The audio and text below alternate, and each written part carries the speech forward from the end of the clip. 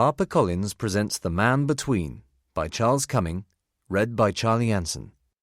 There is a point of no return, unremarked at the time, in most lives. Graham Greene, The Comedians. Would you prefer to talk or to write everything down? Talk, she said. Somerville crossed the room and activated the voice recorder. The American had brought it from the embassy. There was a small microphone attached to a stand, a glass of tap water and a plate of biscuits on the table. "Ready?" he asked. "Ready."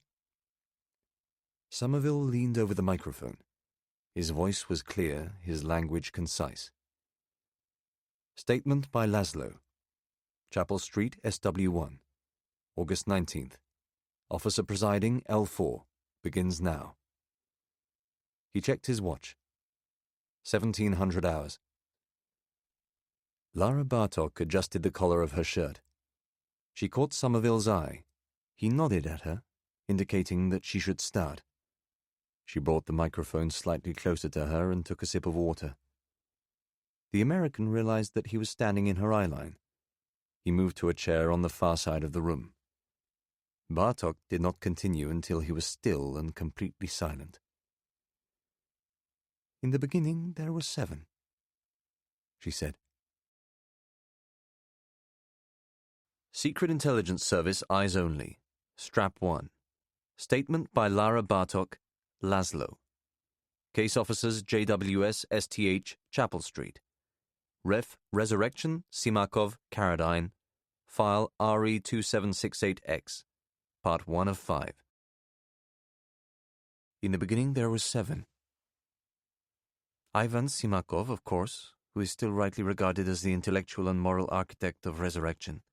Blank and Blank, both American citizens whom Simakov had met in Zuccotti Park at the height of Occupy Wall Street. Blank, formerly of the service. Blank, the cyber expert who had been active in Anonymous for several years and was instrumental in planning and orchestrating many of Resurrection's most effective operations in the United States. Ivan had a way of contacting such people on the dark web, of gaining their trust over time, of drawing them out into the open. I used to say that he was like a child on a beach, pouring salt onto the sand so that the creatures of the deep would rise to the surface. He enjoyed this image very much. It is no secret that Ivan Simakov liked to think of himself as a man with extraordinary capabilities. Also present that day were Thomas Frattura, former assistant to Republican Senator Catherine McKendrick, who had been a prominent figure in Disrupt J20, and me, Lara Bartok, originally from Gyula in eastern Hungary, about whom you know almost everything. These 7 individuals met only once, in a suite in the Redbury Hotel on East 29th Street in Manhattan.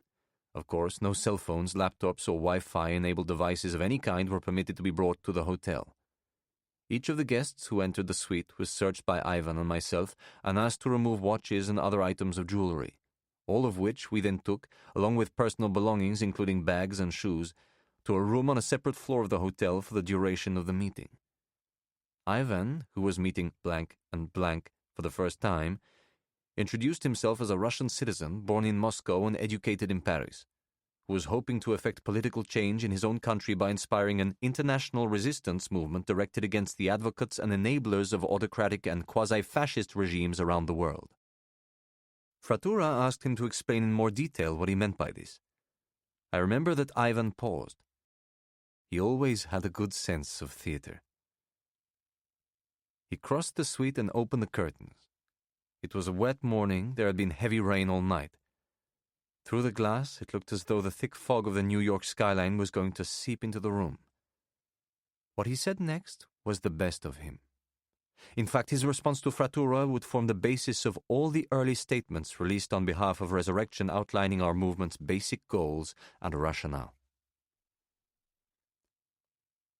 "Those who know that they have done wrong," he said, "those who have lied in order to achieve their political goals, those who consciously spread fear and hate, those who knowingly benefit from greed and corruption, any person who has helped to bring about the current political crisis in the United States by spreading propaganda and misinformation, those who aid and abet the criminal regime in Moscow, those who lied and manipulated in order to see England, break from the European Union, those who support and actively benefit from the collapse of secular Islamic states, who crush dissent and free speech and willingly erode basic human rights, any person seeking to spread the virus of male white supremacy or deliberately to stoke anti-Semitism or to suppress women's rights in any form, all of these people, we will begin in the United States and countries such as Russia, the Netherlands, Turkey, and the United Kingdom, are legitimate targets for acts of retribution.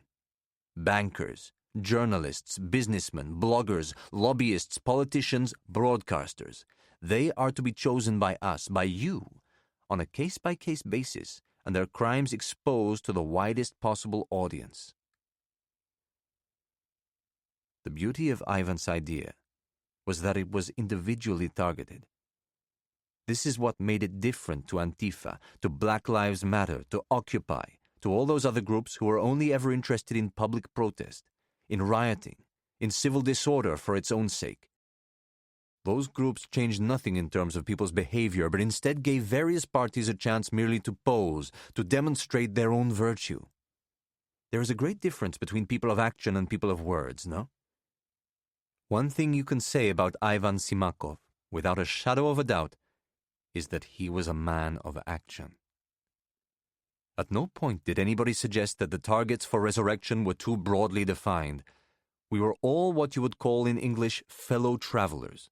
We were all, with the exception of Mr. Frattura, in our 20s or early 30s. We were angry, very angry. We wanted to do something. We wanted to fight back. We had grown up with the illegal wars in Iraq and Syria. We had lived through the financial crisis and seen not one man nor woman imprisoned for their crimes. All of us had been touched by the manifest corruption and greed of the first 2 decades of the new century. We felt powerless. We felt that the world as we knew it was being taken away from us. We lived and breathed this conviction and yearned to do something about it. Ivan was a brilliant man, possessed of fanatical zeal, as well as what I always recognized as considerable vanity. But nobody could ever accuse him of lacking passion and the yearning for change. A policy of nonviolence was immediately and enthusiastically endorsed by the group. At that stage, nobody thought of themselves as the sort of people who would be involved in assassinations, in bombings, in terrorist behavior of any kind. Everybody knew that deaths, accidental or otherwise, of innocent civilians would quickly strip the movement of popular support and allow the very people who were being targeted for retribution to accuse resurrection of fascism, of murder, of association with nihilistic left-wing paramilitary groups. This, of course, is exactly what happened. Ivan spoke about his ideas for evading capture, eluding law enforcement and intelligence services, men such as yourselves. This is the only meeting of its kind between us that will ever take place, he said. There were silent nods of understanding. People already respected him. They had experienced at first hand the force of his personality. Once you had met Ivan Simakov, you never forgot him. We will never again communicate or speak face to face. Nothing may come from what we discussed today.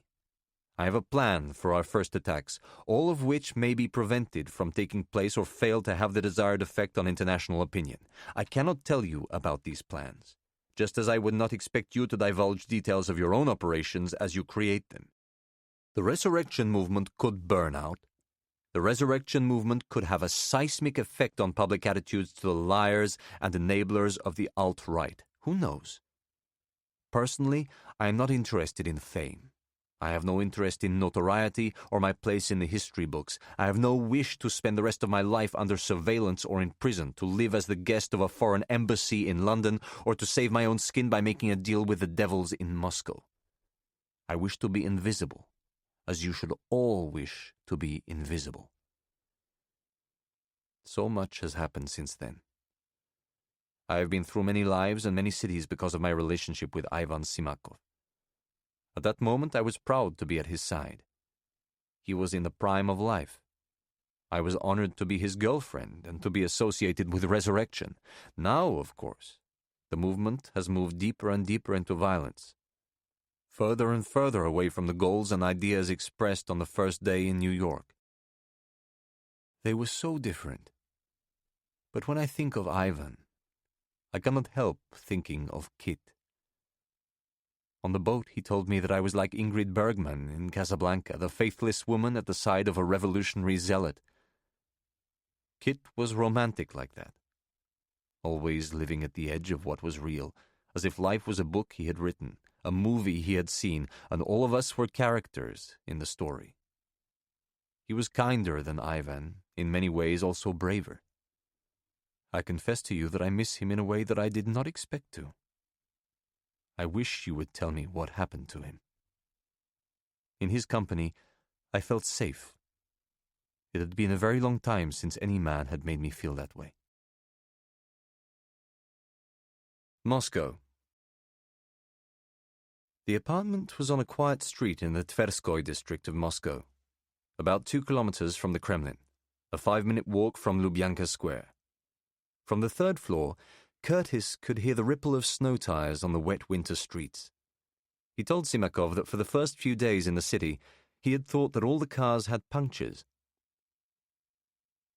"Sounds like they're driving on bubble wrap," he said.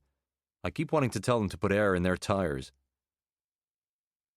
"But you don't speak Russian," Simakov replied. "No," said Curtis. "I guess I don't."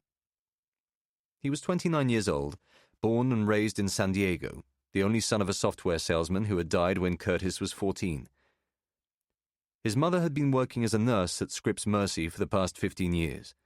He had graduated from Caltech, taken a job at Google, quit at 27 with more than $400,000 in the bank thanks to a smart investment in a startup. Simakov had used Curtis in the Euclidus kidnapping. Moscow was to be his second job. If he was honest, the plan sounded vague. With Euclidus, every detail had been worked out in advance. Where the target was staying, what time his cab was booked to take him over to Berkeley, how to shut off the CCTV outside the hotel, where to switch the cars. The Moscow job was different. Maybe it was because Curtis didn't know the city. Maybe it was because he didn't speak Russian. He felt out of the loop.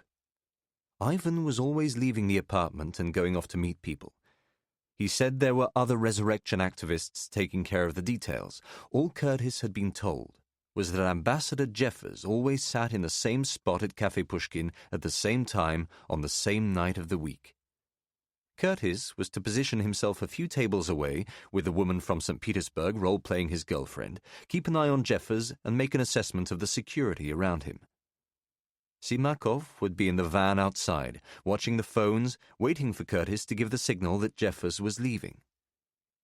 2 other resurrection volunteers would be working the sidewalk in the event that anybody tried to step in and help. One of them would have the Glock, the other a Ruger. "What if there's more security than we're expecting?" he asked. "What if they have plain clothes in the restaurant I don't know about?" Curtis did not want to seem distrustful or unsure, but he knew Ivan well enough to speak up when he had doubts. "What are you so worried about?" Simakov replied. He was slim and athletic with shoulder-length black hair tied back in a ponytail. "Things go wrong, you walk away. All you have to do is eat your borscht, talk to the girl, let me know what time Ambassador Fuck pays his check." "I know, I just don't like all the uncertainty." "What uncertainty?" Simakov took one of the Rugers off the table and packed it into the bag. Curtis couldn't tell if he was angry or just trying to concentrate on the 1,000 plans and ideas running through his mind. It was always hard to judge Simakov's mood. He was so controlled, so sharp, lacking in any kind of hesitation or self-doubt. "I told you, Zach, this is my city. These are my people. Besides, it's my ass on the line if things go wrong. Whatever happens, you 2 lovebirds can stay inside, drink some vodka. Try the stroganoff. The Pushkin is famous for it. Curtis knew that there was nothing more to be said about Jeffers. He tried to change the subject by talking about the weather in Moscow, how as a Californian he couldn't get used to going from hot to cold to hot all the time when he was out in the city. He didn't want Ivan thinking he didn't have the stomach for the fight. What's that? I said it's weird the way a lot of the old buildings have 3 sets of doors. Curtis kept talking as he followed Simakov into the kitchen. What's that about? To keep out the cold? Trap the heat, Simakov replied. He was carrying the Glock. Curtis couldn't think of anything else to say. He was in awe of Simakov. He didn't know how to challenge him or to tell him how proud he was to be serving alongside him in the front ranks of resurrection. Ivan gave off an aura of otherworldly calm and expertise which was almost impossible to penetrate. Curtis knew that he had styled himself as a mere foot soldier, one of tens of thousands of people around the world with a desire to confront bigotry and injustice. But to Curtis, Simakov was the leader. There was nothing conventional or routine about him. He was extraordinary. I just want to say that I'm glad you got me out here, he said. That's okay, Zach.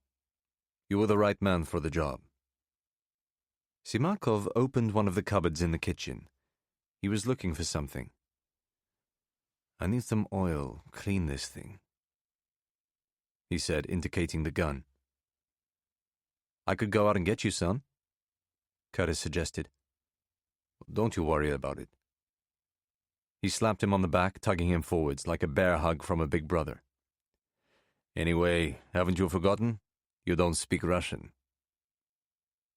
The bomb detonated 6 minutes later, at 23 minutes past 4 in the afternoon.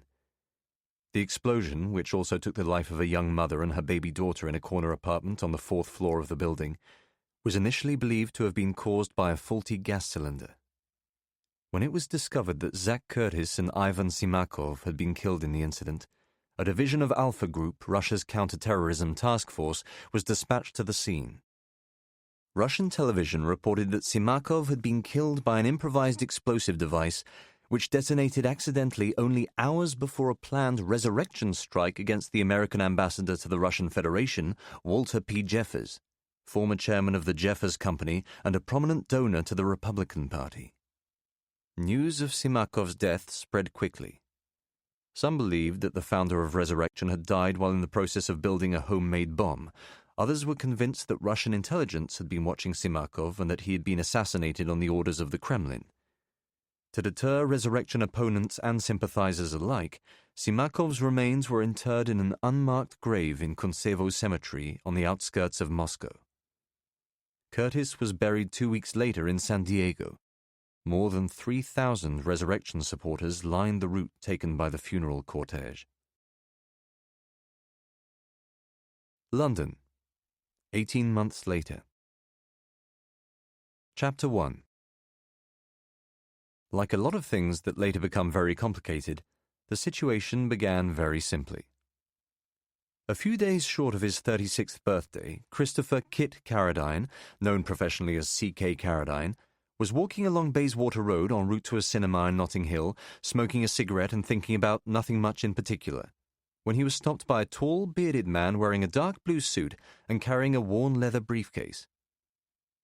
"Excuse me," he said, "are you C.K. Carradine?" Carradine had been writing thrillers professionally for almost 5 years. In that time he had published 3 novels and been recognized by members of the public precisely twice. The first time while buying a pot of Marmite in a branch of Tesco Metro in Marylebone, the second while queuing for a drink after a gig at the Brixton Academy. "I am," he said. "I'm sorry to stop you," said the man. He was at least 15 years older than Carradine, with thinning hair and slightly beady eyes which had the effect of making him seem strung out and flustered. "I'm a huge fan. I absolutely love your books." "That's really great to hear." Carradine had become a writer almost by accident. Being recognized on the street was surely one of the perks of the job. but he was so surprised by the compliment that he couldn't think of anything to say. "Your research, your characters, your descriptions, all first class." "Thank you." "The tradecraft, the technology rings absolutely true." "I really appreciate you saying that." "I should know. I work in that world." Carradine was suddenly in a different conversation altogether. His father had worked for British intelligence in the 1960s. Though he had told Carradine very little about his life as a spy, his career had fired his son's interest in the secret world. "You must have too, judging by your inside knowledge. You seem to understand espionage extraordinarily well." The opportunist in Carradine, the writer hungry for contacts and inspiration, took a half-step forward. "No. I roamed around in my 20s, met a few spies along the way, but never got the tap on the shoulder." The bearded man stared with his beady eyes. "I see. Well, that surprises me." He had a polished English accent, unashamedly upper class. "So you haven't always been a writer?" "No." Given that he was such a fan, Carradine was intrigued that the man hadn't known this. His biography was all over the books. Born in Bristol, C.K. Carradine was educated at the University of Manchester. After working as a teacher in Istanbul, he joined the BBC as a graduate trainee. His first novel, Equal and Opposite, became an international bestseller. C.K. Carradine lives in London. Perhaps people didn't bother reading the jacket blurbs. "And you live around here?" "I do." 4 years earlier, he had sold the film rights to his first novel to a Hollywood studio. The film had been made, the film had bombed, but the money he had earned had allowed him to get a mortgage on a small flat in Lancaster Gate. Carradine didn't anticipate being able to pay off the mortgage until sometime around his 85th birthday, but at least it was a home. "And you?" he said. "Are you private sector? HMG?" The bearded man stepped to one side as a pedestrian walked past. A brief moment of eye contact suggested that he was not in a position to answer Carradine's question with any degree of candor. Instead, he said, "I'm working in London at present," and allowed the noise from a passing bus to take the inquiry away down the street. "Robert," he said, raising his voice slightly as a second bus applied air brakes on the opposite side of the road. "You go by Kit in the real world, is that correct?" "That's right," Carradine replied, shaking his hand. "Tell you what, take my card." Somewhat unexpectedly, the man lifted up his briefcase, balanced it precariously on a raised knee, rolled his thumb over the 3-digit combination locks, and opened it. As he reached inside, lowering his head and searching for a card, Carradine caught sight of a pair of swimming goggles. By force of habit, he took notes with his eyes, flecks of grey hair in the beard, bitten fingernails, the suit jacket slightly frayed at the neck. It was hard to get a sense of Robert's personality. He was like a foreigner's idea of an eccentric Englishman. "Here you are," he said, withdrawing his hand with the flourish of an amateur magician.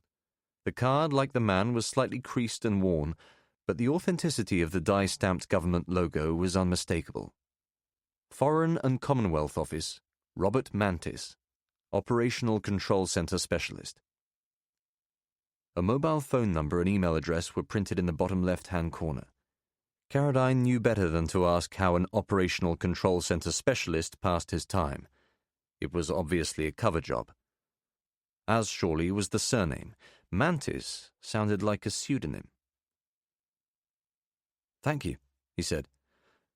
"I'd offer you one of my own, but I'm afraid writers don't carry business cards."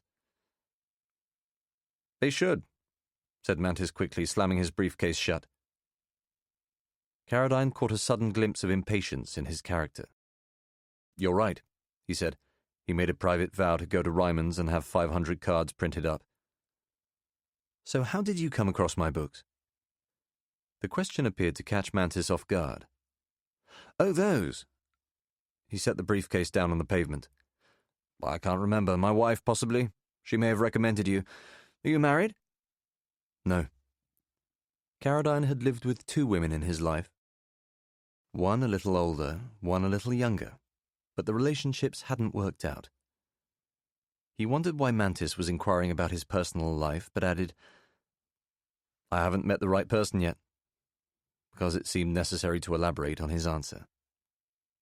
"Oh, you will," said Mantis wistfully. "You will." They had reached a natural break in the conversation. Carradine looked along the street in the direction of Notting Hill Gate, trying to suggest with his body language that he was running late for an important meeting. Mantis, sensing this, picked up the briefcase. "Well, it was very nice to meet the famous author," he gushed. "I really am a huge fan." Something in the way he said this caused Carradine suddenly to doubt that Mantis was telling the truth. "Do stay in touch," he added. "You have my details?" Carradine touched the pocket where he had placed the business card. "Why don't I phone you?" he suggested. "That way you'll have my number." Mantis snuffed the idea out as quickly and as efficiently as he had snapped shut his briefcase. "Perhaps not," he said. "Do you use WhatsApp?"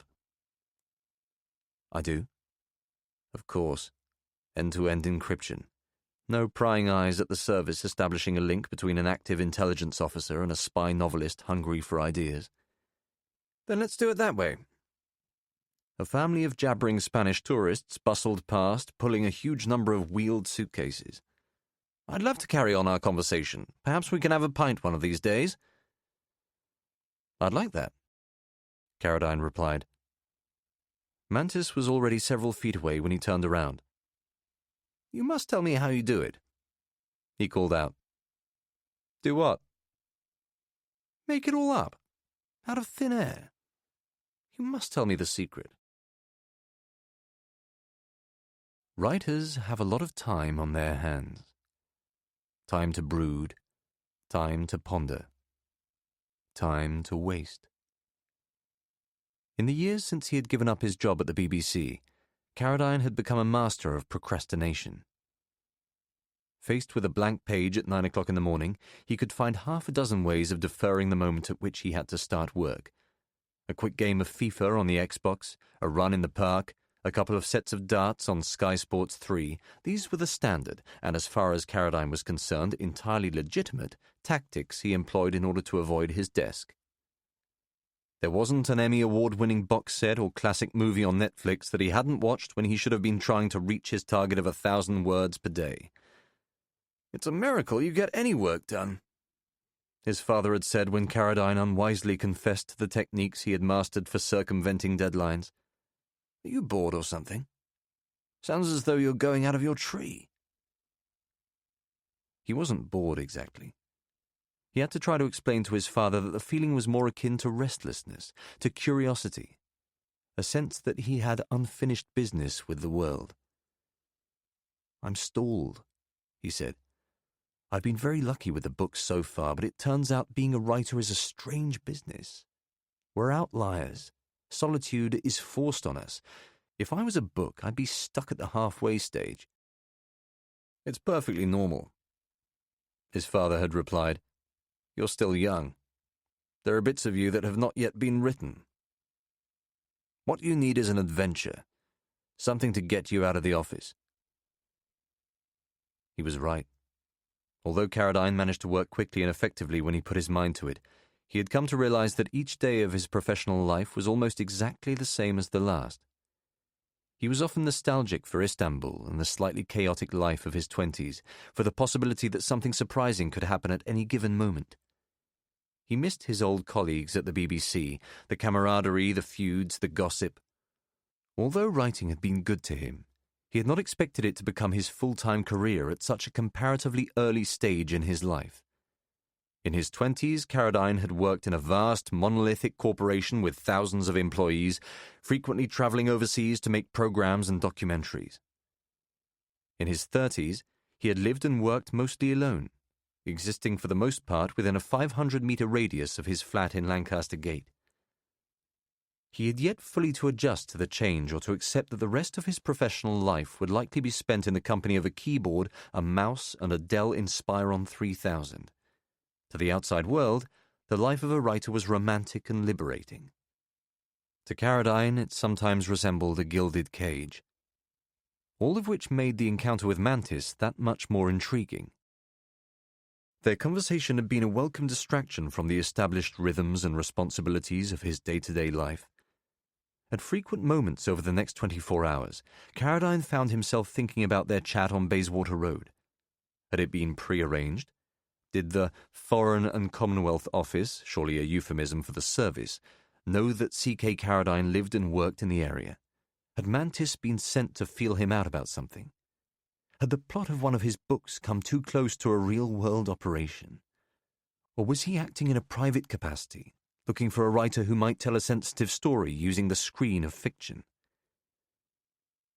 An aficionado of conspiracy thrillers, Carradine didn't want to believe that their meeting had been merely a chance encounter. He wondered why Mantis had declared himself an avid fan of his books without being able to say where or how he had come across them. And surely he was aware of his father's career in the service. He wanted to know the truth about the man from the FCO. To that end, he took out Mantis's business card, tapped the number into his phone, and sent a message on WhatsApp. "Very good to meet you. Glad you've enjoyed the books. This is my number. Let's have that pint." Carradine saw that Mantis had come online. The message he had sent quickly acquired 2 blue ticks. Mantis was typing. "Likewise, delighted to run into you. Lunch Wednesday?" Carradine replied immediately. "Sounds good. My neck of the woods or yours?" 2 blue ticks. "Mine." Chapter 2. Mine turned out to be a small one-bedroom flat in Marylebone. Carradine had expected to be invited to lunch at Wheeler's or White's. That was how he had written similar scenes in his books. Spook meeting spook at the Travellers' Club, talking sotto voce about the threat from Russia, over Chablis and fish cakes. Instead, Mantis sent him an address on Lisson Grove. He was very precise about the timing and character of the meeting. "Please don't be late. It goes without saying that this is a private matter, not for wider circulation." Carradine was about halfway through writing his latest book, still 4 months from deadline, so on the day of the meeting he took the morning off. He went for a dawn run in Hyde Park, had a shower back at his flat, and ate breakfast at the Italian Gardens Cafe. He was excited by the prospect of seeing Mantis for the second time and wondered what the meeting would hold. The possibility of some sort of involvement with the service. A scoop that he could fictionalize in a book. Perhaps the whole thing would turn out to be a waste of time. By 10 o'clock, Carradine was walking east along Sussex Gardens, planning to catch a train from Edgware Road to Angel. With a couple of hours to spare before he was due to meet Mantis, he wanted to rummage around in his favourite record store on Essex Road looking for a rare vinyl for a friend's birthday. He was halfway to the station when it began to rain. Carradine had no umbrella and quickened his pace towards Edgware Road. What happened in the next few minutes was an anomaly, a moment that might, in different circumstances, have been designed by Mantis as a test of Carradine's temperament under pressure. Certainly, in the context of what followed over the next 2 weeks, it was a chance encounter so extraordinary that Carradine came to wonder whether it had been staged solely for his benefit. Had he written such a scene in one of his novels, it would have been dismissed as a freak coincidence. He had reached the southwest corner of the busy intersection between Sussex Gardens and Edgware Road. He was waiting to cross at the lights. A teenage girl beside him was nattering away to her friend about boyfriend trouble. So I says to him, I'm like, no way is that happening, yeah? I'm like, he needs to get his shit together because I'm like, just not going to go through with that bullshit again. A stooped old man standing to Carradine's left was holding an umbrella in his right hand. Water was dripping from the umbrella onto the shoulders of Carradine's jacket. He could feel droplets of rain on the back of his neck. In the next instant, he became aware of shouting on the opposite corner of the street, about 20 meters from where he was standing. A well-built man wearing a motorcycle helmet was raining punches through the passenger door of a black BMW. The driver, a blonde woman in her 40s, was being dragged from the vehicle by a second man wearing an identical helmet and torn blue jeans. The woman was screaming and swearing. Carradine thought that he recognized her as a public figure, but could not put a name to the face. Her assailant, who was at least 6 feet tall, was dragging her by the hair, shouting, "Move, you fucking bitch!" and wielding what looked like a hammer. Caroline had the sense of a moment suspended in time. There seemed to be at least 20 people standing within a few feet of the car. None of them moved. The rest of the traffic at the intersection had come to a standstill. A large white transit van was parked in front of the BMW. The first man opened a side panel in the van and helped his accomplice drag the woman inside. Caroline was aware of somebody shouting, "Stop them! Somebody fucking stop them!" and of the teenage girl beside him muttering, "Fucking hell, what the fuck is this? This is bad!" as the door of the van slammed shut. The middle-aged man who had been seated on the driver's side of the BMW now stumbled out of the car, his hair matted with blood, his face bruised and bleeding, hands raised in the air, imploring his attackers to release the woman. Instead, the man in the torn jeans walked back towards him and swung a single merciless punch that knocked him out cold. Somebody screamed as he slumped to the ground. Caroline stepped off the pavement. He had been taking boxing lessons for the past 18 months. He was tall and fit and wanted to help. He was not sure precisely what he intended to do, but recognized that he had to act. Then, as he moved forwards, he saw a pedestrian standing much closer to the van approach one of the two assailants. Caroline heard him cry, "Stop! Enough!" "Hey!" Caroline added his own voice to the confrontation. "Let her go!" Things then happened very quickly. Caroline felt a hand on his arm, holding him back. He turned to see the girl looking at him, shaking her head, imploring him not to get involved. Caroline would have ignored her had it not been for what came next. A third man suddenly emerged from the transit van. He was wearing a black balaclava and carried what looked like a short metal pole. He was much larger than the others, slower in his movements, but went towards the pedestrian and swung the pole first into his knees and then across his shoulders. The pedestrian screamed out in pain and fell onto the street. At that moment, Caroline's courage deserted him. The man in the balaclava entered the van via the side door and slammed it shut. His two helmeted accomplices also climbed inside and drove quickly away. By the time Caroline could hear a police siren in the distance, the van was already out of sight, accelerating north along Edgware Road. There was a momentary silence. Several onlookers moved towards the middle-aged man who had been knocked out.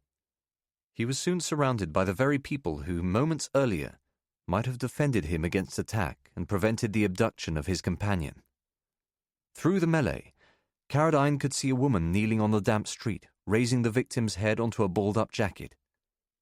For every bystander who was talking on their phone, presumably having called the police, there was another filming the scene, most of them as emotionally detached as a group of tourists photographing a sunset. With the traffic still not moving, Caroline walked across the intersection and tried to reach the BMW. His route was blocked. Car horns were sounding in the distance as a police vehicle appeared at the eastern end of Sussex Gardens. Two uniformed officers jogged towards the fallen men. Caroline realized that he could do nothing other than gawp and stare. It was pointless to hang around, just another passerby rubbernecking the incident. He was beginning to feel the first quiet thuds of shame that he had failed to act, when he heard the word resurrection muttered in the crowd. A woman standing next to him said, "Did you see who it was? That journalist from the Express, wasn't it? What's her face?" And Caroline found that he could provide the answer. "Lisa Redmond." "That's right, poor cow." Caroline walked away. It was clear that activists associated with Resurrection had staged the kidnapping.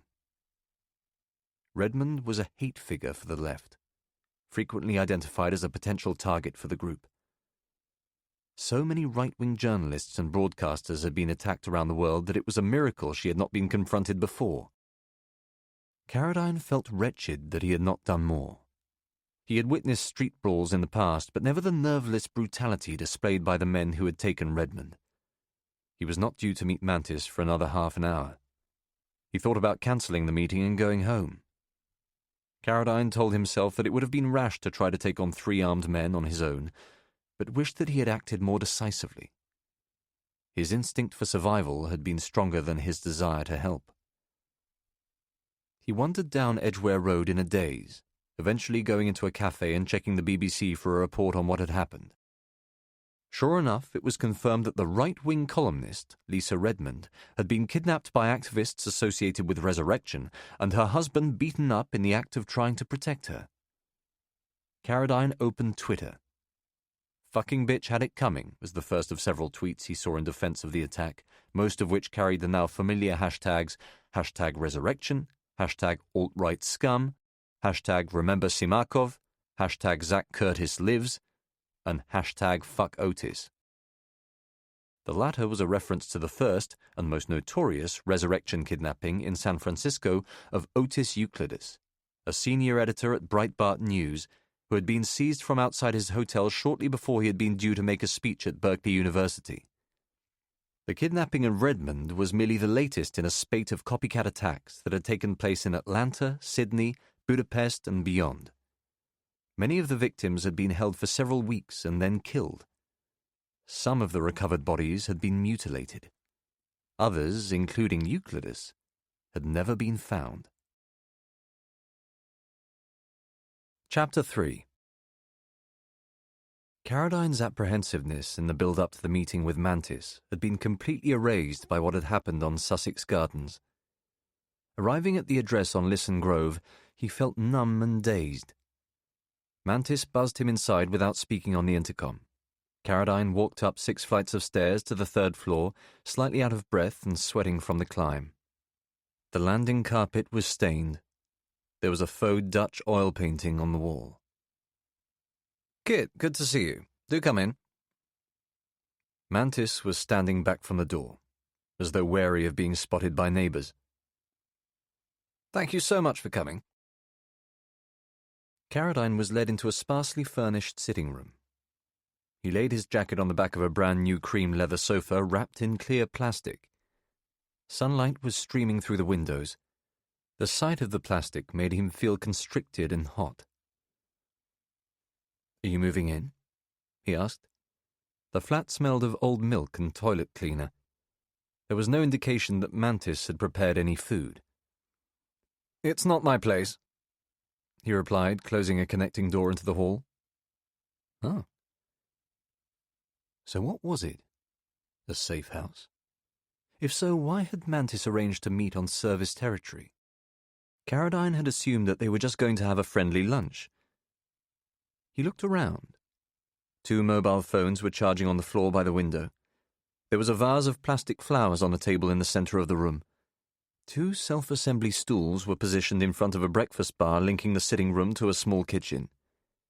Carradine could see a jar of instant coffee, a box of tea bags, and a kettle near the sink. The kitchen was otherwise spotlessly clean.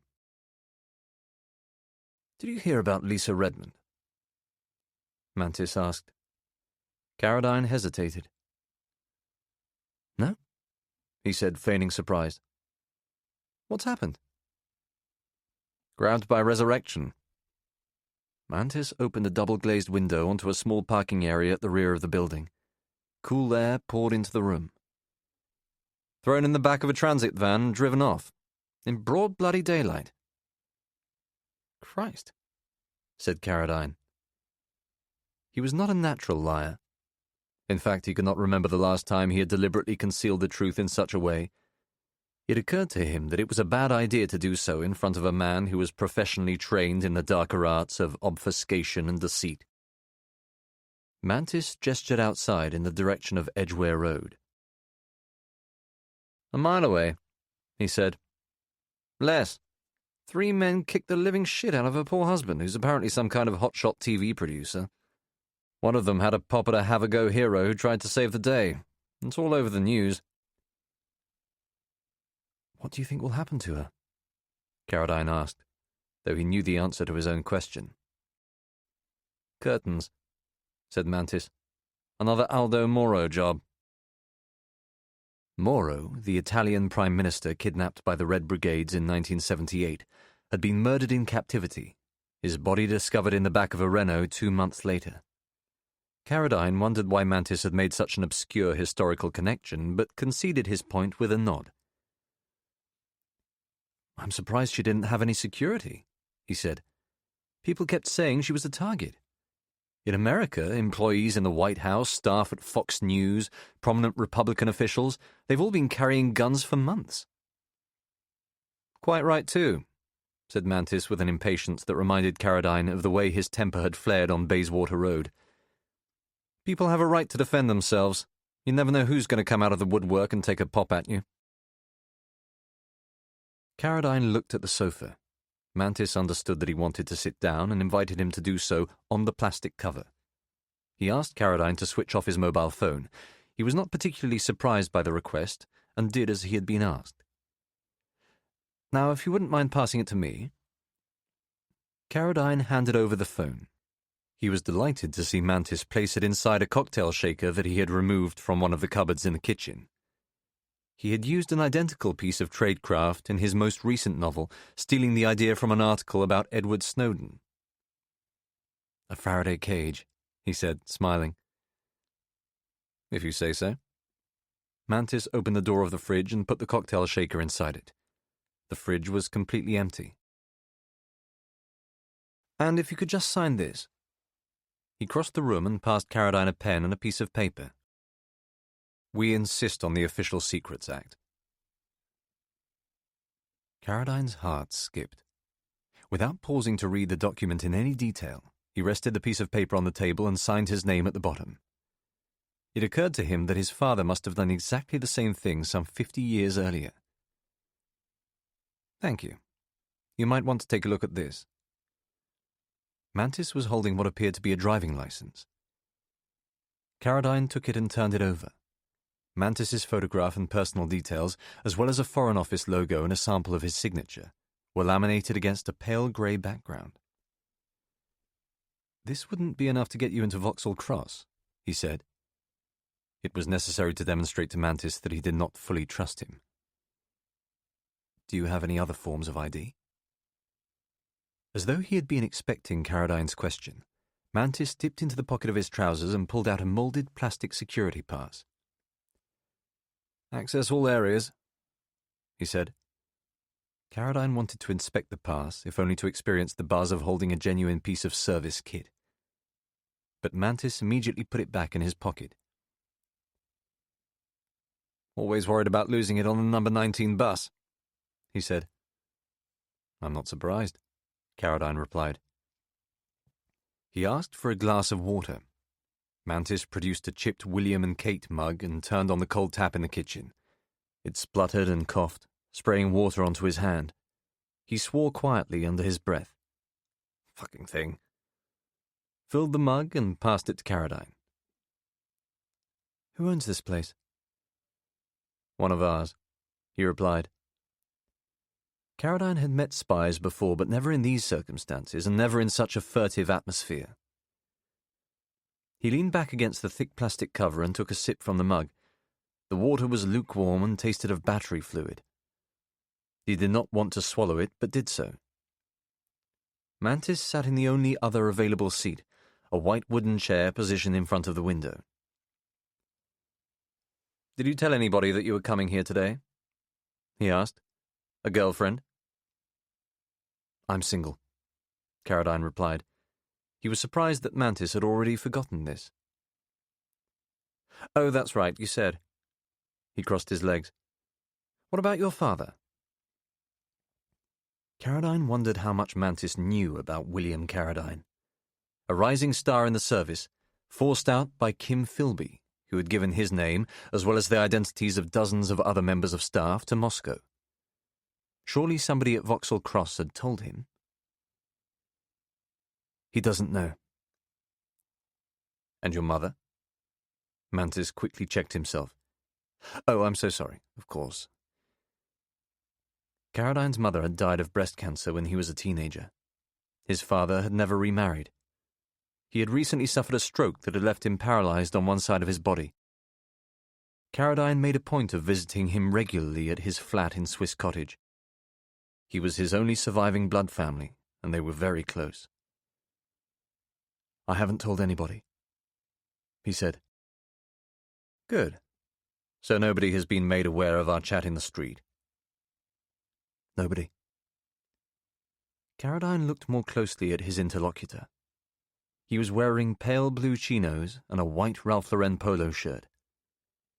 Caradine was reminded of a line judge at Wimbledon.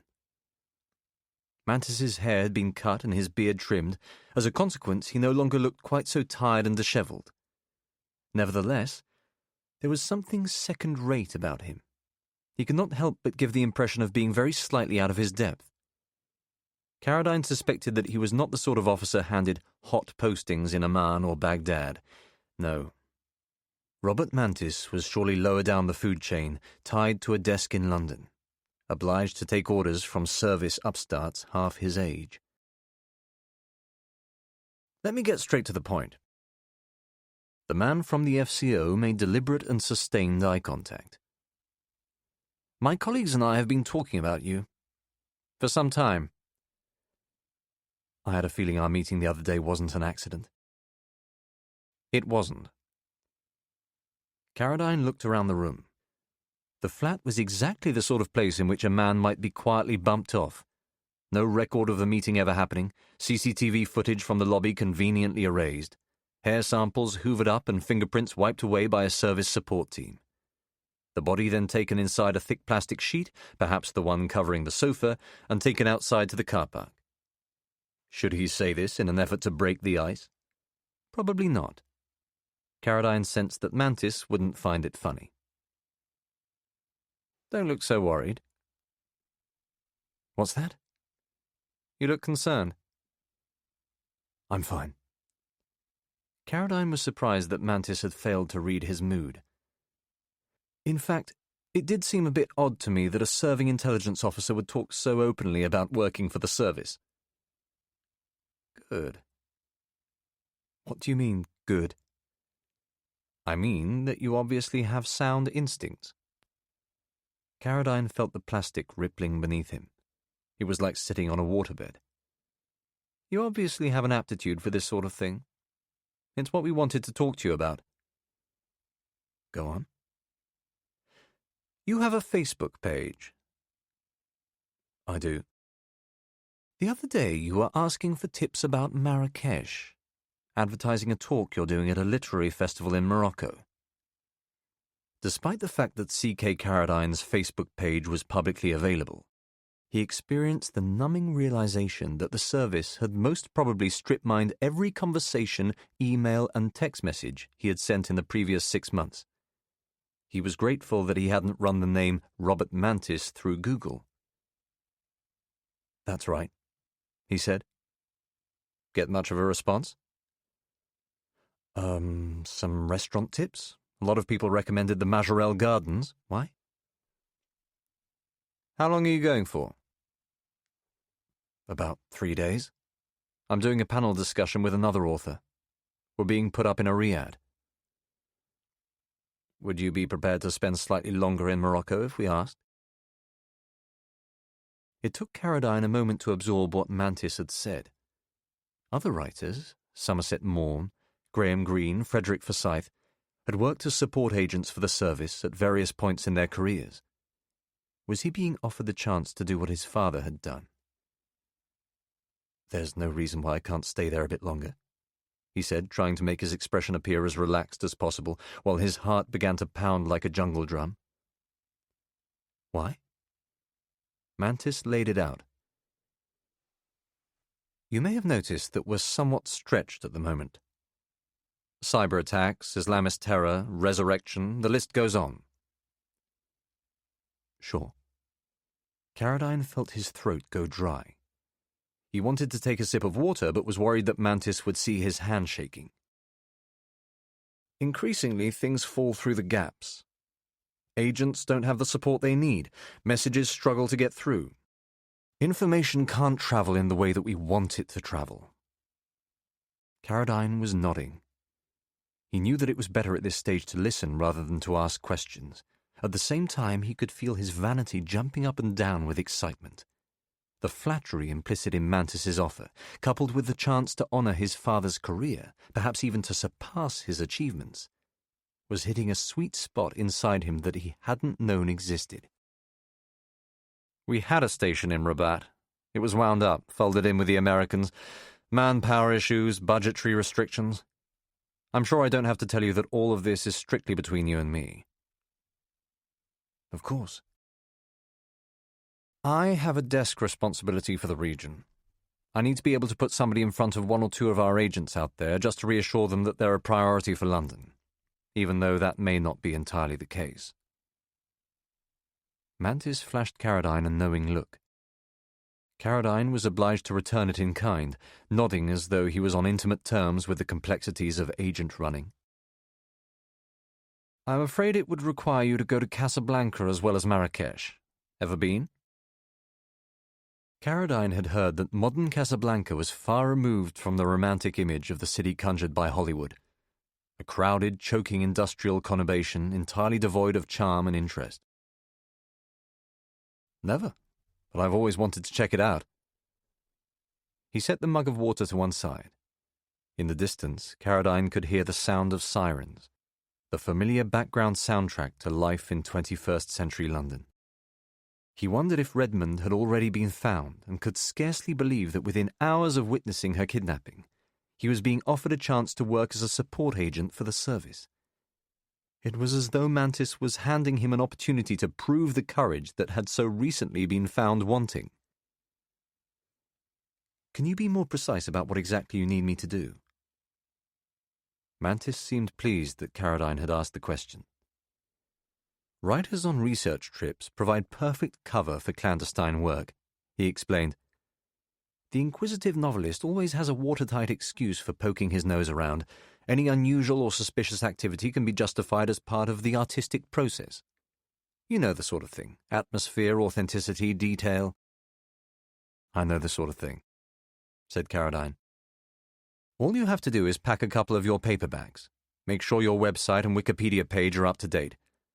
In the highly unlikely event that you encounter somebody who doubts your bona fides, just point them to the internet and hand over a signed copy of Equal and Opposite. Easy. Sounds like you've got it all worked out. We do. Mantis beamed with his beady eyes. Caradine must have looked concerned because he added, Don't be alarmed. Your responsibilities will be comparatively minimal and require very little exertion on your part. I'm not alarmed. There's no need, indeed no time for detailed preparation or training. You'll simply be required to make your way to Casablanca on Monday with various items which will be provided to you by the service. What sort of items? Oh, just some money. 3,000 euros to be paid to a locally based agent. Also a book, most likely a novel or biography of some sort, to be passed on as a cipher. Who to? Yassine. A contact of mine from Rabat. Feeling slightly neglected, needs to have his tummy tickled, but I'm too busy to fly down. We usually meet up in a restaurant, Blaine's, which is popular with businessmen and, well, young women of low social responsibility. Mantis grinned at the euphemism. Yassine will recognize you, greet you with the phrase, I remember you from the wedding in London. You reply, the wedding was in Scotland, and your meeting can proceed. Caradine was surprised that Mantis was moving at such a pace. You really do have everything worked out, he said. I can assure you that this is all very normal and straightforward, as long as you can remember what to do. I can remember. As for the money, you are to leave that at the reception desk of a 5-star hotel under the name Abdullah Aziz, a very important contact. He is owed money. Abdullah Aziz. Caradine was trying to remember his answer to Yassine's question about the wedding. He wondered why Mantis was flooding him with so much information so quickly and wished that he was free to write things down. Sounds easy enough, he said. Which 5-star hotel? I'll let you know in due course. Caradine was seated with his palms face down on the sofa's plastic cover. He became aware that they were soaked in sweat. What about Marrakesh? What am I doing there? Mantis was suddenly at a loss for words. Having rushed through Caradine's responsibilities in Casablanca, he became hesitant to the point of anxiety. Twice he appeared to be on the brink of replying to Caradine's question, only to stop himself, biting the nail on the index finger of his left hand. Eventually he stood up and looked out onto the car park. Marrakesh, he revealed at last. Well, that's where things will become slightly more nuanced. The man from the FCO turned and looked into the room, slowly rubbing his hands together as he moved towards the sofa. It's why we've picked you, kid. We're going to need you to use your initiative. Chapter 4. Mantis explained that there was a woman. A remarkable young woman, cunning and unpredictable. She didn't have a name, at least one that was still operationally useful or relevant, and hadn't been seen for the best part of 2 years. She was on the books at the service, but they hadn't heard hide nor hair of her for far too long. Mantis explained that he was worried. He knew that she was in trouble and that she needed help. The service was 90% certain that the woman was living in Northwest Africa under an assumed name and 100% certain that she wanted to come back to the UK. She had been sighted in Marrakesh in the winter and again in the Atlas Mountains only 3 weeks earlier. Other officers and support agents had been looking for her in a variety of locations, Mexico, Cuba, Argentina, but all the evidence pointed to Morocco. All Caradine had to do was keep an eye out for her. The woman knew the country well, and it had been easy for her to disappear in a place with such a large number of Western tourists. That's it? Caradine asked. The job sounded farcical. That's it, Mantis replied. You want me just to wander around Marrakesh on the off chance I run into her? No. An apologetic smile. She's a big reader, fan of books and literature. There's a strong possibility that she might show her face at your festival. We just want you to keep your eyes peeled. Caradine struggled to think of something constructive to say. If she's in trouble, why doesn't she come in? What's to stop her making contact with you? Why doesn't she go to her nearest embassy? I'm afraid it's a good deal more complicated than that. Caradine sensed that he was being lied to. The service was asking him to look for a woman who was doing everything she could to avoid being found. Is she Spanish? He asked. What makes you say that? Mexico, Argentina, Cuba. They're all Spanish-speaking countries. Tangier is a 1-hour flight from Madrid, a short hop on the boat from Tarifa. Mantis smiled. I can see that you're going to be good at this. Caradine ignored the compliment. What does she look like? He asked. I have a number of photographs that I can show you, but I'm afraid you'll have to commit them to memory. I can give you a small passport-sized photograph to keep in your wallet as an aide-memoire, but you won't be able to keep anything digital on your phone or laptop. We can't risk these images falling into the wrong hands if your phone was lost or stolen, for example, or you were asked to account for how you knew the woman. The task was sounding increasingly strange. Who would be asking those kinds of questions? Mantis indicated with an airy wave of the hand that Caradine should not be concerned. If you carry on behaving exactly as you have always behaved whenever you've been on a research trip to a foreign city, it's very unlikely that you would ever be arrested, far less asked anything by anybody about the nature of your work for us. We take every precaution to ensure that our agents, by that I mean you, kid, have no discernible relationship with British intelligence. Nevertheless, it goes without saying that you must never, under any circumstances, reveal anything under questioning about the arrangement we have made here today. Of course, without saying. You and I will continue to communicate with one another en clair on WhatsApp using the number I provided to you. I will be your only point of contact with the service. You will never come to Vauxhall. You will rarely meet any of my colleagues. As far as Morocco is concerned, you won't tell anybody about our arrangement or, heaven forbid, start showing off about it on the phone or by email. Did you put my name into a search engine at all? Caradine assumed that Mantis already knew the answer to his own question, but replied truthfully, "No, I assumed it would be flagged up." "You were right." He looked relieved. "By the same token, you mustn't Google the names of anybody you come into contact with as a result of your work for us, nor carry with you anything that might be at all incriminating. We don't do exploding pens and invisible ink. Does that sound like something you might be able to manage?" Caradine felt that he had no choice other than to say, "Sure, no problem." He was perfectly capable of keeping a secret. He understood the mechanics of deceit. He was keen to do a patriotic job for his country, not least because his own professional life was so low on excitement. The only thing that concerned him was the possibility of being arrested and thrown into a Moroccan jail. But to say that to Mantis, to indicate that he was worried about saving his own skin, might have seemed spineless. "Mind if I use the loo?" he asked. "Be my guest." Caradine crossed the hall and went into the bathroom. There were no towels on the rail or mats on the floor, no toothbrush or razor in the plastic mug on the basin. A stained shower curtain hung loose over the bath on white plastic hooks, many of which were bent out of shape.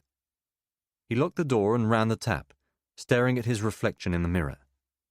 It occurred to him that he was still recovering from the shock of the Redmond kidnapping and had not been thinking clearly about what Mantis was asking him to do. The job certainly promised intrigue and drama. It was a chance to perform a useful service for his country. Caradine would learn from the experience and obtain priceless first-hand research for his books. There was every possibility that he might be asked to work for the service for a considerable period of time. In short, the situation was profoundly seductive to him. "Everything okay?" Mantis asked as he came back into the living room. "Everything's great." "Come and have a look at these." He was holding an iPad. Caradine sat next to him on the sofa and looked at the screen. Mantis began flicking through a series of photographs, presumably of the woman Caradine would be asked to look for in Marrakesh. It was strange.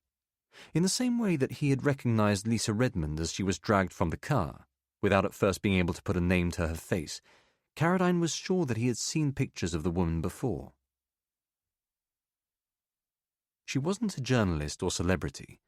She wasn't a likely target for resurrection. But she was some kind of public figure.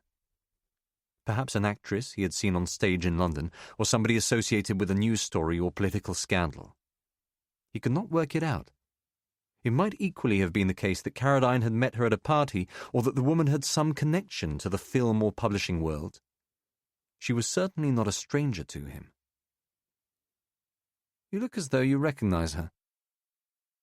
Caradine decided against telling Mantis that he had seen the woman's face before. His explanation would have sounded confused. "No, I'm just trying to take a photograph with my eyes. Commit her face to memory." "It's a beautiful face." Caradine was taken aback by the wistfulness of the remark. "It is," he said as they shuttled back through the album. The woman had long, dark hair, light brown eyes, and slightly crooked teeth. He assumed that most of the photographs had been culled from social media. They had a casual, snapped quality and appeared to cover a period of several years. In two of the pictures, the woman was seated at a table in a restaurant, surrounded by people of her own age. In another, she was wearing a powder blue bikini on a sunny beach, her arm encircling the waist of a handsome, bearded man holding a surfboard. Caradine assumed that he was a boyfriend, past or present. "He looks Spanish," he said, pointing at the man. "Was this taken in Spain?" "Portugal, Atlantic coast." Mantis reached across Caradine and quickly flicked the photo stream to the next image. "You were right. She has a Spanish mother, speaks the language fluently." "And her father? Where was he from?" "I'm afraid I can't say." There was a fixed, unapologetic look on Mantis's face. "And you can't tell me her name either?" "I'm afraid not." "It's better that you know nothing about her, kid. If you were to start asking the wrong questions, if you attempted to Google her, for example, it's not easy to say what might happen to you. That sounds like a threat. It wasn't meant to. Mantis directed Caradine's attention back to the screen. He had a good memory for faces and was confident that he would be able to recognize the woman if he came across her in Morocco. "How tall is she?" he asked. "Couple of inches shorter than you." "Hairstyle?" "She might have changed it, might have dyed it, might have shaved it all off. Anything is possible."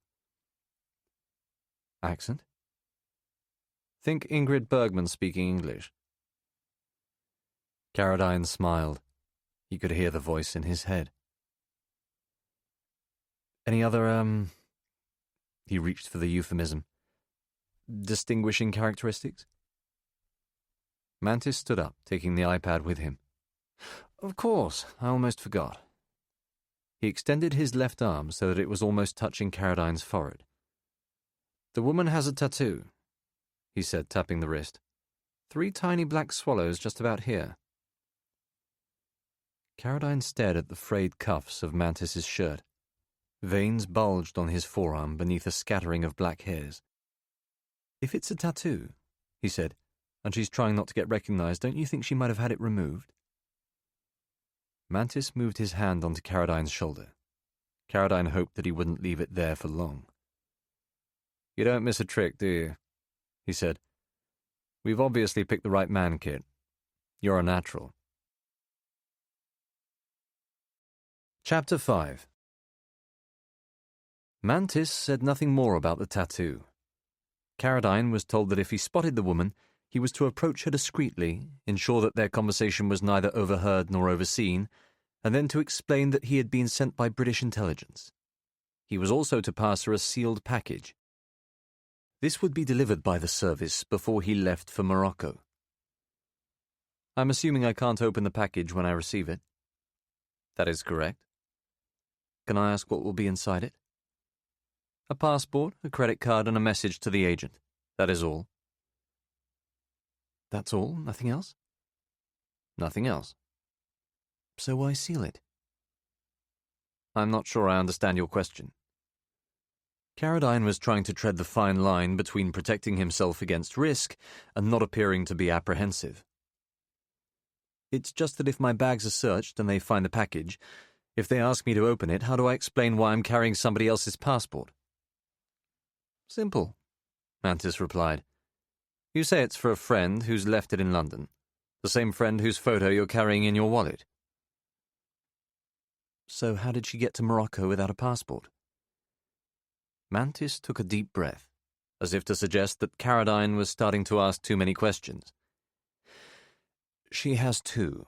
One Spanish, the other British, okay?" "What's my friend's name?" "Excuse me?" "I need to know her name. If it's on the passport, if I'm carrying her picture around, they'll expect me to know who she is." "Ah." Mantis seemed pleased that Caradine had thought of this. "The surname on the passport is Rodriguez. Christian name, Maria. Easy enough to remember." "And mundane enough not to draw attention to itself?" "It does have that added dimension, yes." They remained at the Lisson Grove flat for another half-hour, going over further practical details of Caradine's trip, including protocols for contacting Vauxhall Cross in the event of an emergency. Mantis insisted that they meet at the flat when Caradine returned from Marrakesh, at which point he would be debriefed and given payment in cash for any expenses he had run up in Morocco. "Feel free to stay somewhere decent in Casablanca," he said. "We'll cover your costs, the extra flight as well. Just keep accurate receipts for the bean counters. They're notoriously stingy when it comes to shelling out for taxis and train tickets." As Caradine was leaving, Mantis handed him 2 envelopes, each containing 1,500 euros.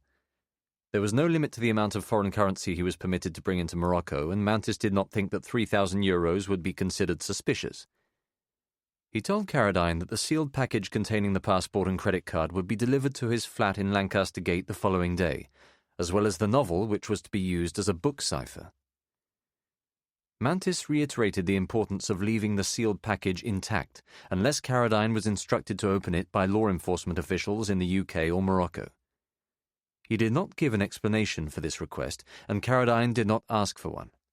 Carradine assumed that the package would contain sensitive documents.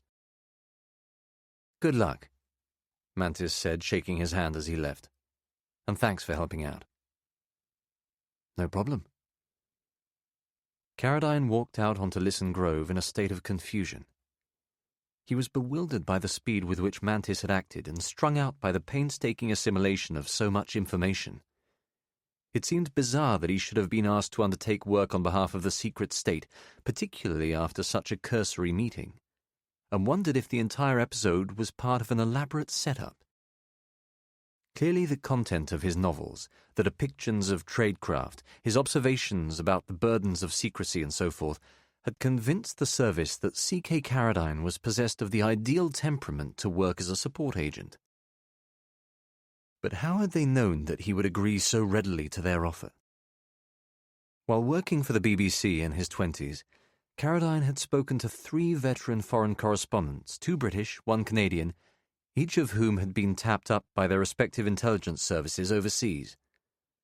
They had turned down the opportunity on the basis that it would interfere with the objectivity of their work, undermine the relationships they had built up with local sources, and potentially bring them into conflict with their host governments. Carradine wished that he had shown a little more of their steadfastness when presented with a dangled carrot of clandestine work. Instead, perhaps because of what had happened to his father, he had demonstrated a rather old-fashioned desire to serve Queen and country, a facet of his character which suddenly seemed antiquated, even naive.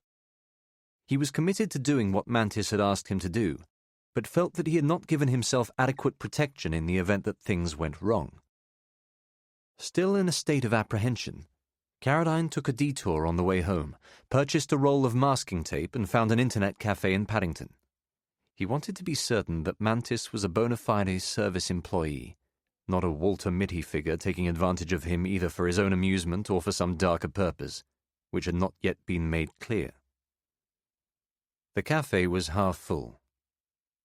Carradine stood over a vacant computer, tore off a small strip of the masking tape and placed it over the lens at the top of the screen. The computer was already loaded with a VPN. In his most recent novel, Carradine had written a chapter in which the principal character was required to comb the dark net in order to create a false identity. He had spoken to a hacker a few weeks before and still remembered most of what she had told him during their cloak and dagger meeting at a coffee shop in Balham. The trick, apart from disabling the camera, was to use the VPN both to create a false IP address and to encrypt his internet usage. That way, his activities could be concealed from any prying eyes in Cheltenham, and Carradine could investigate the mysterious Mr. Mantis without fear of being identified.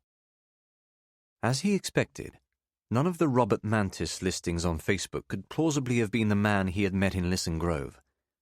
There was no Twitter account associated with the name, nor anything on Instagram. Carradine ran Mantis through LinkedIn and White Pages, but found only an out-of-work chef in Tampa and a lifestyle photographer in Little Rock. Remembering a tip he had been given by the hacker, he looked on Nominet to see if any variant of Robert Mantis was listed as a website domain.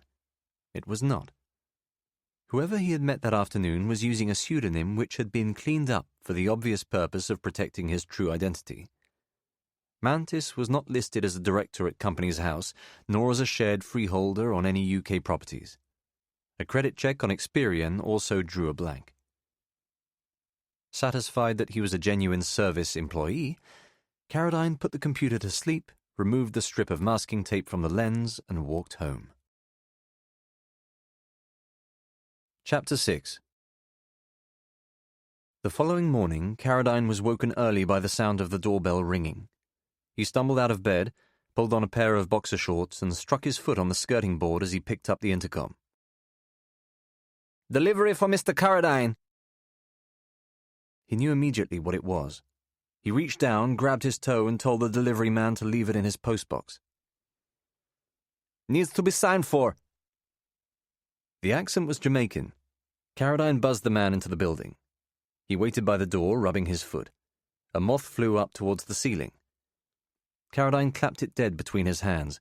He could hear the lift outside grinding towards the landing as he wiped the smashed body on his shorts. The delivery man was a middle-aged, dreadlocked rasta wearing a high-vis waistcoat. A post office satchel was slung over his shoulder. It was possible that he was a convincingly disguised errand boy for the service, but Carradine assumed that Mantis had simply sent the items by special delivery. He signed an illegible version of his name on an electronic pad using a small plastic tool that slipped on the glass, thanked him, and took the package inside. On any other morning, Carradine might have gone back to bed for another hour's sleep, but the contents of the package were too intriguing. He walked into the kitchen, set a percolator of coffee on the stove, and sliced the envelope open with a knife. There was a paperback book inside.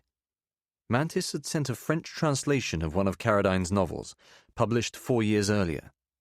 He opened the book to the title page. It was unsigned. The rest of the text had not been marked up, nor were any pages turned down or altered in any way. The book was in pristine condition.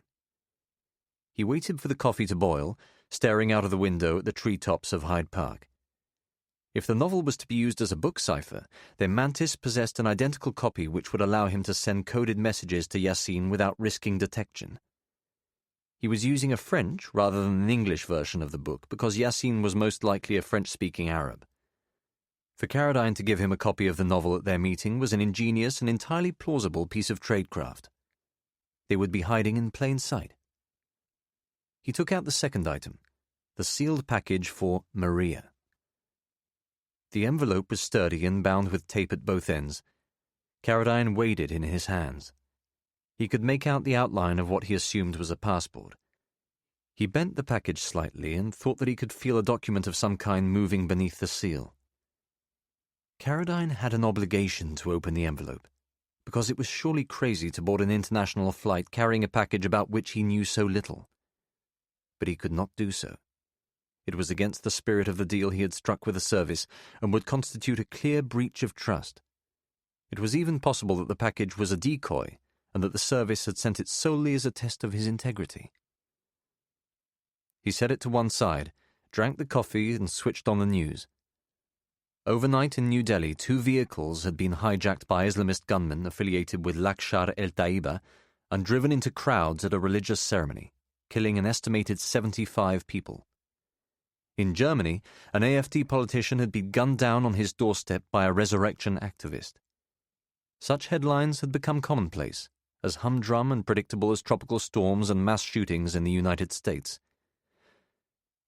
Carradine waited for news of the Redmond kidnapping.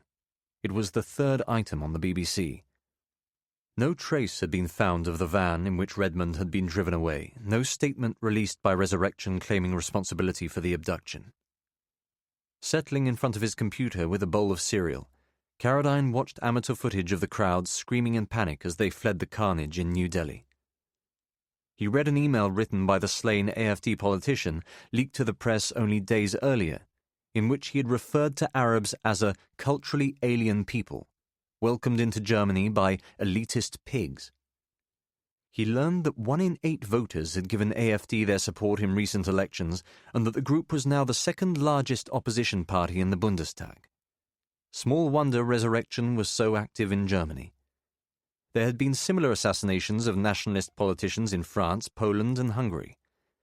It was only a matter of time before the violence crossed the Channel and a senior British politician was targeted. Carradine took a shower and WhatsApped Mantis, acknowledging delivery of the package with a succinct, "Thanks for the book." Within 30 seconds, Mantis had replied, "No problem," adding, to Carradine's consternation, 2 smiling emojis and a thumbs up for good measure. He put the package in a drawer and attempted to do some work. Every 10 or 15 minutes he would open the drawer and check that the package was still there, as if sprites or cat burglars might have carried it off while his back was turned. Later in the afternoon, when his once-a-fortnight cleaner, Mrs. Ritter, was in the flat, he removed the package altogether and set it on his desk until she had left the building. Though he had yet to complete any specific tasks on behalf of the service, Carradine already felt as though he had been cut off from his old life, that he was inhabiting a parallel existence separate from the world he had known before meeting Mantis and witnessing the abduction of Lisa Redmond. He wanted to talk to his father about what had happened, to tell him about Morocco and to gauge his advice. But he was forbidden by the Secrets Act. He could say nothing to anyone about what Mantis had asked him to do. He tried to work, but it now seemed ridiculous to be writing about fictional spies in fictional settings when he himself had been employed by the service as a bona fide support agent. Instead, he spent the next 2 days rereading Frederick Forsyth's memoirs and Somerset Maugham's Ashendon, trawling for insights into the life of a writer-spy. He watched The Bureau and took a DVD of The Man Who Knew Too Much to his father's flat the night before he was due to fly to Casablanca. They ordered curry from Deliveroo and sat in semi-darkness munching chicken dansak and taka dal, washed down with a 1989 Chateau Bechevel he had been given by an old friend as a birthday present. "Doris Day," his father muttered as she sang Que Sera Sera to her soon-to-be-kidnapped son. "Was she the one Hitchcock threw the birds at?" "No," Caroline replied. "That was Tippi Hedren." "Ah." He tore off a strip of Peshwari naan and passed it to his father, saying, "Did you know she was Melanie Griffith's mother?" "Who, Doris Day?" "No, Tippi Hedren." After a brief pause, his father said, "Who's Melanie Griffith?" It was after midnight by the time the film finished. Caroline did the washing up and ordered an Uber. "So you're off to Casablanca?" His father was standing in the hall, leaning on the walking stick which he had carried with him since his stroke. "Research on the new book?" "Research, yes," Caroline replied. He detested the lie. "Never been myself. They say it's not like the film." "Yeah, I heard that." His father jutted out his chin and pulled off a passable impression of Humphrey Bogart. "You played it for her, you played for me. Play it." Caroline hugged him. He tried to imagine what life in the service must have been like in the 1960s. He pictured smoke-filled rooms, tables piled high with dusty files, men in double-breasted suits plotting in secure speech rooms. "I love you," he said. "I love you too. Take care of yourself out there. Call me when you land." "I will." Caroline opened the front door and stepped outside. "Kid?" He turned to face his father. "Yes?" "I'm proud of you." Chapter 7. Caroline had been on the Gatwick Express for only a few minutes when he saw the photograph. He was seated alone at a table in a near-deserted carriage, finishing off a cappuccino and a fruit salad from M&S. A passenger had left a copy of The Guardian on a seat across the aisle. Caroline had picked up the paper and begun to read about developments in the Redmond kidnapping. The transit van, which had been stolen from a North London car park, had been found abandoned and burnt out at the edge of a wood not far from Henley-on-Thames. CCTV showed a bearded man wearing a woolen hat filling the van up with diesel in Cricklewood a few hours before Redmond was seized. Resurrection sympathizers had now claimed responsibility for the kidnapping, but no images of Redmond in captivity had been released.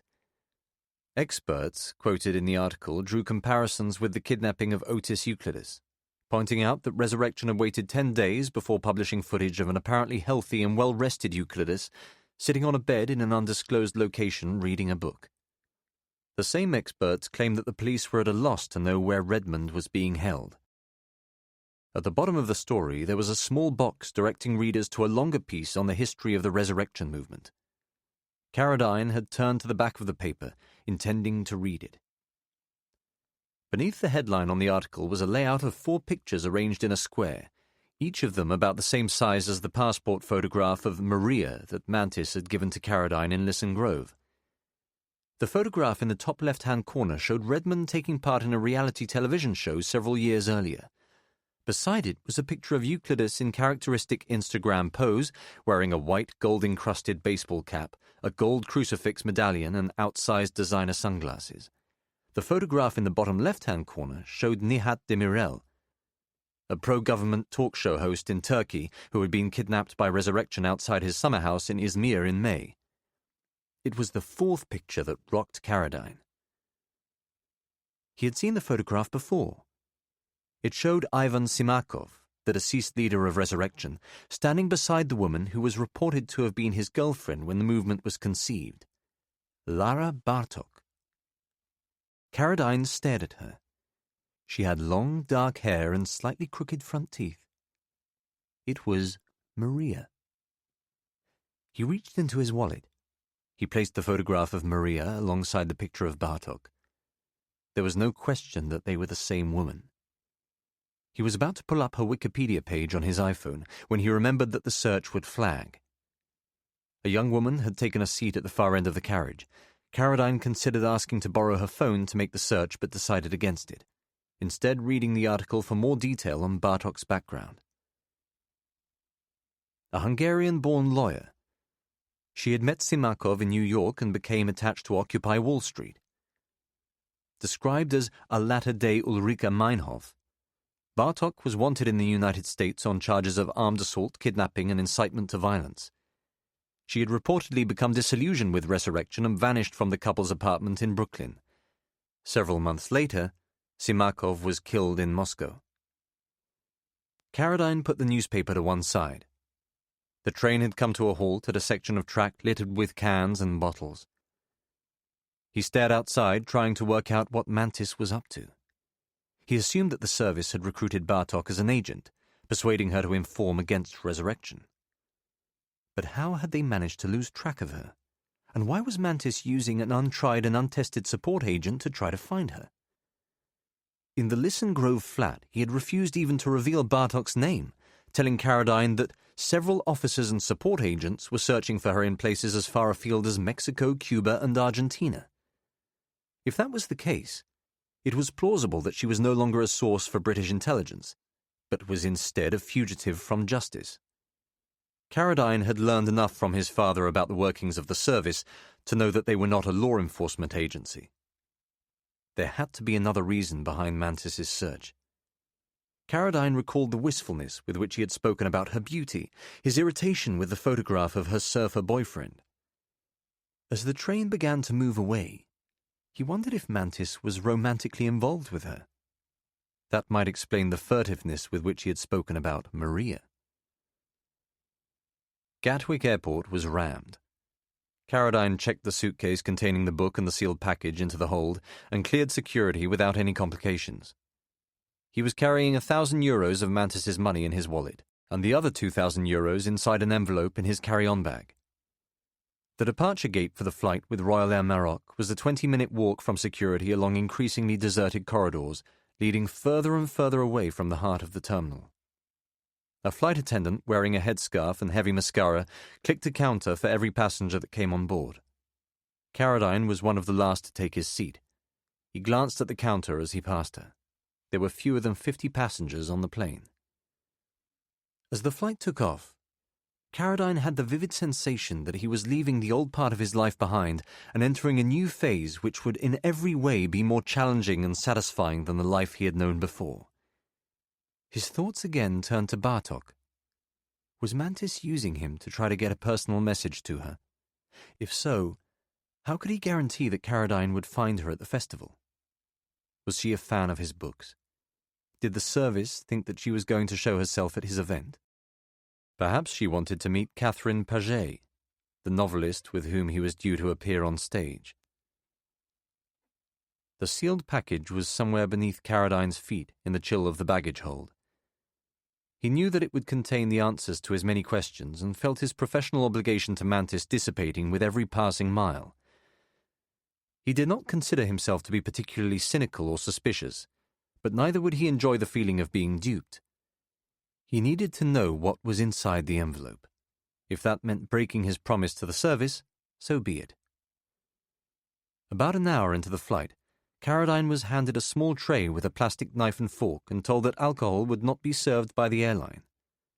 Craving a beer, he ate a tiny, vacuum-packed trout fillet with a bread roll and something the flight attendant claimed was chicken casserole. Leaving most of it unfinished, he decided to go for a stroll. As he passed his fellow passengers bent over their in-flight meals, Carradine could hear a man with a deep, resonant voice speaking in Spanish near the toilets at the rear of the plane. He assumed that the man was talking to a friend, but when he reached the galley, he saw that he was alone. His back was turned and he was looking out of the window. He was wearing shorts and a black t-shirt. Religious tattoos completely covered his arms and the backs of his hands. There were tufts of black body hair protruding from the neck of his t-shirt. He was holding a mobile phone perpendicular to his mouth and appeared to be dictating notes. Carradine spoke very little Spanish and could not understand what he was saying. The man sensed that Carradine was behind him and turned around. "Sorry, do you want the bathroom, man?" The accent was Hispanic, the face about 45. He was well built but not overtly muscular, with long, greasy hair gathered in a topknot. Though not fully bearded, at least 3 days of dense stubble ran in a continuous black shadow from beneath his eyes to the hollow of his collarbone. He was one of the hairiest people Carradine had ever seen. "No thanks, I'm just going for a walk." The man lowered the phone. He was smiling with forced sincerity, like a technique he had been taught at a seminar on befriending strangers. Carradine had the bizarre and disorienting sensation that the man knew who he was and had been waiting for him. "Out on the wing?" "What?" "You said you were going for a walk." Carradine rolled with the joke. "Oh, that's right, yes. So if you wouldn't mind stepping aside, I'll just open the door and head out." An eruption of laughter. A roar so loud it might have been audible in the cockpit. An elderly Arabic woman emerged from one of the bathrooms and flinched. "Hey, I like you," said the man. He leaned a hand against the doorframe and shook out a crick in his neck. "Where are you from?" Carradine explained that he was from London. "And you?" "Me? I'm from everywhere, man." He looked like a mid-level drug dealer attached to a Colombian cartel. Disheveled, poorly educated, very possibly violent. "Born in Andalusia, raised in Madrid, now I live in London. Heading out to Morocco for some R&R. They shook hands. The Spaniard's grip suggested prodigious physical force. "Ramon," he said. "Great to meet you, man." "Kid, you too." "So what you doing in Casablanca?" Carradine went with the story he had agreed with Mantis. "I'm a novelist, doing some research on my next book."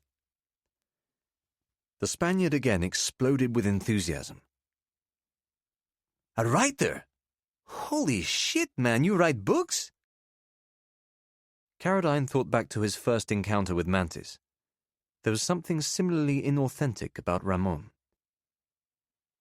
"You get any of them published?" "A few, yeah."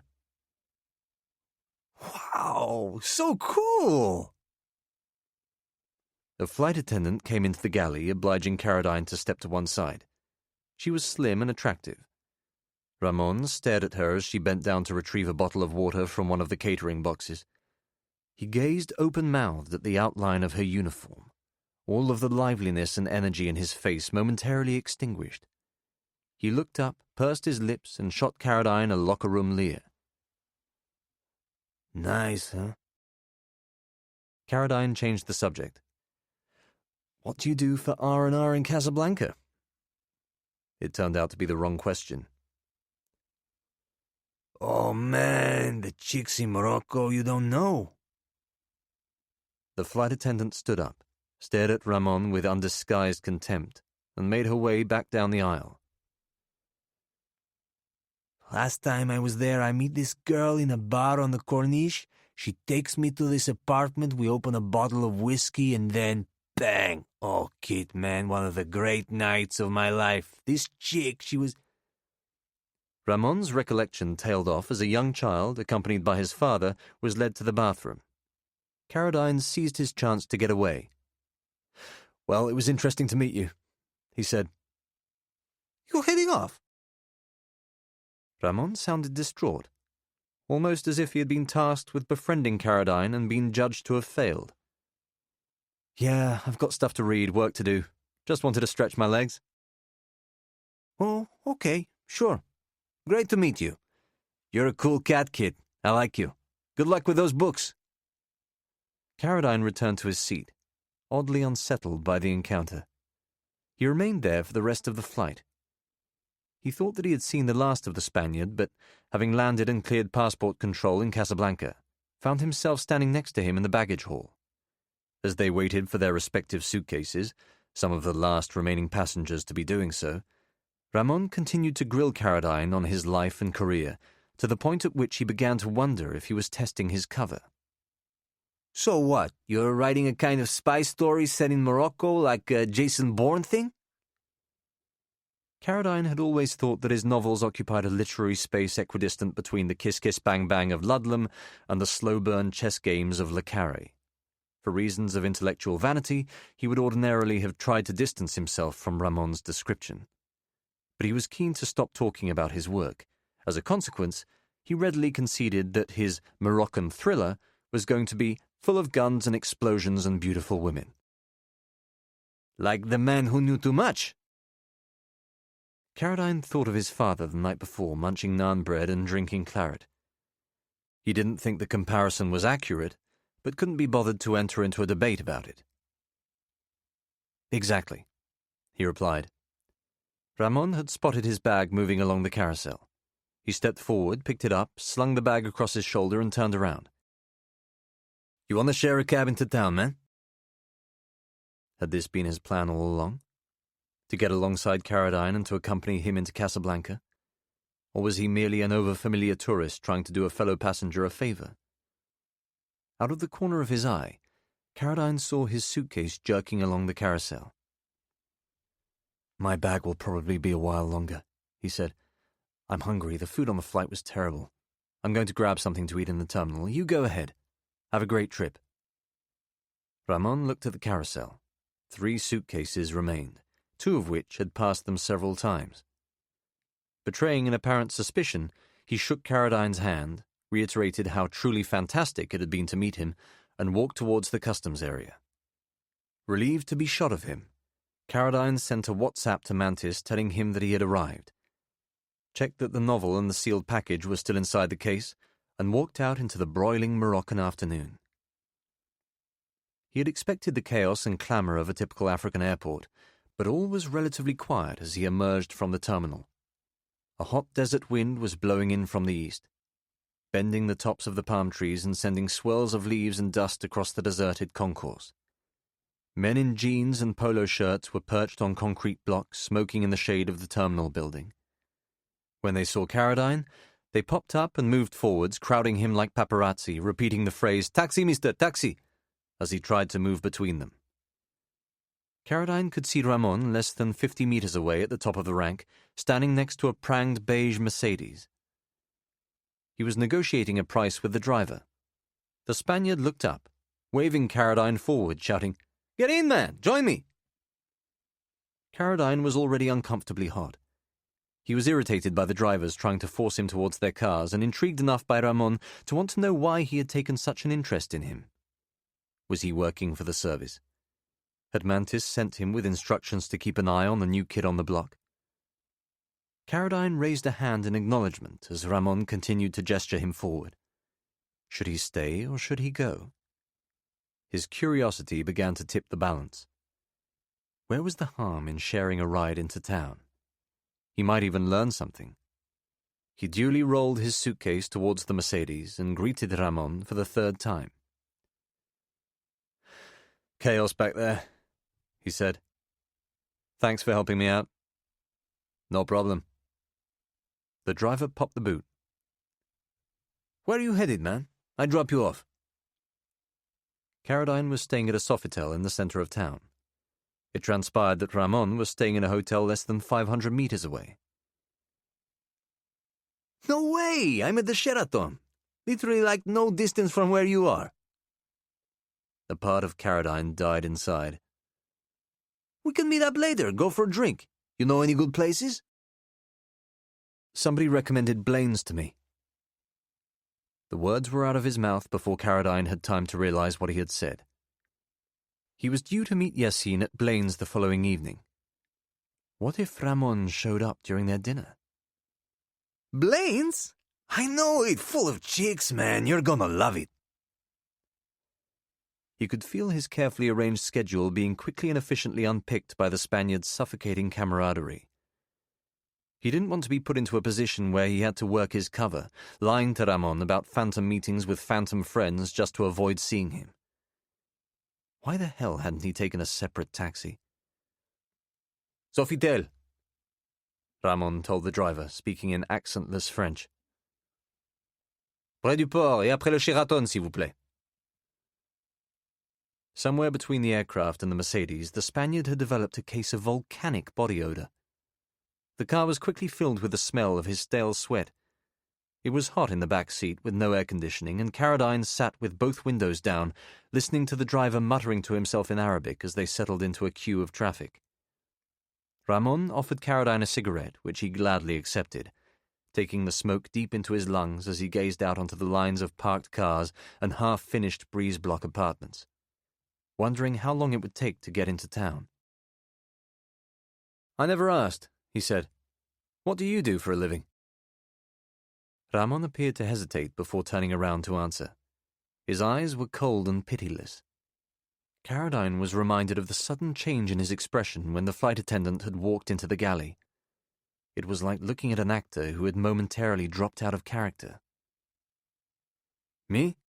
He said. I'm just a businessman. Came out here to do a friend a favor.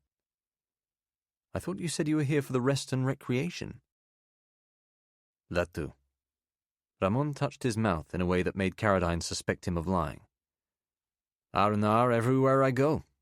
That's how I like to roll. What's the favor? He asked. The Spaniard cut him a look, turned to face the oncoming traffic and said, I don't like to talk too much about work. Another 5 minutes passed before they spoke again. The taxi had finally emerged from the traffic jam and reached what appeared to be the main highway into Casablanca.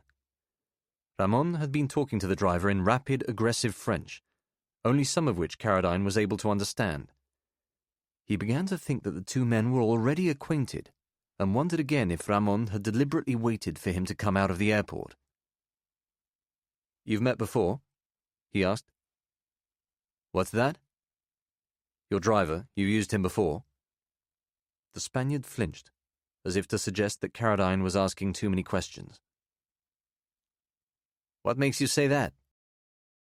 Oh, nothing. It just sounded like it wasn't the first time you'd met.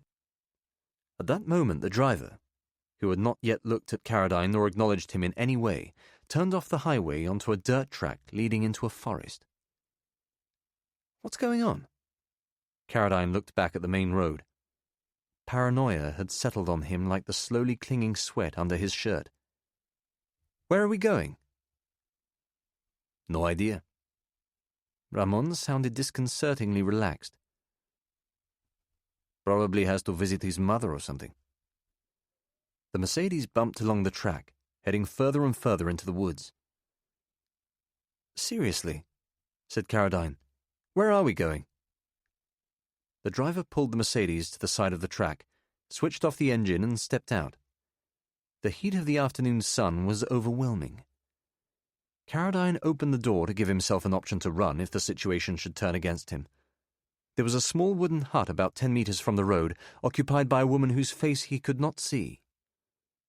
The driver approached the hut, held out a piece of paper and passed it to her.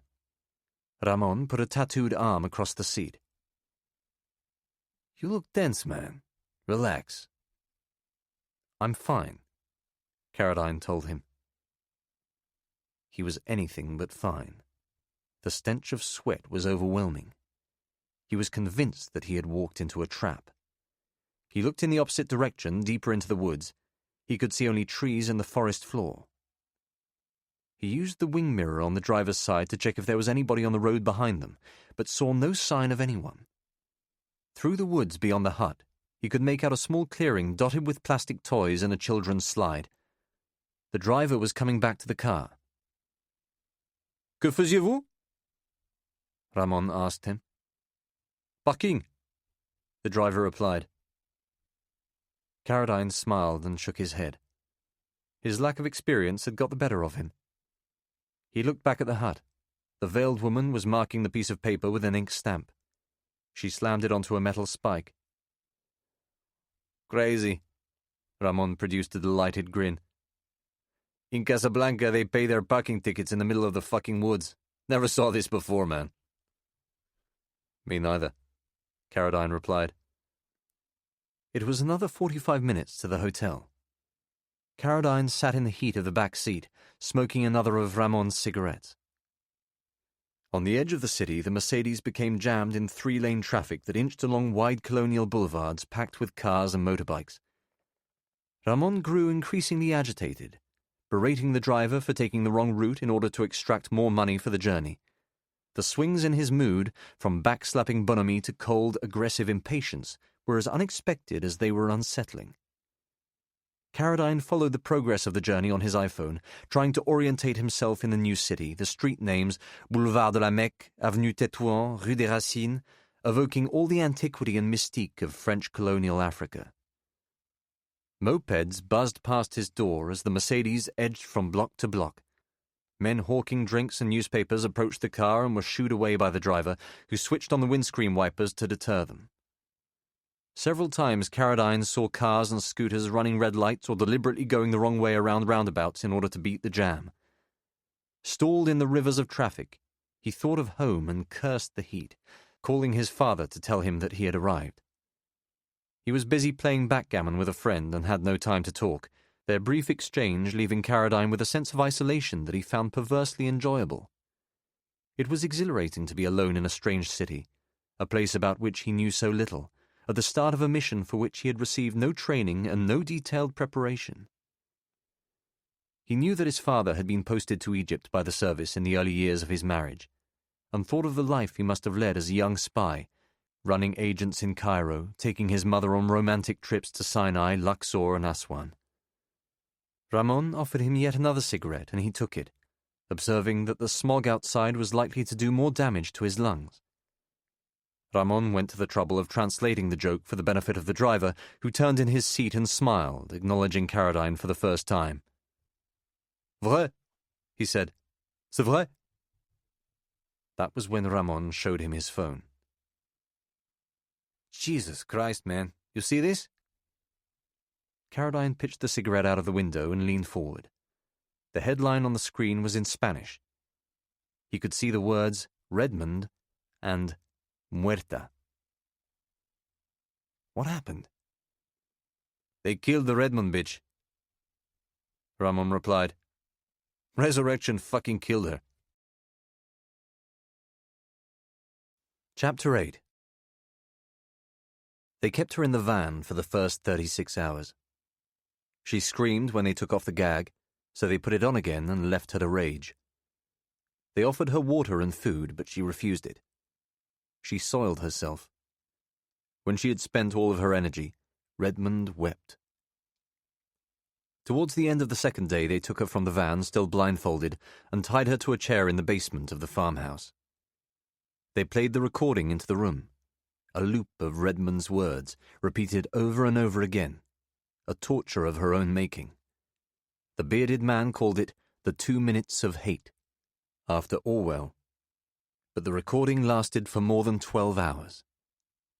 The immigrants attempting to cross the Mediterranean are the same insects already swarming over Europe.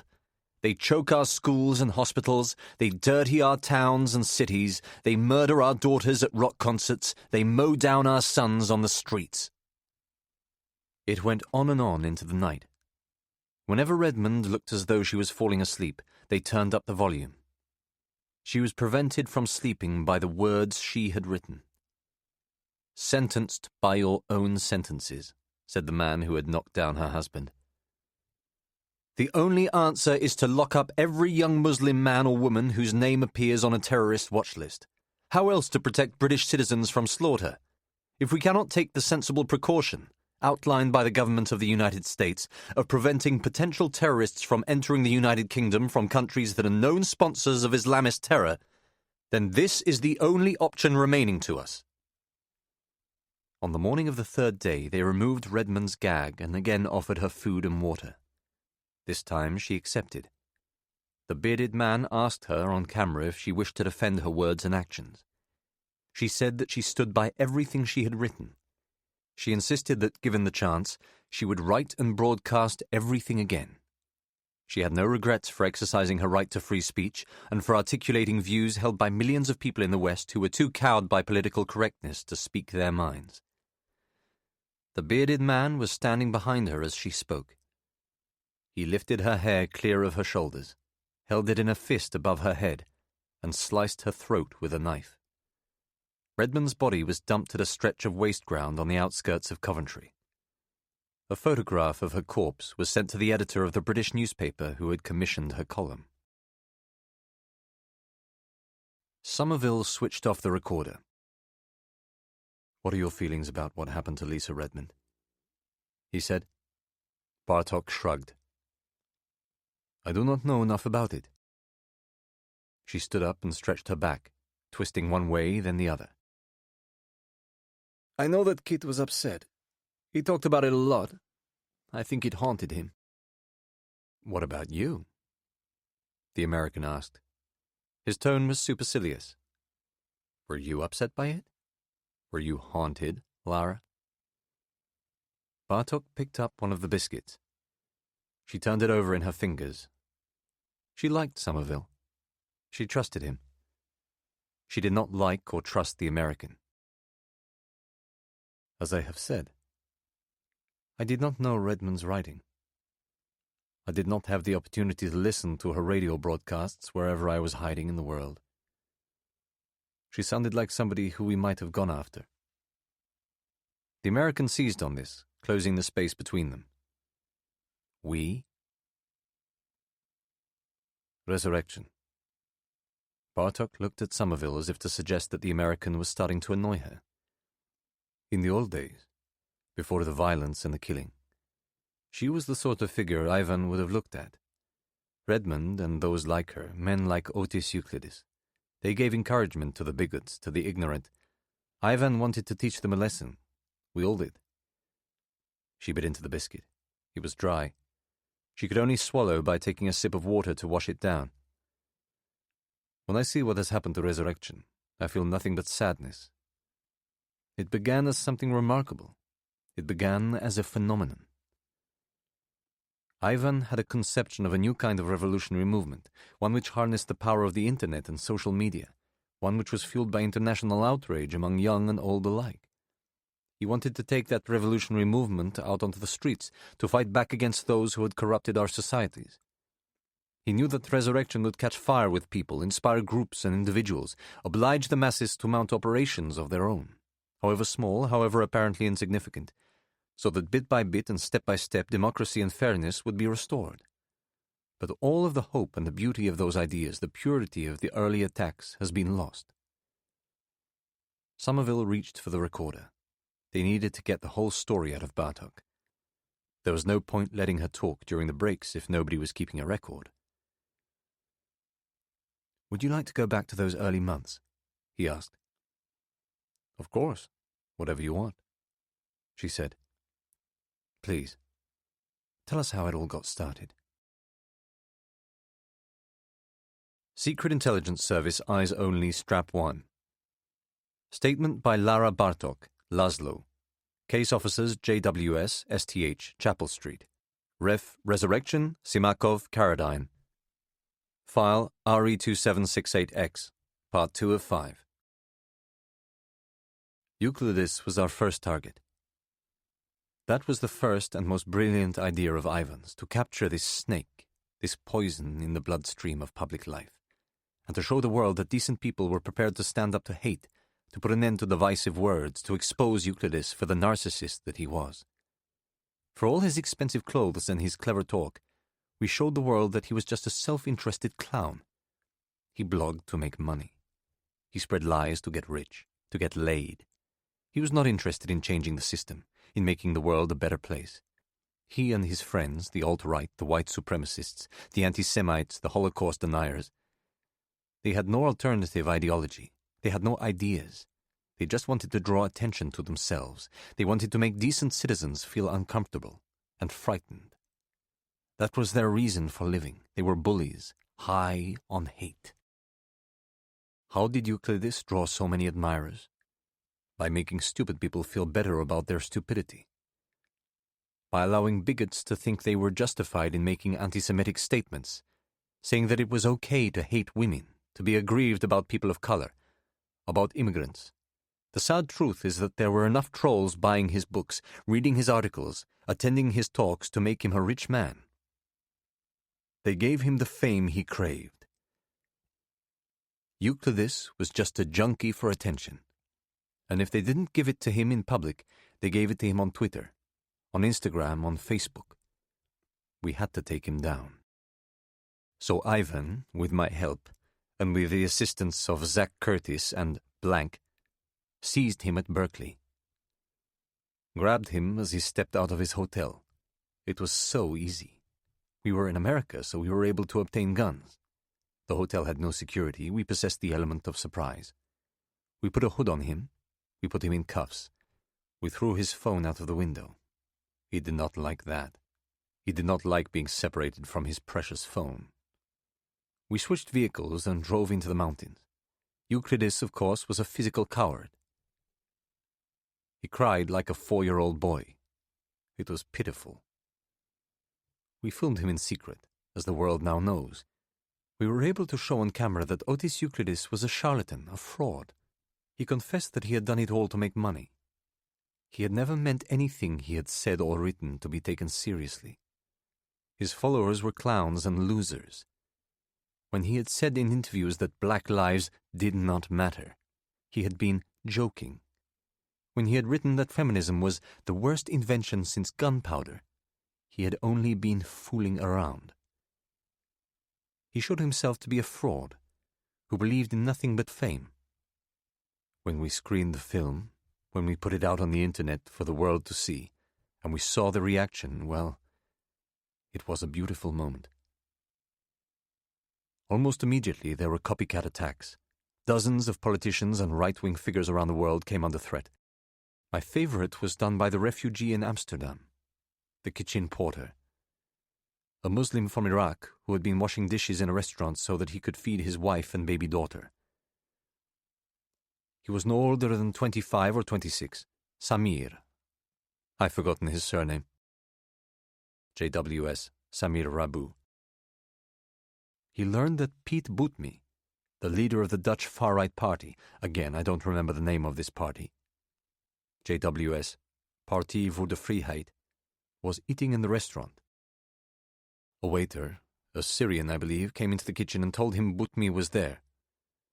Samir knew about the kidnapping of Euclides. He told the police, who later interviewed him, that he had followed Resurrection from its very first statements, and that he greatly admired Ivan Simakov. He took off his washing gloves, kept his apron, walked out of the kitchen and went directly into the restaurant. The security guard protecting Boetme thought he was a waiter. The table was covered in many dishes, including, perfectly, a soup prepared with beetroots, which was still very hot. Also bottles of water, glasses of red wine, cutlery, a vase of flowers. Shouting, "Resurrection!" Samir lifted the whole table on top of this racist animal, soaking him to the bone. Also the colleague from the same party who was dining with him. I heard that he faced no charges and soon found another job at a rival restaurant. It was beautiful. Everything that Ivan and myself had hoped for came to pass. Ivan was worried that the Resurrection movement would burn out. It didn't. He wrote that he wanted Resurrection to have a seismic effect on public attitudes to the liars and enablers of the right. This is exactly what happened. The summer homes of criminal bankers were burned to the ground. Cars belonging to producers at Fox News were vandalized and damaged. Those who had attended white supremacist rallies were identified by their peers and targeted for retribution. They paid the price for their hate with the loss of their careers, their friends. All it took was 1 or 2 examples for everyone to follow suit. But, of course, Resurrection changed. What started as a non-violent movement, symbolic acts targeted against deserving victims, quickly became violent. I was naive to believe that this would not happen. But what distressed me was Ivan's willingness to change his position, not only towards non-violence, but also concerning his own role as a figurehead. He wanted the limelight. He craved adulation. I had not identified these characteristics in him when we first met. His vanity, his stubbornness, his readiness to lose sight of what resurrection was about and instead to place himself at the heart of what became a hijacked paramilitary organization. It became impossible to live with him. I could no longer do useful work. I lost my respect for Ivan Simakov and I left him. That is when they began to hunt me down. Chapter 9. Carradine reached his room and switched on the television. Every major news network was carrying the story. The police believed the murder had been carried out by the same members of Resurrection who had kidnapped Redmond 5 days earlier. Tributes were being paid by friends and colleagues, inevitable expressions of outrage articulated by politicians, fellow journalists, and friends. Carradine muted the television. He sat on the bed and felt a hollowness inside of him, close to a feeling of personal responsibility in the death of an innocent woman. Had he done more to help? Had he found the courage to cross the street and to confront Redmond's kidnappers? She might still be alive. He thought of the girl who had been standing beside him, chatting away to her friend. So I says to him, I'm like, no way is that happening, yeah? I'm like, he needs to get his shit together because I'm like, just not going through with that bullshit again. Where was she now? How would she react to news of this kind? Would she share Carradine's remorse or experience nothing but a momentary fleeting anxiety that Resurrection had again resorted to murder? Would she even be aware that Redmond had been killed? He went to the window and looked down at the vast city. Low, whitewashed buildings stretched in a broad semicircle to the Atlantic coast. At the sea's edge, the vast Hassan II Mosque dominated the skyline. To the northwest, the cranes and wharves of the port were blocks of shadow partly obscured by a high-rise hotel. Carradine had detested Redmond. He had abhorred her character and public style. She had weaved deliberate ignorance into casual prejudice with the sole purpose of inciting outrage, hysteria, and fear. She had craved the spotlight of notoriety. In the wake of an Islamist suicide bombing on the streets of London, she had called for internment for male Muslims under the age of 40.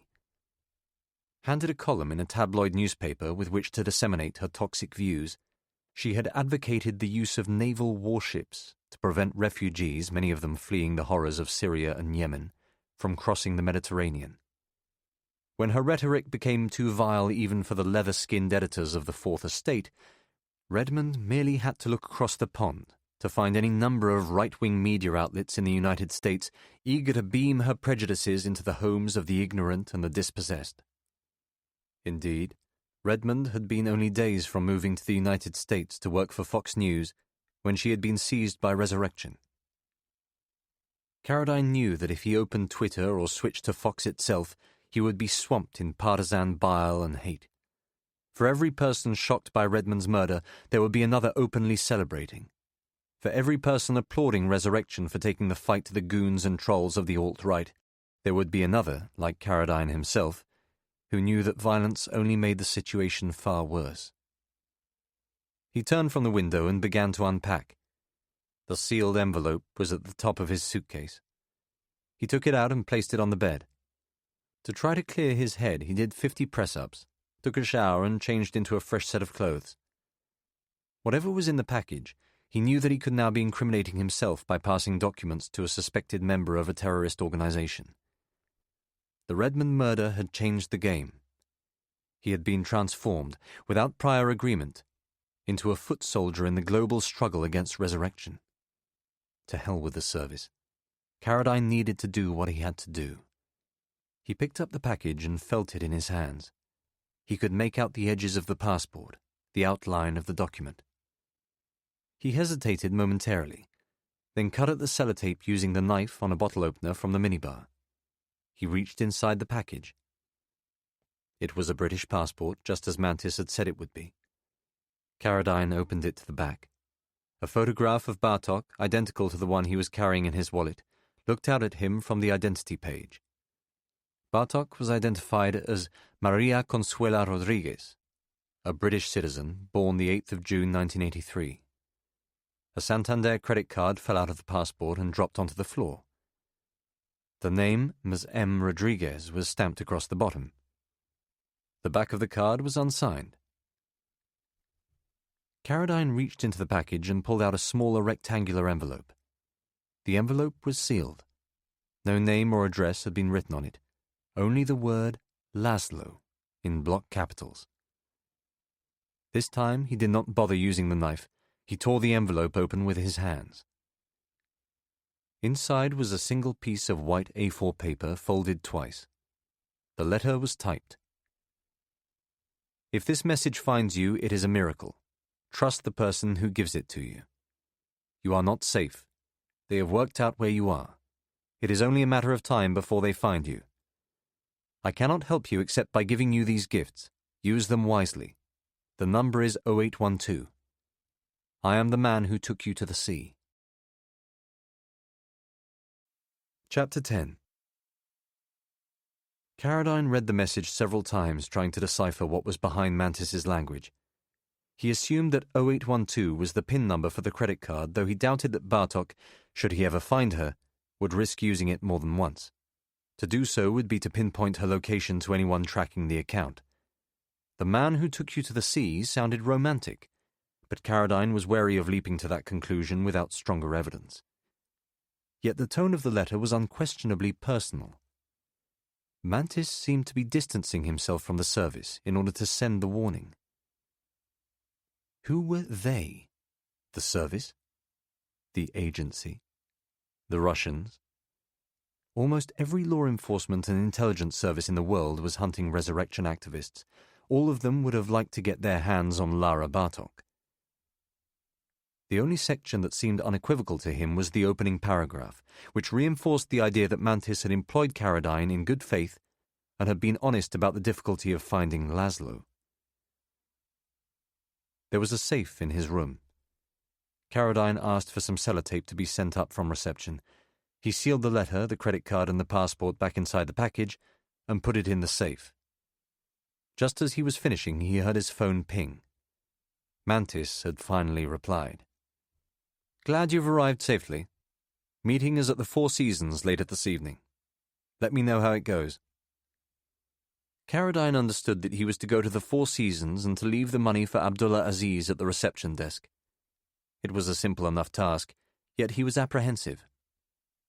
He took the 2,000 euros from his satchel, adding 1,000 more from his wallet, and wrote Aziz's name on the envelope.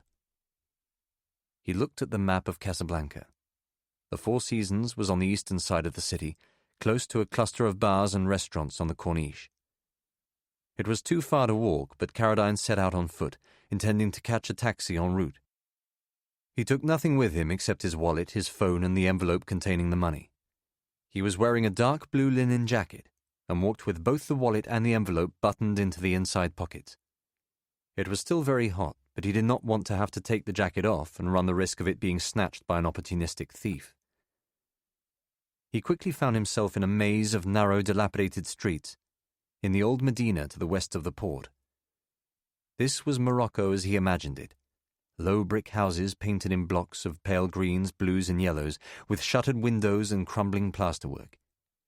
He took out his phone and began to take photographs in the fading evening light. The writer in him, aware that the details of what he saw, the wooden carts laden with fresh fruits and spices, the old women fanning themselves in shaded doorways, the raggedy children kicking a football in the street, might one day be useful to him. At the same time, he was working his cover. On the small chance that he was being followed, C.K. Caradine had carte blanche to snoop around, to be seen taking photographs and scribbling notes, to loiter in the lobbies of five-star hotels or to meet a contact in a fashionable restaurant. If asked to explain why he was carrying 3,000 euros in cash, he could say that he did not fully trust the safe in his hotel and preferred to carry his personal belongings with him. His legend was foolproof. This was, after all, why Mantis had hired him. Caradine was lining up a photograph of a rusting truck laden with watermelons when he saw a WhatsApp message from Mantis drop down onto the screen. Change of plan, meeting at Sheraton, not Four Seasons. Sorry for inconvenience. He wondered if he was the victim of an elaborate practical joke. Ramon was staying at the Sheraton. Was the Spaniard Mantis's contact? Caradine hoped that the location was a bizarre coincidence, a consequence of the meagre number of top-class hotels in Casablanca. but could not shake off a sixth sense that Ramon and Mantis were somehow involved with one another. Perhaps Mantis had arranged for them to catch the same flight so that Ramon could keep an eye on him. It was impossible to know. Caradine looked along the street. He was standing at the edge of a busy market square, a smell of mint and burning charcoal on the air. The narrow switchback streets of the old city had spun him around. He had no idea if he was facing north, south, east, or west. He used his phone to pinpoint his position and began to walk in the general direction of the Sheraton, eventually finding an exit from the souk through the old walls of the Medina.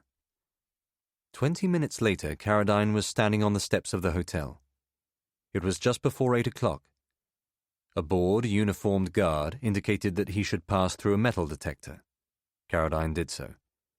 Despite the fact that an alarm sounded as he walked through, the guard, who was wearing gloves and holding a plastic security wand, waved him on. The lobby of the hotel was a vast marble atrium dominated by palm trees and wide marble columns. A mezzanine balcony overlooked the ground floor. A cleaning woman was polishing a vase near a window on the street side of the hotel. Caradine was aware that Ramon might be nursing a pre-prandial mojito or a cup of coffee in one of the nooks and crannies of the lobby. He did not want to be spotted by the Spaniard and then engaged in conversation. He did not trust him, and was sure that Ramon's ebullient good cheer was a front disguising a volatile, possibly even violent personality. It occurred to him that he was now involved in precisely the sort of scenario he had written about many times in his fiction. The spy, amateur or otherwise, was always at risk of running into a friend or acquaintance in the field. Caradine quickly prepared a cover story, on the off chance that he was identified, and walked towards the reception desk. Had he dramatized the scene in one of his novels, he would have made more of the sense of trepidation his protagonist felt as he set about completing his first mission on behalf of the service. In reality, Caradine found the task almost embarrassingly easy. He approached the youngest, and therefore potentially the least experienced, of 3 female members of staff, smiled at her warmly, explained that he wanted to leave a package for one of the hotel guests, and handed her the envelope. The receptionist recognized Abdullah Aziz as the name of a guest, placed the envelope in a pigeonhole beneath the desk, and did not ask Caradine for his name. At no point did he spot Ramon, nor any individual who might conceivably have been the waiting Aziz. It was all very straightforward. Within 10 minutes, Caradine was back on the 10th floor of his hotel, basking in the cool of the air conditioning, sending a message to Mantis informing him that the meeting had been a success. A short time later, Mantis responded, telling Caradine that everybody was happy with the way things went. Despite completing the task successfully, Caradine experienced an unexpected stab of disappointment and irritation that he had not been tested more thoroughly. Perhaps it was the nagging sense that all was not quite as it seemed. He did not fully trust Mantis. He was profoundly suspicious of Ramon. Having read the note inside the package, he was concerned that there was a plot to kidnap Lara Bartok, perhaps even to kill her. If that was the case, was he being used as an unwitting pawn? He took a second shower, went down to the bar, ordered a vodka martini, and tried to convince himself that his doubts were just the flights of fancy of a novelist with an overactive imagination. A man sitting 2 stools away was wearing an aftershave so overpowering that it began to affect the taste of the martini. Caradine ordered a second, carrying it to a table a safe distance from the bar. As he walked across the lounge, a vodka martini in one hand, a packet of cigarettes in the other, he realized that he was casting himself as the central character in a spy story no different to the ones he had written in the pages of his books or seen 100 times at the movies. He sat down and tried to work out the link between Mantis, Ramon, and Bartok. Caradine acknowledged that he was a need-to-know support agent, not a fully fledged spy cognizant of all the intelligence about Laszlo. In this respect, Mantis was not obliged to tell him everything he knew. By the same token, the service was under no obligation to inform Caradine that Ramon had been sent to keep an eye on him. Besides, there was every reason to believe that Ramon was just an overly friendly passenger Caradine had happened to have bumped into on the plane. He had been shown no evidence to suggest that Ramon was Abdullah Aziz, nor was it credible that Mantis would have wanted to pay Ramon for his services. The only thing that Caradine knew for certain was that Bartok was on the run. Mantis wanted to protect her for reasons that were not yet clear, but had not been in a position to leave London in order to do so. As a result, he had hired Caradine to assist in the search for her. Caradine stared at the pitted olive at the bottom of the glass. None of it made sense. The vodka had blunted, not sharpened his wit. He had been active as a support agent for less than 24 hours and already felt lost in the wilderness of mirrors. He settled the bill and walked outside. There was a taxi idling in front of the hotel. Caradine climbed in and asked to be taken to the Corniche. He offered a cigarette to the driver, who placed it unlit in a recess behind the gear stick. Sated by alcohol, Caradine sat in the back seat texting his father, trying to forget about his responsibilities to the service and to set aside his doubts about Mantis and Ramon. He enjoyed the sepia light of the Moroccan evening and the movement of the taxi as it weaved from street to street. He wanted to convince himself that there was no deeper meaning to the information he had gleaned from the letter, no dark conspiracy playing out on the streets of Casablanca. But it was impossible. He knew, in the way that you know that a friendship is doomed or a love affair coming to an end, that something was not quite right. He was sure that he was being manipulated. He was certain that he had been sent to Morocco for a purpose that had not yet been made clear to him. The chances of finding Bartok were so remote that the words of warning contained in Mantis's letter, "It is only a matter of time before they find you," seemed to Caradine as vague and yet as terrifying as lines from a work of fiction. So why had he been handed such a task? The taxi stopped at a set of lights. An elderly beggar came to the window, pressing his face against the glass. The driver swore in Arabic as the beggar knocked on the window, imploring Caradine to give him money. He dug around in his trouser pocket for some loose change and was about to roll down the window and pass the money to the beggar when the taxi accelerated down the street. Caradine turned to see that the man had fallen over. "Stop!" he shouted. "Problème, arrêtez!" The driver ignored him, made a right-hand turn and headed north towards the sea. Through the back window, Caradine could see the beggar being helped to his feet. "He fell," he said in French, thinking of Redmond and his failure to act. "They all fall," the driver replied. "Ils tombent tous." "Pull over." Again Caradine's request was ignored. "I want to go back," he said, lamenting the fact that his French was not good enough to make himself properly understood. "Take me back to the old man."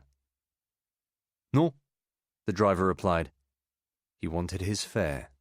He wanted to take the tourist to the Corniche. "You don't go back, mister," he said, now speaking in English. "You can never go back."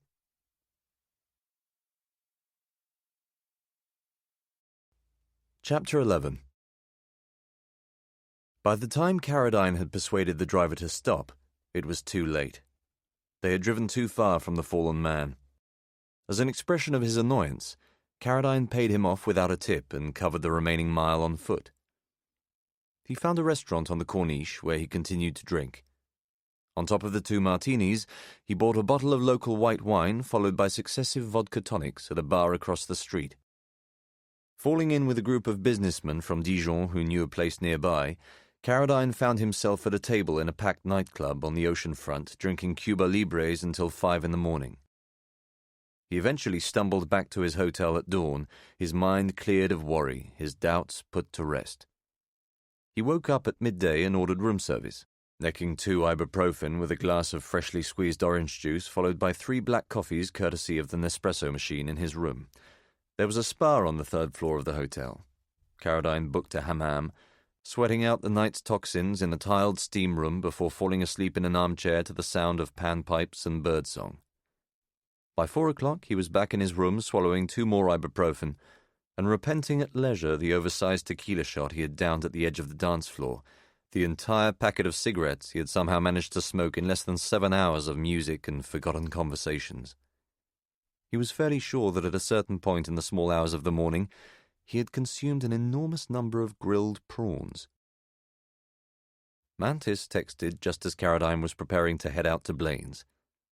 Yassine was running late, but would meet him on the first floor of the restaurant as close to 9 o'clock as he could manage. Annoyed to have to wait another hour, Caradine tried to grab a quick siesta but found it impossible to sleep.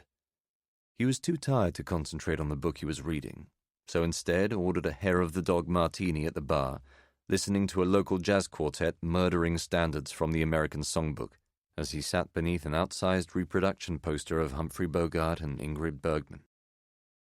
Just before 8:30, Caradine returned to his room, retrieved the French translation of his novel, and took a cab to the restaurant. It was after dark.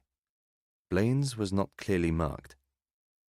Caradine walked for several minutes up and down Boulevard d'Enfer, eventually locating the entrance at the corner of a poorly lit street lined with shuttered apartments and dusty parked cars. A shaven-headed Moroccan was standing in the doorway wearing a black suit that fitted him like a cube.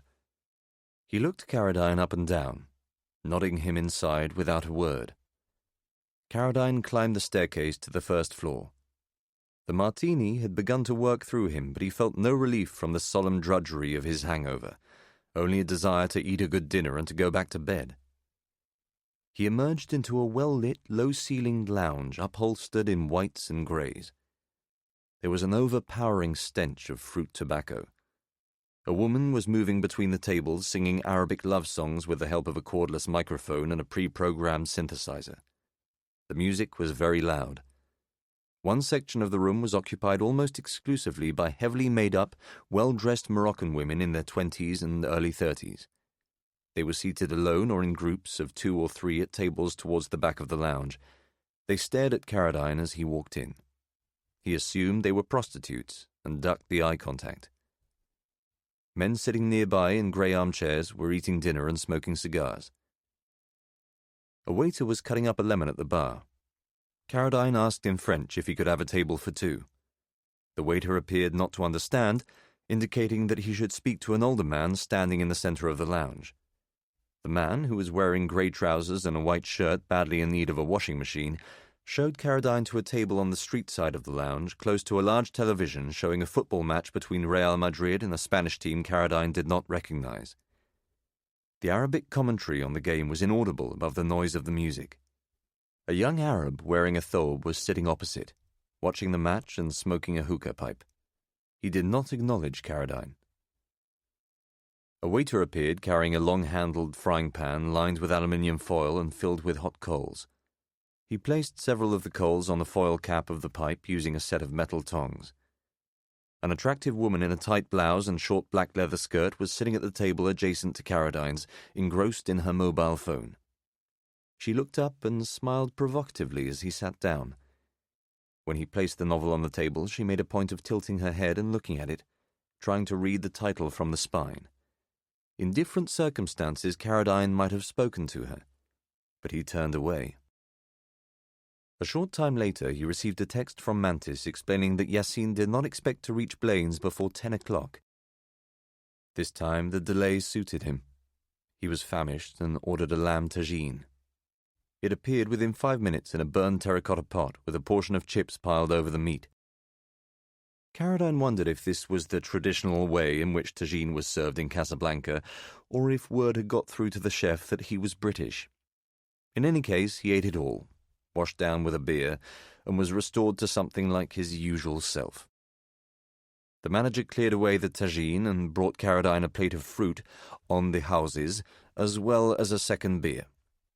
Caradine had a line of sight to the top of the staircase and kept an eye out for Yassine while watching the game.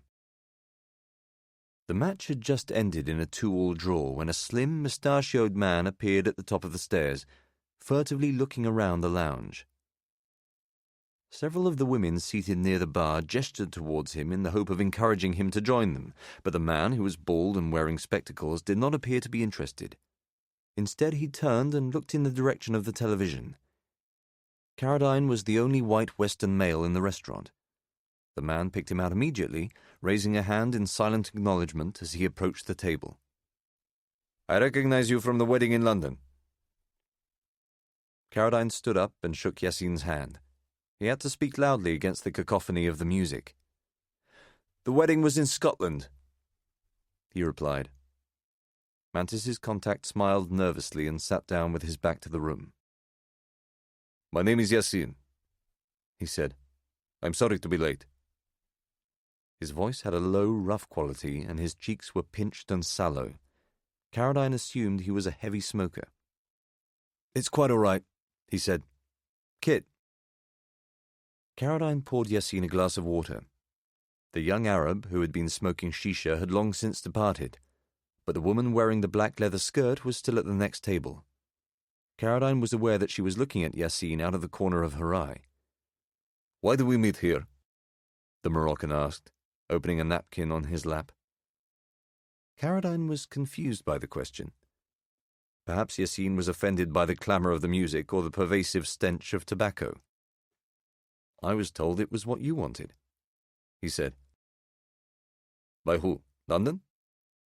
Yes. The waiter, who had earlier been carrying the pan of hot coals, came to the table and spoke to Yassin in Arabic. Years earlier, Caroline had been to Tanzania with the BBC and had sat in a safari hutch at sunset as impalas, zebras and giraffes gathered at a watering hole. The wild animals had seemed tense and jumpy, turning constantly to check for predators and bolting at the slightest noise or movement. He was reminded of this as he watched Yassin. He suspected that Mantis's contact wasn't merely a gopher for the service, but a fully paid-up agent in a state of unremitting anxiety about being caught. Have a drink, he said in an effort to calm Yassin's nerves. The Moroccan explained that he had already ordered tea from the waiter, but finished his glass of water in one continuous gulp. He then removed his jacket, placing it beside him on a grey armchair. He was wearing a striped green shirt with a heavily starched white collar. Caroline saw that his armpits were soaked in sweat. I brought you the book, he said. Good. Yassin withdrew a packet of cigarettes from his jacket. Caroline had borrowed a lighter from the manager and passed it across the table. Here, he said. They made eye contact as the flame jumped. Thank you. Yassin blew a column of smoke at the ceiling and inhaled loudly through his nose, flaring the nostrils and releasing the breath as though applying a yoga exercise to control his anxiety. The music in the lounge was playing at a slightly lower volume, instruments Caroline could not identify over a fast electronic beat. Yassin briefly turned around to look back into the lounge. As he did so, the woman at the next table tried to catch Caroline's eye. He looked down and noticed that she had a second mobile phone poking out of the top of her clutch bag. How is our mutual friend? Yassin asked, accepting a glass of mint tea. Caroline assumed that he was referring to Mantis. He's fine. And you live here now, in Casablanca? You're writing a book? No. Caroline wondered how much or how little Mantis had told him. I'm just passing through, on my way to Marrakesh. And you have always done this sort of work? You write the books for C.K. Caroline, or this is just a cover and somebody else writes them for you? Caroline was amazed that anybody could imagine that such a career was possible and laughed as he replied, I write them. That's my normal day job. C.K. is just a pseudonym. My real name is Christopher Alfred Caroline. Everybody calls me Kit. I see. Yassin continued to smoke the cigarette and to study Caroline's face with such intensity that he began to feel slightly uncomfortable.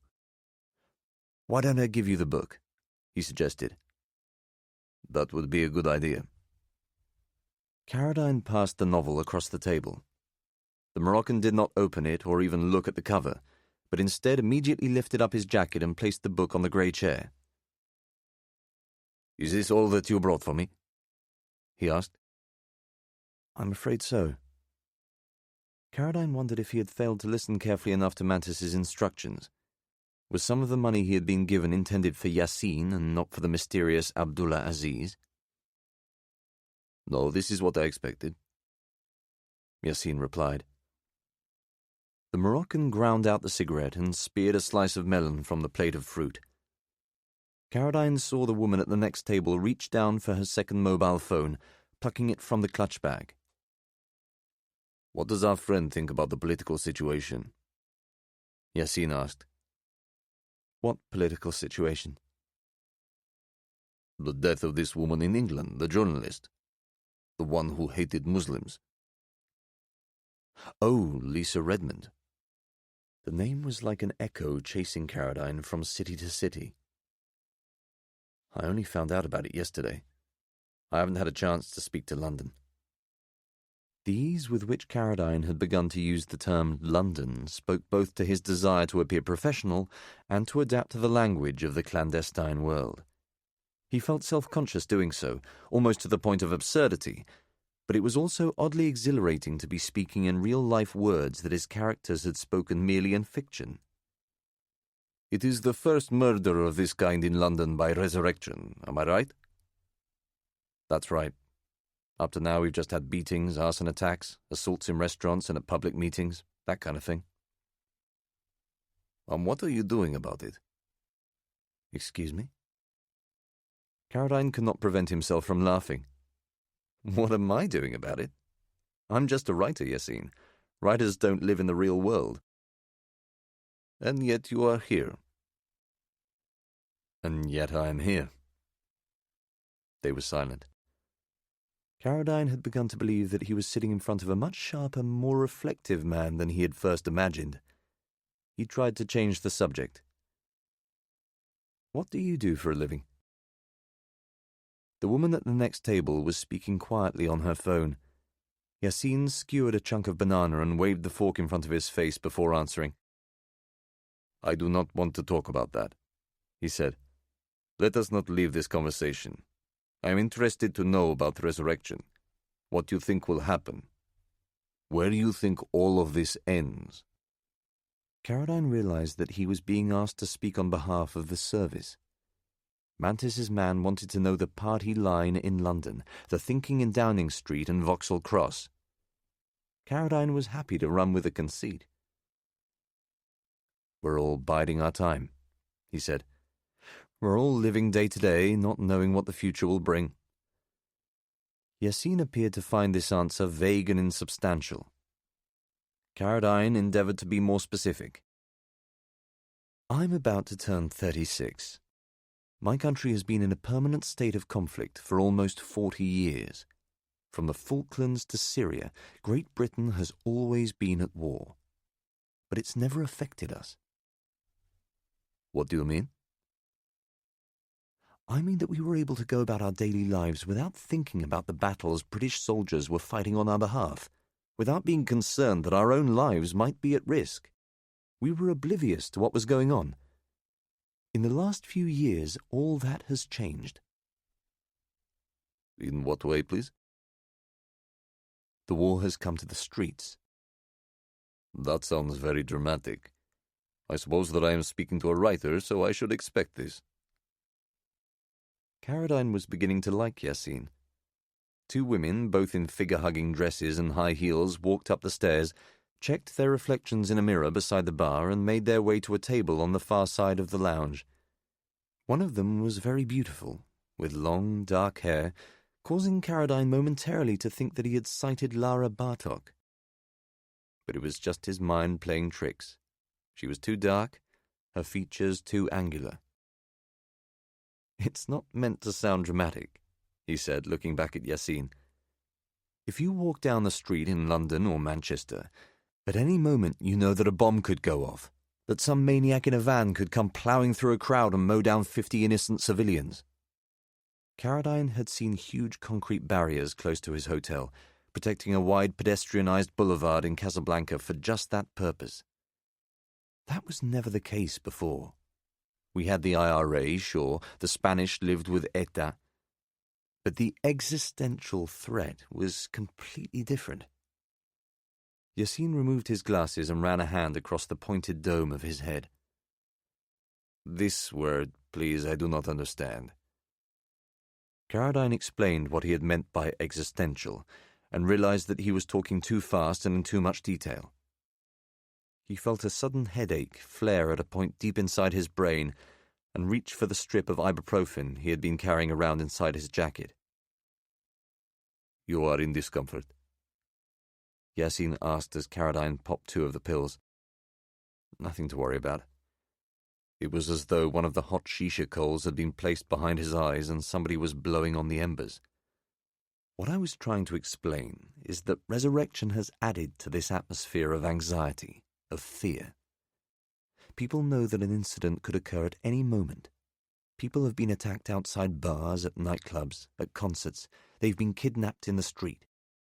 If you happen to be in the wrong place at the wrong time, you can be caught up in an act of political violence. That was never the way things used to be. Yassine was nodding. "Yes," he said. "This must be how Americans have felt for a long time, living in a society where there are so many guns in the hands of so many people.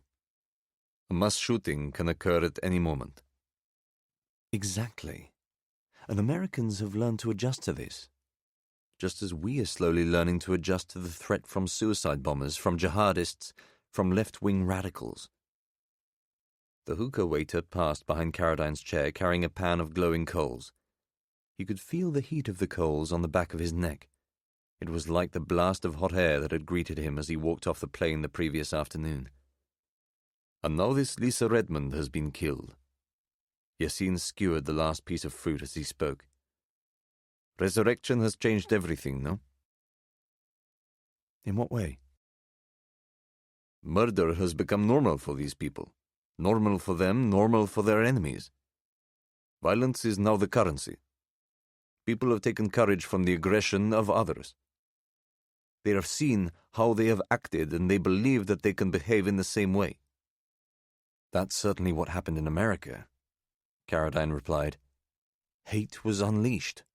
Now it's happening in my own country." "Not in mine, thankfully." Yassine indicated to the waiter that he would like a second glass of tea. Carradine wondered why the Moroccan was sticking around. The book had been handed over. Their business was concluded. Perhaps it was necessary for him to prolong the meeting so that it would seem less suspicious to anyone who might later become aware of it. "Why do you think that is?" he asked. "Control," Yassine replied. "Leadership." Carradine looked quickly to the woman at the next table. A man had joined her. His hand was lingering in the small of her back. "We have undertaken measures to ensure that jihadism is cut off at the roots before it has a chance to flower. Such groups are well infiltrated and, as you will know from your work in London, we share a great deal of sensitive material with our friends in Europe and beyond." Carradine began to understand why Yassine had been of interest to Mantis. He seemed to be well connected in political and intelligence circles.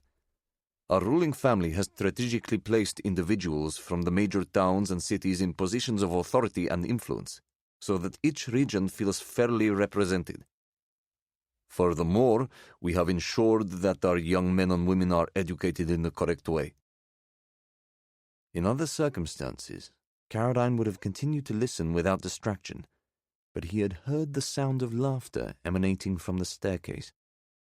As he sat facing Yassine, Carradine looked over the Moroccan's shoulder and saw two young women, one wearing a designer T-shirt and tight denim jeans, the other a long pink djellaba, climbing the staircase to the first floor.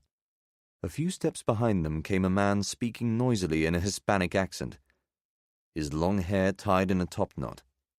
The Spaniard's booming laughter was loud enough to be heard above the music playing in the lounge. It was Ramon. Chapter 12.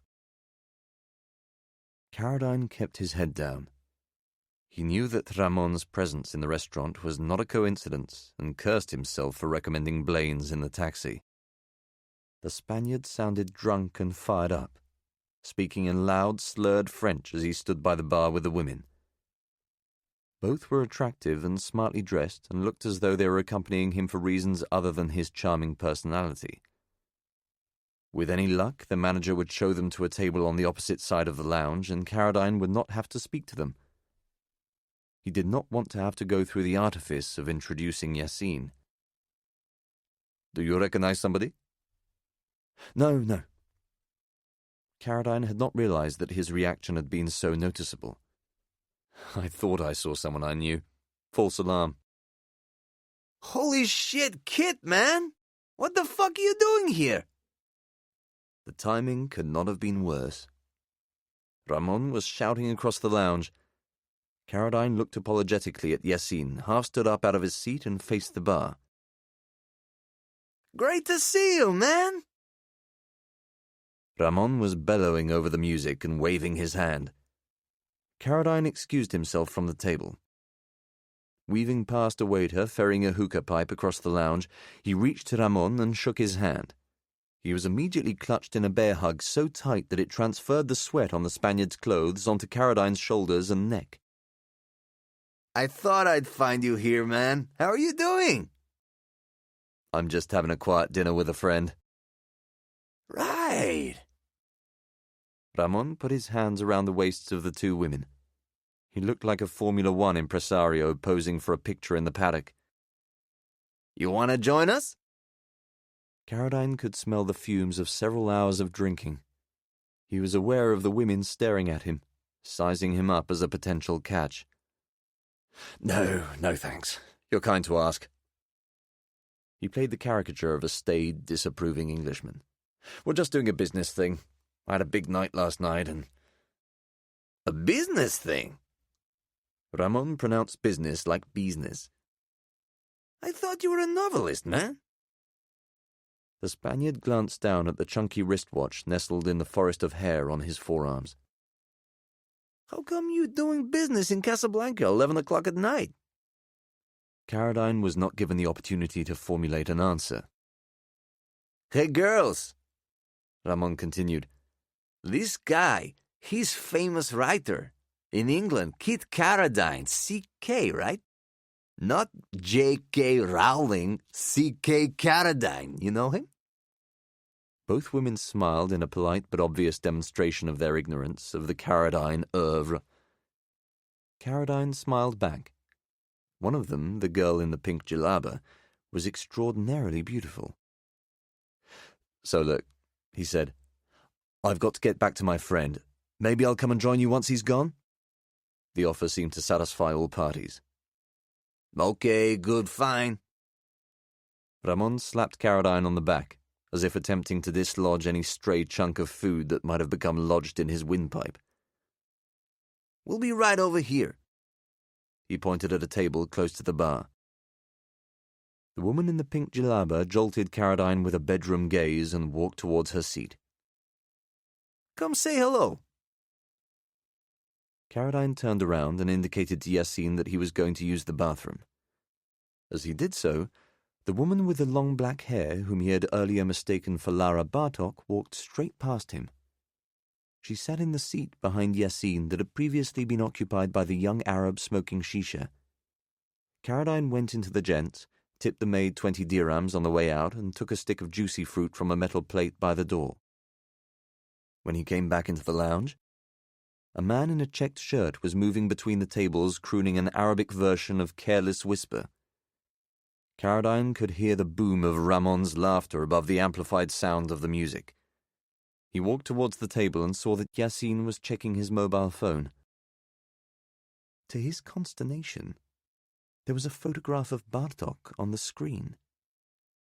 Caradine was certain that it was one of the pictures Mantis had shown him in London, but Yassine swiped it away before he was able to take a closer look. The sighting troubled Caradine to such an extent that he did not speak for the first few moments after sitting down. Yassine placed the phone on the table. I think I will also go to the bathroom, he said. As the Moroccan stood up, Caradine noticed him staring at the woman with the long black hair. His interest in her was so obvious that she returned his gaze. Had Yassine also mistaken her for Maria Rodriguez? The likelihood of such a coincidence seemed remote, unless several service operatives in the region had been tasked with finding her. Caradine recalled Mantis's remark at Lisson Grove. There were other officers and support agents looking for Bartok. Yassine could be one of them. The Moroccan walked towards the bar. He did not take his phone. Had he deliberately left it on the table as a trap? There was no way of knowing. Caradine realized that he must act quickly. Touching the screen to keep it alive, he leaned forward. In the same movement, he picked up the bottle on the table and poured himself a glass of water. He was aware that Yassine was moving in his peripheral vision, passing in front of the bar. He did not want him to see what he was about to do. As soon as the Moroccan was out of sight, Caradine picked up the phone.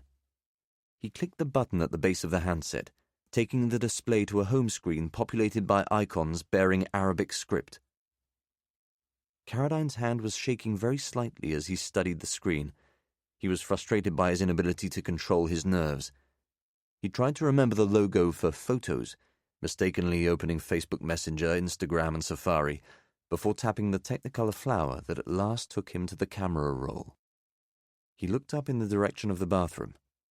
No sign of Yassine. He prayed that there would be a queue for the gents, that the Moroccan would bump into a friend or be delayed by a woman trying to pick him up. He looked down at the phone and opened the camera roll. The screen displayed a patchwork of photos of Lara Bartok, identical to the ones Mantis had shown him in Lisson Grove. Caradine could see the same picture that he was carrying in his wallet, the one used in the Rodriguez passport.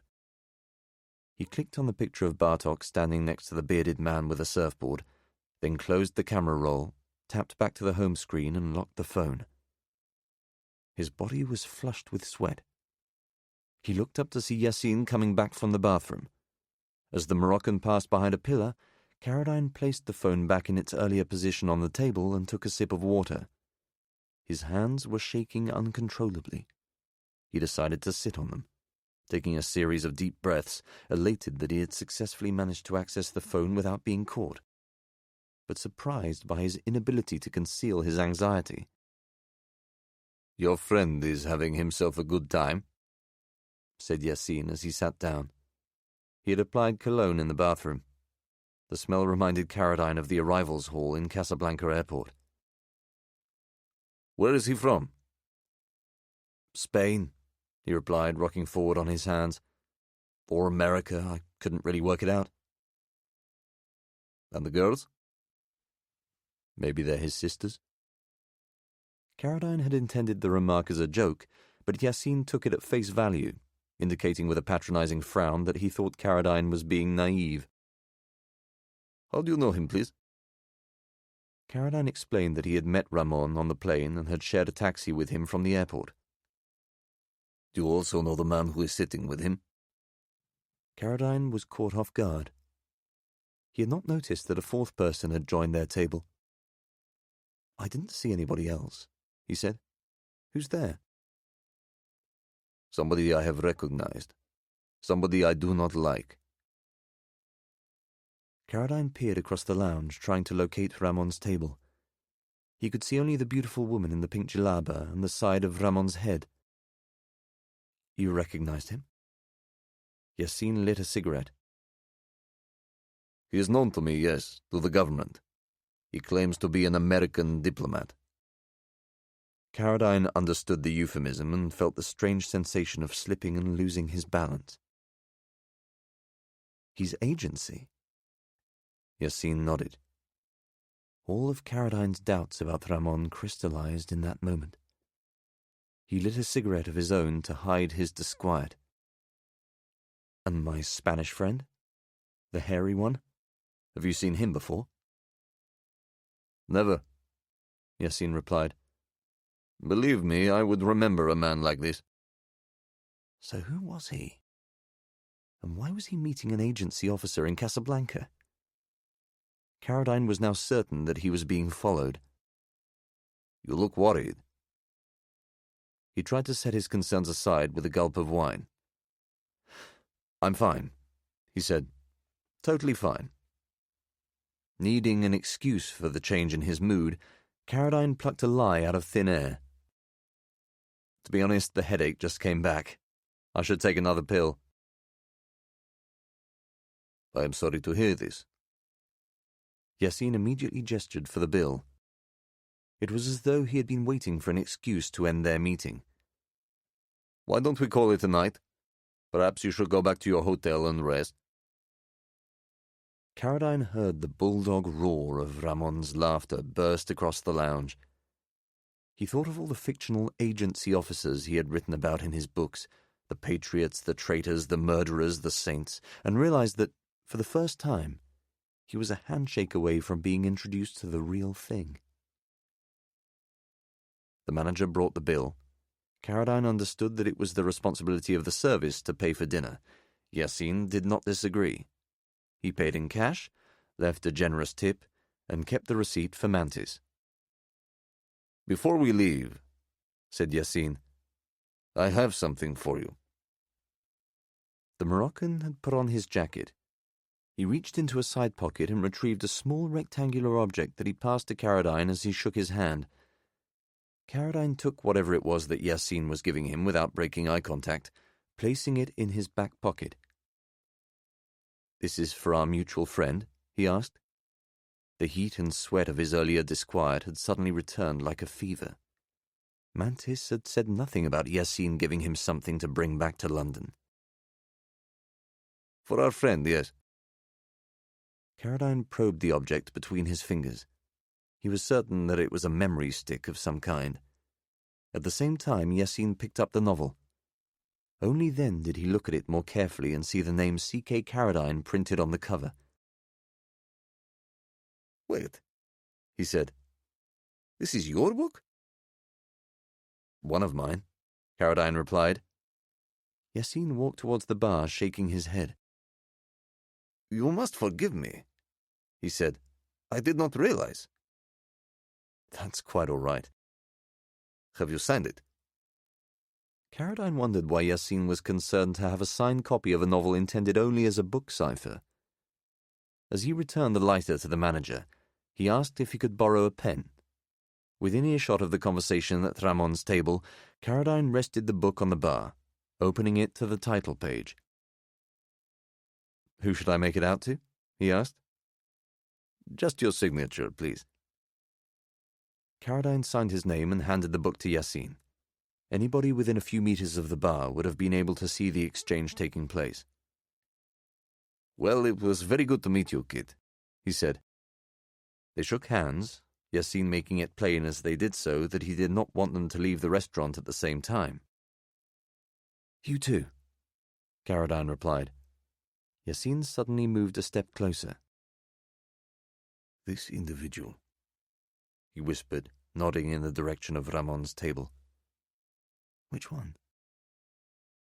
"The one I spoke of," he said. "The American." "Go on."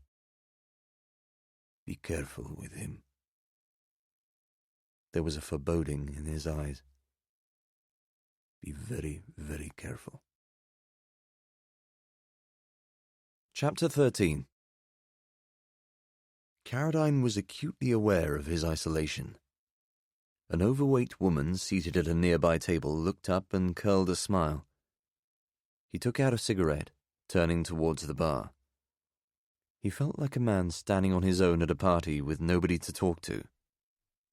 The singer was crooning at the end of another love song, drawing out the final notes. All around him, middle-aged men were striking deals with women half their age over glasses of cheap champagne and untouched plates of fruit. Shisha and cigarettes were being smoked in every corner of the lounge. Caradine watched as one of the waiters picked up the foil crown of a hookah pipe, turned it over and blew a small cloud of ash towards the ground. The private, disciplined side of his nature was in conflict with his hunger for intrigue. The sensible course of action would have been to slip quietly out of the restaurant and to take a taxi back to his hotel. But he wanted to know the truth about Ramon. Who was he, and why was he following him? Caradine also wanted to get eyes on his American contact, to try to discern the nature of the relationship between the two men. He knew that he was potentially putting himself at risk by meeting someone suspected of working for the agency, yet he was constitutionally incapable of walking away without at least finding out if Yassine's warning had been justified. He walked towards Ramon's table. The woman in the pink djellaba was speaking rapidly in French. Her friend laughed at something she had said and carefully attended to her mascara. Ramon was subdued, the ebullience and bonhomie sucked out of him. He looked up. Caroline saw the same cold, pitiless look in his eyes that he had witnessed in the cab. There would be no bear hug this time, no slap on the back. "I just wanted to say goodbye before I head off," he said. The American turned. The two women were looking at Caroline with interest. They had their catches for the night, but the solitary English tourist might be worth keeping in reserve for future evenings. "How are you?" Ramon asked with indifference. He gestured across the table. "This is my new friend, Sebastian. Sebastian, meet Kit Carradine." The American stood up. "Hey there, Sebastian Hulse. Good to meet you." Hulse was a square-jawed 45 with recently barbered brown hair and blue eyes. Boxing classes had given Carradine a habit of sizing people up in terms of their potential strength and physical fitness. Hulse's bespoke linen suit looked East Coast Ivy League, and there was something easeful and well-rested about him. Nevertheless, he looked as though he could handle himself in a fight. Carradine wouldn't have been surprised if he had once been in the military. "You too," he said. "New friend?" "Yeah." Was it Carradine's imagination, or did Ramon sound uncertain? "We just met tonight in my hotel, had a couple of drinks. I told him you'd recommended this place." "Great place," Hulse added. The meeting sounded plausible enough, but Carradine was wary of what Yassine had said about the American. If Hulse was agency, could he have engineered the meeting with Ramon in order to find out more about him? Given that they had met at the Sheraton, was it possible that he was Abdullah Aziz? "Look, I don't want to interrupt," he said. The remark was an expression both of Carradine's innate politeness, but also of his desire not to be drawn into whatever web Hulse might be weaving for him. "I can leave you in peace." Ramon's face suggested that he was hopeful that Carradine would indeed slip away. Hulse had other ideas. "No, please join us for a drink," he said. "You don't have a girl with you?" He glanced in the direction of the overweight woman who had earlier smiled at Carradine. "There's one over there. I can't tell if she's built that way or 6 months pregnant." Ramon grunted a half-hearted laugh. The two women seated at the table did not appear to have understood what Hulse had said. He introduced them. "This is Marianne, this is Selma. Girls, this is Mr. Carradine." "Kit," said Carradine, shaking Selma's cool, manicured hand as she adjusted her jalaba. "And how do you know each other?" It was a naive question for which he received a suitably blunt look from Hulse. Obviously, the woman had been plying their trade in the bar at the Sheraton. "We met earlier this evening," he replied pointedly. "Yeah, that's right," added Ramon. There was a half-finished bottle of champagne in front of Salma, and an empty chair positioned a couple of feet from where Carradine was standing. He did not feel that he could walk away without losing face. "Well, as long as you don't mind," he said, "I'll just have a quick drink." In the time it took Carradine to consume half a glass of cheap champagne, he worked out the dynamic between the two men. Slick and self-confident, Sebastian Hulse exuded all of the class and education that Ramon doubtless aspired to but would never conceivably attain.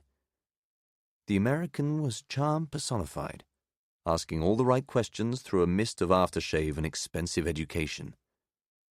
Have you been published in the United States? Did you enjoy visiting California? Does the current political situation in America look as bad on the outside as it looks from the inside?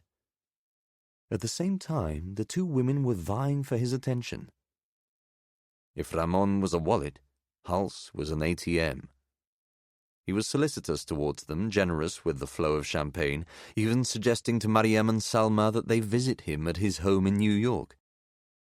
Carradine knew that it would be impossible for them to do so, even if they could afford the flights. Obtaining visas for the United States would take months. In short, Hulse had ended up cramping Ramon's style. Carradine noticed that he was wearing a wedding ring on his left hand and suspected that the American surfed from bed to bed on a bow wave of charisma and candle-lit dinners. An evangelist for the easy, nodding smile, for the steely eye contact that lasted a beat too long, he was at once utterly charming and completely repulsive. "So, how are you finding Casablanca?" he asked. "He loves it," Ramon replied on Carradine's behalf, recovering some of his characteristic bombast. "Our driver take him into the woods. Poor guy thought he was going to get fucked up." "That's not exactly true," said Carradine, wondering if "our driver" had been a slip of the tongue. "I wasn't worried." "And?" said Hulse. "And what?" said Carradine. "What do you think of the place?" It was the second time Hulse had asked the same question. Either he was possessed of a talent for feigning interest in subjects that were of no importance to him, or he was suspicious of Carradine and testing his cover.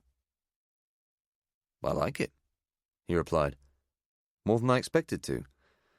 I'm planning to write a book partly set in Morocco. Thought I'd end up writing about Marrakesh, Fez, and Tangier. Didn't think I'd be interested in Casablanca." "So why'd you come here?" It may have been his hangover.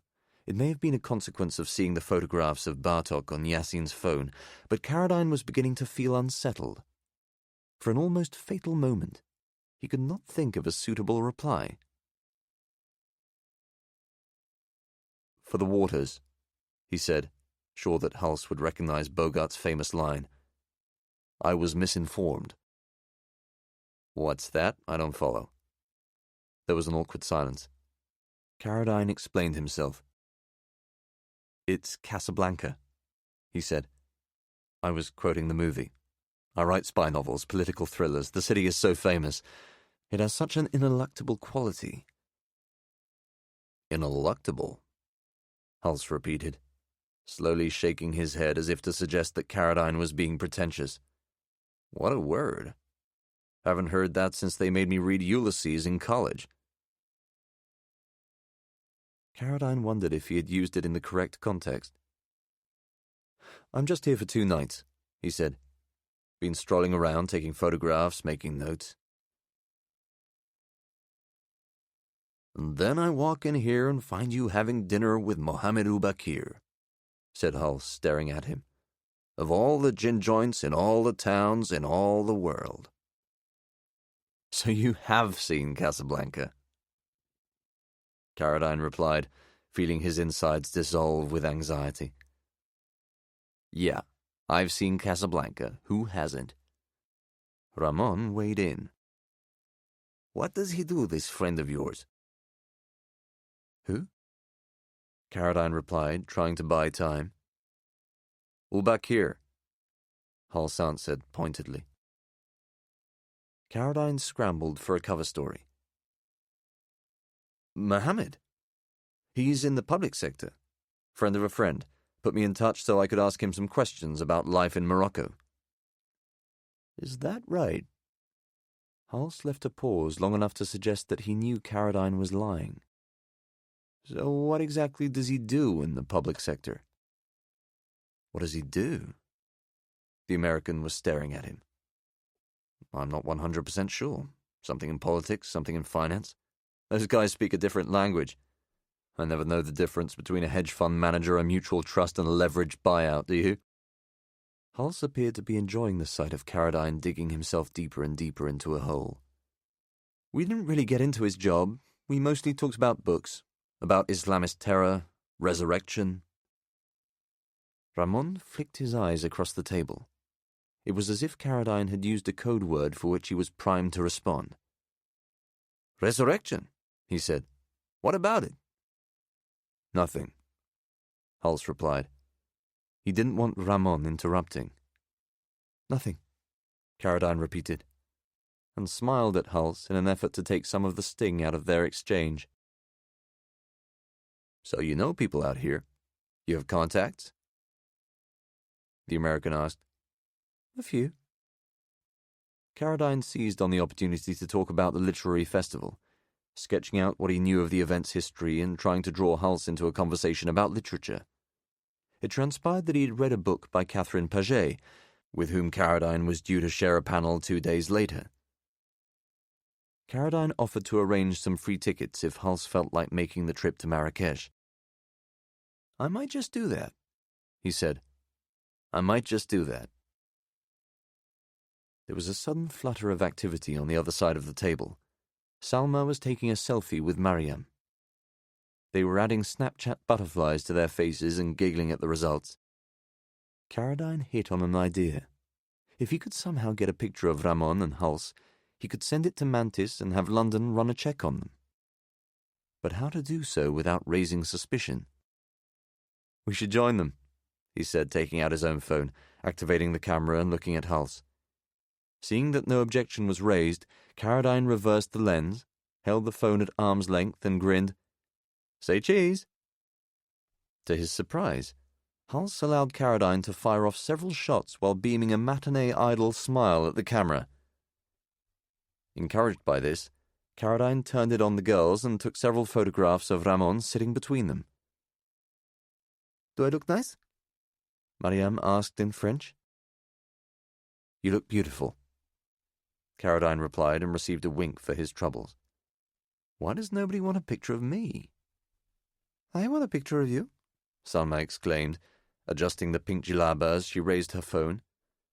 A septuagenarian Moroccan businessman at the next table lit up a Cuban cigar the size of a cruise missile. The smell of the tobacco drifted across the room as Salma took a photograph of Caradine and Hulse, their glasses raised, their smiles fixed. Man, isn't it great to smell that cigar? Ramon exclaimed. Beautiful. What is it? A Romeo y Julieta, Monte Cristo? Makes me want to smoke one. I'd risk getting cancer for that shit. He had intended the remark as a joke, but nobody laughed. Caradine was busy watching Salma take the photographs. He placed an arm around Hulse's back. There were years of gym weights in his shoulders. Are we done? The American asked, a sudden edge in his voice. That's enough now. It was difficult to discern if the source of Hulse's irritation was Salma's flirtatiousness or the fact that Caradine had taken his photograph. Don't put those on social media, okay? He said to the girls in terse, fluent French. Bien sûr, Salma replied. Ramon also seemed concerned by the sudden shift in Hulse's mood. As though wary of upsetting him further, he offered the American a cigarette, which he declined, and ordered another bottle of champagne. Caradine sensed an opportunity to leave. He was strung out and wanted to get back to his hotel. Taking the photographs constituted a good night's work. Don't get any for me, he said. I'm going to take off. This time there were no objections. As Caradine stood up, Hulse placed a territorial hand on Salma's thigh. Light bounced off his wedding ring. Taking his jacket from the back of the chair, Caradine offered to leave some money for the drinks, but was waved away by Ramon. Next time, man, he said. Get us next time. And thanks for recommending this place. The memory stick was pressing into Caradine's leg as he stepped away from the table. Thanking Ramon for his generosity, he kissed both women on the cheek and shook Hulse's hand. You got a card? The American asked. It was the same question Mantis had put to him a week earlier. Caradine had been to Ryman's and had 500 printed up. He passed one to Hulse. What about you? He asked. Me? The man from the agency smiled at Caradine as though he was being too trusting. Don't have one with me tonight. Must have left them back at my hotel. There was nothing for it but to leave. Caradine went downstairs, tipped the doorman 50 dirhams, and made his way out onto the street. Boulevard d'Enfer was deserted. There was a strong smell of urine as he walked along the road. Caradine knew what would now happen. Hulse would have his phone soaked, his emails analyzed, every call and message Caradine had made and sent in the past 6 months cross-checked for evidence of a relationship with the service. The basic invasion of his personal life was irritating, but whatever privacy he had once enjoyed was now a thing of the past. Caradine had nothing to fear in terms of Hulse learning about his relationship with Mantis. Their communications on WhatsApp had been en clair and encrypted. Furthermore, there was nothing in his online behavior to suggest an interest in Bartok. What worried him was Ubakir. If Yassin was a source not only for Mantis but also for the Americans, Carradine would inevitably fall under suspicion. He felt for the memory stick, moving it into the side pocket of his jacket, wondering why the hell Mantis hadn't warned him that he was going to have to act as a courier. Carradine lit a cigarette, trying to gather his thoughts. He stopped beside a branch of Starbucks about 20 meters from Blaine's. The doorman was staring at him. A cab drove past, but it was occupied. Carradine opened Uber and booked a ride in a Mercedes 6 minutes away on Avenue de Nice. Seconds later, a taxi turned into Boulevard d'Enfer with its light on. Carradine swore and let it go past, walking further down the street so that he was out of sight of the doorman. He checked Uber to discover that his own car was still 6 minutes away, the icon turning in 360-degree circles on the Rue Afir. He was about to cancel the ride when the car straightened out and began to move. He used the time to check the photos he had taken of Ramon and Sebastian, cropping out Salma and Mariam. He sent 3 of them to Mantis on WhatsApp with the message, "Fun tonight at Blaine's. Do you recognize any of these people?" But only a single grey tick appeared beside the message, indicating that it had not yet reached Mantis's phone. Moments later, the Mercedes pulled up alongside him and he drove back to his hotel.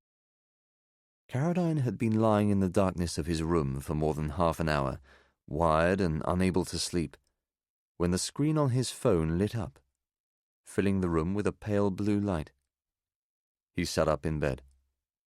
Mantis's message was as straightforward as it was ominous. "You've taken on too much. Thanks for tonight, but don't worry about Maria. Other people can handle that side of things. Just enjoy the festival, have a break, come home refreshed, and finish your book. Interesting to meet you. All the best for the future. R." Chapter 14.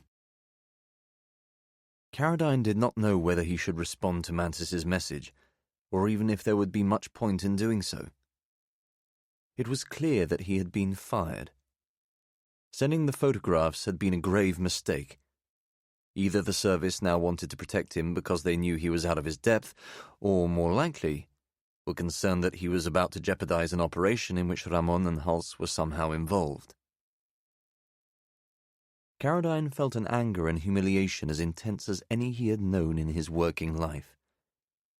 The service had put their faith in him, and he had shown himself to be a reckless amateur.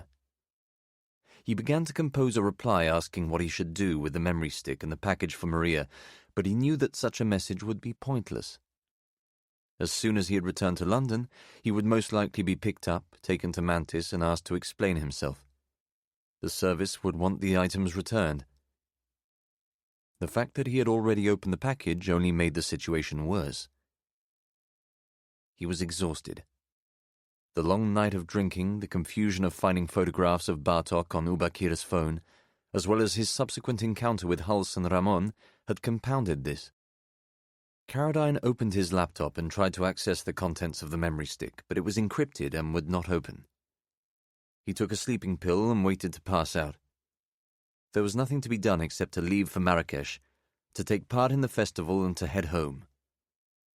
His career as a support agent, a counterpart to Morm and Green, and his attempt to live up to the example set by his father, had ended in ignominy.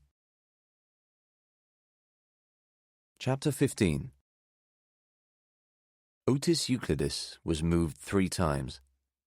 He spent the first 2 months of captivity in a cabin in the Flathead National Forest, about 200 miles north of Missoula.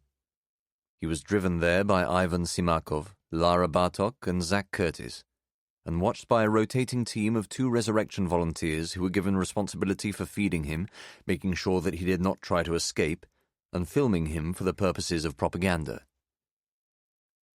When the Montana winter became too severe, Euclidis was driven south to an isolated house outside Round Rock, Texas, where he was kept in a soundproofed attic room for 4 weeks.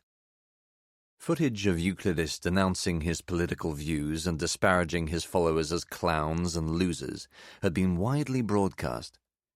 By then, Simakov and Bartok had left him in the hands of Tomas Fratura and two married resurrection activists who had provided the house. They quickly came to realize that Euclidis had been lying in his filmed statements and still adhered closely to the prejudices which had so enraged resurrection. Euclidis developed a reputation among his captors for being charming and intelligent. It was obvious that he was quicker on his feet than Fratura and enjoyed puncturing what he described as his high-minded left-liberal self-congratulation. On several occasions, resurrection volunteers videotaped conversations between Euclidis and Fratura, which were later destroyed when Simakov concluded that Fratura had been made to look a fool. How can you call yourself a feminist when you defend the right of Muslim men to wrap their wives up in black bedsheets when they walk down the street? Fratura had been unable to frame a response. What's modern about that? I'm a gay man with a black boyfriend, but your precious gender and racial signifiers are so fucked up, you think it's okay to kidnap me on the street with an assault weapon and keep me in captivity for 6 months just because we disagree on abortion and climate change? Who's the really dangerous person here, Thomas, you or me? Fratura eventually left Euclidis in the hands of Raymond Powers, a former British civil servant with links to Momentum, who had contacted Simakov on the dark net and travelled to the United States as a volunteer. Powers transported Euclidis to his Brazilian girlfriend's rented house in suburban Indianapolis, where the basement had been converted into a small, soundproofed prison with minimum ventilation. The room was too low for Euclidis to stand up in, and he was chained to a radiator 24 hours a day. Approximately 3 weeks after Euclidis' arrival at the house, he developed a kidney infection. Rather than risk taking him to hospital or leaving him out on the street to be cared for by a passerby, Powers and his girlfriend, Barbara Salgado, took the decision to leave him in the basement with a supply of food and water and some antibiotics. His health deteriorating, they packed their few belongings into a GMC Yukon and drove to Indianapolis International Airport, where they caught a flight to London via Newark. A fortnight later, in the same week that Ivan Simakov was killed in Moscow, Raymond Powers was arrested by British police on charges of premeditated grievous bodily harm. He was sentenced to 3 years' custody in HMP Pentonville. Salgado, who had been subjected to physical abuse throughout their relationship, recovered from her injuries and moved back to Brazil. She did not tell the British authorities about the whereabouts of Otis Euclidis. The house in Indianapolis remained empty for more than a year. Chapter 16. Carradine woke up at 9 with a heavy head, went down to the pool, swam 30 laps, and sat in the sauna thinking about Lara Bartok. He still had her photograph. He still had the Rodriguez passport and credit card. Mantis did not know that Carradine had identified her as Ivan Simakov's estranged girlfriend, nor did he know that he had seen photographs of Bartok on Ubakir's phone. During breakfast, he resolved to keep looking for her. Screw Mantis and screw his WhatsApp message. The idea became a fixation. Should Carradine find her and be able to pass her the documents given to him by the service, Bartok would be saved and his reputation restored. He did not want to return to the mundanity of his working life, the same groundhog routine day after day, without at least putting up the semblance of a fight. He went back to his room and packed his bags. He took the items out of the safe, wondering why Mantis had not sent any further messages. Surely he knew about the memory stick and was expecting Carradine to deliver it. Perhaps he was taking on trust the fact that Carradine would fly home from Marrakesh and hand it over. After all, what other course of action was available to him? He took a cab the short distance to Gare des Voyageurs. The first-class carriages were full, so Carradine bought a second-class ticket, sitting on his suitcase in the shade of the platform as passengers from Marrakesh began to crowd around him. He was one of only half a dozen foreigners in the station. 2 French girls in their 20s were taking giggling selfies a few feet from where he was seated. A Spanish couple, closer to his own age, were waiting on the southern side of the platform, both engrossed in books. At the opposite end, where Carradine expected the first-class carriages to pull in, an elderly man in a Panama hat was engaged in conversation with a member of the station staff. Carradine picked at the idea that he was a British or American official sent to watch him, but knew from his understanding of overseas surveillance operations that locals would have been hired for such a job. On that basis, he had no chance of knowing whether or not he was being tailed. With another 15 minutes before the train was due to arrive, there were already at least 70 Moroccans on the platform, any one of whom could be keeping an eye on him. The train was half an hour late. In the scramble to board, Carradine found himself at the front of a crush of passengers, each of them rushing forward to grab a seat. It was fiercely hot in the carriage, and no quarter was given as people shoved and barged their way through. Carradine was still dogged by a black mood of annoyance and pushed through forcefully until he had managed to sit by the window at a table occupied by a husband and wife and their 2 small children. The father nodded at Carradine politely as he stowed his luggage overhead. Those passengers who had been unable to find a seat were packed tightly in the aisles, reaching out to steady themselves as the train pulled away. The carriage was mostly filled with young Moroccans chatting to one another in Arabic and communing with their mobile phones. Across the aisle, a man with a neat moustache had opened a briefcase and was busy flicking through the pages of a file. Carradine succumbed to the paranoid notion that he was under surveillance. Yet he could not tell who was watching him nor exactly how many people had been tasked with the job. An attractive woman of about 30 was standing nearby and kept smiling at him, but he could not know if she was a honey trap set by Moroccan intelligence or just a pretty girl passing the time by flirting with a foreigner. In a fleeting moment of dread, he thought that he saw the face of Hulse at the back of the carriage, but a second look confirmed that it was just his mind playing tricks. Drifting off to sleep in the clogging afternoon heat, Carradine thought it more likely that the Americans would have organized for a team to be waiting for him at the station in Marrakesh.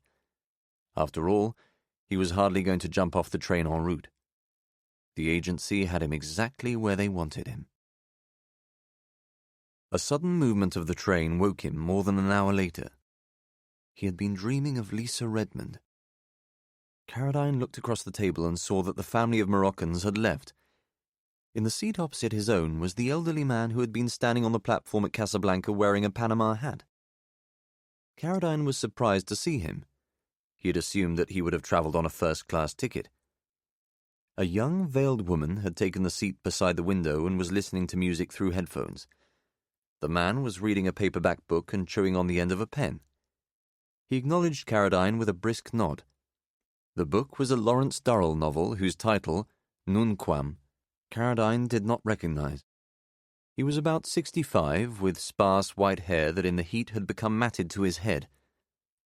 There was a bottle of water in front of him, 2 overripe bananas and an unopened packet of Bonne Maman biscuits. There had been no food for sale at Gare des Voyageurs save for a snack bar selling nuts and crisps. Carradine had bought a tube of Pringles and a bottle of water, both of which were in his suitcase. He was hungry after his siesta. He was about to stand up and fetch them when the man lowered his book and touched the packet of biscuits. "Would you like one?" He looked for all the world like a well-educated, retired Englishman of a certain class and background, but the accent was Central European, possibly Czech or Hungarian. "If you've got a spare one, thank you." The man smiled in a slightly self-satisfied way and prized open the packet of biscuits. He had large, thick hands with incongruously manicured nails. He was wearing an antique wristwatch with a signet ring on the little finger of his left hand. Carradine assumed that he was comfortably off. His pale blue cotton shirt and beige linen jacket were of high quality, and his shoes, at least the one that Carradine had glimpsed beneath the table, expensive Italian loafers. "Are you going all the way to Marrakesh?" the man asked, holding up the packet. It was noticeable that he did not offer a biscuit to the bearded Moroccan nor to the veiled woman sitting beside Carradine. This minor detail was enough to make the already paranoid Carradine think that he had been singled out for attention and that their encounter was not a coincidence. "I am," he replied, taking 2. "You?" "Indeed. We are still 2 hours away, I think." "That far?" Carradine did not feel like talking, yet was pinned beside the window with no chance of escape. It transpired that the price of 2 biscuits was a conversation of blistering tediousness, covering the man's views on everything from Brexit to the difficulty of obtaining a reasonably priced bottle of French wine in Morocco. Caradine suffered in polite silence, occasionally tuning out to look at a cactus crop at the side of the railway or to follow the progress of a donkey and cart bumping along in a small rural settlement.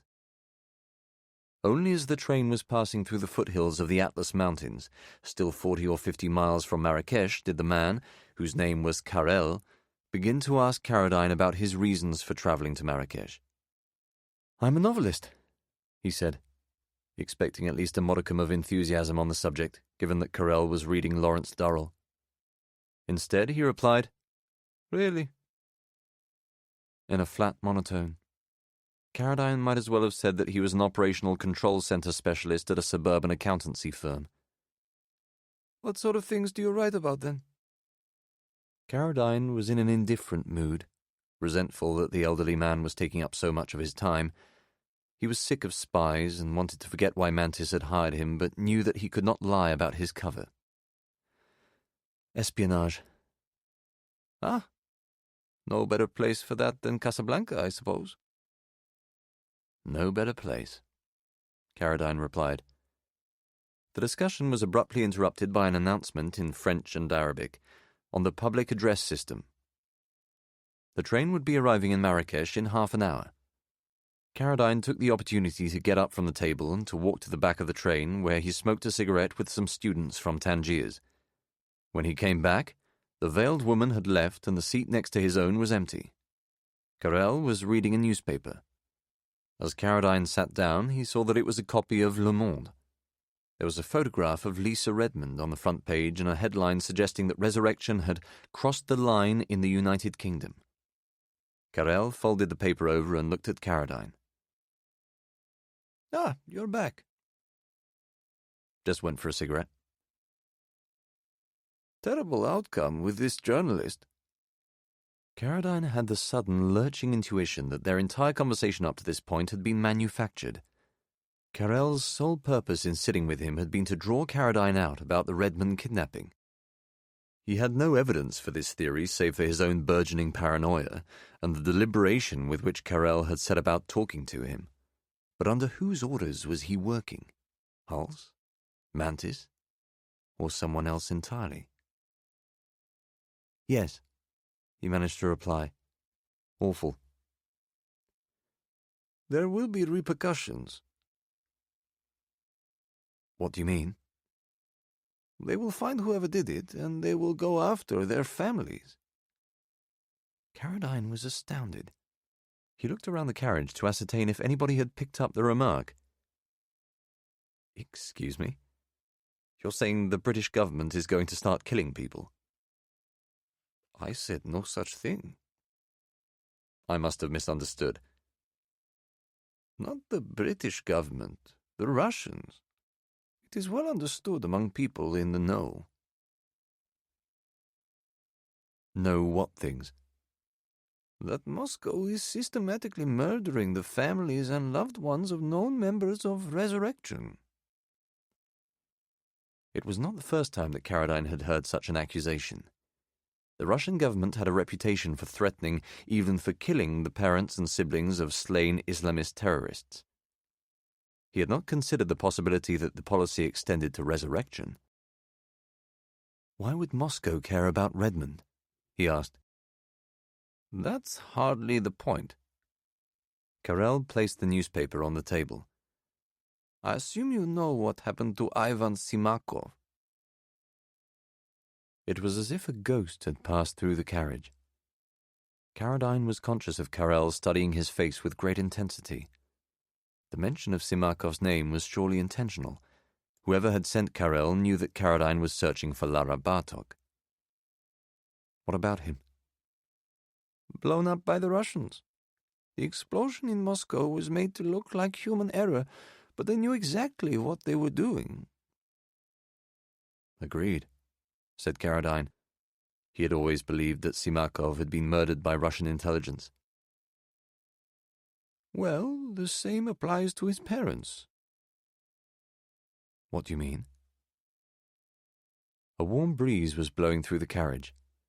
Carrel had eaten one of the disintegrating bananas. He used the discarded skin to weigh down the pages of his newspaper. "I am retired," he said. "I speak Hungarian, German, English, French, and Russian. I use my time to educate myself. I have met intriguing people in the course of my life, politicians, journalists, civil servants, academics, and these people tell me intriguing things."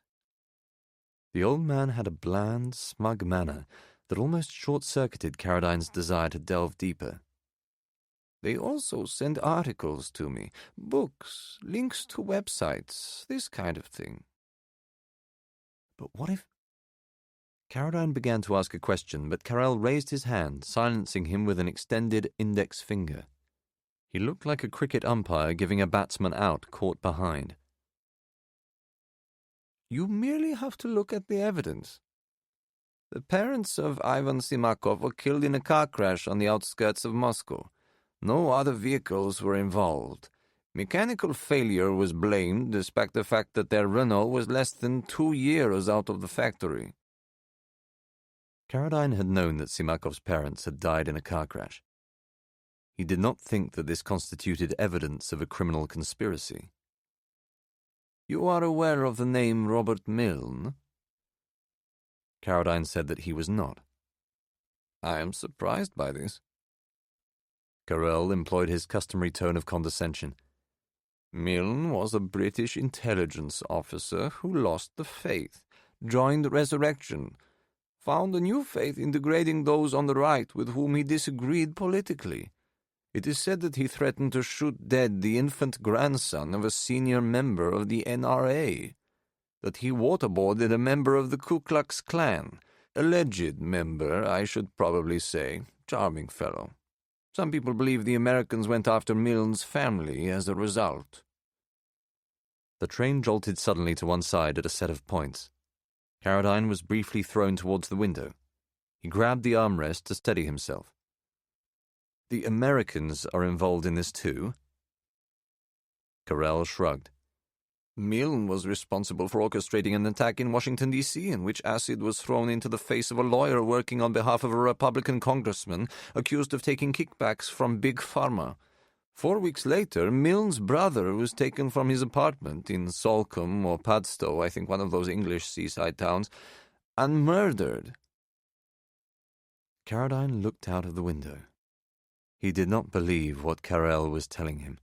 The man was likely a fantasist, a spinner of tall tales and conspiracy theories. The American intelligence community would no more embrace a policy of state-sponsored assassinations against the families of suspected resurrection activists than they would relocate Langley to the Gobi Desert. It would be political and moral suicide. If this is a policy to deter people from joining Resurrection, how come more hasn't been heard about it? He asked. The train was passing through the suburbs of Marrakesh. In his romantic imagination, Carradine had expected mud huts and camels, mosques and souks, but the outskirts of the city were wastelands of concrete housing and roads cluttered with litter. Carrel shrugged a second time. He had the self-important man's habit of suggesting that society was beset by depths of ignorance and sloth which caused him great anguish, that his own personal philosophy was the one true way, and that it was only a matter of time before mankind realized this and came to share Carrel's world view. "There has been plenty said about it," he replied, "plenty written. But perhaps it is not in the British media's best interests to accuse their governments of targeted killings against their own civilians." "Hang on," said Carradine with a tone that he hoped would convey his contempt for Carrel's theory. "Are you suggesting the British are involved as well?"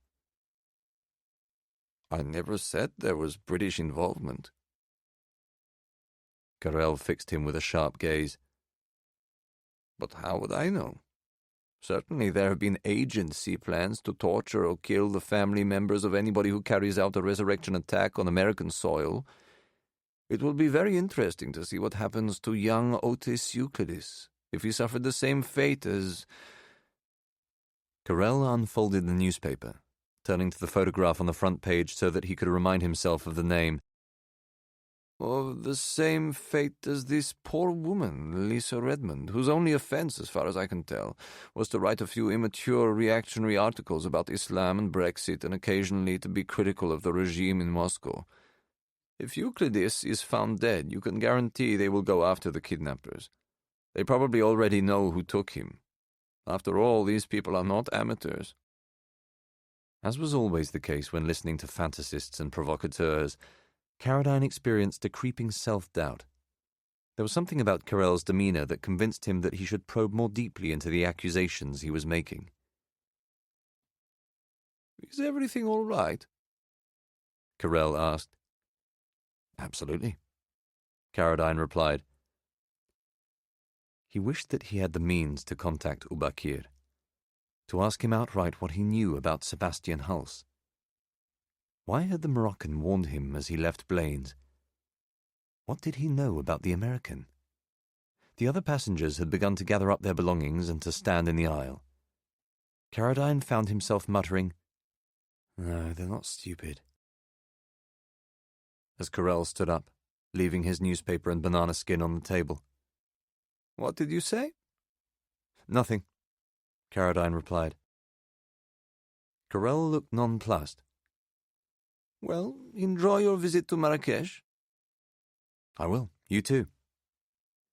Carradine wondered if they should swap numbers. "Do you have a card?" he asked.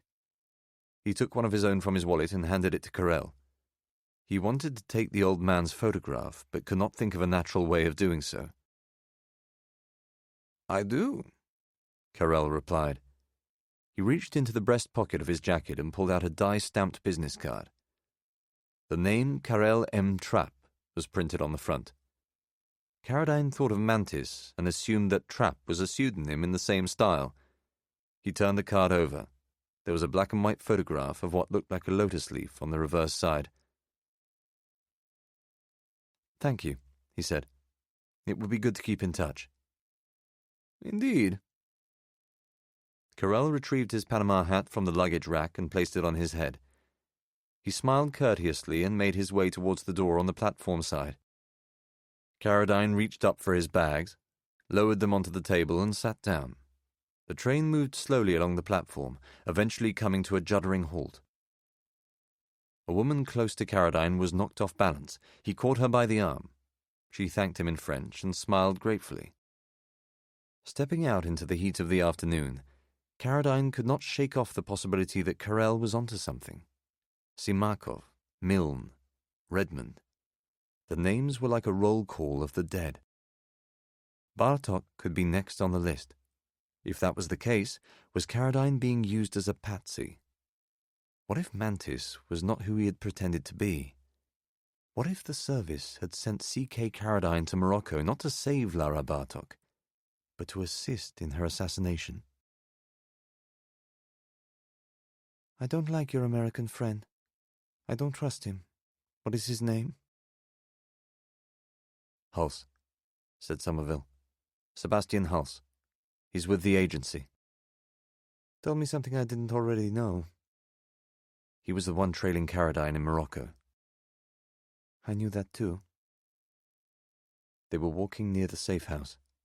Bartok was wearing sunglasses with a hat pulled down low over her head. Somerville hadn't eaten in over 6 hours and was cranky for a cigarette. "What happened to Kit after he left the boat?" Bartok asked. "I'm afraid I'm not at liberty to say." "Why not?" "Because we don't yet know all the facts." Bartok took off the sunglasses. She wanted him to be able to see the despair she was feeling. "I don't believe you. You know exactly what happened to him. You have all the facts, all the information, but you refuse to tell me. Lara, where is he? What happened to him?" "Let's go back to the flat." She tucked the sunglasses into the pocket of her coat and turned away. Somerville's willpower broke, and he finally succumbed to the desire for a cigarette, only to reach into his jacket and realize that he had left the packet at home. "Let's finish the interview. Get it done," he said. "Afterwards I can tell you everything you need to know about Carradine." everything I want to know, not just need to know," she said. "You don't control that." He was astonished to see a tear in her eye. Bartok wiped it away and turned in the direction of the safe house. "Fine," he replied. "I'll answer all your questions." "All of them," she said. "Let's get it done." Secret Intelligence Service Eyes Only Strap 1. Statement by Lara Bartok, Laszlo. Case Officer JWS STH, Chapel Street. Ref. Resurrection, Simakov, Karadine. File RE2768X, Part 3 of 5. I left Ivan Simakov in New York.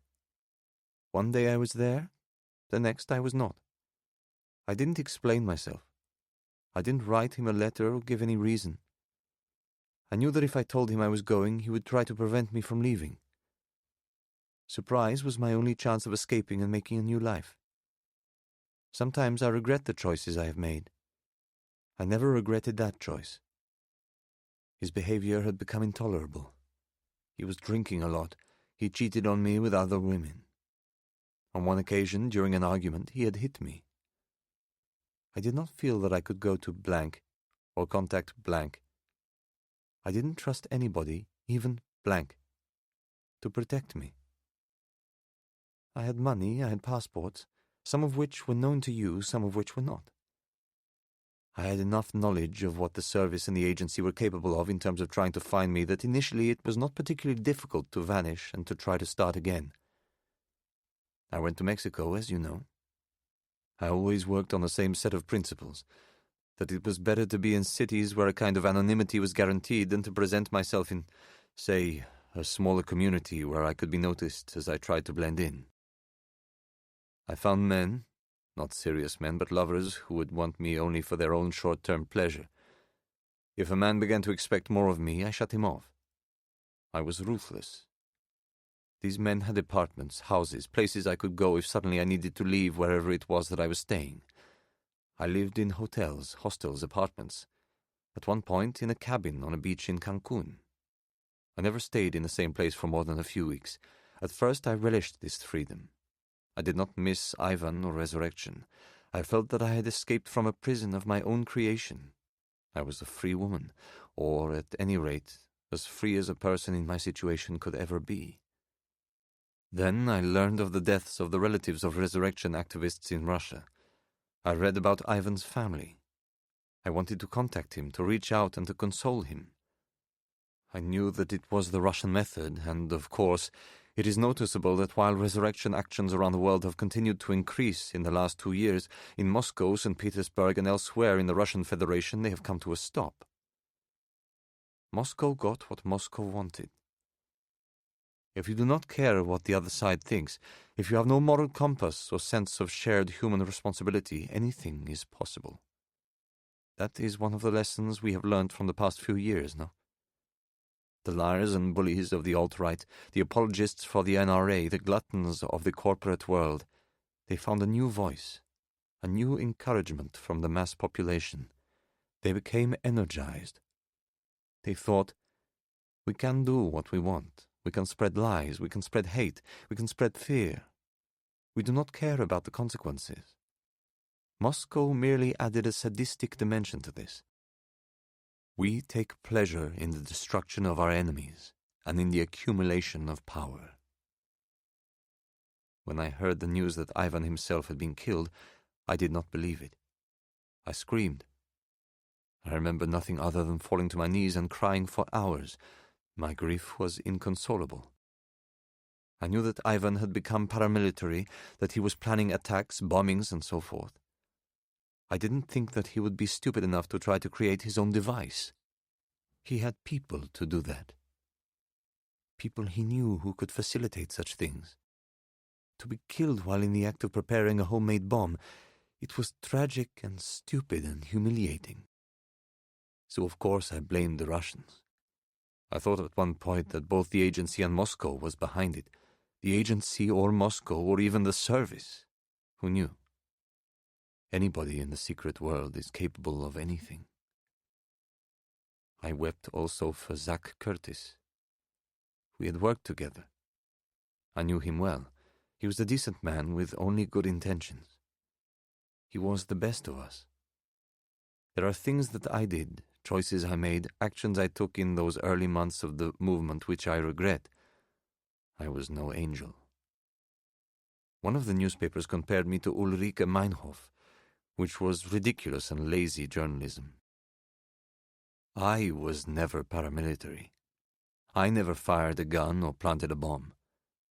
But I was vicious, at times cruel. Zach was better than that, purer. He had joined Resurrection because he believed in the power of individual action. He believed that one man can change the world by his deeds, however small. Zach had a favorite analogy. He would say, "Resurrection will be like the effect of closed-circuit cameras on criminals. If a thief knows that his robbery of a convenience store or the mugging of a defenseless old lady is going to be recorded by CCTV and submitted to the police for prosecution, he stops robbing the convenience store. He does not mug the old lady. Suddenly he is accountable. He begins to think about his behavior and to reform." That was all Zach wanted. Reformed behavior. A greater accountability.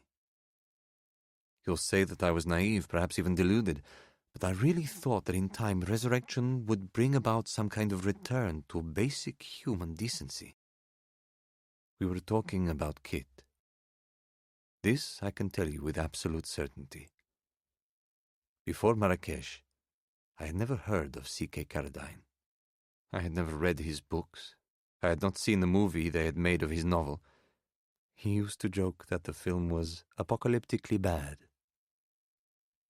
His work and career had passed me by. I knew nothing about him personally.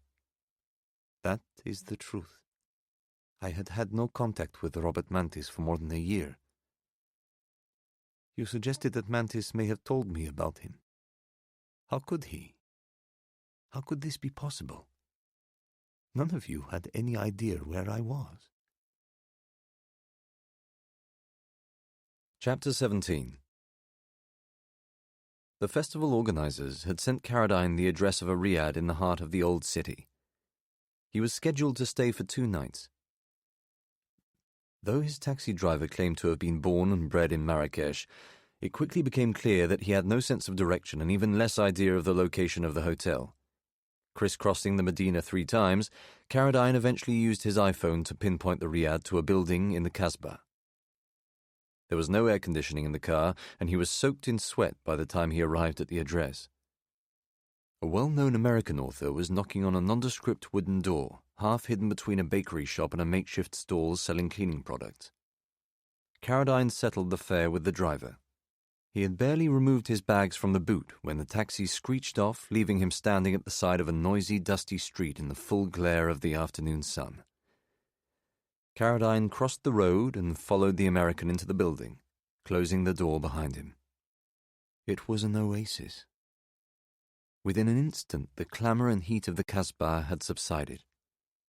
Carradine walked along a narrow passageway towards a reception desk where a young male Moroccan was attending to a guest. Both were speaking in Arabic. On closer inspection, Carradine recognized the guest as an Irish novelist, Michael McKenna, who had won a prestigious award for his most recent book. A genial middle-aged Frenchman with a trimmed goatee appeared from a side door and introduced himself as the owner of the hotel. After 5 minutes, Carradine had been checked in and showed to his room at the edge of a pretty tiled courtyard with a fountain at its center. The only sounds were of bird song and cascading water. He left his bags in the room and explored the rest of the building, passing beneath a series of exquisitely carved Moorish arcades offering glimpses into dark, secluded rooms furnished in leather and mahogany. A woman in a dark green bikini was sipping a glass of mint tea beneath a parasol at the side of a long rectangular swimming pool. The pool was lined on both sides by orange trees in full fruit. Beneath them, dining tables covered in white linen cloths had been set out in neat rows. Carradine felt as though he had been deposited in a travel brochure for the super-rich. Enjoying yourself?" He turned around. The question had been directed at another guest, a celebrity historian with a nest of peroxide blonde hair whom Caradine recognized from the television. Behind him, standing in a small group at the edge of a tiled colonnade, were several other writers and academics clutching cameras and bottles of water. Caradine assumed that they had returned from a sightseeing trip. Under normal circumstances, he would have approached them and introduced himself, but in the aftermath of all that had happened in Casablanca, he felt strangely alienated from his fellow writers. Writer or spy? He was neither one thing nor the other. He walked back to his room and began to unpack. He woke up half an hour later, fully clothed, having fallen asleep on his bed. He looked at his watch. It was almost 6 o'clock. He searched for a safe in the room in which to keep the memory stick and the package for Bartok, but did not trust the small metal box in the wardrobe with only a simple key to secure it. If he was under suspicion, his room would be searched and the envelope discovered in a matter of minutes. Having taken a shower and changed into a fresh set of clothes, Caradine instead took the package and the stick to the reception desk and left them, along with his own passport, in the hotel's safe. A member of staff gave him a receipt for the items, which he placed in his wallet. He drank an espresso in the dining area before leaving the Riad to explore Marrakesh. He wanted to search for Bartok, even if his hopes of finding her were infinitesimally small. Mantis was banking on the fact that she might show her face at the festival, but there was also a slim chance that Bartok would go for a walk in the evening, when the intense heat of the Moroccan day had passed, and risk being seen as she searched for a place to eat. As Caradine walked outside into the chaos of the Kasbah, he recognized the scale of the task facing him. There were hundreds of pedestrians in every direction. It was like looking over a crowded railway station at rush hour. The pavements were so packed, the streets so jammed with cars and buses and bikes, that surely it would be impossible to make out Bartok's face even if she happened to be in the Medina. Almost all the women Caradine saw, locals and foreigners alike, had their heads covered with shawls or hats. Bartok knew that she was being hunted, and had perhaps chosen a Muslim country precisely for this reason. She could conceal her features from the lenses of distant drones and satellites, as well as from the prying eyes of those, like Caradine, who had been sent to look for her. He walked around the Kasbah for more than an hour. He saw a veiled mother, her children in rags, begging at the side of the road, a sign propped up beside them on which had been scrawled in both French and English, "Syrian family in need of help." He saw an ornate green and white painted cart being pulled through the clogged streets by a starving horse, a young couple kissing on the back seat. He spotted hand-painted teapots and wooden chess sets for sale, groups of women sitting on plastic chairs offering henna tattoos to tourists. What he did not see, however, was Laszlo. Twice Caradine took out Bartok's tiny, crumpled photograph to remind himself of her face. He had begun to doubt that he would recognize her even if she passed him at the festival the following day. At around 7:30, he gave up on his fruitless search and settled in a restaurant at the edge of the Place des Ferblantiers, an open square to the south of the Kasbah filled with children playing in the last of the sunlight. He ordered spaghetti bolognese from the Italian page of a pictorial menu and did the Times quick crossword on his iPhone. Just as Caradine's food was arriving, an older couple settled at the next table, placing hats and guidebooks and a Leica camera on the seat closest to him. The woman, who was strikingly beautiful, smiled as she opened the menu. Her husband had gone to the bathroom and she ordered a beer for him. She took out a brochure for the literary festival and began to flick through it. "Are you going?" Caradine asked, leaning across the gap between their tables. "Excuse me?" He put his fork down and raised his voice above the wail of the call to prayer. The woman had an English accent and was wearing a silk headscarf. "Are you going to the literary festival?" "We are," she replied. "Are you?" It transpired that the woman, who introduced herself as Eleanor Lang, was a retired lawyer from Canterbury who had been sailing around the western Mediterranean with her husband, Patrick. They kept a yacht in Ramsgate that was currently moored in the marina at Rabat, and were coming to the end of a 3-week visit to Morocco that had taken them to Chefchaouen, Fez, and the Atlas Mountains. Patrick, who shook Caradine's hand vigorously when he returned to the table, was at least 10 years Eleanor's senior, and had the easygoing charm and worn good looks of a man who had probably made a great deal of money in his life and spent it on at least 2 wives. In appearance, he reminded Caradine strongly of the elderly Cary Grant. "Kit here is a novelist appearing at the festival tomorrow," Eleanor told him. Caradine was tangling with his bolognese. "Really? What sort of novels do you write?" They chatted for more than half an hour, gradually pulling their chairs closer together and sharing recommendations on places to visit in the Medina. Caradine explained that he would be appearing on a panel at 2:00 the following afternoon. Eleanor declared that she would download everything he had ever written. "It's so easy with my Kindle," and promised that they would come to his event. "You really don't have to do that," Caradine told her. "Thousands of better things to be doing in Marrakesh." "Nonsense. We find it so hot during the days, don't we, darling? It'll be nice to be in the air conditioning listening to some intelligent conversation."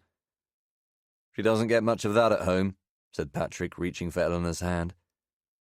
Caradine was reminded of his parents' marriage. Every now and again he would meet a couple who seemed so content in one another's company that it made him yearn for a relationship of his own. "Where are you staying?" he asked. "The Royal Mansour." He wasn't surprised. The Leica was state-of-the-art. Eleanor and Patrick were wearing his and hers Omega wristwatches. Their yacht, an Oyster 575, had been built on spec 3 years earlier. They could afford $500 a night at the Mansour. "I hear it's nice," he said, and listened as Patrick talked about his career in advertising and his second incarnation as a property developer. The conversation felt like the first authentic, relaxed interaction Caradine had experienced since leaving London. Initially, it had occurred to him that they might have been service personnel sent to watch over him, and that the meeting in the restaurant had not been a chance encounter. Yet Eleanor and Patrick had seemed so relaxed and happy, and their legends so watertight, that Caradine had quickly set aside any doubts. It was almost 8:30 by the time he had settled his bill and said good night. They swapped numbers and promised to meet after the panel the following afternoon. "You can sign one of your books for my daughter," said Patrick. "Happy to," Caradine replied. "She's single," said Eleanor with a stepmother's knowing wink. "Doctor lives in Highbury." Caradine went out into the square. Darkness had fallen and swifts were swooping over the rooftops in the moonlight. He walked back in the direction of the Riad, quickly becoming lost in the switchback side streets of the souk. Mopeds came at him from both directions, buzzing and weaving along the narrow alleyways. He learned to hug one side of the street and to trust that the drivers would steer around him, just as they steered around the other pedestrians wandering past the jewelry stores and carpet sellers and barber shops lining the souk. Men pushing metal trolleys piled high with boxes would appear suddenly from side alleys, clattering and bouncing along the uneven lanes. There was a constant noise of engines and conversation, smells of exhaust fumes and burning charcoal cut by mint and cumin and manure. Caradine studied the faces of passing women but saw nobody who resembled Bartok.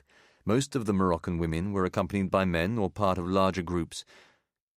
In an hour he saw only 2 or 3 female tourists walking on their own. Eventually he came into a large open area lined on one side with brightly lit stalls selling orange juice and fresh fruits. Caradine assumed that they had reached Jama el Fna, the great square at the western edge of the souk which he had spotted earlier from the cab.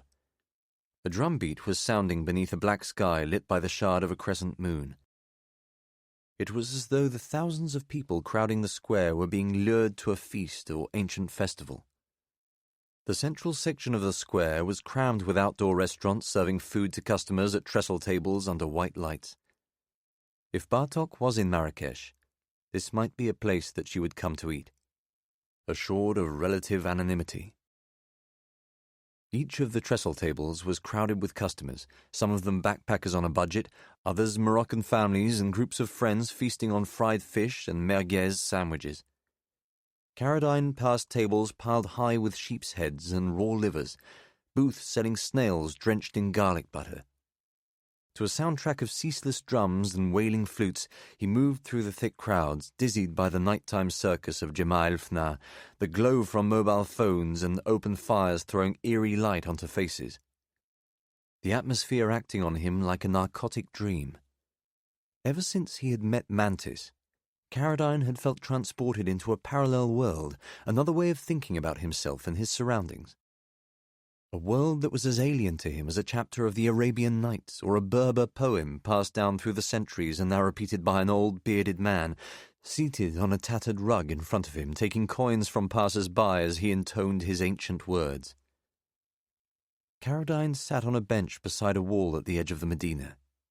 He had bought a half-litre bottle of water from a stall in the square and drank it while smoking a cigarette. He looked at his watch. It was already 10 o'clock, but the city showed no sign of slowing down. The pavements were still packed with pedestrians flowing in and out of the Medina. The traffic on the road leading north into Gueliz was almost bumper to bumper.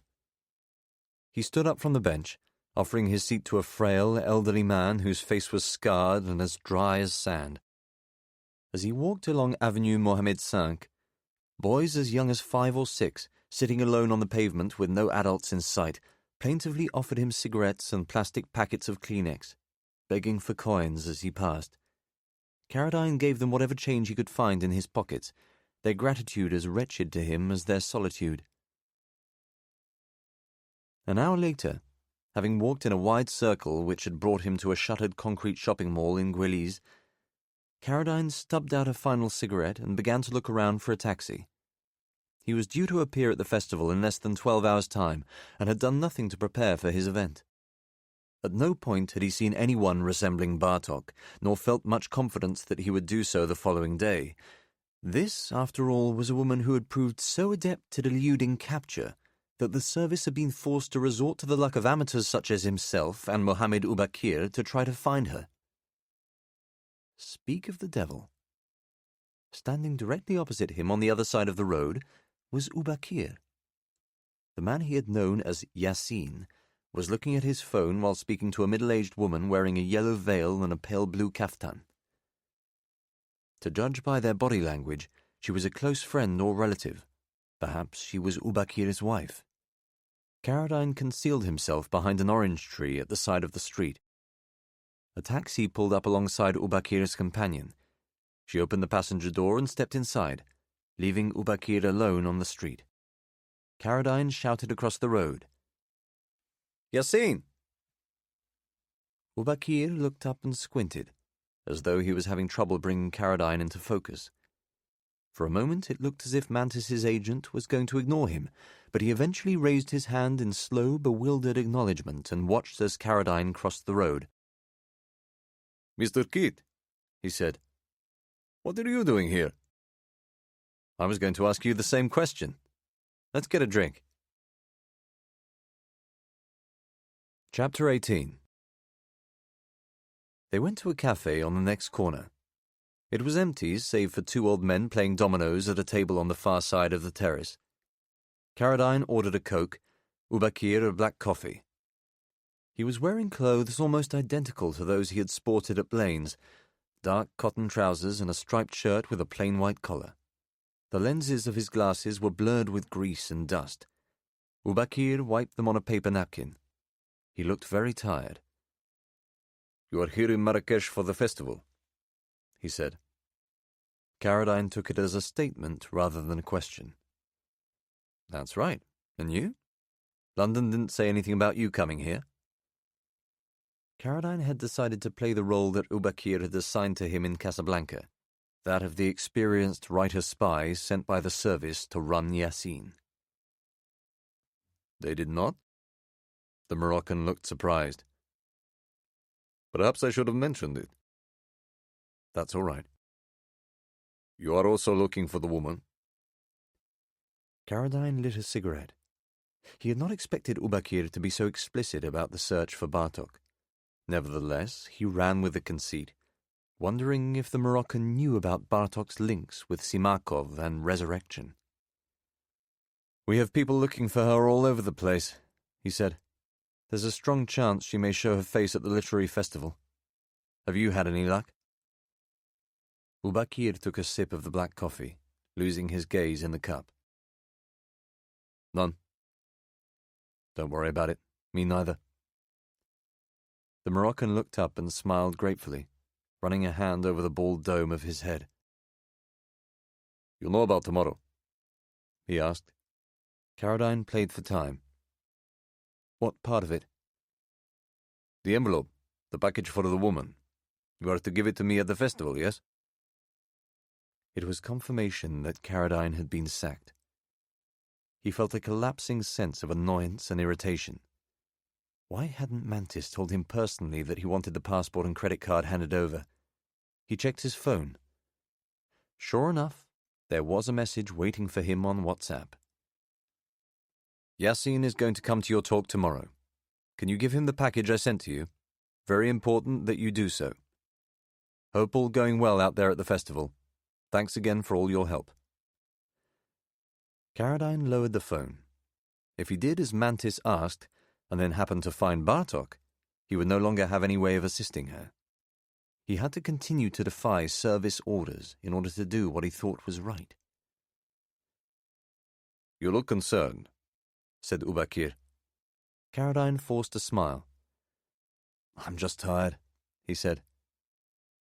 "You are tired." Ubakir's temper suddenly flared. He drained his coffee, setting the cup down angrily. "I am risking my life for you, my family, my job. I did not expect to do this sort of work when I agreed to help your country." Caradine found himself in the unusual position of pretending to be a bona fide British intelligence officer trying to mollify a service agent on behalf of a man who had just fired him for incompetence. "Yassine," he said, wondering if he should have referred to Ubakir as Mohammed. "Please, we understand the risks you are taking. The service is very grateful for the sacrifices you are making. Believe me, I know the strain you are under." "Yet you are the one who complains of being tired." Caradine squeezed the Moroccan's forearm in an effort to reassure him. "I'm sorry. It was ridiculous of me to talk about my own tiredness when you are the one under stress." He was as bemused by his ability to act out the part of an agent runner as he was bewildered by Ubakir's willingness to lap it up. "What can we do to help you? Do you want to go back to Rabat?" The Moroccan's pride prevented him from yielding to Caradine's suggestion. With a stiff shake of the head, he folded his arms and looked out at the street. "I am fine," he said. "I am just concerned about the American, that is all." "Do you mean the man in Blaine's?"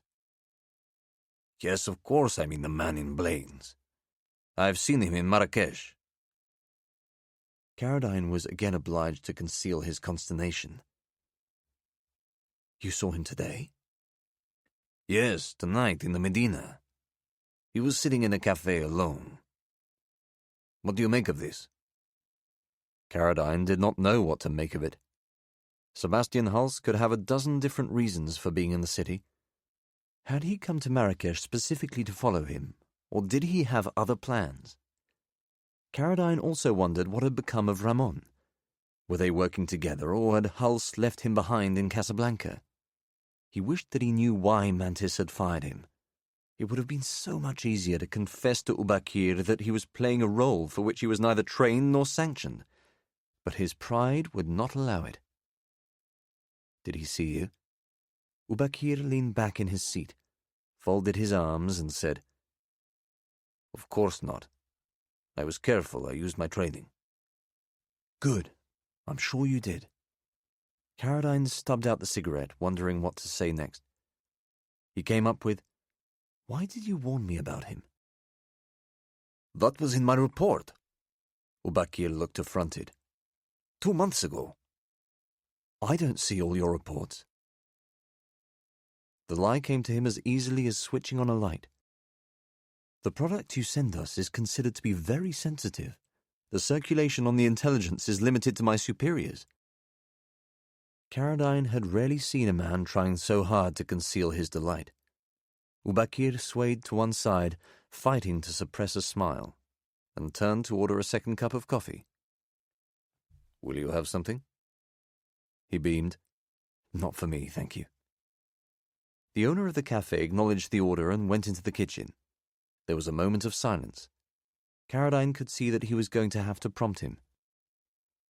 "You were going to tell me about Sebastian Hals." "Oh, yes." Ubakir lowered his voice and leaned forward. There was no chance that they could be overheard.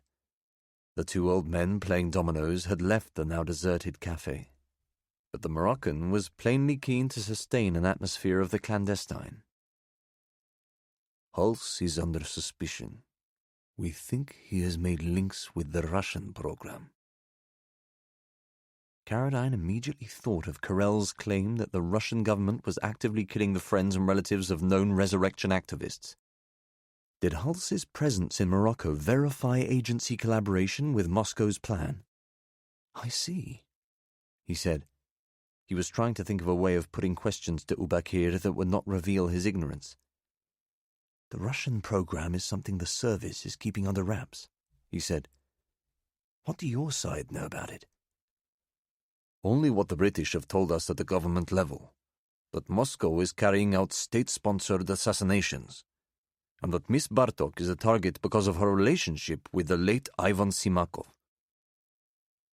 So Carell wasn't just a jumped-up fantasist peddling conspiracy theories to strangers on a train. The threat against Bartok was real. "And you think Ramon and Hals are involved with them?" For the first time, Ubakir looked at Caroline with a degree of suspicion. "That is not for me to say," he replied. Caroline could sense his reluctance to continue with the conversation. Partly out of irritation, partly out of a desire to push Ubakir into further indiscretions, he took a risk. "It's something that London is worried about." He lit another cigarette, trying to look nonchalant. "We've known about the Russian policy for some time. We've been trying to find out what's going on from the American side." Ubakir shrugged. He would not be persuaded to talk in more detail about what he knew. Perhaps he had concluded that Caroline was too far down the pecking order to be trusted with such sensitive information. "Well, no doubt we shall see," he said. Caroline indicated that the owner was coming back with the second cup of coffee. With the obvious purpose of changing the subject, Ubakir embarked on a discussion about tourism in Marrakesh. Less than 5 minutes later, he had finished the coffee and proposed that they go their separate ways. "Why don't you meet me at my riad tomorrow afternoon?" Caroline suggested. "Is 5 o'clock okay? I can give you the package." "That would be great." They swapped numbers. Caroline gave Ubakir the address of the riad, realizing that he would only have a few hours the following day in which to try to find Bartok. That idea now seemed increasingly pointless. He would need to spend the morning preparing for his panel. They hailed separate cabs, Caroline reaching the riad a short time later and banging repeatedly on the wooden door before it was opened by a sleepy night manager in a stained shirt. He was asked to show some identification before being allowed inside. "I'm sorry, sir," the night manager explained, once it had been established that Caroline was a guest. "We have many people trying to come into the hotel. It is my job to keep you safe, to preserve your privacy." It was only when Caroline was back in his room, swallowing a sleeping pill and setting his alarm to wake him in less than 5 hours' time, that he began to question whether he should blow the whistle on what he had discovered. A secret Russian plan to kill the innocent friends and family members of known resurrection activists, a plan with possible American involvement, was a scandal. He had signed the Official Secrets Act, yes, but what was to prevent him contacting one of his old colleagues from the BBC and leaking the story? Something had to be done, not only to protect Bartok, but also to expose whoever was behind the alleged plot. Yet Caroline had no evidence to support Carell's theory, nor any way of finding out if Ubakir had been telling him the truth. What he needed was proof. Chapter 19. The chambermaid's name was Fatima. She had been working at the Sheraton for 4 years, starting in the laundry, graduating to rooms when one of the girls got married and moved to Fez. Fatima was 31. She had 2 children, a boy of 6 and a girl of 4, with her husband, Nurdin, who was a builder, Every now and again she would come into conflict with a guest. Usually it was with men, very occasionally with the foreign women who stayed in the hotel. They would shout at her, they would curse, barking orders to change the towels or find softer sheets or make sure they were not overcharged for the minibar. Often Fatima would walk in and find guests asleep or wandering naked around the room. On a few occasions she had opened the door and heard couples having intercourse in bed. All of this was a normal part of her job. She liked the Americans best because they made sure to leave her money when they left. One man from San Francisco told her that tipping was like the time zones on a map. The further east you went, chasing sunsets, he called it, the less generous people became. Only on 2 occasions had she experienced serious trouble with a guest. Very soon after she had first started cleaning the rooms on the upper floors of the hotel, she had encountered a man who was drunk and became very aggressive towards her, closing the door on the room and pushing her up against the wall. Fatima had managed to escape, and the guest had subsequently been questioned by the police. She later discovered that he had been mixing prescribed medications with alcohol, and that a French diplomat had been summoned from Rabat to represent the guest's interests with the police and with the hotel management. Never before had any kind of financial offer been made to her. The Spanish man who propositioned her on Tuesday evening was disgusting, his clothes dirty, his skin covered in tattoos and thick black hairs. He offered her 200 euros to stay in the room with him, waving the money in his hand back and forth with a revolting smile on his face, as though he believed that everything could be bought in Morocco, that he could own any woman. Fatima had never been told that she was beautiful. She did not think of herself as an attractive woman, as the sort of person in whom a guest would be interested for sex. The Spanish guest, she discovered that his name was Ramon Basora, had not seemed drunk or high on drugs. He was instead most probably one of those men who needed a woman all the time, in the same way that some people could not help themselves eating too much or drinking excessive quantities of alcohol. The Spaniard was greedy and vain and arrogant. She had told him no and had left the room immediately. All the girls knew the story about the French politician and the chambermaid in New York. They had received advice and training from the management in how to deal with sexual aggression from guests of this kind. Even so, Fatima had been so shocked by the offer, so appalled and upset by what the man had proposed, that she had not reported it.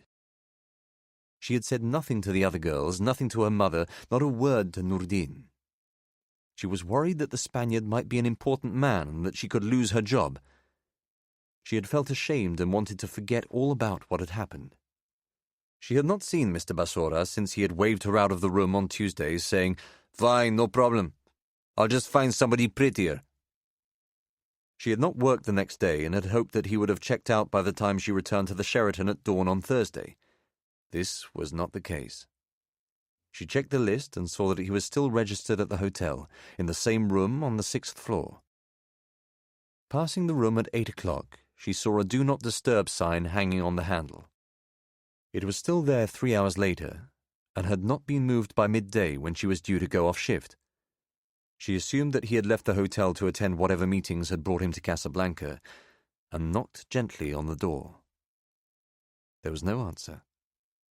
Fatima used her pass card and slowly opened the door, whispering, "Hello, sir, hello," as she walked inside. The stench of vomit was so overpowering that she gagged and went out into the corridor to take a towel from the trolley with which to cover her face. Fatima then returned to the room. A man was lying naked on his back, close to the bed, his eyes open, his mouth hanging slack to one side and filled with what seemed to be dried white paste, like milk which had been left out too long in the sun. She could see a torn condom wrapper on the carpet beside him.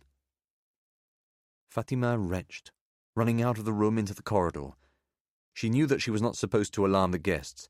She had been trained to be modest in her appearance and behavior, but she screamed as she ran towards a family at the far end of the corridor. There was a man with them. She grabbed him by the arm, imploring him to find a doctor.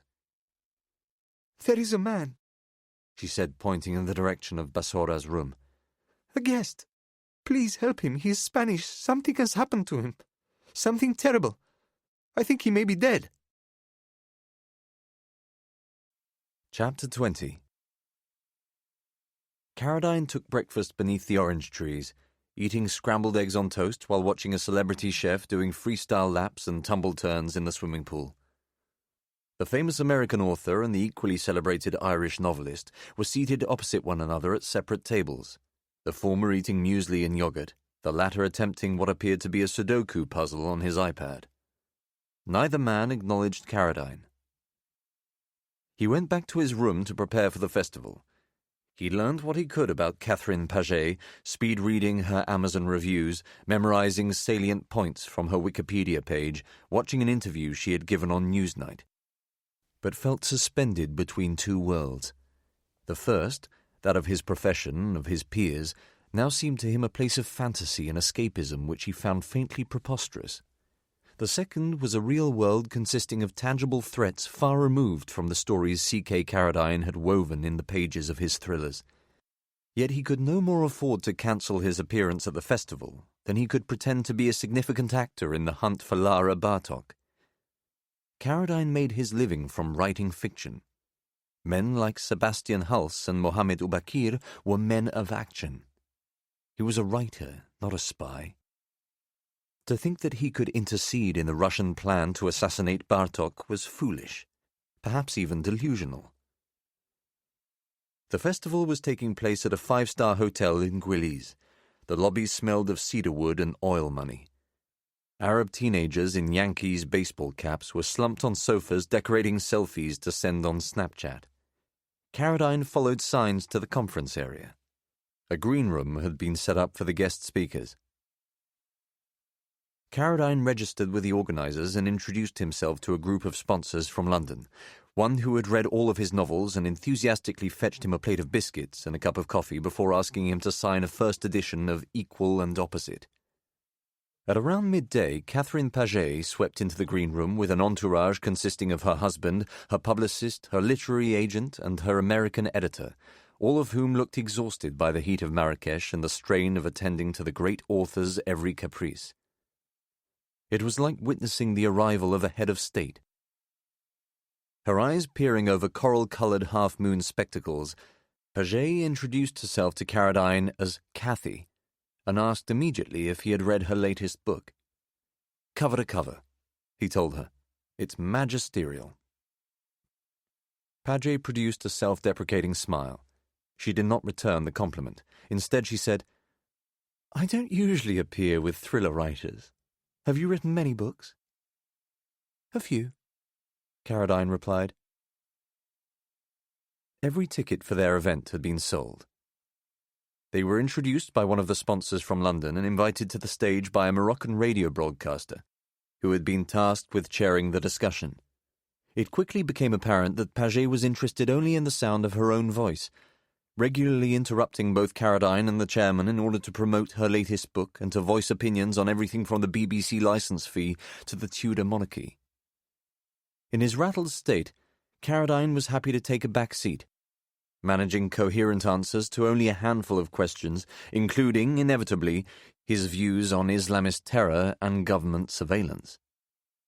Paget was halfway through an interminable monologue about her daily writing routine when Caradine tuned out and glanced around the room. There were perhaps another 5 minutes before the chairman was due to take questions from the floor. The vast majority of the audience was comprised of young Moroccan students and elderly European tourists. Caradine spotted Patrick and Eleanor Lang halfway down the aisle on the left-hand side. He gave Eleanor a discreet nod. Patrick caught his eye, looked in Paget's direction and drew a finger across his throat. Caradine suppressed a smile. He looked back at Paget and tried to concentrate on whatever she was saying.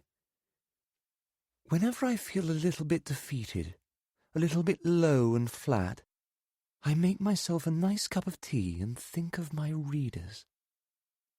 A bashful smile, a modest tilt of the head. "I can remember my last publisher but one telling me that the book I dearly wanted to write simply wouldn't sell in today's marketplace.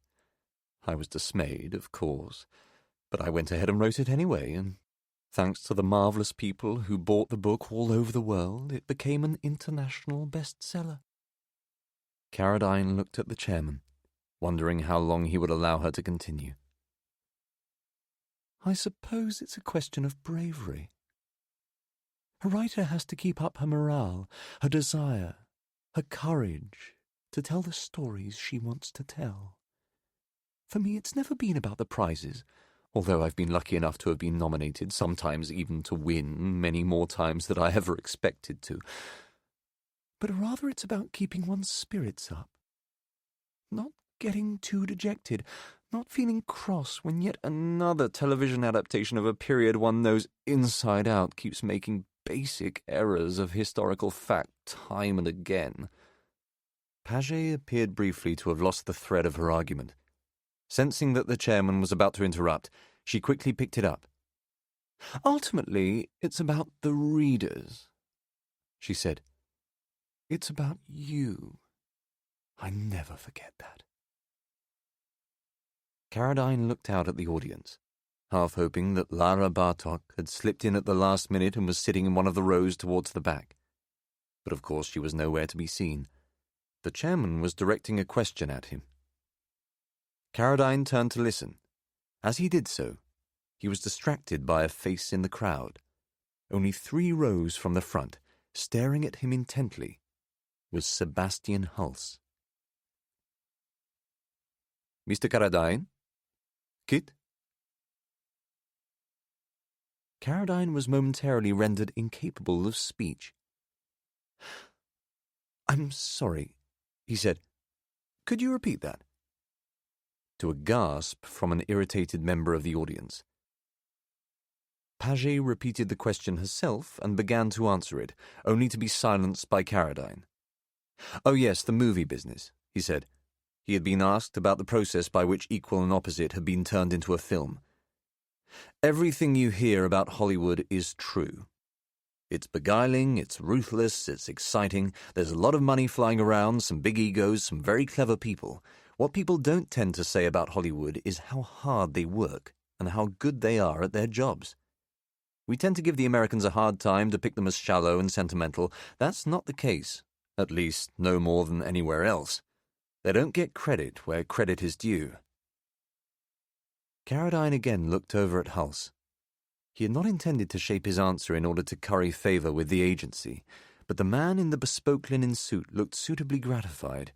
He had a smile on his face that might have been interpreted as encouraging and friendly, but which seemed to Caradine slightly forbidding. He recalled the way Hulse had laid on the charm in Blaine's before more or less ignoring him as he was leaving. Could I speak briefly about my experiences with the various adaptations of my novels? Paget asked. It was a rhetorical question. She had soon embarked on a lengthy critique of Sherlock and Doctor Who before attacking the deleterious effects of Simon Cowell on popular culture. Caradine scanned the room again. There was no sign of Bartok. The event ended shortly afterwards with a series of questions from the audience, most of which, to Paget's palpable fury, were directed at Caradine. Both authors promised to sign copies of their novels in the pop-up bookstore adjacent to the conference room. More than 30 people queued for Caradine, the last of whom were Patrick and Eleanor Lang, who told him that they were leaving Marrakesh the following morning to return to Atalanta, their yacht in Rabat. It was absurd the way that ghastly woman monopolized the conversation, said Eleanor as they walked outside into the furnace of the afternoon. Unadulterated egomaniac, Patrick concurred. I've known North Korean dictators who were less self-absorbed. Caradine thanked them for buying the books and wished them a safe trip to Gibraltar, their next port of call. There were perhaps 20 or 30 people milling about outside their hotel in the searing afternoon heat. He wanted only to get back to the Riad, to have something to eat and to swim in the pool. A line of taxis had queued on the road, the drivers arguing with one another for prominence in picking up passengers as they emerged from the hotel. A young Moroccan student approached Caradine and thanked him for the event. Caradine signed a French copy of Equal and Opposite, which the student had thrust into his hands. He was about to hail a taxi when he spotted the Irish novelist, Michael McKenna, standing beneath a palm tree about 20 meters away. Perhaps they could share the ride home. McKenna was talking to a young European woman wearing Audrey Hepburn sunglasses and a cream-coloured headscarf. The scarf completely surrounded her face, but not enough to disguise the fact that the woman was very beautiful. Caroline began to watch her. In order to make eye contact with the great Irish novelist, the woman removed her sunglasses and smiled at something McKenna had said. Caroline froze. McKenna was talking to Lara Bartok. Her face was unmistakable, right down to the slightly crooked front teeth. This was surely the woman in the powder blue bikini with her arm around the waist of the bearded surfer. This was surely the woman from the photograph in The Guardian, the estranged ex-girlfriend of the late Ivan Simakov. Caroline fought the urge to go immediately towards her, to interrupt her conversation and to introduce himself, not as Kit or C.K. Carradine, but as a friend of Robert Mantis. Another student approached him, asking him to sign a book. Carradine did so, unable to take his eyes from Bartok. As he passed the book back to the student, McKenna gestured at one of the drivers and took a step towards the queue of taxis. Was this his opportunity? Carradine turned around, looking for Hulse in the crowds. The American was nowhere to be seen. Why had he come to the event only to disappear afterwards? Was his intention simply to unsettle Carradine, or was he watching him? In the short time that it took Carradine to scan the crowds, both McKenna and Bartok had made their way to a taxi. McKenna held the back door open as Bartok eased inside. Without pausing to worry that he might be under agency surveillance, Carradine whistled for a driver and walked towards the nearest of the taxis on the rank. A young Moroccan man in denim jeans and a Paris Saint-Germain shirt greeted him with a cheery, "Hello there, sir. Where do you go today?" As Bartok's cab pulled off the rank. "You see that taxi?" he replied in French. "Yes, sir." "Follow it." Chapter 21. Carradine tracked McKenna's taxi to the Riad. Instructing his driver to hold back at a distance of about 50 meters, he watched as McKenna emerged from the front seat and opened the door for Laszlo. Like a celebrity ducking through a channel of fans and paparazzi, she hurried into the Riad and quickly disappeared. Carradine paid the driver and jogged the short distance to the front door. He was embalmed in sweat, assaulted by the chaos and noise of late-afternoon Marrakesh. He walked past the reception desk and entered the main courtyard leading out towards the pool. It occurred to Carradine that Bartok might have gone to McKenna's room, that they were already acquainted and that McKenna was passing her a message of some kind. Perhaps he was also working for Mantis. Perhaps they were lovers. The latter possibility seemed highly unlikely. McKenna was a bald, psoriatic Catholic homunculus in his early 60s who had been married to the same woman for 40 years, but anything was possible when it came to the private lives of novelists. Carradine stopped in a short passage leading out to a patio in front of the pool. He could hear McKenna's voice.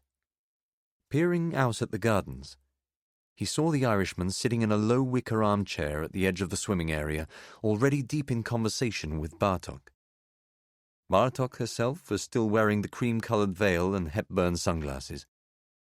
A waiter had brought them a bottle of mineral water and 2 glasses. Hoping to catch Bartok's eye, Carradine walked past their table, eavesdropping on the conversation as he stuck his hand in the shallow end of the pool, ostensibly testing the temperature of the water. "This is what is so interesting about your books." Her voice was exactly as Mantis had described. Ingrid Bergman speaking fluent, heavily accented English. "The ability to sustain a kind of political commitment in literature without losing sight of the essential part of storytelling, which is the characters and the relationships and the way we live our lives, yes?"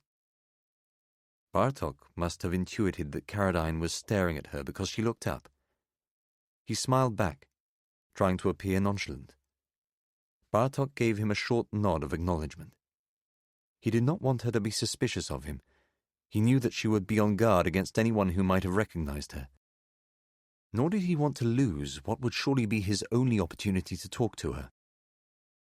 Walking back past the table, he looked down at McKenna and muttered, "Forgot my goggles," a remark to which neither McKenna nor Bartok responded.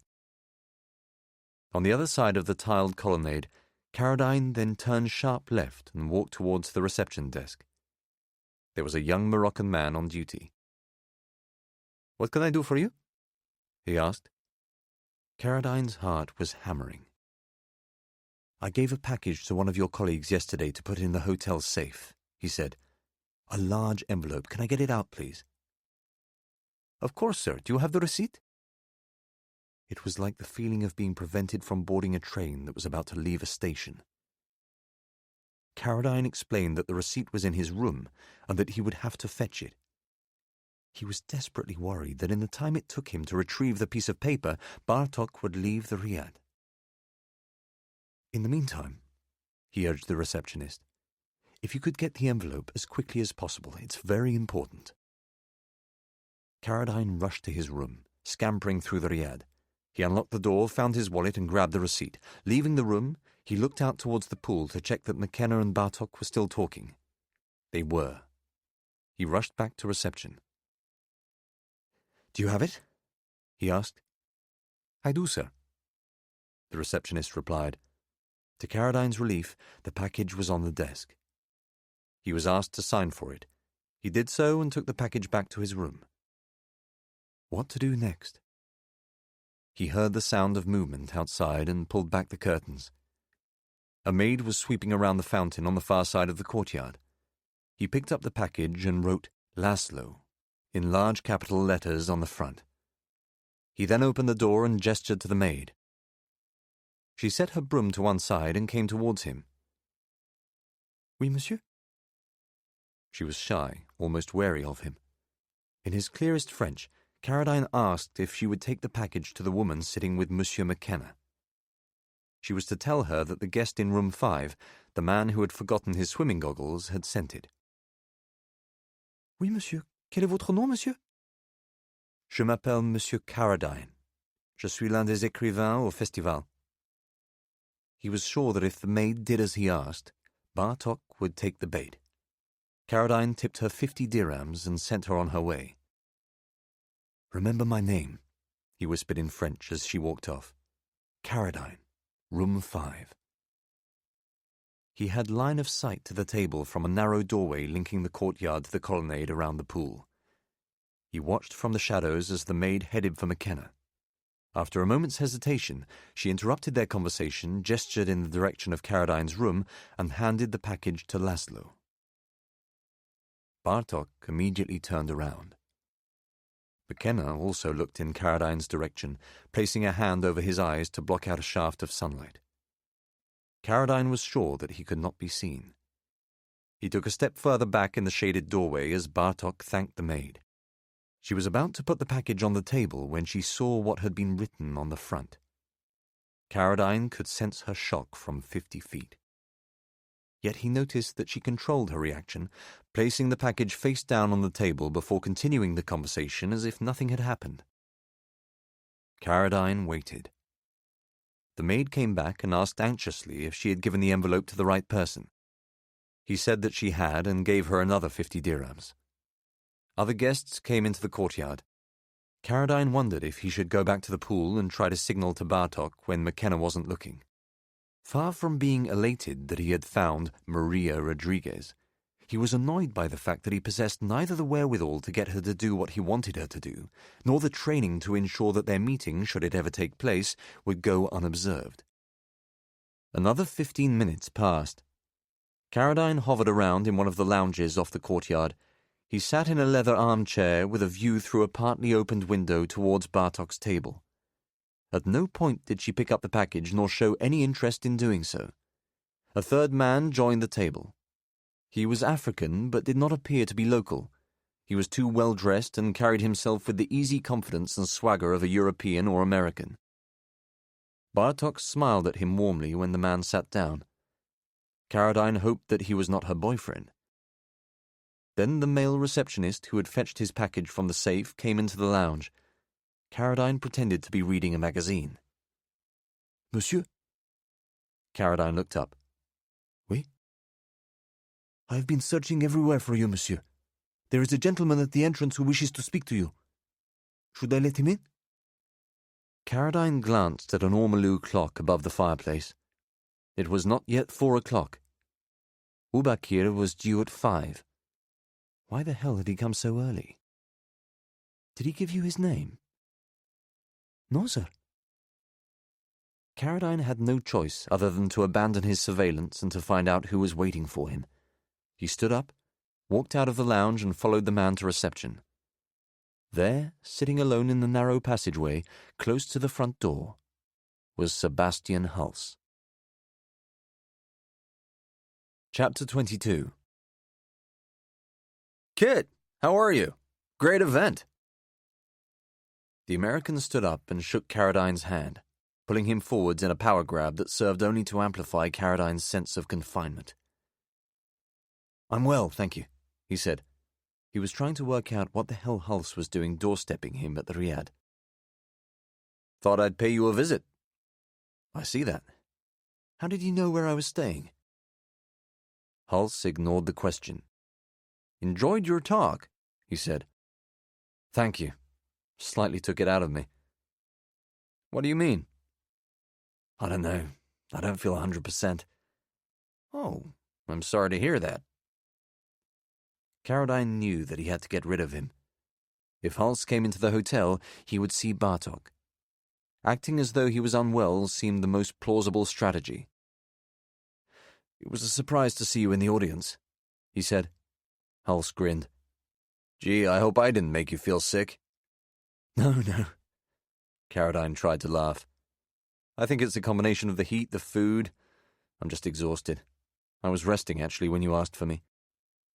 Caradine glanced in the direction of his room, hoping that Hulse would get the point. He looked down and saw that he was holding a copy of one of his books. "You bought one?" he exclaimed with more enthusiasm than he had intended. "That's right." "And you came all this way just to ask me to sign it?"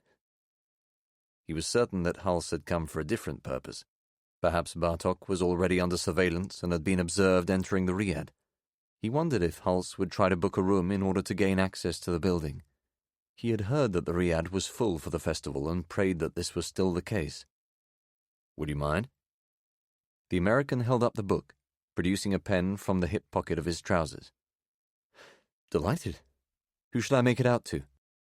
"How about my wife?" Caradine thought of Salma and Mariam, of Hulse's hand on Salma's thigh. "Sure. I hope she likes it. What's her name?" "Lara." Caradine had already written 2 at the top of the page. The pen stopped in his hand, a tiny circle of ink forming on the paper as he registered what Hulse had said. "Lara? That's your wife's name?"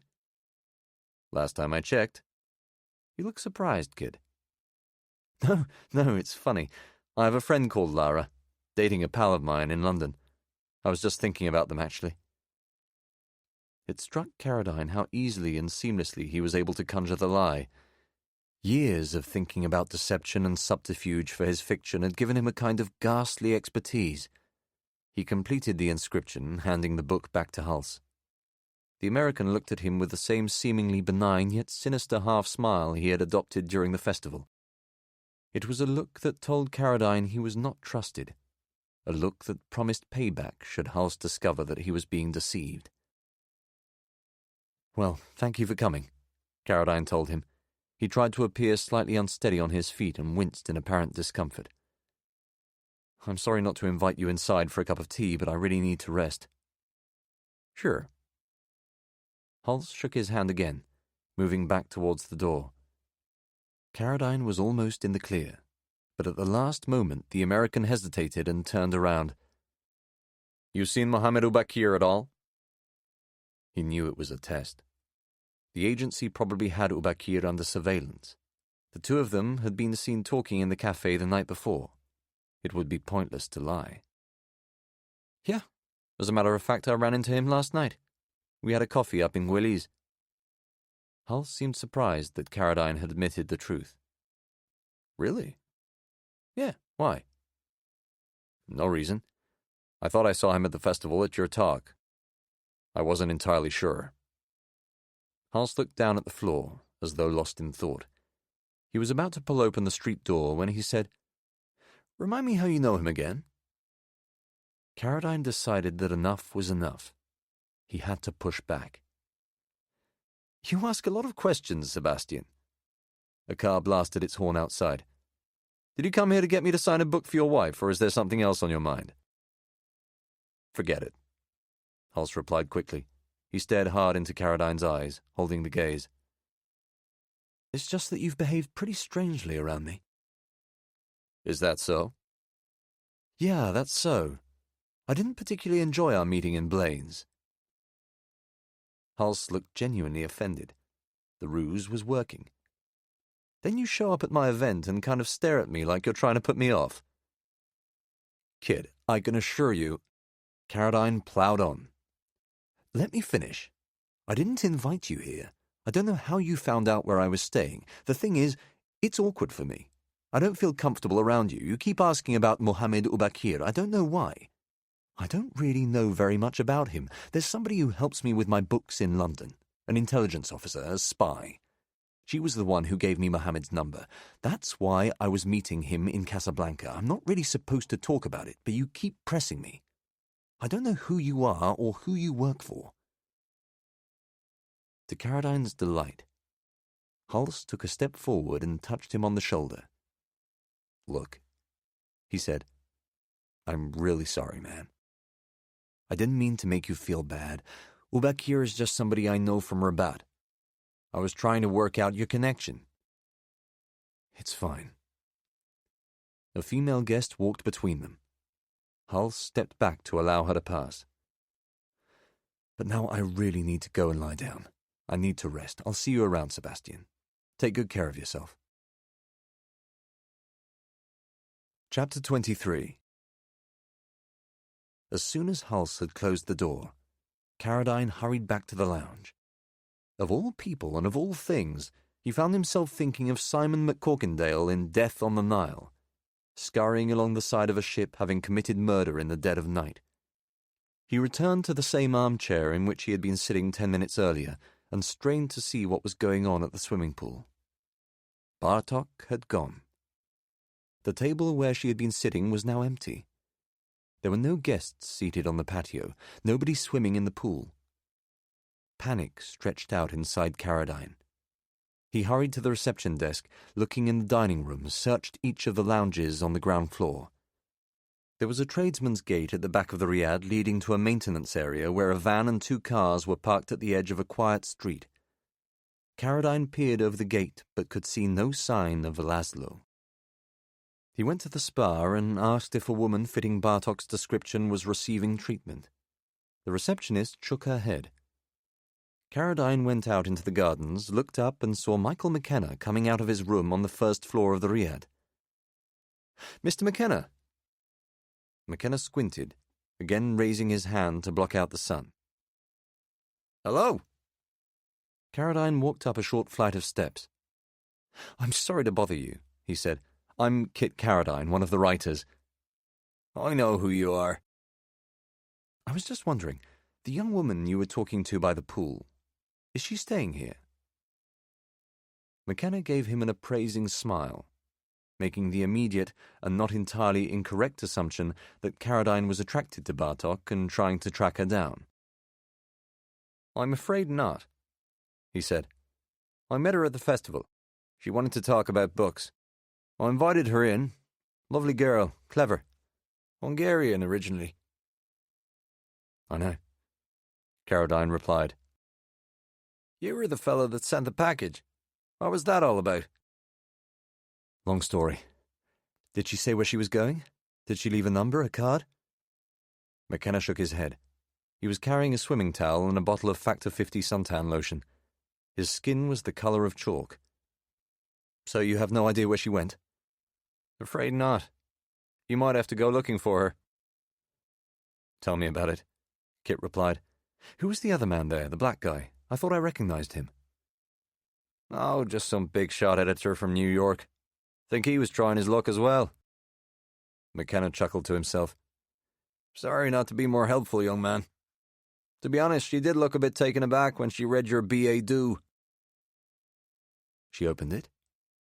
Caroline was impressed that Bartok would have taken such a risk in the open. Absolutely she did. Caused quite the intake of breath. They walked down the steps. McKenna suggested that Caroline join him for a drink at 7 o'clock, an invitation he accepted on the basis that he expected never again to set eyes on Lara Bartok and would need several consolation martinis. McKenna headed for the pool, waving the bottle of suntan lotion over his head as he went. "Good luck," he cried out. "May Cupid strike." Caroline continued to look in every corner of the Riad. He headed to the reception desk with the intention of finding out the name of the editor from New York. It was possible that he was staying in the Riad and that Bartok was in his room. He was about to speak to the same member of staff who had earlier removed the package from the safe when he saw Mohammed Ubakir sitting in the same chair that Hulse had occupied less than an hour earlier. In the dismay of losing Bartok, he had completely forgotten about their meeting. "Mohammed!" "I apologize, Kit. I'm early. I was going to—" "It's okay." They shook hands. Caroline was wondering what he was going to say about the package. Mantis would expect it to be handed over intact. If Ubakir was still under agency surveillance, Hulse would now know that he had visited the Riad. Caroline could feel the outside world pressing in on him, the slow, irrevocable squeeze of American power. "You look well?" "Thank you," he replied. "Listen, I need to talk." "Of course." He led Ubakir to the table where Bartok had been sitting with McKenna. The Irishman was lying on a sun lounger on the far side of the pool wearing sunglasses and a pair of bright red Speedos. His short, hairless body was entirely caked in sun cream. He looked like a patient in a burns unit. "What is the problem, please?" Ubakir asked. "I should have texted you." Was it his imagination, or could Caroline smell a trace of Bartok's perfume on the chair? "I saw the girl. I've given her the package." The Moroccan was stunned. "Really? This is good news. Have you told London?" Caroline nodded. It had been an afternoon of lies. One more wouldn't do any harm. "So you can go back to Rabat," he suggested. "No need to stay in Marrakesh." "I see." They ordered mint tea, drinking it in the shade of the colonnade. They talked about politics and Morocco under French rule while the award-winning Irish novelist in red Speedos turned pink by the side of the pool. As the conversation progressed, a distracted Caroline began to feel that he had reached the end of the road. He had defied the service and found Laszlo. Bartok had been given the package. Her future now lay in her own hands. Doubtless she was already on her way to the airport or to the train station armed with the Rodriguez passport and several thousand dirhams extracted from the nearest ATM. There was, however, a silver lining. Mantis had doubted Caradine's ability to find Bartok and had fired him. Yet he had proven his worth, not least by putting Hulse off the scent. If Bartok survived and made it to London, Caradine could surely expect further work from the service. As their conversation drew to a close, he shook Ubakir's hand and wished him well. Ubakir congratulated him a second time on making contact with Rodriguez and headed back out into the Medina. Settling the bill for their tea, Caradine glanced towards the pool. McKenna had long gone. The water looked calm and inviting. He decided to go for a swim and made his way back to his room. The maid was still sweeping up in the courtyard. When she saw him, she smiled, moving quickly into another section of the Riad. Caradine took out his key, turned it in the lock, and went into the room. Bartok came at him as soon as he had closed the door. "Who are you?" she said, pushing her hands into his chest. "And how the fuck do you know Robert Mantis?" Chapter 24. Caradine fell backwards towards the bed. "Jesus," he said, regaining his balance and looking quickly around to see if anybody else was in the room. "How did you get in here?" "Answer me," she hissed. Bartok was taller and physically stronger than he had expected. She had removed her veil to reveal hair dyed peroxide blonde and cut short above the neck. Her eyes were fierce and unforgiving. Plainly, she wasn't interested in explaining the whys and wherefores of how she had managed to break into the room. Caroline suspected that she had found it extremely easy. "Answer you about what?" he said. "Keep your voice down." "Answer you about what?" he replied in a comic stage whisper. Bartok looked baffled. "I want to know why you are here," she said. She picked up the remote control and turned on the television, the news headlines on BBC World smothering the sound of their conversation. "My name is Kit Carradine," he replied. "I'm a writer." "I know who you are." "I met Robert a couple of weeks ago. Less. Or rather, he met me. He asked me to work for him for the service, to do them a favor while I was out here in Morocco. He asked me to look for you. He wanted me to try to find you." Bartok was watching Carradine very carefully, sizing him up, trying to assess if she was being lied to. He heard the sound of laughter in the courtyard and suggested that they move down into the bathroom, which was excavated below ground level and sealed with a heavy wooden door. "Thick walls," he explained. "We won't be heard." "Fine," Bartok replied. They stepped down into the bathroom. Bartok sat in a narrow rattan chair beside the sink. Carradine perched on the edge of the bath. He looked for the tattoo on her left wrist, but could see nothing. "Mantis gave me a copy of your photograph," he said. "The same one that's in the passport. I saw some others in London and Casablanca. That's how I recognized you." "What photographs in Casablanca?" she said, plainly concerned. "Where? How?"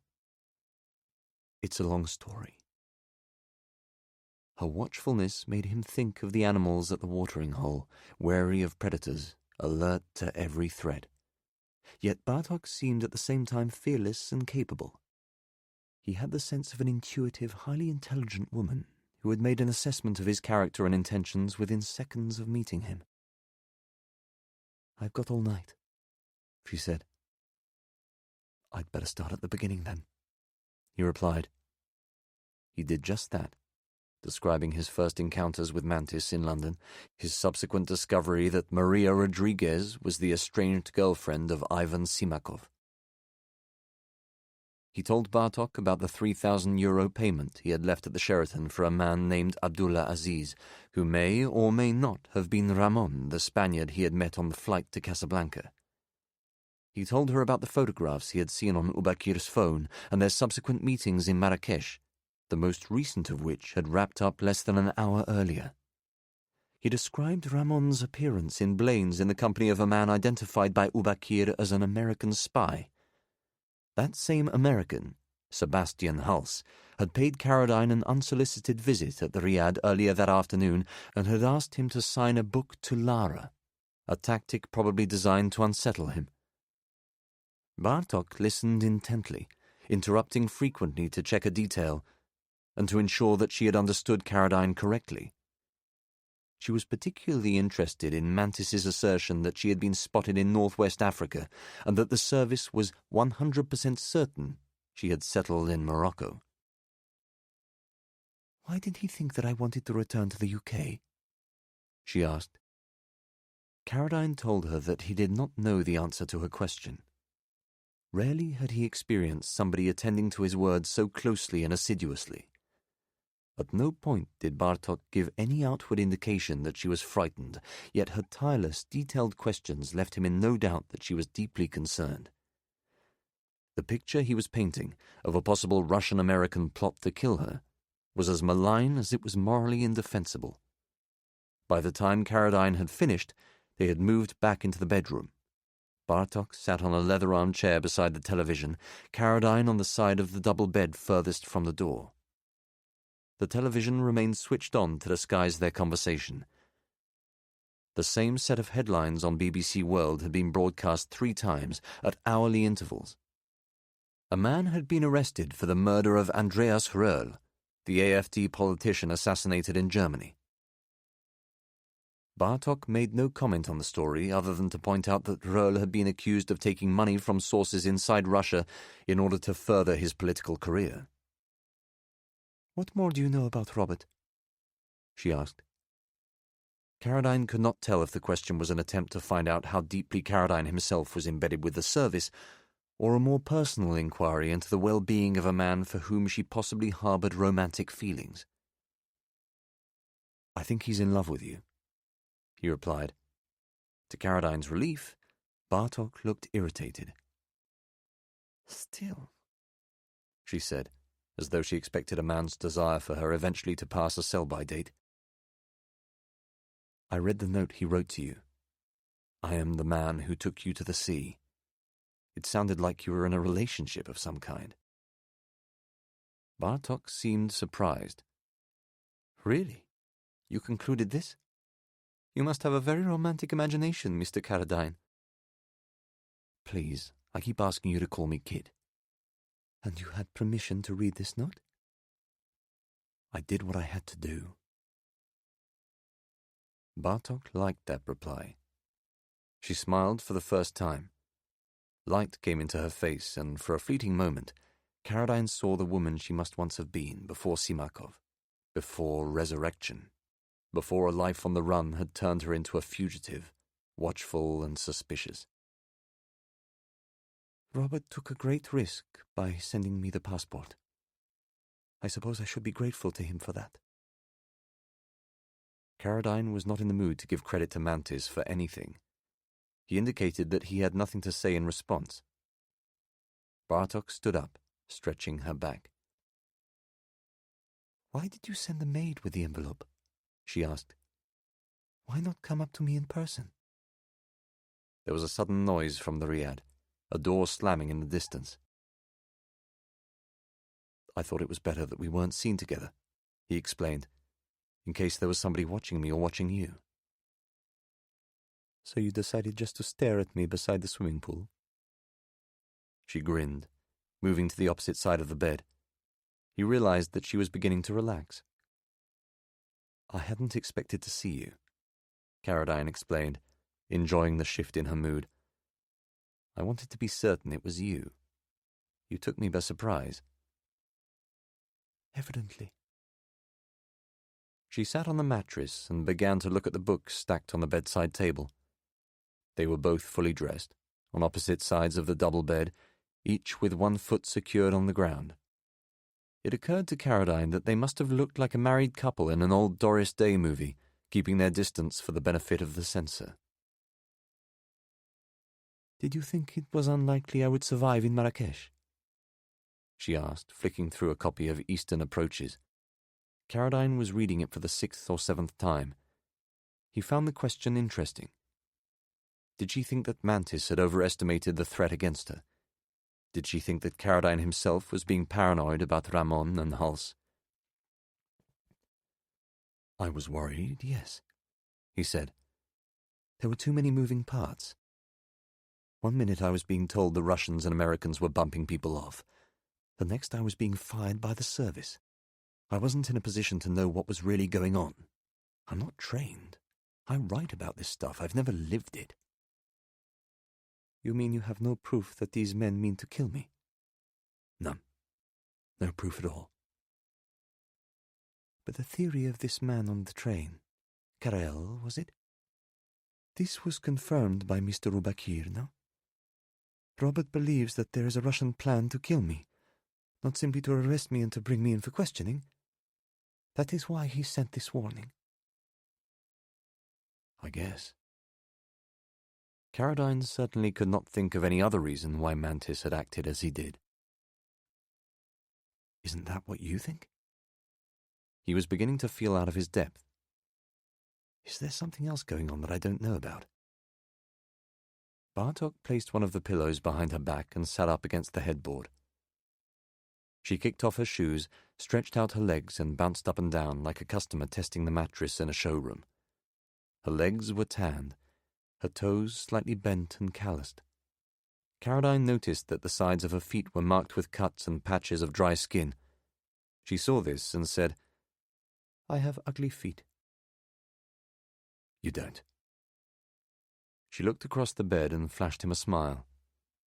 It was almost as if they had met before and were old friends. Of course, Caroline was aware that this was a misconception. Creating an atmosphere of trust and intimacy with a man was doubtless a trick that Bartok could pull off as easily as she had kicked off her shoes.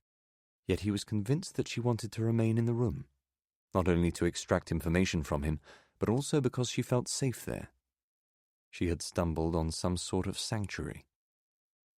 "I was foolish," she said suddenly. "What do you mean?" "I became lazy. I have known that they have been looking for me ever since it was announced that Ivan had been murdered. Before that, even. Robert is correct. Your friend on the train and Mr. Ulbach here last night, they are all correct. The Russians want me dead. Until this moment, I did not know that the Americans had joined their death cult as well." "I don't have any proof that the Americans are involved," said Caroline. "Only this guy Hals creeping around and the theories of Karel and Ubakir. Some kind of machine had been started up in the courtyard outside." "What do you mean you got lazy?" he asked. Bartok gestured into the room. Her gaze was both amused and cynical, betraying the intense strain she had been under for months and months. "I went to Havana for a long time, then to Mexico, eventually down to Buenos Aires. Isn't that what all fugitives do, run to South America?" Her uneasy smile encouraged Caroline to agree. "Butch Cassidy, the Sundance Kid? Where did they go?" "Bolivia." "That's right, Bolivia." He saw that she had an ability to take pleasure in small, amusing details, even as the world outside continued to press in on her. "I got scared," she said, "in Argentina. Too many repeating faces, too many strangers coming up to me in bars. I developed a paranoia." "So you came here?" "Not at first, no." Bartok's answer seemed to conceal a secret that she was not yet prepared to divulge. "I went to Italy, then to Egypt. Eventually, yes, to Morocco." "Which is where you got lazy?" "Eventually a person gets tired of running, you know." "I can understand." "It becomes almost as if you want to get caught, just to bring an end to it. That's how I felt. That's how I feel. I don't know how much longer I can go on hiding." Caroline was often at his most candid with perfect strangers. He wondered if Bartok had shown more of herself to him in the preceding 2 hours than she had revealed to any person in a long time. "Do you have family back in Hungary?" he asked. She shook her head quickly and decisively, as if to fend off any further questions of that kind. The telephone rang beside the bed and they both flinched. As Caroline reached to pick it up, he caught her eye. They looked at one another and he felt his heart kick with desire. "Hello?" It was Michael McKenna. "Michael, I'm so sorry." He had forgotten about their drink. "I fell asleep." "That's okay. Assumed that was the case. Did you find your beloved?" Caroline had a sudden paranoid vision of Sebastian Hals standing over McKenna in his room, directing the conversation, listening in. "Sadly not," he replied. "Vanished into thin air." "Pity," said the Irishman. "What a shame." "A real shame, yes." Bartok looked at him quizzically. Caroline mouthed the words, "Don't worry." "We're all away in the morning," McKenna continued. "What flight are you on, kid?" Caroline had not looked at his schedule. He had a vague memory that he had been booked on an EasyJet flight out of Marrakesh that evening. "I think I'm leaving after lunch," he said. "Okay, so perhaps we'll see you at the airport." They hung up. Caradine explained to Bartok that he had forgotten to meet McKenna for a drink. She did not seem suspicious that McKenna had rung and laughed when Caradine told her about their conversation earlier in the afternoon. Billet doux, she said, a phrase she had never heard before and had difficulty pronouncing. I like this expression. He is a brilliant man. We had a wonderful conversation. Didn't you think it was a risk coming to the festival? Caradine asked, that somebody might recognize you. She bowed her head. That is what I meant about getting lazy. The people who know me, they know that I love literature of all kinds, that I read everything. I devour books. These men who are looking for me, they would also know this. So perhaps they put two and two together and took a chance that I would come to a literary festival out of curiosity, out of boredom. They were right. There was a moment of silence. Caradine was vain enough to wonder if she had read any of his books, but too proud to ask. He picked up 2 bottles of water from the bedside table and handed one of them to Bartok. In ordinary circumstances, they might have left the room and gone to the bar of the hotel for a cocktail. He would have invited her to dinner, taken her to Le Comptoir or Alfacia for a tagine and a bottle of red. Simple pleasures that were denied to them. It was becoming increasingly clear that they were going to be stuck in his room. If Bartok showed her face outside the riad, she would be scooped up by Hals and his henchmen within minutes. Why didn't you leave straight away? He asked. Bartok frowned. What do you mean, please? Take the passport, take the card, get some money. Why didn't you take a taxi to Fez or Casablanca? I needed to know who you were, she said.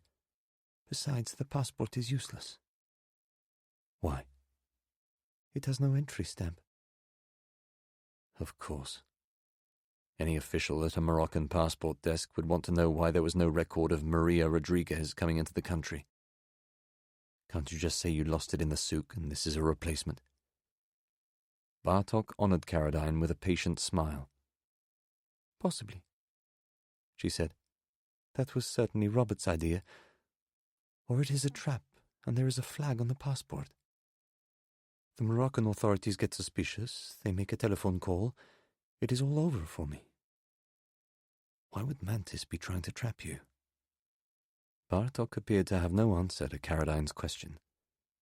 He wished that he knew more about the nature of their relationship, but she had closed off his questions whenever he had raised the subject. Maybe he is not, she conceded. I don't know. It is even possible the passport is a fake. But it came to me from the Foreign Office. Bartok walked around the bed and came to sit next to him. Her perfume was the same scent that had been on the chair by the pool. Their knees briefly touched. She put a hand on Caradine's back, but it was not a new moment of intimacy. Rather, it was a sort of gesture that a nurse or a social worker might make on the brink of delivering bad news. There are things perhaps I should tell you about, Robert, she said. Go on. I am afraid you are not going to like them.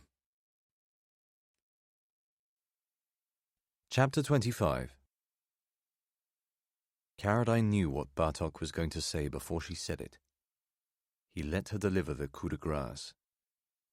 Robert Mantis is not a British spy. I see. Robert Mantis does not work for the service. An awful, hollow feeling of shame opened up inside him. It was the secret doubt that had always nagged him, but he had never allowed himself to face it head-on. He had wanted Mantis to be genuine. He had wanted to be a latter-day more green, to live as his father had lived and to experience the things he had known. Caradine had taken a business card, a copy of the Official Secrets Act, and a photo ID as irrefutable proof that Robert Mantis was a British intelligence officer. He had been comprehensively duped. Who does he work for, then? Or is he just a con man? A fantasist? Bartok asked if he kept any alcohol in the room.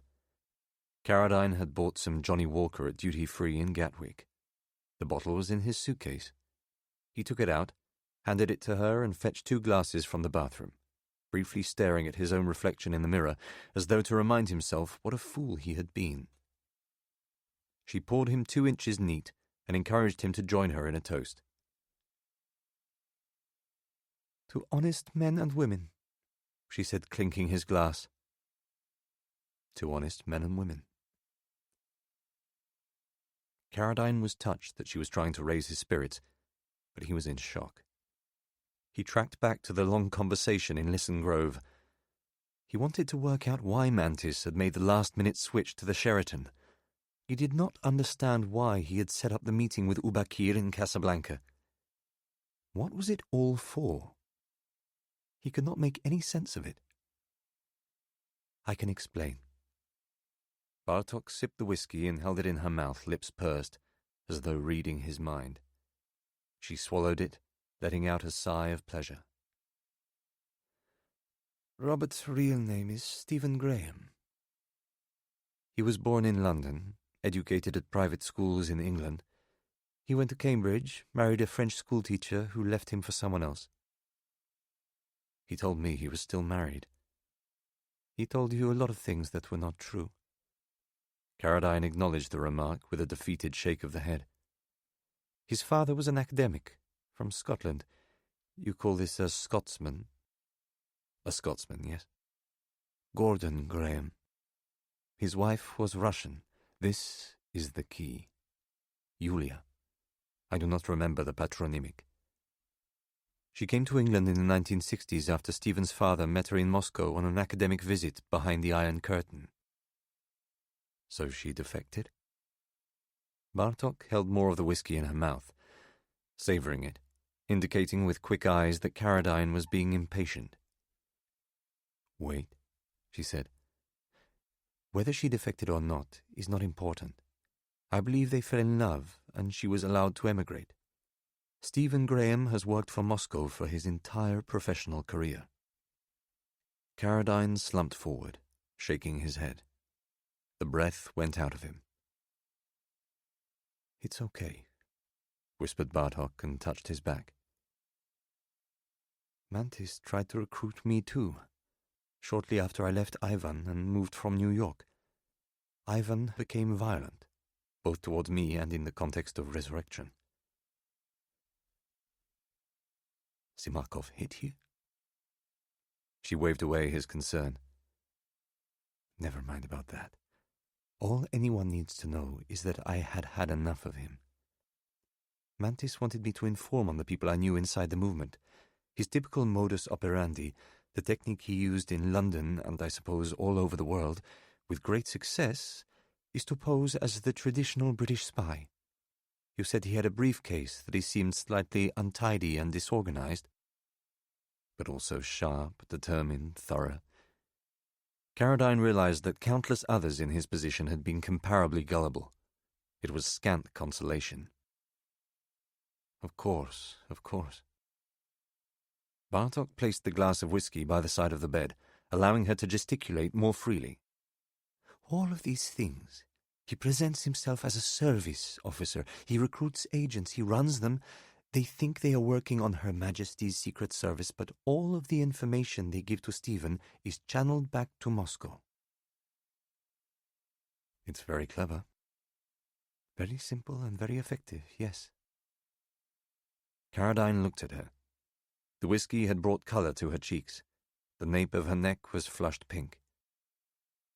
"So you fell for this as well?" he asked. Bartok hesitated. "That is another story for another time." It was the second occasion on which Caradine had sensed that she was holding something back from him, something of significance. "The short answer is that I did work for him, but in the knowledge that he was a liar and a fraud, a false flag, a con man, as you describe him." Caradine asked the obvious question. "How did you know he wasn't a British spy?" Did Bartok possess powers of insight and analysis far beyond his own? Had she rumbled Mantis within minutes of seeing his crumpled FCO business card? I just knew, she replied. He slipped up. His story didn't make sense. I allowed Robert to believe that he was running me. Does he still think you're on the books? Bartok looked at him as if he had lost his mind. Gosh, no. Someone clipped past in the courtyard. Bartok waited until they had passed before continuing. A lot has happened to me since then. Question after question formed in Carradine's mind. He still did not know the truth about Bartok's relationship with Mantis, just as he did not understand why Mantis had recruited him under false pretenses. Was it simply to use him as an extra pair of hands in the search for Laszlo? Or did Moscow have a darker purpose? Why me? He asked. Bartok picked up the bottle of whiskey, refilled her own glass, and offered more to Carradine. He nodded, and she poured him another 2 inches. It sounds as though he is going behind the backs of his employers in Russia. He knows about Moscow's plan to have me killed. He has no means of contacting me. He does not know where I am. He has no way of warning me in person. So he hires anyone he can think of who is coming to Morocco. He uses agents in place in Rabat, such as Mohammed Ubakir, to look for me. From what you have told me, Ramon is almost certainly working for him. Graham knows from Facebook that you are coming here to speak at the festival, so he takes a chance and uses you as another set of eyes. But that's crazy. You're a needle in a haystack. Maybe it's crazy, maybe it isn't. You found me, didn't you? John Simpson was plugging his latest program on BBC World. The headlines were about to come around again. Who is to say that there are not 5 or 6 other people, all agents of Robert Mantis, walking around Marrakesh tonight looking for Maria Rodriguez? All armed with passports and credit cards? Bartok shrugged. She did not have the answers to all the questions Carradine might ask. She did not pretend to. But why send me to the Sheraton? He said. Who was Abdullah Aziz? And why the fuck did Mantis have me deliver a book cipher to Yassine? She smiled patiently, easing Carradine through his embarrassment. Agents need to be looked after, she explained. They need to be serviced. Mantis asked you to meet Yassine to carry out a simple task. He is killing 2 birds with the 1 stone. Maybe he needed to get the book to Ubakir for other reasons. You said yourself that this man thinks you are a British spy. She paused, seeming to weigh up the good sense of teasing Carradine. You are no different to Stephen Graham, she exclaimed. You have pretended to be somebody you are not. Bartok was apparently delighted by this insight and giggled as she drank the whiskey. The sight of her enjoying herself had the effect of making Carradine feel slightly less angry and self-conscious. She was the best sort of company, intelligent and forthright, honest and kind. So who was the money for? He asked. I have no idea. Ramon? You meet this Spaniard on your plane. We can say this is a coincidence. There is, 1 direct flight to Casablanca from London each day? 2 maximum? Therefore it is not unusual that you are on the same journey. He is also probably working for Robert Mantis, looking for me just as you were, just as Mr. Ubakir was doing. As for the money, perhaps it was to test you. Perhaps it was for this Ramon, who knows? Carradine stood up. One of his legs had cramped. He walked around the room, shaking it out. Bartok looked as if she found the sight of this endearing. Are you all right, kids? She asked. Yes, thank you. He liked the way she mispronounced his name, making it sound like Keats. So perhaps now I should leave you in peace.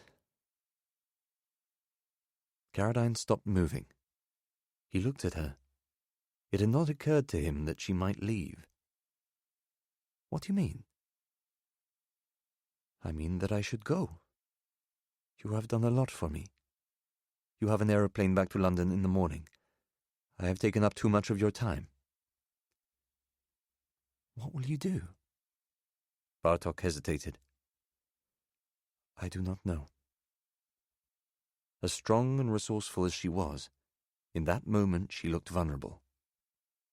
Caradine felt a duty of care towards her, a responsibility to protect her from the danger outside. Lara, if you walk out of this hotel, you'll be assassinated. The Russians know you're in Marrakesh. Now the agency will suspect I'm involved with you in some way. You are involved with me in some way, she said, trying to make light of it. You know what I mean. The BBC headlines were counting down on the hour. Caradine turned to the television, expecting the same anchorman, the same news, the same guests. He was about to switch channels when he saw that a story was breaking. Gunmen associated with Resurrection have seized control of Poland's parliamentary building in central Warsaw. Jesus Christ, he said. Bartok stepped towards the television in a state of consternation. The anchorman continued. As many as 300 men, women and children are being held hostage inside the same building. Gunshots have been fired and Polish police are reporting a number of fatalities. We join Peter Hackford, who is live at the scene. They watched in silence as the reporter explained that as many as 16 Resurrection gunmen had managed to shoot their way past security guards and take control of the Parliament building. Caradine was as fascinated by Bartok's response to the unfolding story as he was by the scale of the attack. She knew, as he did, that nothing like this had ever been attempted by Resurrection before. To go after a nationalist government in the heart of Europe, shooting to kill with little chance of personal survival when the siege ended, marked a sea change in the evolution of Resurrection, perhaps even the death throes of what had metastasized into a violent cult. This was no longer a group of idealistic centre-left activists kidnapping journalists or tipping tables of food and wine into the laps of extremist politicians. This was terrorism, pure and simple. The movement is dead, said Bartok. They have stolen it. Who has? Caradine asked, but he saw that she was in no mood to answer. Laszlo was sitting on the edge of the bed, shaking her head in disbelief. Why do they continue to come for me when this is happening? She said. Why do they still care? I don't know, Caradine replied. He had no means of helping her. She was trapped and surrounded just as the gunmen inside the same were enclosed by those who were determined to bring them to justice. Caradine was merely an ordinary citizen with ordinary powers. When it came to helping Bartok, he knew that he was in over his head. I need to leave, she said, picking up on this moment of self-doubt. Leave to go where? Don't worry, she said. I have ways of escape. What sort of ways? A driver, someone I trust. He can get me to Tangiers. I can catch a boat. How are you going to do that? The Moroccans have eyes everywhere. They'll be watching the ports, the train stations, the airports. The agency asks them to find you and bring you in. They will find you and bring you in. Why would they involve the Moroccans? It was as though Bartok thought that Caradine was now exaggerating the threat against her. I have been here 3 months, never had any trouble. It's a risk, he said. This is the nature of my life, she replied matter-of-factly. I could be arrested at any time. Caradine thought more carefully about the driver. Let's say you get to Tangiers. How will you get out on the ferry? You said the new passport was useless. I have another passport. With you now? No, she replied. Bartok was carrying a small shoulder bag. Not with me now, at my apartment. You have a place here in Marrakesh? In Gwilly's, yes. He was amazed by this. How had she managed to rent an apartment without detection? What's the name on the passport? Why? Bartok seemed impatient with Caradine for asking so many questions, but a plan had coalesced in his mind. The feeling was not dissimilar to those moments in his life as a writer, when an ingenious plot device born of creative necessity materializes out of thin air. Caradine suddenly knew how to help her. Just tell me. The name in the passport is Lilia Hudak. Is it Hungarian? Yes. Why? What is it, kids? Kid, no S, he said. Kit, then. All Caradine needed was the driver and a slice of luck.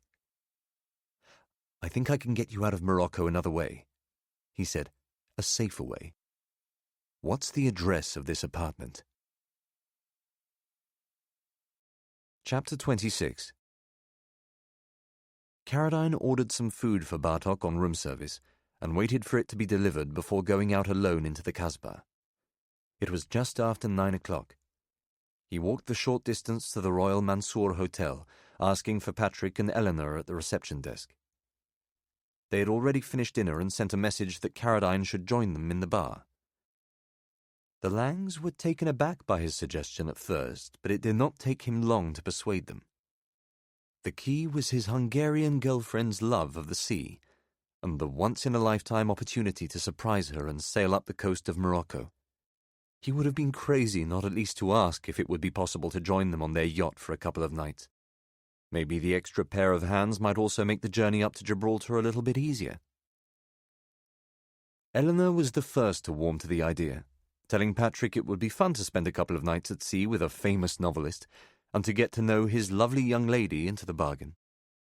Patrick couldn't remember Caradine mentioning her in the restaurant, but when he saw the passport-sized photograph Caradine kept of Lilia in his wallet, the old man's eyes lit up and he said he couldn't see any reason in the world why the trip wouldn't work.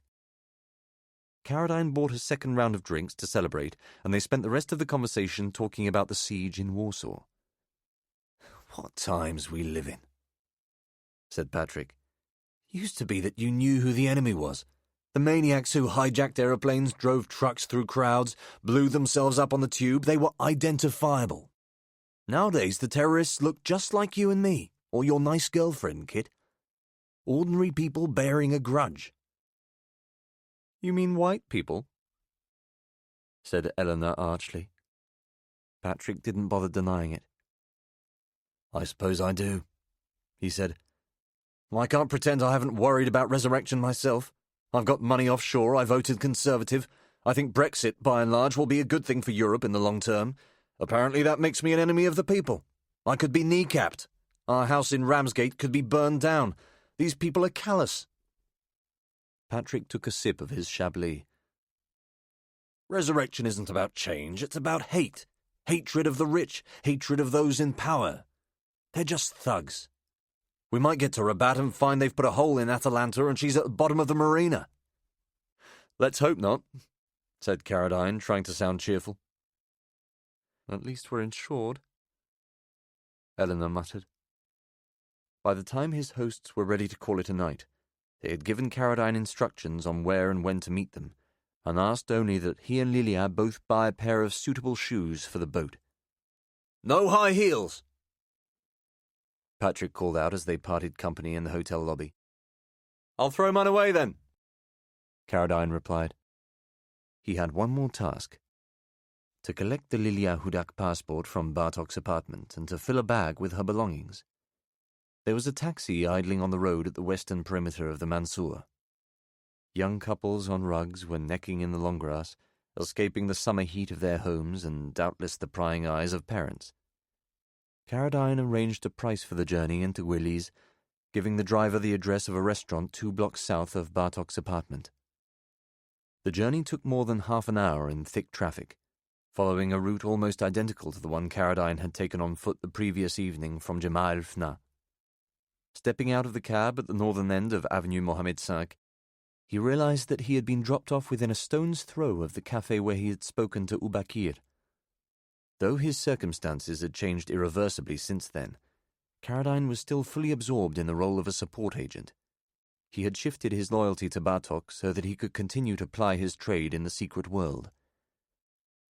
At no point had it occurred to him to stop and to think and to wonder if he should stay in the game. He wanted to help Bartok and to outwit Hulse. The particular characteristics of espionage, the absorption in a clandestine role, the opiate of secrecy, the adrenalized fear of being caught, were drugs to which Carradine had very quickly become addicted.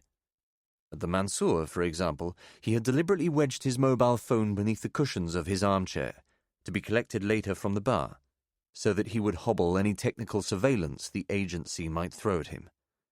Walking in loops around Bartok Street, he employed the tradecraft he had used in his novels to ascertain if he was being followed. Using reflective surfaces in shop windows, even the wing mirrors on cars, Carradine ran anti-surveillance for several blocks, finding the streets too dark, his natural walking pace too fast, and the mirrors too small to enjoy any degree of success. He remembered a spy in his second novel stopping on a busy London street and pretending to answer a mobile phone call so that she could turn through 360 degrees and make a full assessment of her surroundings. Carradine did not have his phone, but came to a halt nonetheless and looked back down the length of Rue Ibn Aisha, peering this way and that with a frown and a squint, playing the part of a confused English tourist who had lost his way in the switchback streets of Guéliz. He saw nothing to make him suspicious. After almost 20 minutes of this, he played the last card in the amateur spy's pack, making a sharp left-hand turn into a quiet residential street and coming to an immediate halt. He counted to 10, then turned around and set off in the direction from which he had come, hoping to bump into anybody who might conceivably have been tailing him. The street was deserted. No pedestrians were coming towards him, no vehicles were loitering on the corner or drifting past at a crawl. Carradine was as sure as he was ever going to be that he had reached Bartok's neighborhood undetected. Her apartment was on Rue Moulay Ali, a wide residential street with a faux Spanish restaurant at the northern end. Carradine passed a coffee house that was closing down for the night, a damaged strobe light flickering on the street. Bartok had explained that the entrance was about halfway down the road beside a plane tree spouting from the pavement, its buckled trunk partly blocking access to the door.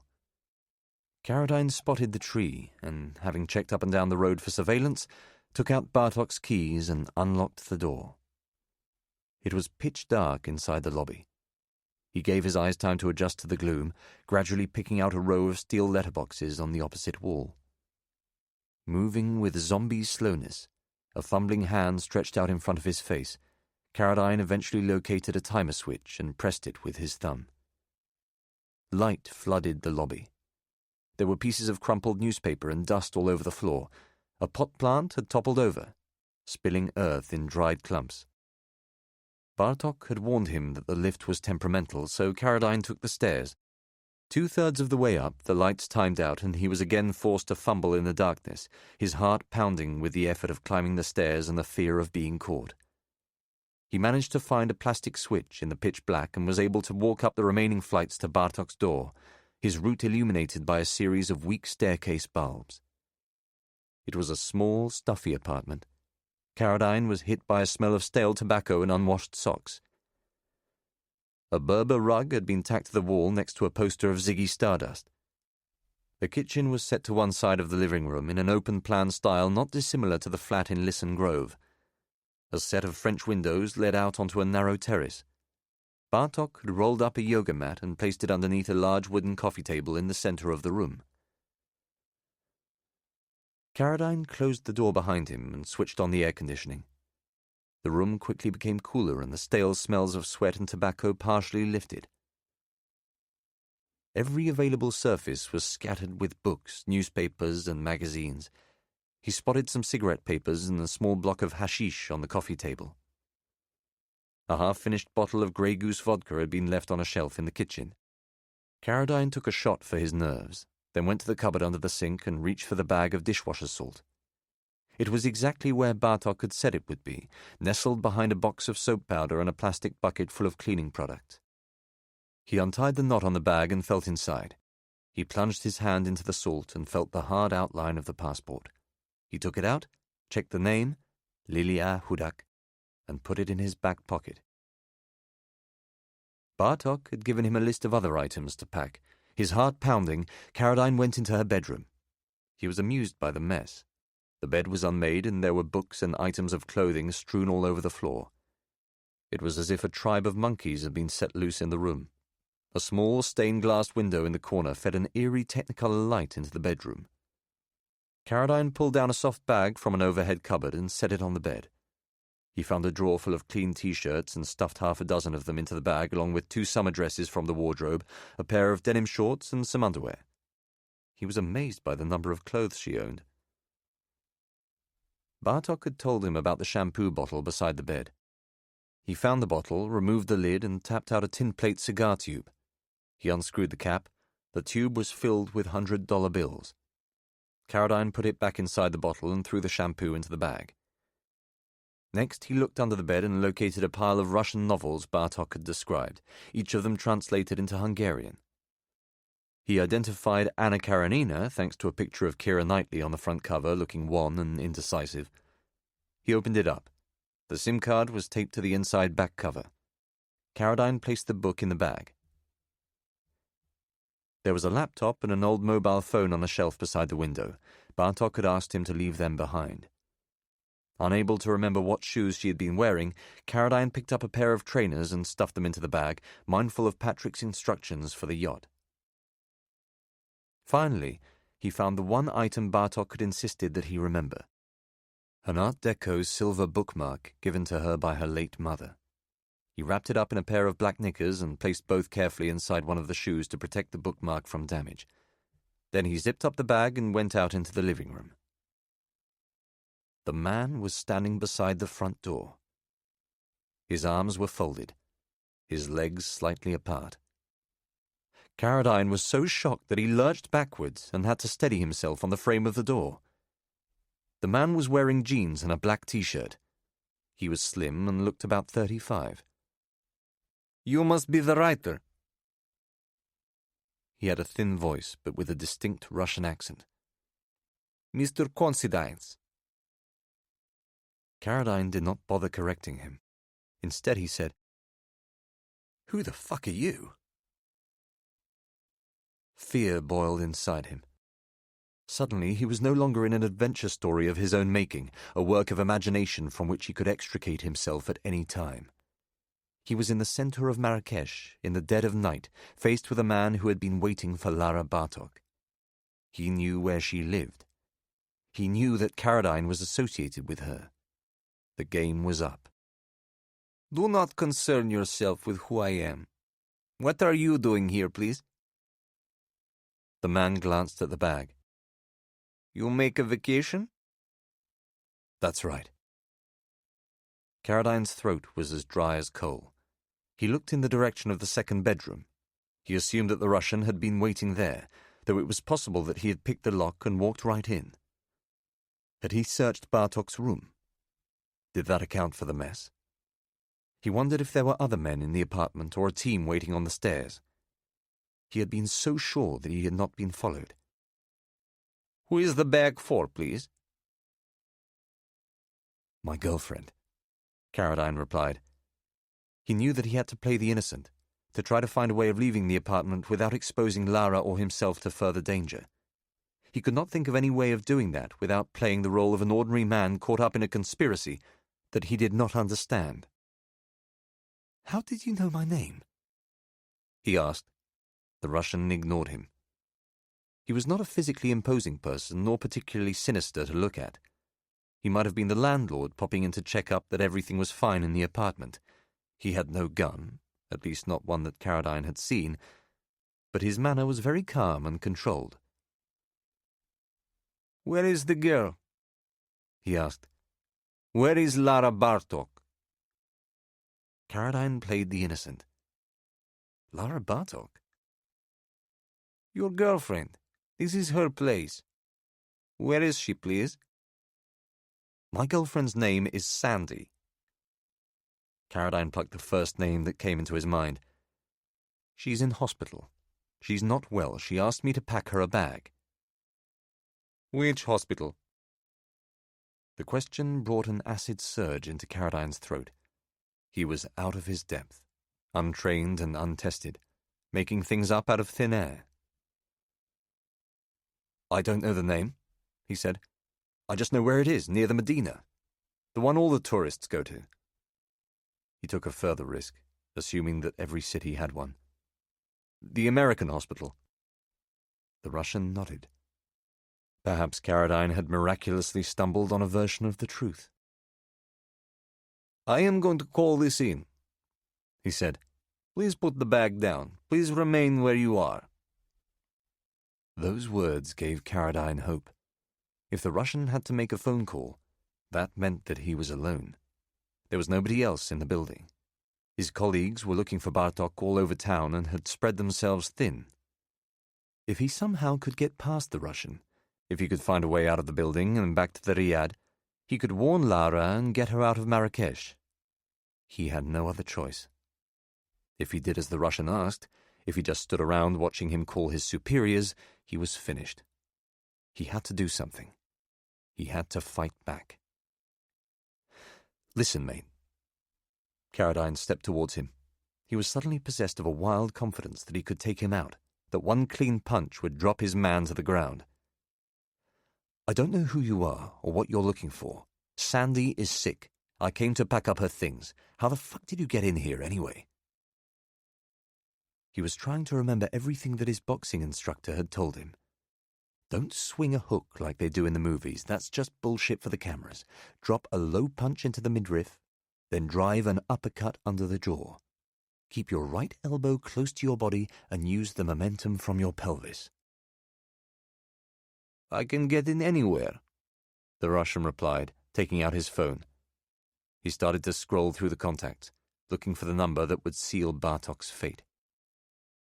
"It's breaking and entering," Carradine told him, moving forward. He realized that he was at least 4 inches taller than the Russian, which only added to his reckless courage. He remembered the day in gym box when he had missed the pad and accidentally slammed his fist into his instructor's jaw. The instructor had gone flying. It was as if a rope had been attached to his back and somebody had yanked on it. "What are you doing, please?" the Russian asked, looking up from his phone. Carradine wanted it to be the uppercut with which Buster Douglas had floored Tyson in the 10th. He had a vision of George Foreman slumping to the canvas in Kinshasa as Ali loomed over him, his fist primed to strike. He dreamed of recreating the punch with which Sylvester Stallone had floored Drago in Rocky III. Instead, Carradine feinted to one side and dropped a hard left hook into his opponent's stomach. The Russian was badly winded, gasping as Carradine brought his right elbow tight to the body and drove upwards from his pelvis with all of his strength, landing a sweet right uppercut on the side of the jaw which drove the Russian back against the door. The contact was not as clean as Carradine had hoped, but there was no need for another punch. He was fit and strong, and he had put him down. The man slumped, semi-conscious, to the ground, eyes glazed over, legs stretched out in front of him like a cartoon drunk propped up outside a bar. Carradine immediately pulled him to one side so that he could unbolt the door. The Russian was extraordinarily heavy. It was like trying to move a sack of wet sand. His phone had fallen to the ground and he picked it up. Grabbing the bag and checking that the passport was still in his back pocket, Carradine hurried out from the apartment, hitting a light switch with his aching right hand before scampering down 8 flights of stairs with the speed of a man trying to outrun a rock slide. On the ground floor, he searched for a back entrance but could not find one. He went down to the basement, but there were only 2 doors, both of them leading to apartments. His knuckles were throbbing. It was as if he had slammed his fist repeatedly against a hot brick stove. The Russian might already be coming round. Carradine had no choice other than to go outside onto Rue Moulay-Ali and to take his chances. The street was utterly still. At the northern end, he saw a man walking out of the Spanish restaurant smoking a cigarette. He checked the cars parked along both sides of the street, but it was too dark to tell if there was anybody sitting inside them.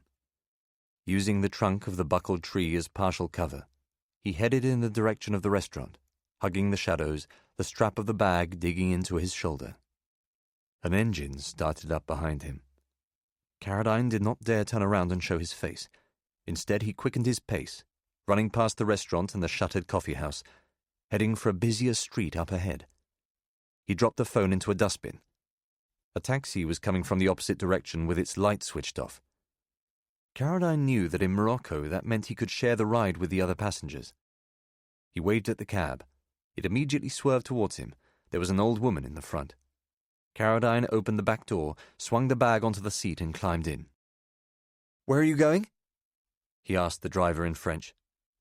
Caradine did not understand the reply, but said, "Oui, très bien," then immediately ducked down, pretending to tie his shoelaces as the taxi passed the northern end of Rue Moulay Ali. For the next several minutes he turned in his seat repeatedly, scouring the vehicles behind him. At one point, a young Moroccan on a scooter followed the taxi for 4 blocks, but eventually turned off, heading in the direction of the Majorelle Gardens. A short time later, the old lady paid her fare and left the cab. Caradine handed the driver 100 dirhams and asked him to head for the Royal Mansour without stopping to collect any new passengers. The driver did so, leaving him at the western entrance.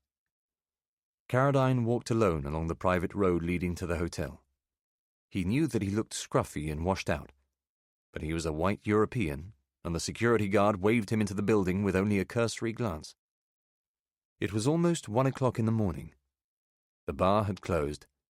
Caradine found a member of staff wandering in a corridor, explained that he had lost his mobile phone, then searched the armchair where he had been sitting in the bar with Patrick and Eleanor. To his relief, he found it immediately. He tried switching it on, but the battery had died. He tipped the member of staff and walked back outside, hailing a cab on Mohammed V that took him the short distance to the Riad. Battery or no battery, if the Russians or the agency were tracking his phone, they would still know that he was back at the hotel. If Caradine was going to be picked up, they would come for him in the next few minutes. He banged on the front door. 24 hours earlier, it had taken several minutes for the sleepy night manager in the stained shirt to come to the door. Tonight, he opened it almost immediately, recognizing Caradine with a warm smile and inviting him into the hall. "You are Mr. Caradine, yes?" he said. "That's right." "There were men here before, men looking for you." Caradine's heart popped, but he tried to remain calm. "Which men?" he said. "Did you get their names?" The night manager shook his head. "Americans," he said. Caradine described Sebastian Hulse, tall, good-looking, slick. He asked if that fitted the description of one of the men. "Yes, sir, exactly. It was this man. He says he is your friend." "He did he? What did he want? Where did he go?" "He says you invite him for a drink. He not find you, so they go to your room, knock on the door." Caradine had established a system with Bartok. 3 quick knocks followed by 3 slower knocks to verify that it was safe to let him in. If he tapped out the rhythm of Rule Britannia, it was a warning that he had been compromised. He knew that Bartok would not have let Hulse into the room, but that the agency was more than capable of picking the simple lock on the door. Are they still here? Caradine's hand was throbbing. He was physically and mentally exhausted. If Hulse and his accomplice were waiting for him in the Riad, he doubted that he possessed the wherewithal to lie convincingly about where he had been or what he had planned with Bartok. "No, sir. They leave. Maybe 1.5 hours ago." "With a woman?" "No, sir." Caradine thanked him. He tipped the night manager, collected his key, and went to his room. He knocked on the door using the system they had arranged and prayed that Bartok was okay. There was no response. He knocked again, 3 times in rapid succession, 3 times with a pause in between each knock. But she did not answer. He unlocked the door and went inside. All of the lights had been switched off. The bed was empty. Caradine looked to his left, hoping that Bartok would emerge from the bathroom, just as she had done earlier in the afternoon. She did not. He went into the bathroom and looked behind the shower curtain. He searched under the bed. Her shoulder bag was nowhere to be seen, and she had not left a note. She was gone. Chapter 27. Caradine ran back to reception. The night manager was sitting behind the desk looking at photographs on Facebook. "Hello again, sir," Tell me, did a woman leave in the last few hours?" Caradine described Bartok. Cropped blonde hair, a cream-colored veil, slightly crooked front teeth. He was desperately worried about her. The night manager shrugged and shook his head.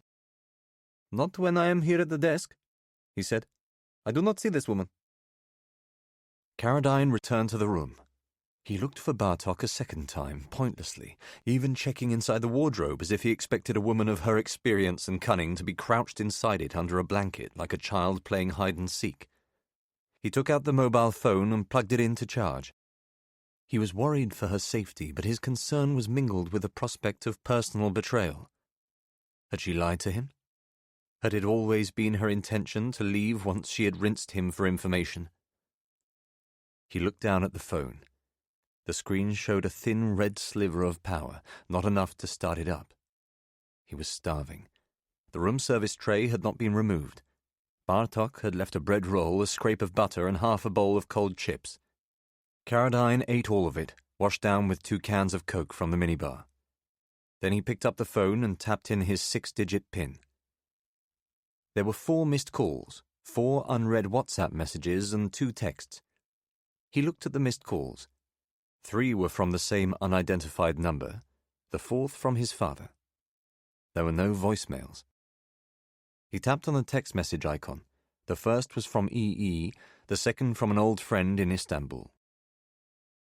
He opened WhatsApp. 2 of the messages were from Mantis. "You're full of surprises, Kit.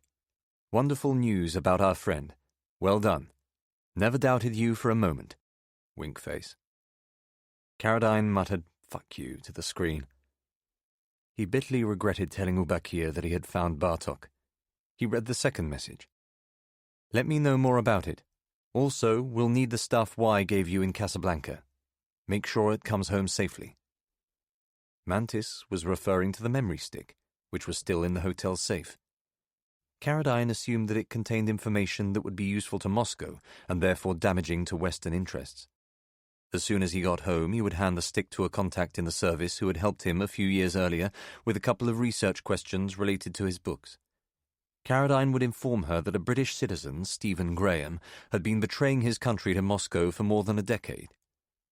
With any luck, Mantis would get 20 years. The second WhatsApp message was from a UK number he did not recognize. There was no name associated with the account, and no photograph. Caradine opened it. "Hi, Kit. It's Lilia, your downstairs neighbor. Are you in London? I've tried calling you. A package came for you, but I couldn't fit it through your letterbox. I've had to go away on business, but you'll find it out the back by the tradesman's entrance. It will be waiting for you there." Caradine was so tired at first, he took the message at face value. Just another package to be collected. Just another note from a neighbor. Then his brain began to work. Lilia. Tradesman's entrance. The message was from Bartok. Chapter 28. Caradine packed his bag inside 3 minutes.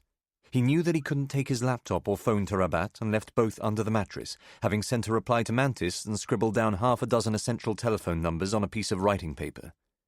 With luck, he could call the Riyadh at some point in the next 2 days, explain that he had left in a hurry and ask them to courier the laptop and phone, as well as the memory stick in the hotel safe, to his flat in London. He opened the door and went out into the courtyard. It was blissfully quiet, save for the gentle running of the fountain. He shouldered the 2 bags and walked in the direction of the swimming pool. He glanced at his watch. It was 3:15. A light was on in one of the bedrooms on the first floor. Perhaps it was McKenna's suite, and he was working late or suffering with a bout of insomnia. Caradine turned past the pool, heading towards the spa. He caught his foot on a loose paving stone and almost tripped, but managed to retain his balance. He passed the spa and reached the back gate, checking behind him to ensure that he had not been followed. He peered over the top. The van had gone from the maintenance area. Caradine could see a car parked on the far side of the street. A cat leapt out in the darkness and scurried away from the wall. As Caradine leaned back, he noticed a slight movement in the front seat of the car, a shadow. He was convinced that it was Bartok's driver. He looked more closely at the gate. There was no way of opening it. It was padlocked from the street side. A line of barbed wire stretched from one end to the next. If he was going to get over it, he would have to sling both bags through the gap between the barbed wire and the top of the gate, then climb over. The maintenance area was overlooked by several residential buildings, all of which were blacked out, save one. Carradine looked up at the lit window. It appeared to be a stairwell or hall of some kind.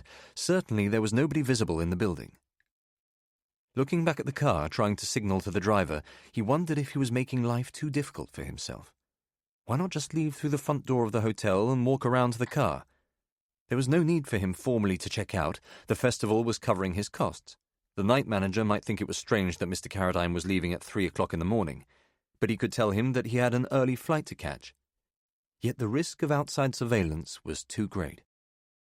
By now, the Russian would have come round and alerted his colleagues. They would be en route to the Riad. Carradine had to go over the gate to minimize the risk of being caught. He lifted up the first bag. It was heavier than he had expected and banged against the metal gate as he stretched up and pushed it under the barbed wire. He held it at the top with one hand while stepping up onto a narrow metal bar at the base of the gate. The gate wobbled as it took Carradine's weight. He steadied himself against the brick wall. Pushing his arm through the gap as far as it would go, he lowered the bag on the opposite side, letting it drop to the ground. He had packed the bottle of Johnny Walker and heard a thump against the cement, praying that the bottle hadn't smashed. He then repeated the process with Bartok's bag, letting it drop to the ground. Having checked his surroundings one last time, Carradine then pulled himself up onto the top of the gate. It was extremely narrow. The barbed wire made it difficult to find a space to plant his feet. The hinge connecting the gate to the wall was also very loose. The gate began to rattle. Carradine crouched down, holding the top with both hands, one leg on either side of the barbed wire but wobbling like a surfer trying to balance on a breaking wave. Feeling exposed, he decided to jump down, almost catching his heel on the wire as he dropped. Pain shot up through his knees as he landed on the concrete. The gate was jangling as though it had been struck by a frying pan. Carradine reached out to smother the din as the cat hissed in the shadows. He half expected the entire neighborhood to wake up and to shout at him to keep the noise down. He heard the man's voice before he saw his face. "Monsieur Kit?" Carradine turned to see a young Moroccan man with a neat beard crouched beneath the wall. "Yes?" he whispered. "Come," he said in French, gesturing towards the car. "I'm the driver. I have the lady. Come." Somerville went to the window on the street side and peered through the blinds. Seeing nothing in the stairwell, he turned and walked back towards Bartok. "You say this was the first time you had heard of Kit Carradine?" "That is correct," she replied. Hulse stepped across him. "Come on. You've never read his books? You didn't know he was coming to Marrakesh? You hadn't been told to make contact with him? He just happened to see you walking out of this Irish guy's book event?" "That is correct." "And you expect us to believe that?" "I have learned not to expect anything from anyone," Bartok replied. "People always let you down, Mr. Hulse. Don't you find that?" Hulse hesitated. Somerville dug him out of the hole. "You hadn't seen Carradine's name in the festival program. You didn't look in on his talk?" "I did not." "You sure about that?" Hulse asked. "What reason would I have to lie?" "To protect him," he said. "Protect him from what? From who? People like you?" "Maybe." Somerville had heard enough. Standing behind Bartok, he shot Hulse a look, telling him to back off. "Let's not get distracted," he said, filling her glass with water. "Just tell us what happened next." "When?" "Pick it up wherever you like," Hulse suggested. "No." Somerville was rummaging in his jacket pocket and found an almost empty packet of cigarettes crushed beneath a set of house keys. They had been there all along. We know about Mexico. What interests us is the role the Russians played in all this. Bartok buried a smile. So nothing has changed, she said. Everybody is still playing catch-up with the Kremlin. Hulse began to respond, but Somerville silenced him again, this time with a raised hand. Were you aware of Russian surveillance in Morocco? What did Stephen Graham tell you about their objectives? Did you think Caradine was working for Moscow?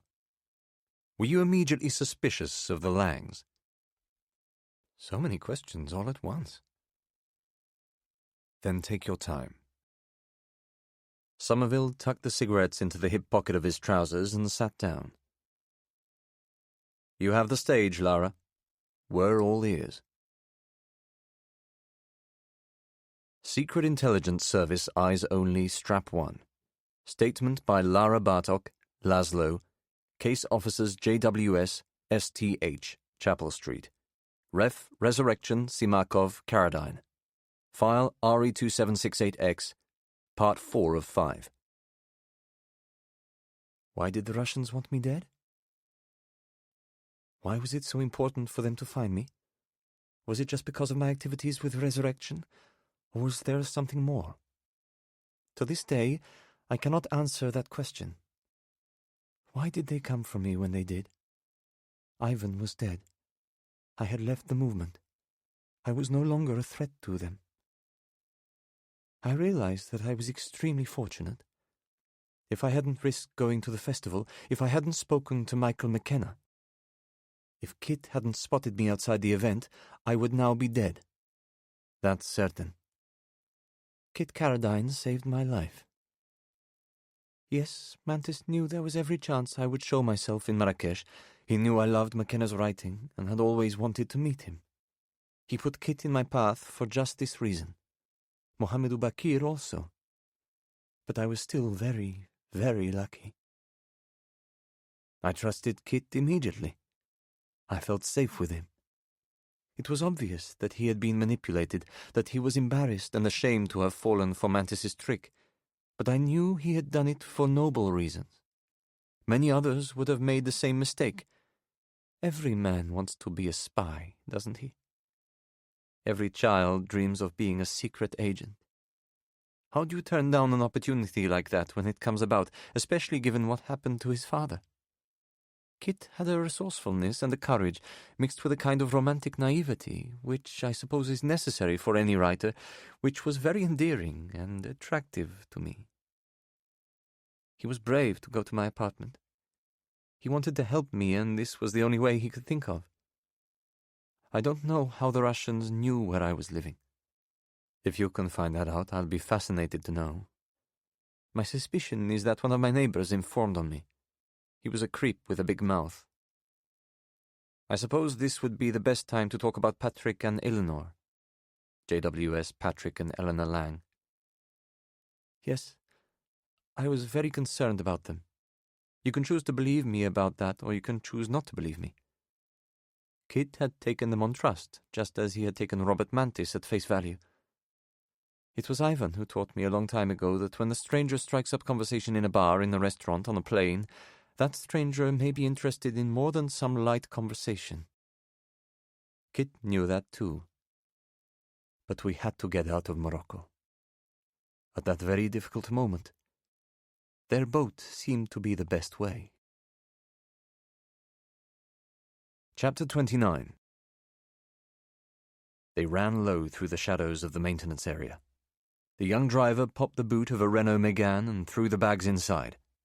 Caradine opened the back door to find Bartok asleep. He was amazed that she was capable of relaxing under such intense pressure. She sat up abruptly as he moved in beside her. "You made it," she said. "We go?" the driver asked in French. "Oui," Bartok replied groggily. "Allez." Caradine felt a vertiginous elation, a belief that he had landed in a life that did not belong to him, but to which he was ideally suited. He was certain that the car would not be stopped. He was sure that they would make it to Rabat. He was risking his future to help a wanted criminal, but knew that the cause was just. He had not fully thought through what he was doing, nor what he was leaving behind. Looking at Bartok as she stared at the road ahead, he felt like a man walking out of church on his wedding day beside a woman he barely knows. "What happened to your hand?" Bartok touched Caradine's knuckles. Her fingers were cool and soft.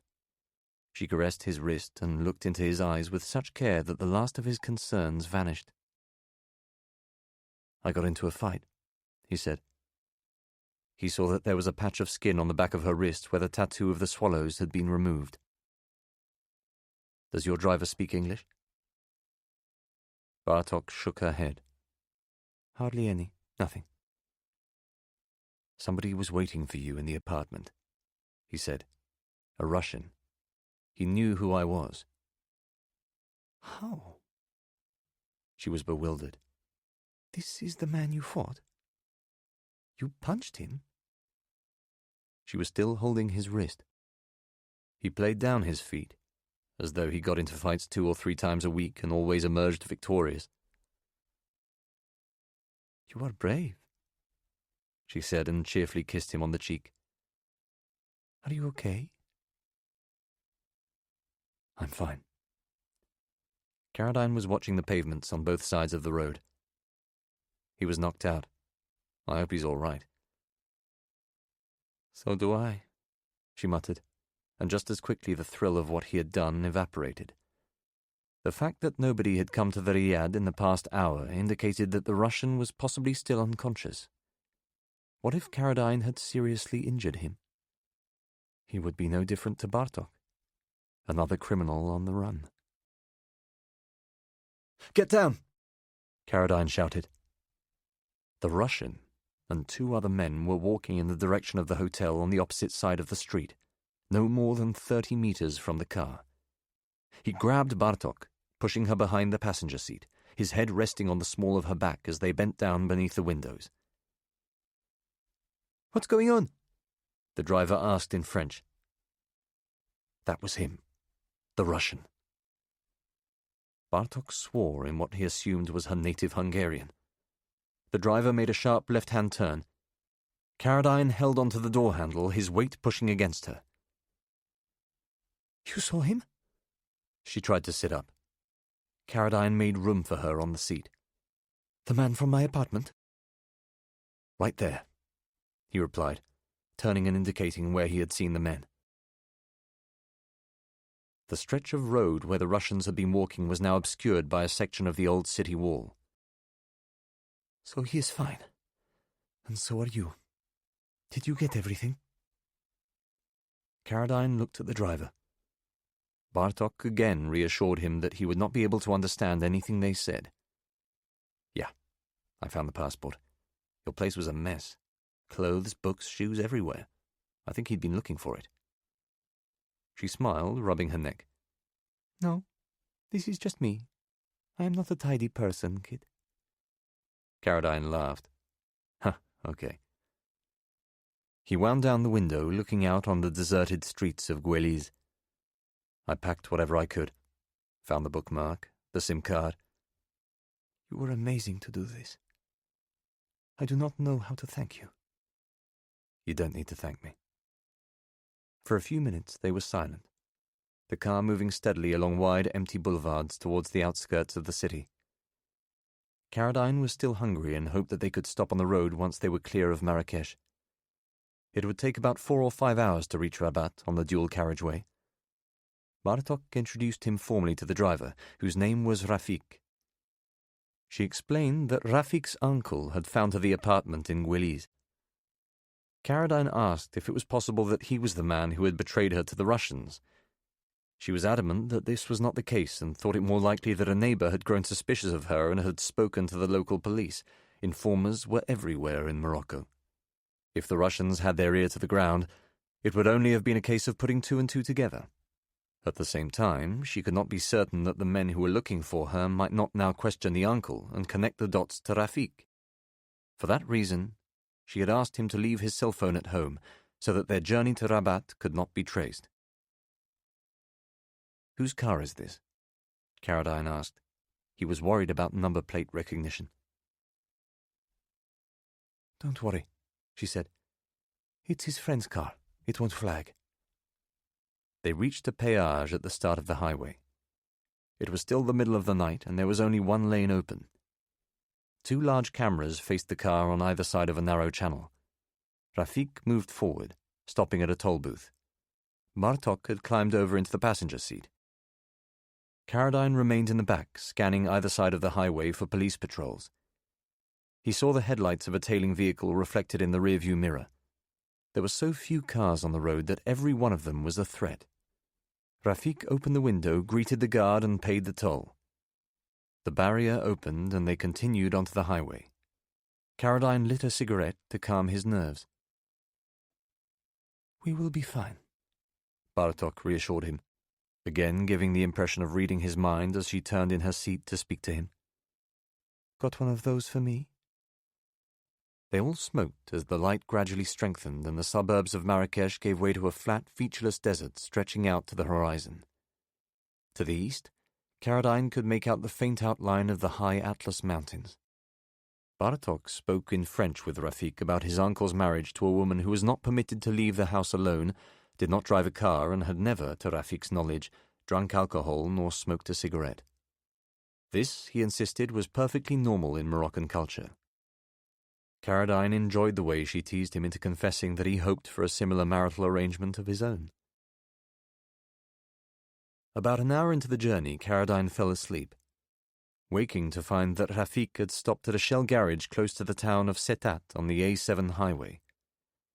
He sat up and rubbed his face, adjusting to the bright sunlight flooding into the car. Rafik was filling up with fuel. Bartok was nowhere to be seen. The interior of the petrol station was no different to 1,000 others just like it from Inverness to Naples. Strip-lit aisles displaying crisps and biscuits, fridges stocked with sports drinks and Red Bull. Caradine tried on a pair of sunglasses and looked around for Bartok. There were tables at the back of the shop in front of a cafeteria staffed by 2 young women wearing aprons and veils. He queued up and bought several pastries and what he assumed was a cheese bun. One of the girls smiled at him and he realized that he was still wearing the sunglasses. He took them off and set them on the counter. Turning from the till, Caradine saw a woman with long dark hair seated at a table overlooking the highway. It was only when she turned around that he realized the woman was Bartok. "What did you do to your hair?" he said, absorbing the transformation in her appearance. She invited him to sit beside her. "Rafik brought it to me," she replied. "They might work out that we left Marrakesh by car. Either we took the road south to Agadir or more likely the road to Casablanca. Those were our only options unless we wanted to get stuck in Essaouira. They might look at CCTV, they might not. But they are searching for a woman with short blonde hair traveling with a man who looks a lot like C.K. Caradine." She smiled and sipped her coffee. "You were asleep when I left the car. So I was just another woman in Morocco with long black hair getting out of the passenger seat while her boyfriend filled up with petrol." "And now?" Caradine asked, gesturing towards the ceiling where he had earlier spotted 2 CCTV cameras. "Now you've ruined it," she said, as if their escape was all just a game and she had not a care in the world. "You shouldn't have bought your food and your drinks. You shouldn't have talked to the woman with the long black wig." He was stumped for a response, still half asleep, but understanding with each passing moment why Mantis had been so bewitched by Lara Bartok. They hurried back to the car. She took the bag Caradine had packed from the boot and placed it at her feet in the front seat. Caradine shared his food with Rafik and soon fell asleep again. 70 miles from Rabat, he woke to find that Bartok had removed the SIM card from the copy of Anna Karenina and was busy slotting it into what appeared to be a brand new handset. "Where'd you get the phone?" he asked. "Rafik too." "He bought it just now?" "No, before, in Marrakesh." He took out the list of numbers he had written down from his phone, explaining that it was important that his father should be able to reach him in an emergency. As he said this, he realized that of course it would be impossible to telephone home. Any intelligence service worth its salt would be covering his father's number. Will he worry about you? She asked. It's not that. Caradine did not want to make too much of the situation. He was very close to his father and felt responsible for his happiness and well-being. But William Caradine was a tough old bird with a circle of good friends who kept an eye on him. It's just for emergencies. I'm his only family in the UK. He doesn't have brothers or sisters, neither of us do. My mother died a long time ago. I am sorry to hear that. He won't notice I'm gone for a few days. I'll call him when we get to Gibraltar. It was then that Caradine saw the cloud of dust ahead of them, about 400 meters from the car. Rafik slowed down as other cars in front of him hit the brakes. Bartok asked what was happening, and he replied, "Crash," in French, as the Renault passed the scene. Two vehicles had come off the highway at speed and careered across the desert floor, one landing on its roof, the other folded almost in half at the base of a pylon. Two other cars had come to a halt at the side of the road. "We should help," said Caradine. "Kid, we can't," Bartok told him. He turned and saw two people emerge from the parked cars. She was right. Others would be there to call for an ambulance. If they went back, the police would come and they would run the risk of being identified. Rafik gradually accelerated away and the crash was soon forgotten. Yet Caradine's nerves had been frayed by the incident, the plumes of dust, the inverted, smashed cars. He tried to wipe what he had seen from his mind. He knew that there had been serious injuries, perhaps even that someone had died, and the knowledge of this acted on him like a portent of things to come. "Are you okay?" Bartok asked, turning and putting a hand on his leg. "I'm great," he said, and took back the piece of paper on which he had written down the numbers. "How much longer to Rabat?" "Less than an hour now." It was past 7 o'clock. The other guests at the Riad would be awake and eating breakfast by the pool. Had the Russians forced their way in and demanded to see him? Perhaps they had bribed the night manager to let them search Caradine's room. Had they done so, they would now be in possession of his laptop and phone, giving them access to his WhatsApp messages with Mantis. "You think Stephen Graham was working behind Moscow's back?" Bartok did not hear the question clearly, and asked Caradine to repeat it. He did so. "I told you already," she replied. "I think he knew they were coming for me. He wanted to save me." Caradine looked out at the dusty road. "Why do you ask this?" she said. "My phone is in my room. If the Russians see that Mantis was in touch with me, they'll know he's betrayed them." Rafik was driving past the suburbs of Casablanca, on the edge of the speed limit. Bartok took off her seatbelt and climbed over into the back seat in order to continue the conversation. "There is nothing we can do about that," she said, her perfume pushed towards him, a smell he adored. "He made his choice. He probably saved my life by sending you. But I can't protect him." "No." "Do you want to warn him after what he did to you?" Caradine found that his bitterness towards Mantis had abated. He was not one to hold a grudge. He understood why Stephen Graham had pretended to be a British spy in order to recruit him. Sending him to Morocco to look for Maria had been an act of love. "What will happen to Mantis if they find out?" Bartok bowed her head. "He will certainly lose his job," she said. She looked up and met Caradine's eyes. "Worse, perhaps."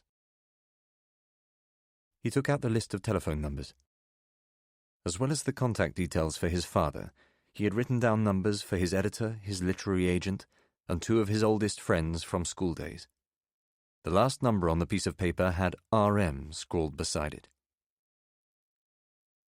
"That's him?" Bartok asked. "That's him."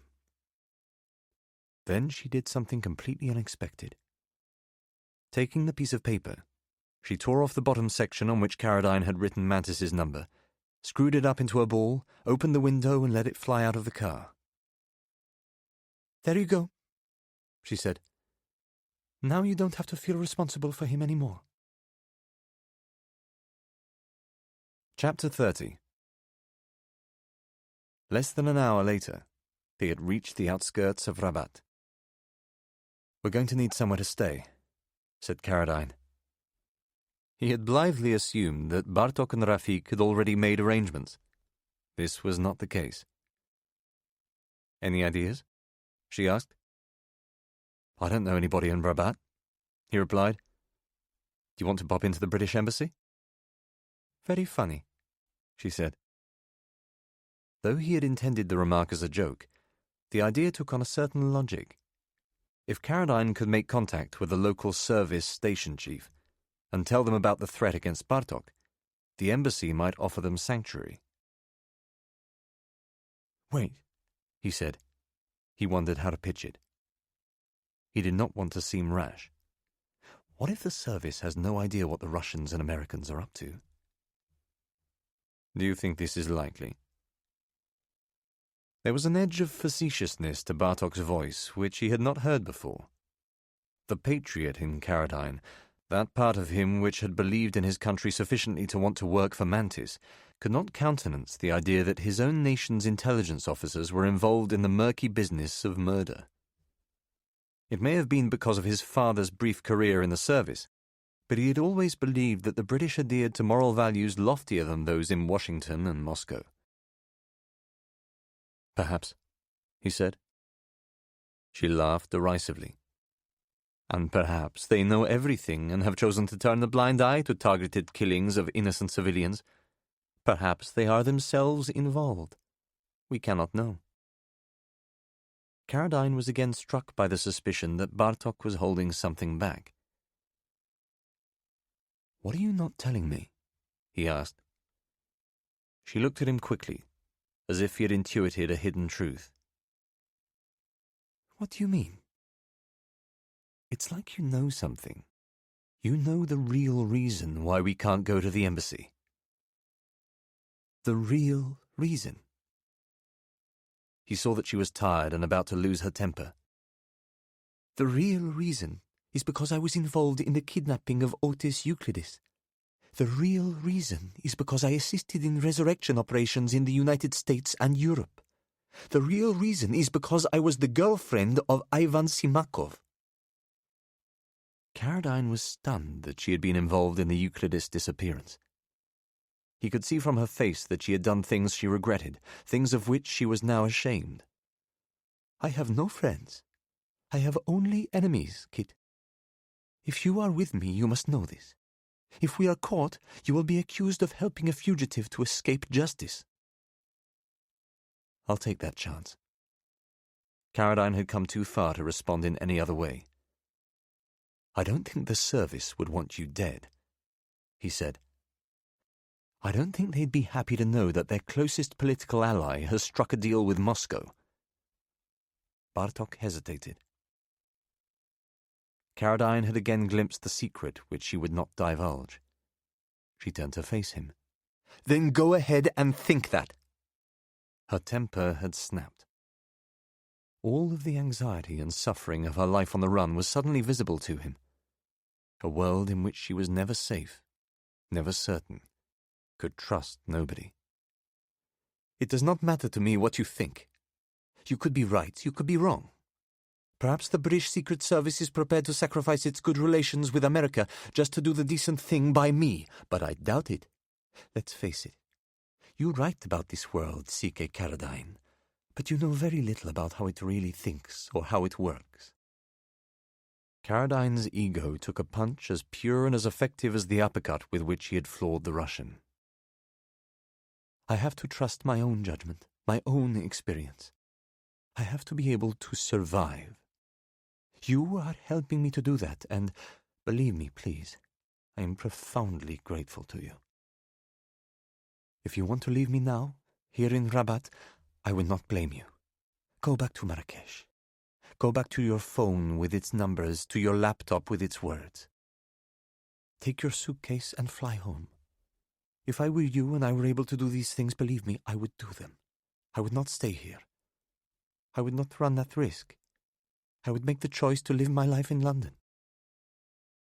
I'm going to get you to Gibraltar, Caroline replied, taking her hand and squeezing it at the wrist. He was not at all certain that it was the correct decision, taken as it was in the face of Bartok's seeming indifference to his plight. But he did not want to walk away or to let her down. We're going to get on the boat, and we're going to get you out of Morocco. Then I'll leave. When you're safely in Gibraltar, I'll go back to my life in London. Chapter 31. Then they came to the roadblock. The first Caroline knew of it was Rafik swearing under his breath and slowing to a crawl. There was a tailback of about 40 cars in 2 lanes along the main road leading into Rabat. Caroline could see several police cars at the top of the queue, sirens flashing, uniformed officials standing at different points on the road. "Fuck," he said. "Don't worry," Bartok told him. "Might not be for us. Arabs love a roadblock." They inched forward. It was hot outside. Caroline began to sweat. He closed the window and asked Rafik to switch on the air conditioner. It was quickly as cold as a fridge inside the car. "Tell me about Patrick and Eleanor," she said. Caroline assumed that Bartok was trying to take his mind off what was happening. Rafik shunted forward the length of 2 vehicles and applied the brakes. "They're a retired couple. Eleanor used to be a lawyer. I'd say Patrick is about 15 years older than her, looks a bit like Cary Grant. Very easygoing, very charming. Possible retired ladies' man. Liked the look of your photograph when I showed it to him." Bartok smiled. "Go on." Rafik moved forward another 10 feet. "They live in Kent, eastern part of England." "I know where Kent is." "They have a beautiful yacht, Atalanta, custom made. Showed me photographs of it at the Mansour. I think you'll be comfortable." "How did you meet them?" Caroline remembered his first evening in Marrakesh, trawling the souk for Laszlo. It seemed a lifetime ago. "I was eating dinner in the Casbah, Place des Ferblantiers. They were sitting at the next table." Bartok turned to face him. A siren squawked in the distance. "Sitting there when you arrived?" Caroline realized why she was looking so apprehensive. She thought that he had been tricked. "No," he said quickly. "They came in after me." She looked out at the queue of traffic, visibly annoyed. "Jesus Christ, kid." He leaned towards her. Rafik briefly turned to look at him. "I know what you're thinking," he said, trying to make his case. "They're service retreads, Moscow illegals, agency personnel keeping an eye on me. That's not the case, I promise you." "How can you be so sure?" "Instinct. Common sense." "Brilliant," she exclaimed with heavy sarcasm. "So we're okay then? Your instinct as, what, a novelist, tells you that Patrick, who looks like Cary Grant, and Eleanor, who used to be a lawyer, are normal, everyday people. Are those the same instincts that told you to trust Robert Mantis?" Caroline lost his temper. "Do you want me to get out? Shall I just leave you here? Is that better? Is that what you want?" Bartok tried to respond, but he talked over her. Rafik asked them to keep their voices down as he shunted the car forward. "Pas maintenant." Caroline snapped and turned back to Bartok. "I'm trying to help you. I'm trying to do you a favor. What do you think are the chances of Patrick and Eleanor masquerading as a millionaire couple with an Oyster 575 on the minuscule 1 in 6 million probability that a British thriller writer might ask if he can sail up the coast of Morocco with them, accompanied by his phantom girlfriend?" "That's what you told them?" Bartok replied. Her anxiety had vanished as quickly as it had surfaced, to the point where she now seemed almost amused.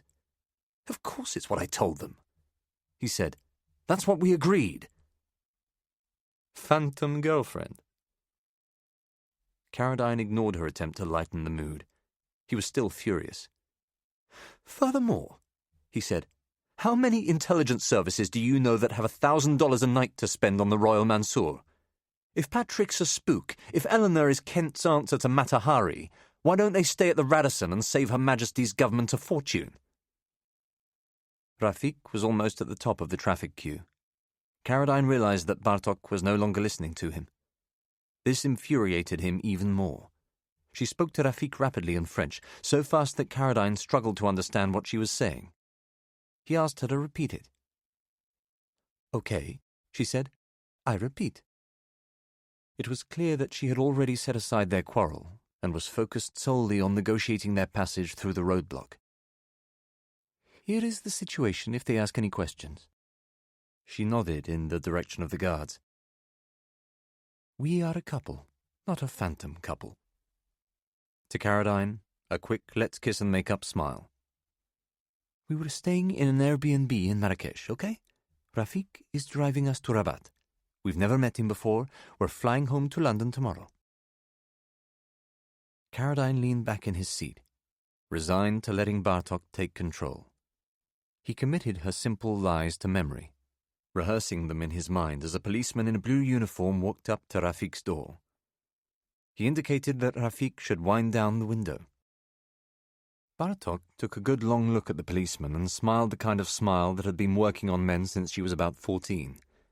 Rafik lowered the window. "Assalamu alaikum." "Wa alaikum assalam." The policeman continued to speak to Rafik in Arabic. He looked into the car and nodded at Bartok. Bartok smiled back. He stepped to his right and looked at Caradine. Caradine tried to smile from the back seat, but he was still angry. "Where are you from, please?"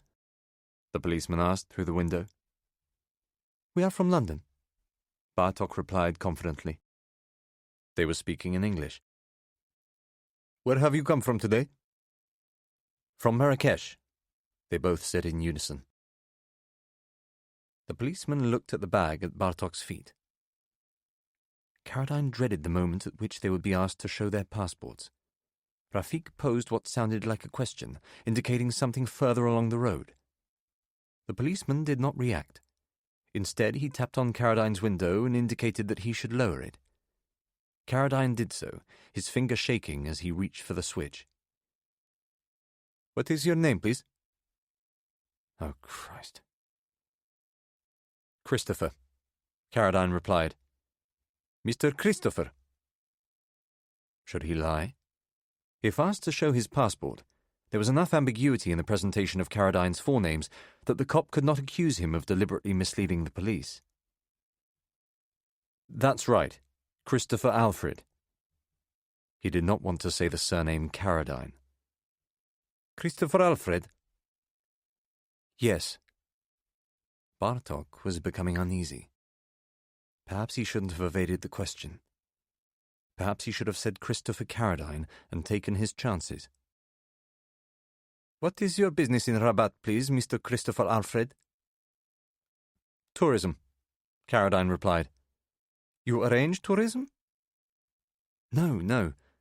Caradine had been momentarily baffled by the question. "We're tourists. I'm visiting Morocco with my girlfriend." "Phantom girlfriend," Bartok muttered. The policeman looked up and stared along the line of cars. Caradine's heart was racing so fast he was concerned that it was affecting his appearance. He could feel his chest surging.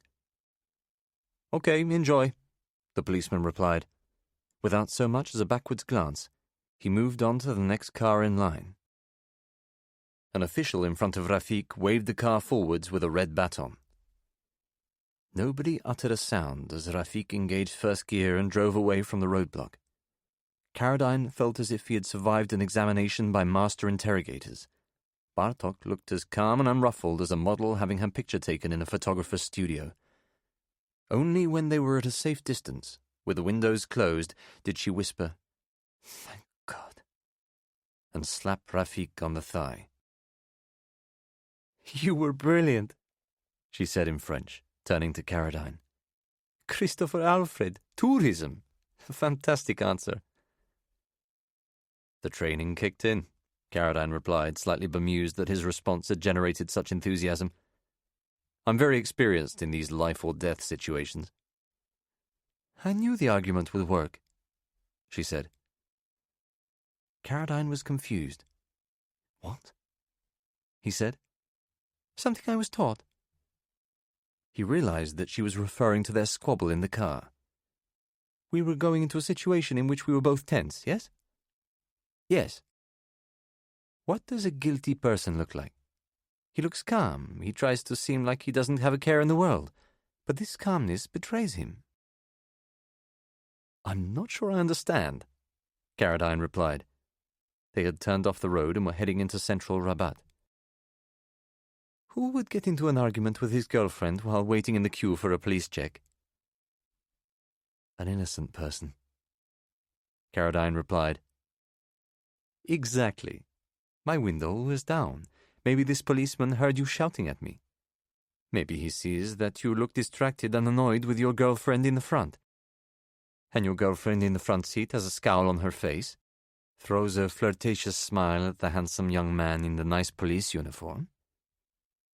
Who trained you to think like that? Caradine asked. He had never heard of such a technique, but marveled at its simplicity.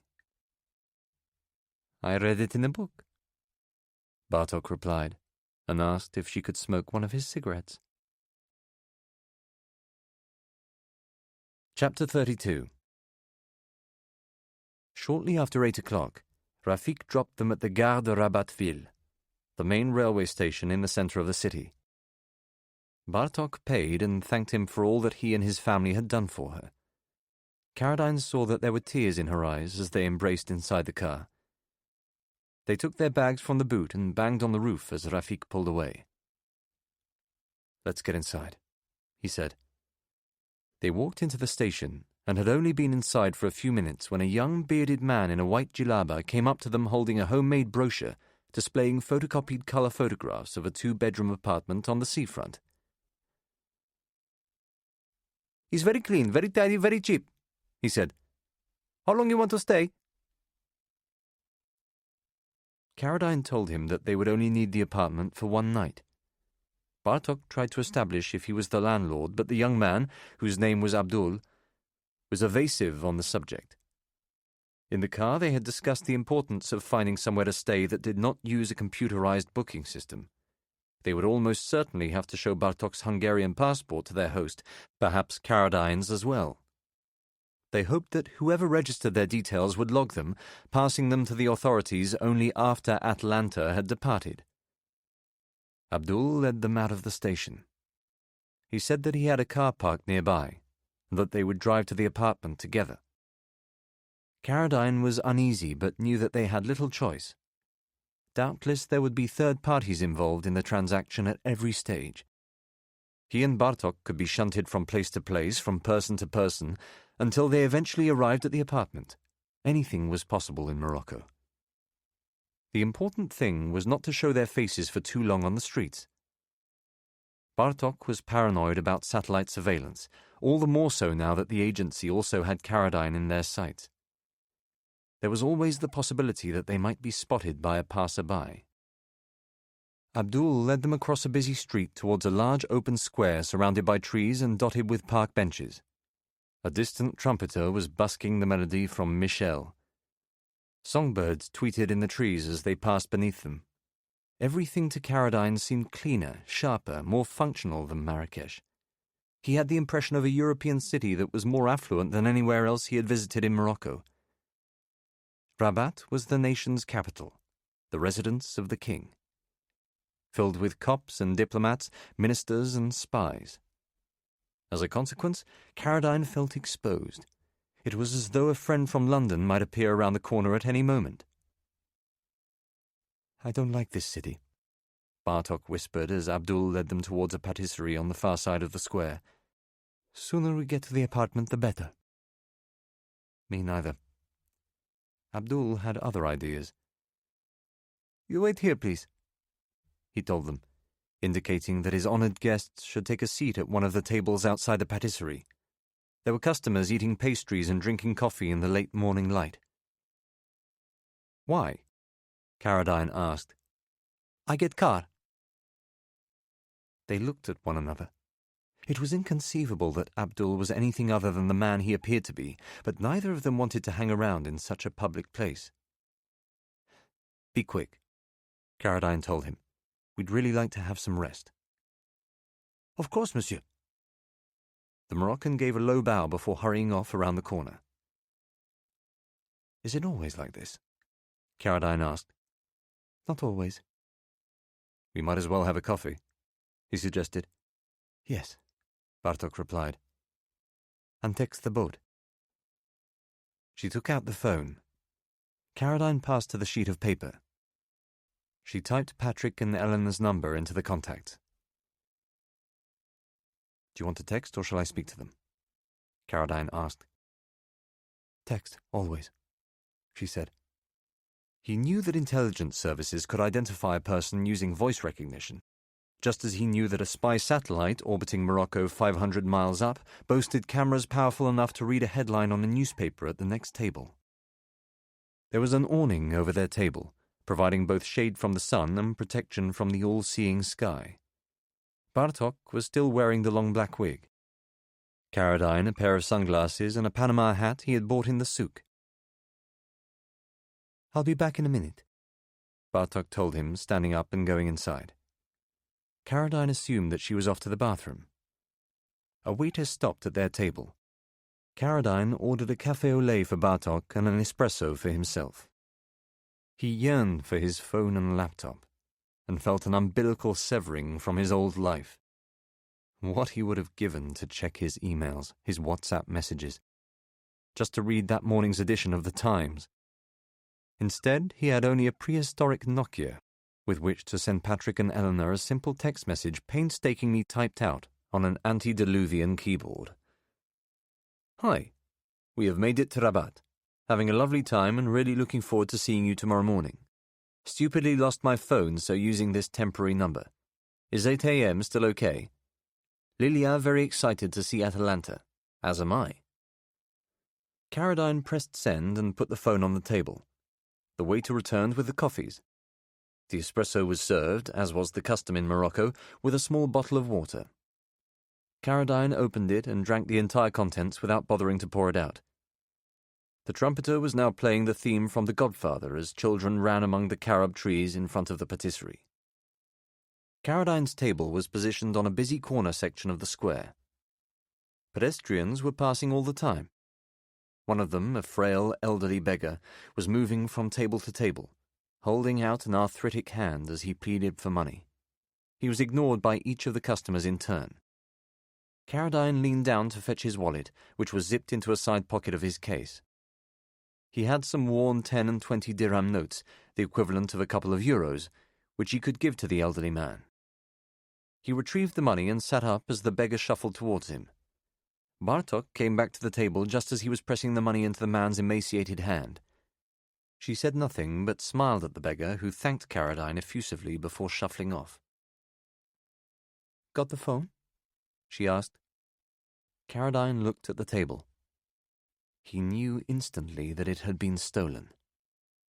Fuck. What is it? Bartok knew it too. He could tell by her reaction. The mobile. The cell phone. Did you pick it up? She shook her head, very slowly, coming to terms with what had happened. I leaned down for 10 seconds to get my wallet. Had the beggar taken it? Surely not. An accomplice? More likely an opportunistic thief had swiped it while moving in the flow of pedestrians passing the table. Jesus, kid. They searched the ground beneath the table. Caradine frisked himself. He asked a young mother at the next table if she had seen anyone taking the phone. She shook her head in the manner of one who did not wish to become involved in somebody else's misfortune. What was on the SIM? Bartok did not answer him. She withdrew into silence. Caradine could not tell if she was irritated solely by his lapse in concentration or if the SIM contained vital information on which she had relied for months. Every useful number, every precious message, gone in the blink of an eye. Abdul soon returned to the patisserie. Caradine told him about the theft. The young Moroccan expressed his sympathy but offered nothing in the way of practical solutions. He was keen only that his guests should accompany him to the apartment, which had now been prepared for them. Shouldering his bag, Caradine walked behind Bartok and Abdul as they made their way towards the car. He was furious with himself. The irritation and embarrassment he had felt when Bartok had told him about Mantis returned in full flood. Perhaps he wasn't cut out for the role in which he had cast himself. For the first time since he had arrived in Morocco, Caradine thought nostalgically of home, of the simple writer's life that had so frustrated him. He was not a man prone to self-pity, nor did he wish that he could click his fingers and somehow remove himself from the complications of Rabat and Lara Bartok. Nevertheless, he was tired of living so much on the edge of his wits. He wondered how Bartok had coped for so long, and could only assume that she had enjoyed periods of time in which she had become secure and safely anonymous. He presumed that she had lost contact with old friends from Hungary or New York, but perhaps this was not the case. Did she have boyfriends? Caradine could not imagine how she would be able to build or sustain a relationship with another man, living as she did. He assumed that she took her pick of men whenever desire took hold of her, then moved on before love had a chance to take a hold. But what could he possibly know? All that was clear to him was that his own life, as problematic and dangerous as it had become, was as nothing in comparison to the complexity of her own. Watching Bartok as she spoke to Abdul, he felt a great sympathy for her. A surge of feeling for which he was rewarded with a smile as she opened the passenger door of the waiting car and climbed in. His sins had apparently been forgotten. The stolen phone was yesterday's news. Caradine was revived and joined her in the car with a strong desire to prove to Bartok, as well as to himself, that he could get them safely to Gibraltar. He had come this far, suffering only a bruised ego and a swollen right hand along the way. If Abdul came through for them and they could lay low in the apartment, there was every chance of leaving Rabat safely in the morning. Chapter 33. The bearded man standing on the crowded rush-hour platform at Oxford Circus was carrying a worn leather briefcase and a furled umbrella. It had been raining hard as he entered the station, and his thinning hair was pasted to his scalp. Stephen Graham was a man with a lot on his mind. Laszlo had been found, yes, but nobody had seen hide nor hair of her for 24 hours. Ramon Basora had got sloppy, fallen in with the Americans, and paid with his life. Kit Caradine had vanished. Graham's hastily assembled house of cards had come crashing down. He had an ominous feeling that he would be next. Graham had come for a meeting with Petrenko. Not so much a meeting as an interrogation. Moscow wanted to know what Robert Mantis knew about the search for Lara Bartok. Did he realize that she had been sighted in Morocco? Had he had any dealings with one C.K. Caradine, a British writer attending a literary conference in Marrakech? Graham had denied all knowledge, fending off Petrenko's questions. Is Kit Caradine working for the service? Is he romantically involved with Bartok? As best he could. If Moscow knew that he had been trying to protect Laszlo, they would have him killed. If Petrenko came away from the meeting believing that Graham had deliberately tried to undermine a Kremlin-sanctioned operation to find Lara Bartok, he was finished. What could he tell them? That he was in love with the estranged girlfriend of Ivan Simakov? That no woman had ever made him feel the way Lara had made him feel? That their brief relationship had been the most sublime and fulfilling of his life? They would think he was a fool who had lost his mind. The discussion had taken place at the Langham Hotel. Petrenko, the master interrogator, played the trusted confidant, the old friend, the world-weary spy.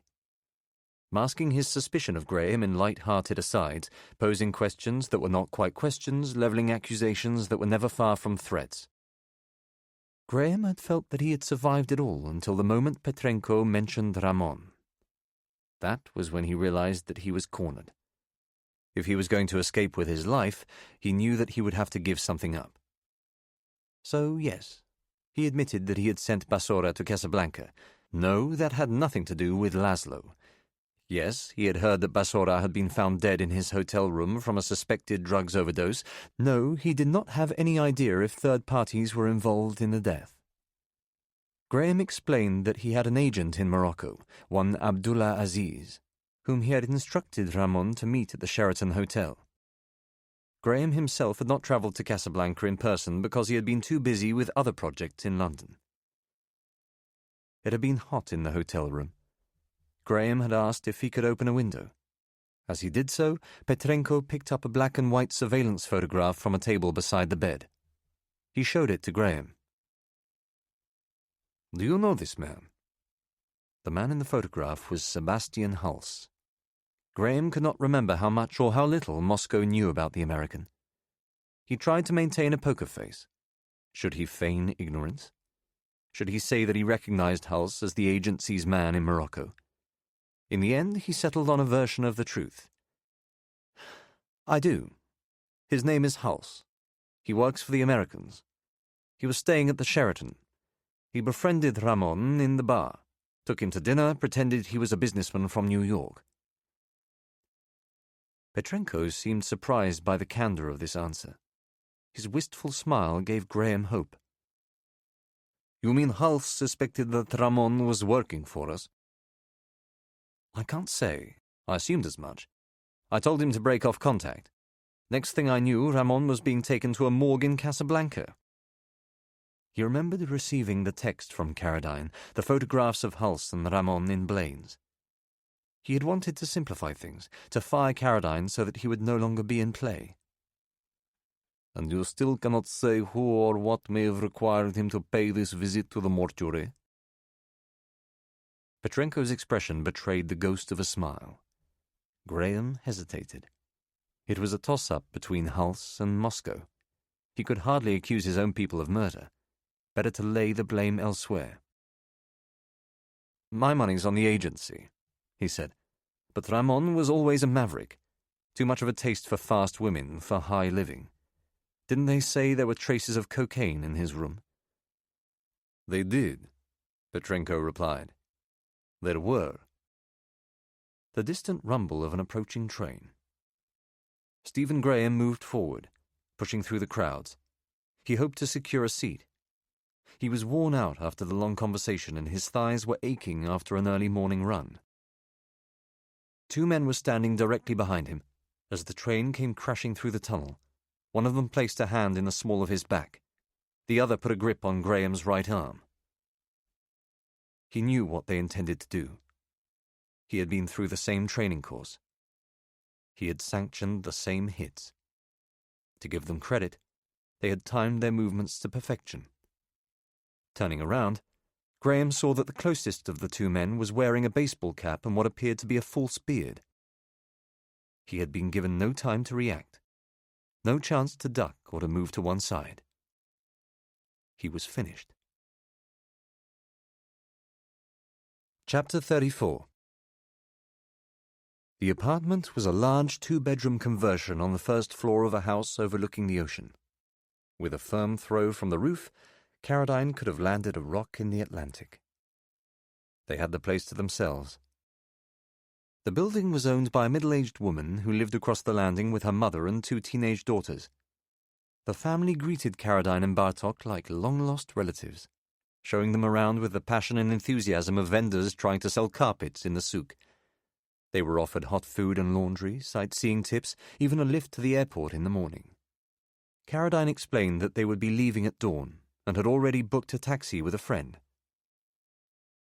When asked by the landlady if they would be sharing the same room, Bartok took Carradine's hand and smiled beatifically in the direction of her elderly mother. "Thank you, but we are not married," she said in perfect French. "Until then, we prefer to sleep in separate beds." "Of course, mademoiselle," the landlady replied, her face a picture of admiration for such old-fashioned sexual mores. The teenage girls looked stunned. "If we could just have some food this evening, that would be wonderful," Bartok continued. Carradine's cheeks were flushed with embarrassment. "Perhaps a couscous? Some salad?" None of it was too much trouble. The landlady requested only that they enjoy themselves and then closed the door so that the young couple could have some privacy. Minutes later, however, she came back into the apartment, asking if one of them could provide her with a passport. Caradine fetched his own, as they had agreed, and watched as the landlady painstakingly transcribed his details, in Arabic, onto a registration form. Meanwhile, Bartok settled into what she described as the more feminine of the two bedrooms, a large room upholstered in pink and decorated with floral pattern cushions, closing the door while she unpacked and took a shower. Caradine accepted the landlady's offer of tea and drank it on a small, enclosed balcony in his room while smoking a cigarette out of the window. Traffic was constant in both directions, and the room was noisy, but he was glad to be in a place that both of them considered secure and relatively anonymous. By sheer good fortune, they had ended up in an apartment which was not overlooked by neighbouring buildings. A man was selling pomegranates from a stall beneath Caradine's window. Across the corniche, on a stretch of waste ground separating the shoreline from the road, a family was living out of a tent surrounded by oil drums and buffeted by the Atlantic wind. They were otherwise out of sight of strangers. Everything was damp to the touch. The sheets on Caradine's bed, the towels in the bathroom. Even the sugar in the tiny packets the landlady placed beside the teapot. He thought again of the riad, of the festival organizers wondering what had become of him, but reckoned it would be at least 48 hours before anyone raised the alarm. There was no television nor radio in the apartment, and therefore no means of keeping tabs on the developing story in Warsaw. Caradine laid a private bet with himself that the siege would already have been brought to an end. It was just a question of the death toll. After finishing his tea, he took a shower. The ceiling was so low that he had to sit on a plastic stool while dousing himself with lukewarm water. He shaved and changed into some clean clothes, risked a blast of aftershave, then knocked on Bartok's door. "Come in," she said. She was lying on the double bed wearing a pair of denim shorts and a t-shirt. Her blonde hair was damp and tousled from the shower. The room smelled of perfume and the warm sea air. "You packed my bag well," she said, kicking a leg in the air. He saw that she was reading a book. "Lots of practice," Caradine replied. He wished they were together, that they could spend the rest of the day and night in bed, passing the long hours until it was time to leave for the boat. In any other situation, with any other woman, he would have tried his luck. "What's on your mind?" she asked. "Nothing much." He walked towards the window, saw the same view he had been looking at while drinking his tea. "We have a lot of time to kill." "Lots," she said. "Good book?" "I've read it before." She flung it across the room. Caradine caught it like a fly-half as it passed behind his waist. It was a French translation of The Sheltering Sky. "Ah, Doomed Love," he said, trying to sound sophisticated. "The wife is called Kit." He pretended to be furious. "Really?" He flicked through the pages, searching for the name. "Really?" Bartok replied. "Don't they end up dying in Morocco?" There was a picture on the back of Deborah Winger in the arms of John Malkovich. She gets sick or he gets sick, I can't remember. "Don't spoil it." "I thought you said you read it before." "Years ago." Caradine threw it back. This time the book bounced off the side of the mattress and landed on the floor. Bartok leaned over the bed to fetch it. Her t-shirt rode up on her back. Caradine stole a glance at her waist, tanned and lithe, blonde hairs at the base of her spine. She looked up and caught him staring, and for an instant the time stopped between them. The doorbell rang. They continued to stare at one another. Caradine walked to the door. The landlady walked in carrying a tray covered in plates and cutlery. She apologized for interrupting and said that the food was almost ready. One of the teenage daughters followed her in, holding a bowl of salad and some fruit. Caradine noticed how respectful they were towards Bartok, staring at her as though she were a visiting dignitary. Within a few minutes, the family had left them in a traditional tiled reception room at the back of the apartment. Plates of chicken couscous, cheese, and pasta spread out in front of them. "Do you want to go down to the marina? See if your friends are there?" Bartok asked. "Together?" Caradine replied. No. Her answer was quick and dismissive, as if the notion that she could walk around Rabat in plain sight was nonsensical. "I don't think I should go," he said, "even alone. If somebody picks me up, they'll eventually find you." "Only if you crack under questioning." Caradine saw her grin as he spooned some couscous into a bowl. "I'd give you up in a heartbeat," he said. "I bet you there's a reward on your head." Traffic was growling past on the Corniche. He was still thinking about the lost moment in the bedroom. Yet Bartok's mood seemed to have changed. "I don't want you to be bored," she said. "You can go for a walk. It would be fine." "I'm perfectly happy." "You strike me as a trapped person, Kit. Like a caged bird." "Is that right?" He was by turns flattered by the description and startled that she had intuited his inner restlessness. "I don't feel like that at the moment." "No, perhaps not. Why would someone do what you have done?" "I don't understand," he said. "Become a spy?" "But I'm not a spy." He knew that she was referring to his work for Mantis, but did not want to pretend to be something that he was not. "I realize that," she replied, "but many people would not have agreed to work for their country as you did. It was an old-fashioned thing to do. Patriotism, a sense of duty. Of course you were not to know that Stephen Graham was a liar, but this does not really matter. You acted in good faith. You wanted to help. You had the adventure inside you, the restlessness. Does your life satisfy you, Kit?" Several seconds passed before Caradine answered the question. "In some ways," he replied, taken aback by Bartok's directness.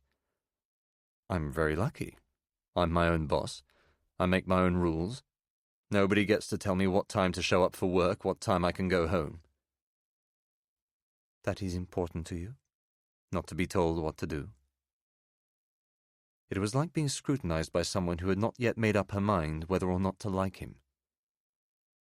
"I prefer it that way," he said. "But it comes at a price. I've started to realize that my life is very solitary. I have no colleagues, no meetings, no team." "You have to motivate yourself." "Precisely." He ate some of the couscous. "Are you married?" Bartok asked. Caradine almost spat out the food. "No," he said. "Why so many questions?" "I am just getting to know you," she said, touching her lips. "But you know that I'm not married." "Do I?" He realized that the subject had never come up between them. "Well, I'm not," he said. "Do you have a girlfriend?" Was she making small talk or clearing the romantic ground? Caradine could not tell. He ate a hunk of bread and said that he wasn't seeing anybody in London. "What about outside London?" "Nowhere." A sheep, tethered in a nearby yard, let out an anguished cry.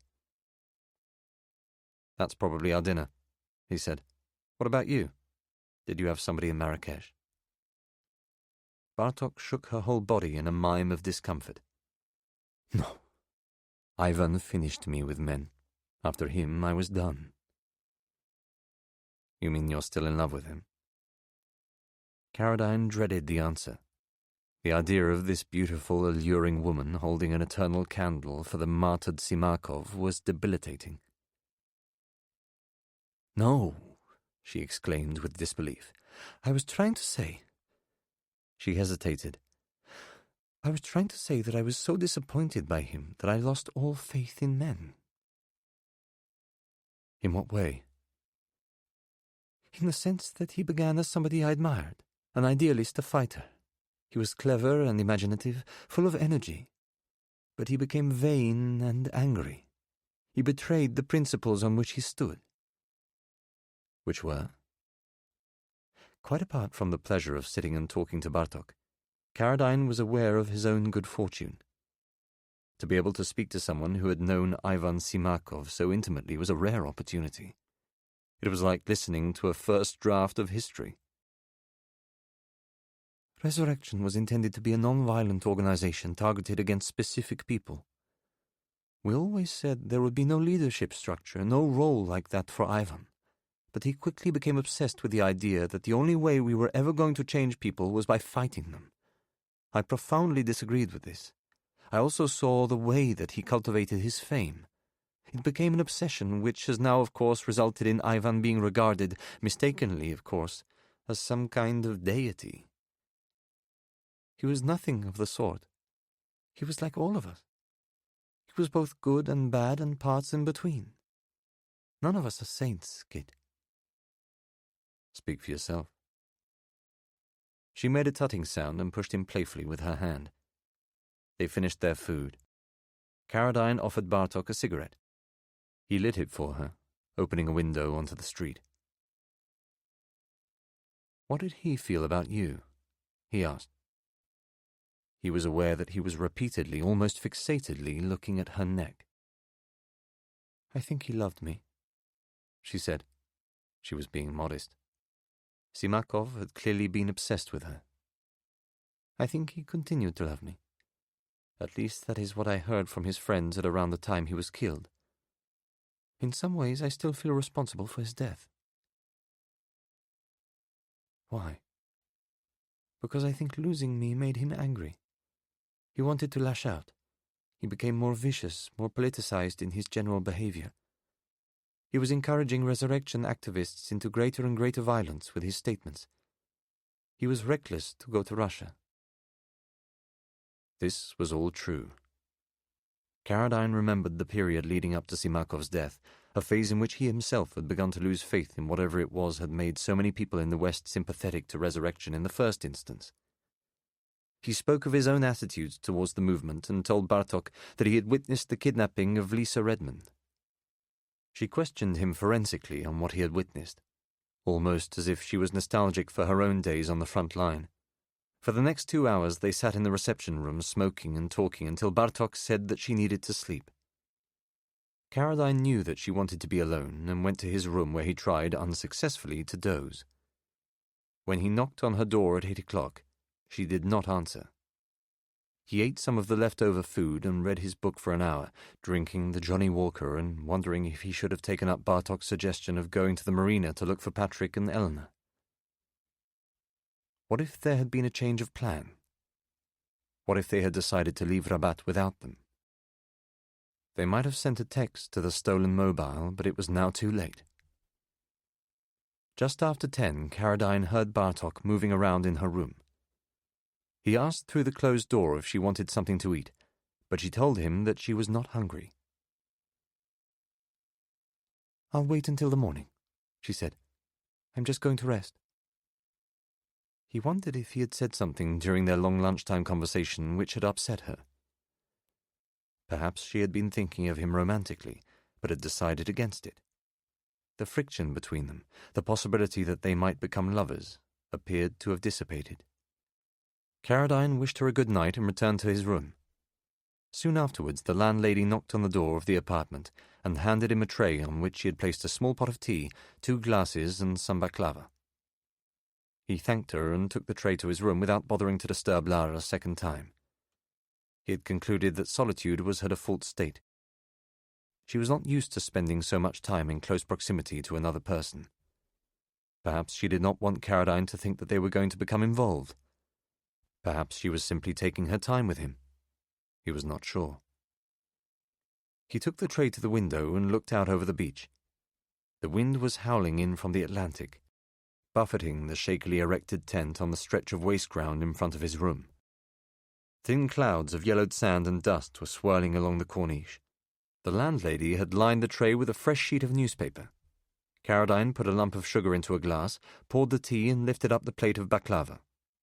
He was on the point of biting into a small honey-soaked sponge when his eye was drawn to the newspaper. He set the plate to one side and turned the tray through 90 degrees. It was covered in Arabic script. There was a black and white photograph of a bearded man hidden within the text. There was no mistaking his face. It was Ramon. Caradine looked more carefully, wondering if his eyes were again playing tricks on him. He studied the photograph more closely. He could not understand what had been written about Ramon, nor why his face was appearing in a Moroccan daily newspaper. Was it a business story, or something more sinister? Picking up the keys to the flat, Caradine walked outside, crossed the landing and knocked on the landlady's front door. It was some time before she answered. She was adjusting her veil as she opened the door. "I'm sorry to disturb you so late," said Caradine. "No problem," she replied in faltering English. He thrust the newspaper towards her. "This man." He pointed at the photograph of Ramon. The newspaper was slightly crumpled and sticky. When Caradine tapped Ramon's face with his finger, he left a smudge on the bridge of his nose. "Can you tell me what this story is about? Can you translate it?" He wondered for a horrible moment if the landlady was illiterate and would be unable to do what he had asked. Had he just humiliated her? Would she have to wake up one of the teenage girls to ask them to translate? Yet after a moment's hesitation, she took the newspaper and began to read the article. "It says he was a Spanish tourist." She was frowning at the text, as though it contained grammatical errors or content that was causing her offense. "Visiting Casablanca. He has died." Caradine had somehow known that she would say this. Died? How? "They say with drugs. An overdose of cocaine. He was staying at the Sheraton Hotel." Caradine stood in silence, absorbing what he had been told. He was so shaken that he asked no more questions, merely thanked the landlady and went back to his room. He poured himself a glass of whiskey, wondering if he should wake Bartok. But what would be the point? It would only unsettle her. He could only assume that Ramon had been murdered. Surely there was no possibility that he had accidentally overdosed on cocaine. The coincidence of his death with Hulse and the Russians at large was too stark. And yet what proof did he have of foul play? What purpose did it serve to assassinate Ramon? All Caradine knew for certain was that they must get out of Rabat in the morning. If the Russians were going after anybody associated with Laszlo, then he was next on the list. He drank a glass of water, took a sleeping pill, and set his alarm for 5. The sun was due to rise at 6:30. He had agreed with Lara to leave the apartment under cover of darkness and to be at the marina at first light. For the next half hour he lay on his bed fully clothed, listening to the tick of the air conditioner and to the low roar of the passing traffic.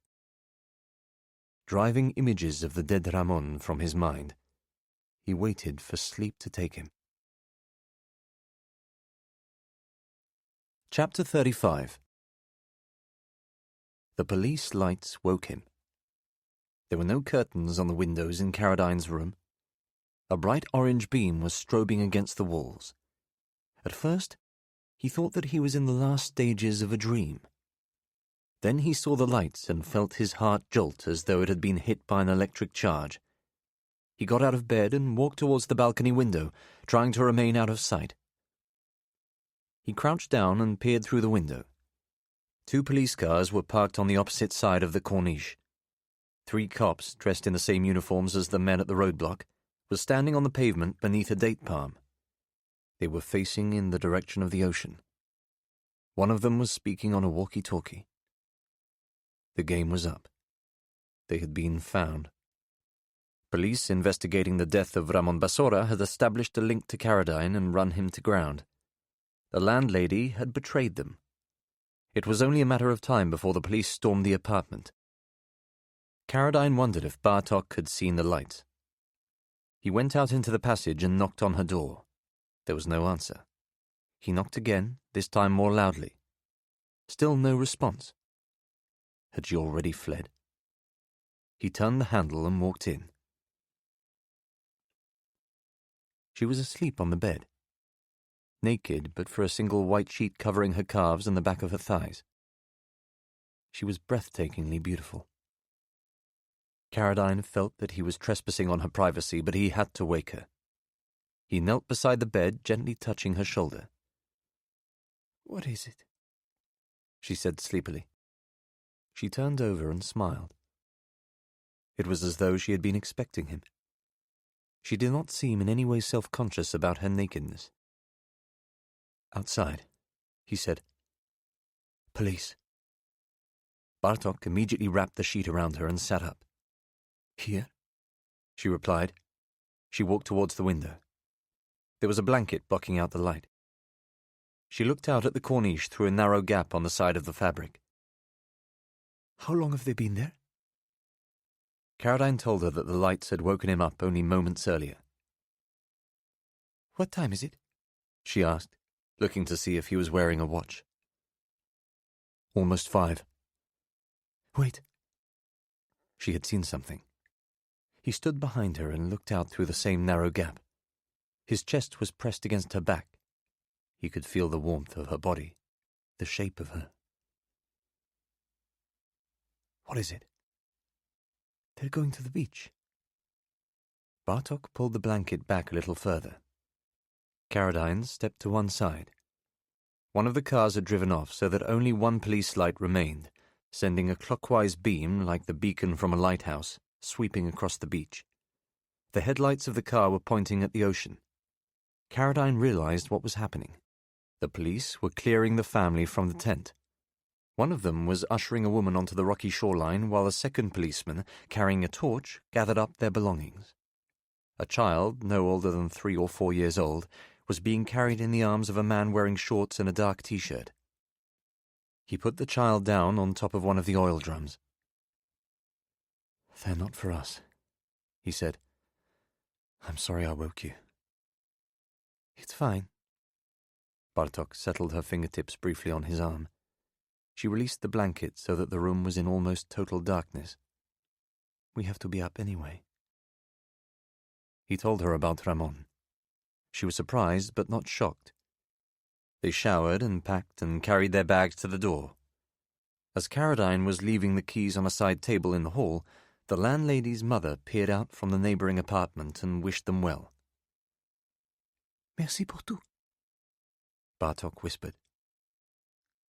"Oui, merci," said Caradine, and they crept downstairs to the street. The second police vehicle had gone. The tent had been cleared from the beach, leaving only a scattering of oil drums and the black patch of an extinguished fire. The corniche was deserted save for the occasional passing car. They stood beneath the balcony of Caradine's room waiting for a taxi for more than 10 minutes and had almost given up hope when a dented beige Mercedes rounded the corner and pulled in to collect them. The recalcitrant, elderly driver spoke incomprehensible French.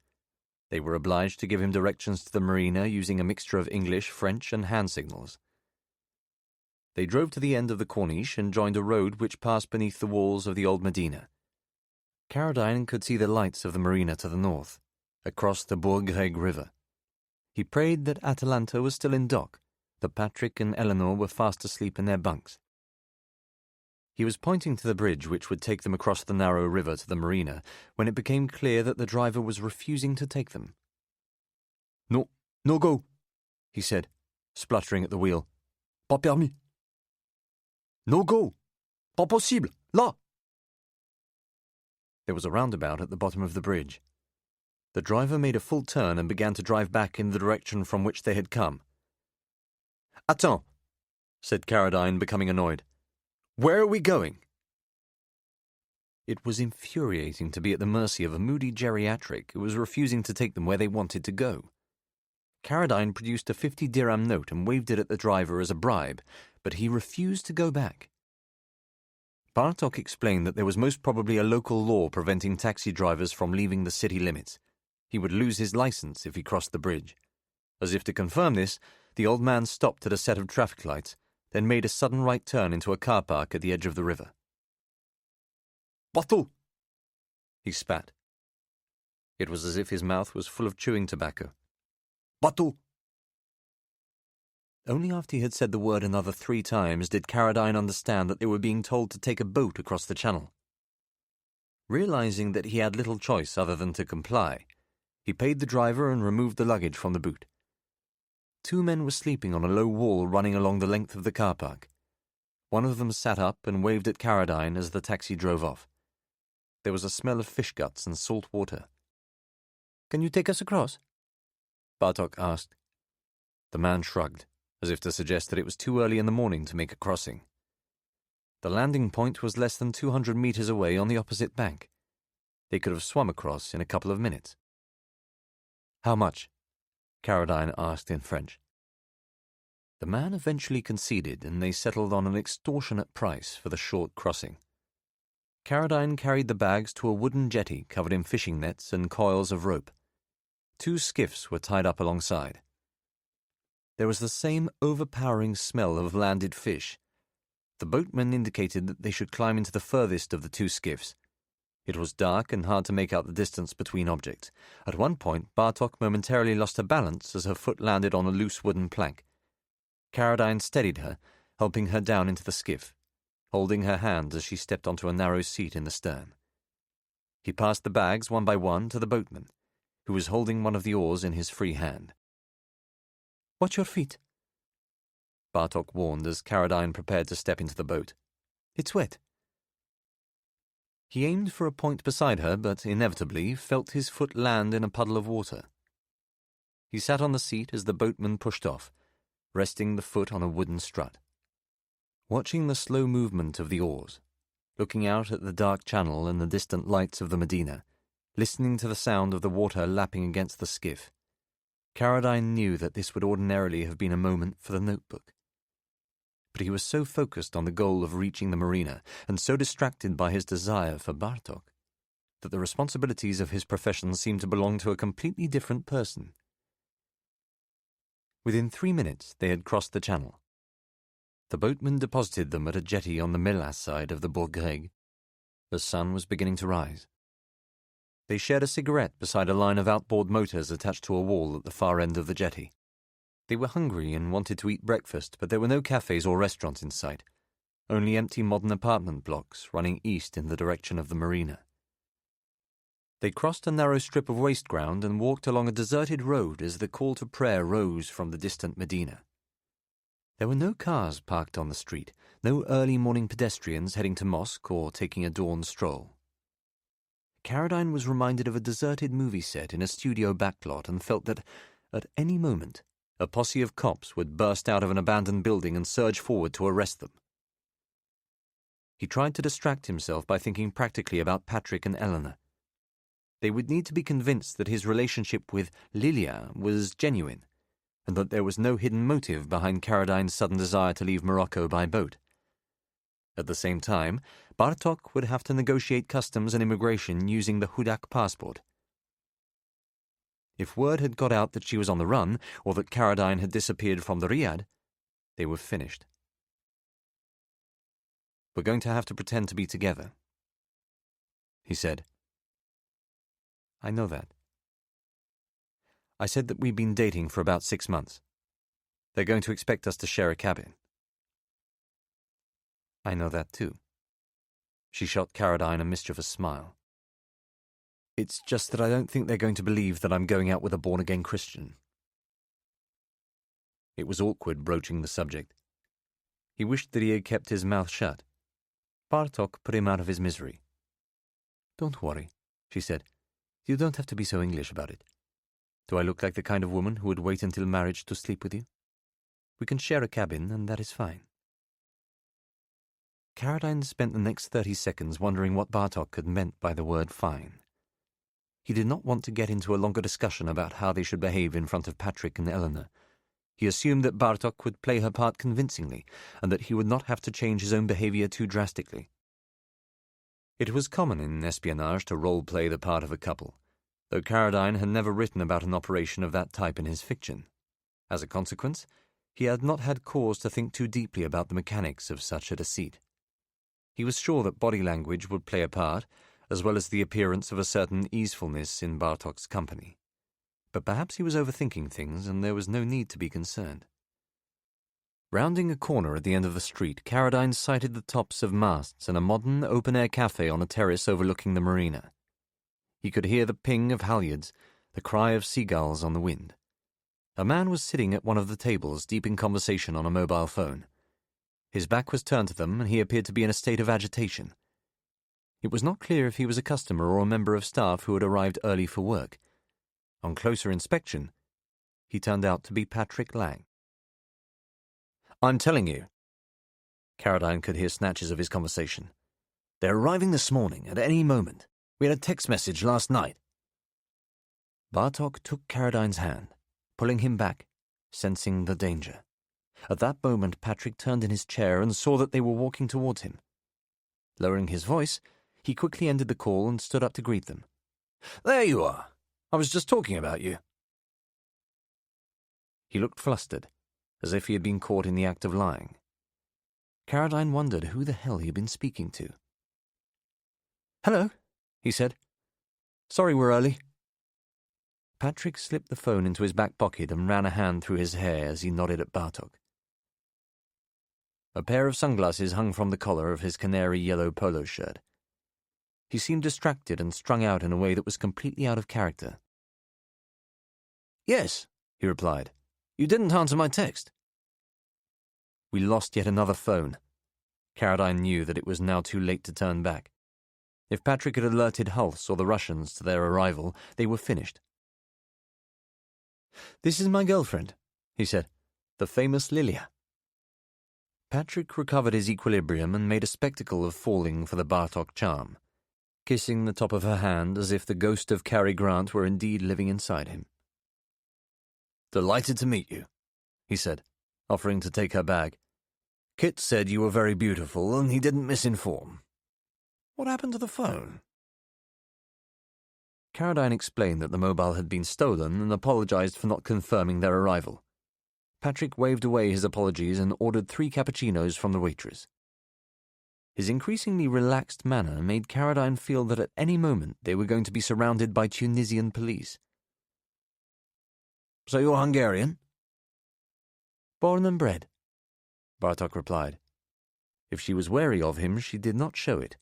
Instead, Carradine was treated to a 20-minute masterclass in deception as Bartok spoke of her childhood in Budapest, her work as a private tutor in London, her lifelong fascination with boats and the ocean. "When Kit told me that you had invited us to come with you on your beautiful yacht, it was the happiest moment." Touching Patrick's wrist and speaking with a tenderness that almost convinced Carradine she was telling the truth. "We have changed our flights to go home from Gibraltar. You were so generous, both of you, so kind." They ate breakfast undisturbed. Carradine concluded that Patrick had been speaking to a member of his family on the telephone and that there was nothing to worry about. Having finished their food, Patrick suggested that they walk down to the boat where Eleanor was waiting for them. Carradine settled the bill, shouldered the bags, and followed him out to the cafe. At no point did Bartok shoot Carradine a look of amused complicity or appear to take any pleasure in their shared deceit. She had dropped into the character of Lilia Hudak solely for the purposes of survival, and would play the role only for as long as it was required of her. "We'll get you settled in, then you'll have to go and see immigration," Patrick announced. They were walking down a gangplank towards a network of pontoons at the entrance to the marina. A young couple with 2 small children passed them in the opposite direction, nodding at Carradine as he took in the sights of the marina. Patrick pointed ahead at Atalanta, 60 feet of teak and fiberglass, nestled between 2 gigantic Qatari-registered gin palaces with crew in pressed white uniforms scrubbing the decks. She was a thing of beauty, gleaming in the early morning sun. The red ensign was flying from the stern, rippling in the slight breeze. Bartok gasped as she stepped on board, walking across a narrow gangplank connecting the yacht to the pontoon. "Extraordinary," she said. For the second time that morning, Carradine had the sudden giddy sense that they were walking into a trap. Steering wheels were positioned on the port and starboard side of a cockpit, protected by a large canvas roof. A hatch at the far end led into the interior of the yacht. Eleanor was sitting on one side of the master cabin at a wooden table spread with the remnants of a classic British breakfast. Triangles of half-eaten toast, pots of Marmite and Oxford marmalade, miniature packets of cornflakes and all-bran. It was like a glimpse of home. "Look who I found," Patrick called out with forced cheeriness as he came down the steps. "They were early." Eleanor was dressed in dark blue linen trousers and a Breton sweater. A pair of pajamas and a dressing gown with a white company label were draped over the back of the leather seat beside her. She removed a pair of half-moon spectacles.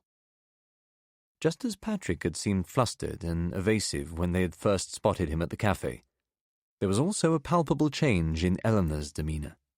She looked tired, giving off an air of impatient agitation. Caroline wondered if there had been an early morning row. "Hello," she said, shaking his hand without moving closer to offer a kiss. "This must be the mysterious Lilia." Caroline was certain that he caught a flash of wariness in Eleanor's first glance at Bartok. Did she know the truth about her? Bartok remained in character, smiling beatifically. "What a beautiful boat. So kind of you to invite us." Was it Caroline's imagination, or was Eleanor looking for a chink in her armour, for some tiny piece of evidence that would convince her that their seemingly innocent voluntary crew were fugitives on the run from the law? Standing in the cabin, watching the two women become awkwardly and hesitatingly acquainted, he had to tell himself to remain calm, that whatever circumspection he detected in Eleanor's mood was most likely the aftermath of a row or the natural wariness of a wife who was protective of her husband and all too aware that Lilia Hudak was a beautiful young woman. "Your boat's not at all what I expected," he said, setting his bag on the ground and taking in the state-of-the-art navigation equipment, the shelves of everyman books, the wood-lined passages leading stern and aft. "She does us very well," Patrick replied as Eleanor stepped past him. "My husband and I sleep up here," she said, indicating two separate cabins, one in the bow, another on the port side, both with unmade beds. It was as though she was providing a visual demonstration of the tensions that existed in the marriage. "It's all so modern," Bartok observed, plainly trying to think of something to fill the silence. "Oh yes, Patrick likes all the mod cons," Eleanor replied coolly. She showed them a bathroom on the starboard side before turning back towards the main cabin. "You'll be sleeping here," she said, leading them through a well-stocked galley towards a master cabin in the stern. There was a large double bed beneath the cockpit, and a frosted glass door leading to what appeared to be an ensuite bathroom. This would be the room Caroline was to share with Bartok for the next 3 days. "There's a shower, lots of hot water. Hopefully you'll be comfortable." "Very," said Caroline, feeling simultaneously as though he had won the jackpot and yet stumbled on one of the most awkward romantic entanglements of his life. "This is how the TV works," Eleanor continued, banging a button on the bedside table with noticeable force. A flat-screen television rose up from a cupboard on the galley side of the cabin. State-of-the-art, apparently. Perhaps Eleanor was annoyed that she had been obliged to give up the cabin to her guests. The channel was set to Spanish Eurosport. Cyclists wearing lycra and aerodynamic helmets were bombing around a velodrome. "So why don't you settle in? We'll see you when we see you." The two women exchanged wary smiles as Eleanor turned to leave. "Lovely," said Bartok. "Thank you so much." Caroline peered through a porthole.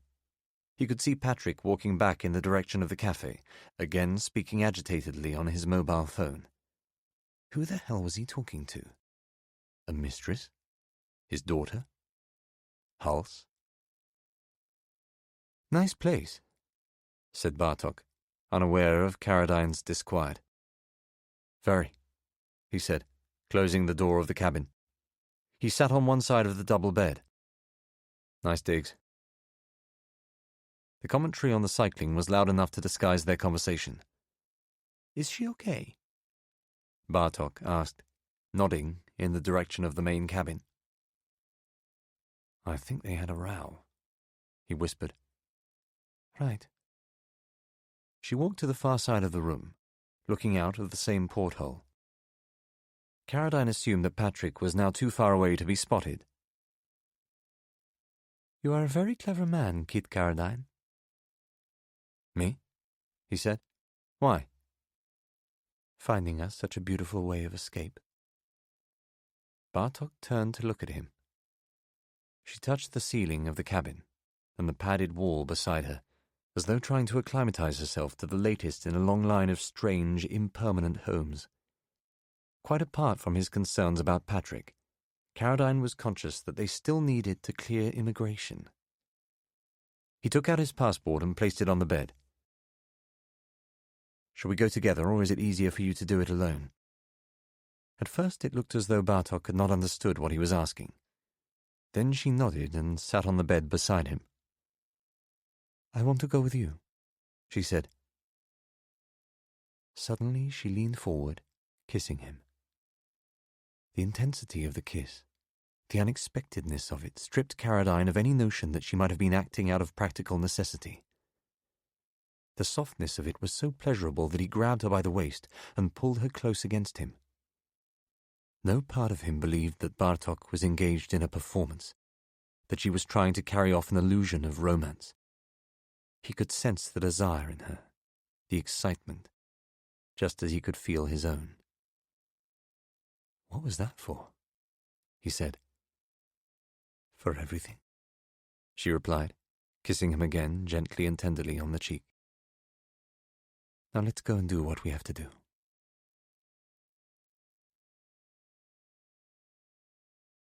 Chapter 36. They walked along a metalled road towards a group of prefabricated buildings overlooking the entrance to the marina. A tram passed overhead, moving towards the bridge connecting Mela to the old city of Rabat. A television was visible through the window of a deserted restaurant, showing a Moroccan news report on the siege in Warsaw. Caradine knocked on the window in the hope of being allowed inside, but there was no answer. It was not yet 9 o'clock, and it was already very hot. Bartok had put on a hat as protection against the sun. It was never supposed to be like this, she said, gesturing towards the television. The picture had frozen on a bird's-eye view of the Seine, which appeared to be on fire. Grand gestures, large-scale attacks, innocent people killed as a consequence. These people are no different to terrorists, to the Chechens or ISIS. Caradine took her hand. If they arrest me or refuse to let me leave Morocco, she said, I want you to go on without me. That's not going to happen. I am serious, Kit. She stopped and turned to him, touching his face. Caradine wondered if she was acting for the benefit of anybody who happened to be watching, a passing immigration officer. Eleanor on the deck of the Atalanta. They might say my entry stamp is too old. They might want to know why I have been in Morocco for such a long time. When did you arrive? Caradine asked. He had not thought to look at the dates on the Hudak passport. 5 months ago. It didn't seem too long. Surely she could talk her way around the problem. Just say you've been recovering from an illness and I flew out of London to fetch you. They might not believe me. 5 months is a long time.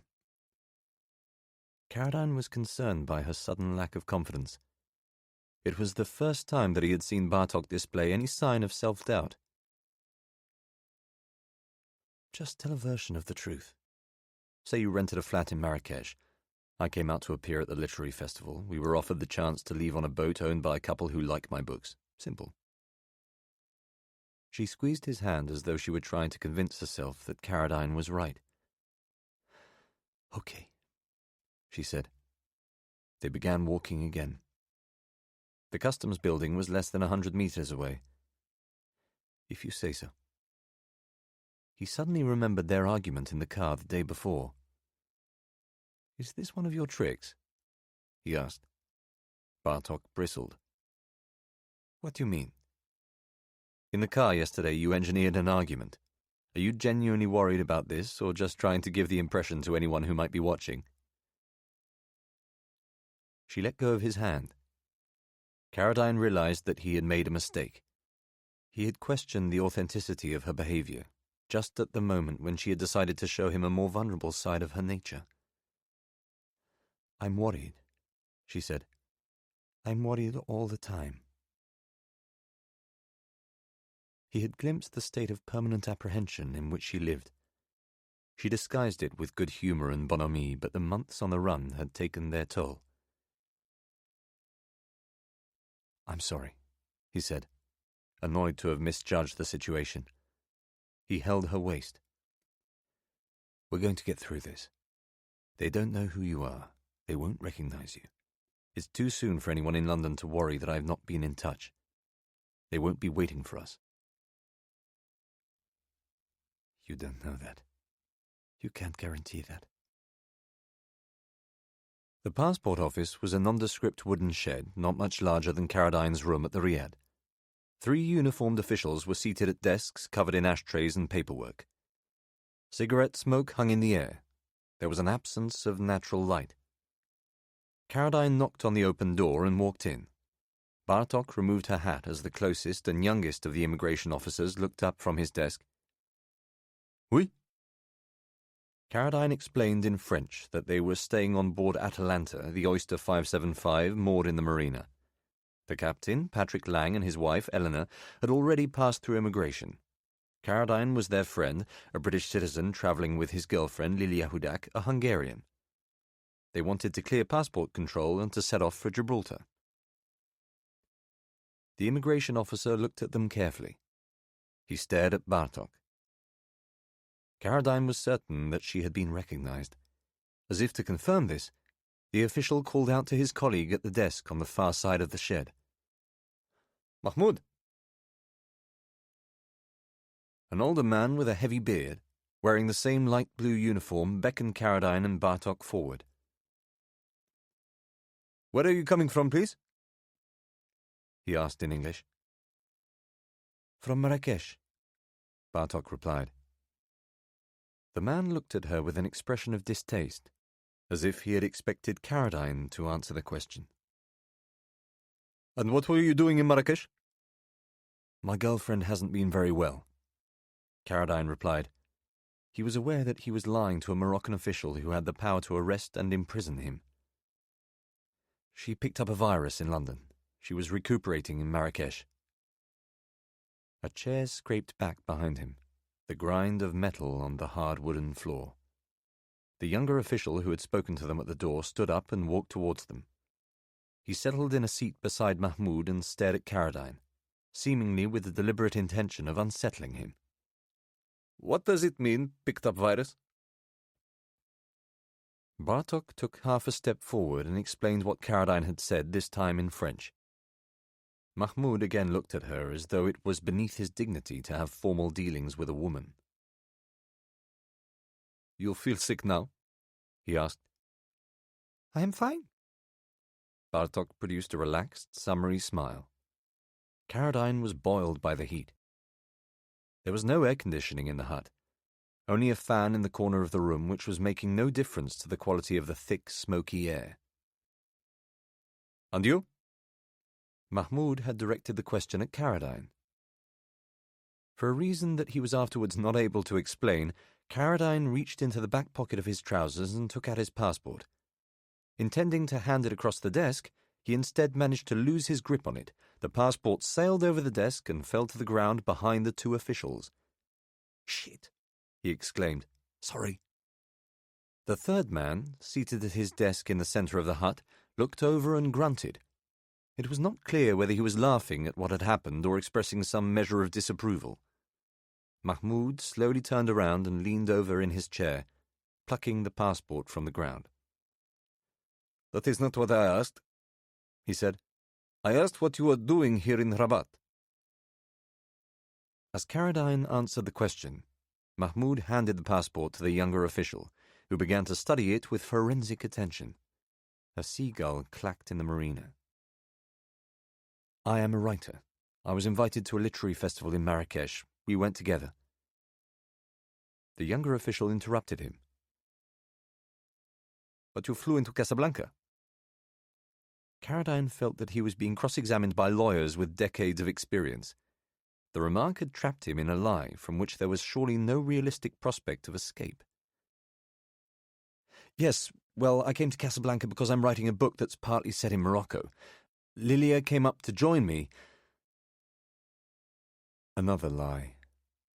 Mahmoud was writing something down as he listened. Was he keeping a record of the conversation, to be used as evidence against them at a later point? Lilia? He said. That's me, Bartok replied. Carradine wondered if it was all a sick joke. The officials already knew that Lara Bartok was standing in front of them. They knew only too well that Lilia Hudak was an alias. And you are from Hungary?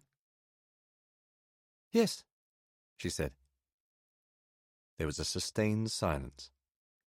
The younger official slowly turned the pages of Carradine's passport. Mahmoud was writing something down on a pad. He looked up and addressed a question in Arabic to his colleague at the desk in the center of the hut. Carradine was amazed to see Bartok spin on her heels and look out of the window, seemingly without a care in the world. This is your first visit to Morocco? It is, Carradine replied. He wondered what web Mahmoud was trying to draw him into. He hated lying. He hated the traps they were setting for him. And yet you do not visit this beautiful woman in all that time? Of course. It was the simple, gaping hole in their hastily assembled cover story. Carradine did what he could to fill it, improvising as he answered. We sort of broke up for a while. He tried to appear as though the official was prying too deeply into his personal life, and was pleased to look across and find Bartok lowering her chin towards her chest, as if trying to forget a painful episode in the history of their otherwise happy relationship. That made it difficult to come here. I see, Mahmoud replied. There was another long silence. Carradine could not tell if his story had been believed. So now you go to Gibraltar on... Mahmoud picked up a sheet of paper on his desk and mispronounced the name of the yacht. Atlantis. Atalanta. That's right. Your passport, please, Miss Hudak.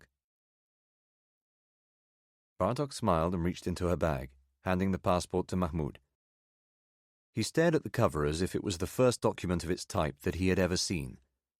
He turned it over and looked at the back, his head bobbing back and forth as his mouth dropped into a frown.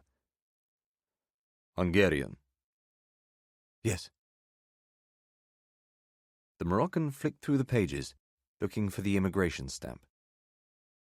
Carradine felt that his whole future rested on the next 10 seconds. He had no idea if Bartok's stamp was real or forged, if there was a record of Lilia Hudak entering Morocco, or if every customs and immigration official in the country had been instructed to search for a woman matching her description. You change your hair, Mahmoud observed, indicating that the Hudak photograph showed Bartok with a shoulder-length red bob. I did, she replied. Do you prefer that one? I think it looks nice here, Mahmoud replied and pressed a stubby finger onto the photograph. Smiling to himself, he handed the passport to the same official who had earlier copied down Carradine's details. And why don't you have a British passport? Carradine assumed that it was a trick question. A car pulled up outside the hut. He was certain that it was a team of agency personnel coming to haul them in. I don't understand, Bartok replied. Mahmoud looked at Carradine. His face was blank as he said, Why don't you marry this woman? Carradine blurted out a laugh. I'm thinking about it. For the first time, he began to believe that they might be in the clear. Lilia likes being Hungarian. It's a beautiful country. Then maybe you should have Hungarian passport. Maybe I should. He felt a surge of relief. They were home and dry. All of his worry and agitation had been for nothing. Then Mahmoud opened a drawer in his desk. He took out a small black machine and passed it to the younger official. Caradine instantly knew what it was. He had seen similar devices in passport booths the world over. The younger official plugged the machine into a computer and switched it on. An eerie blue light glowed from within.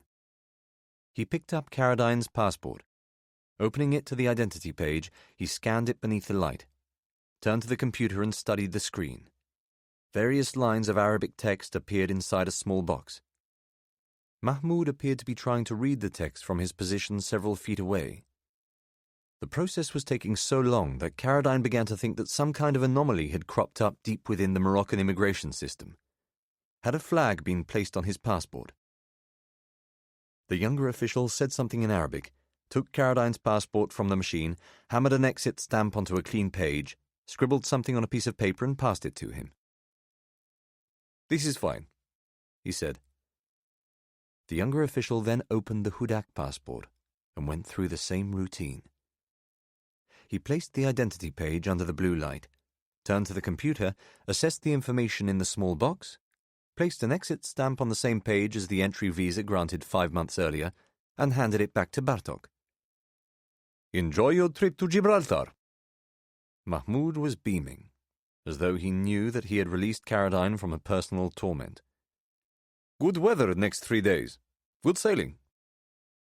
"So I heard," he replied.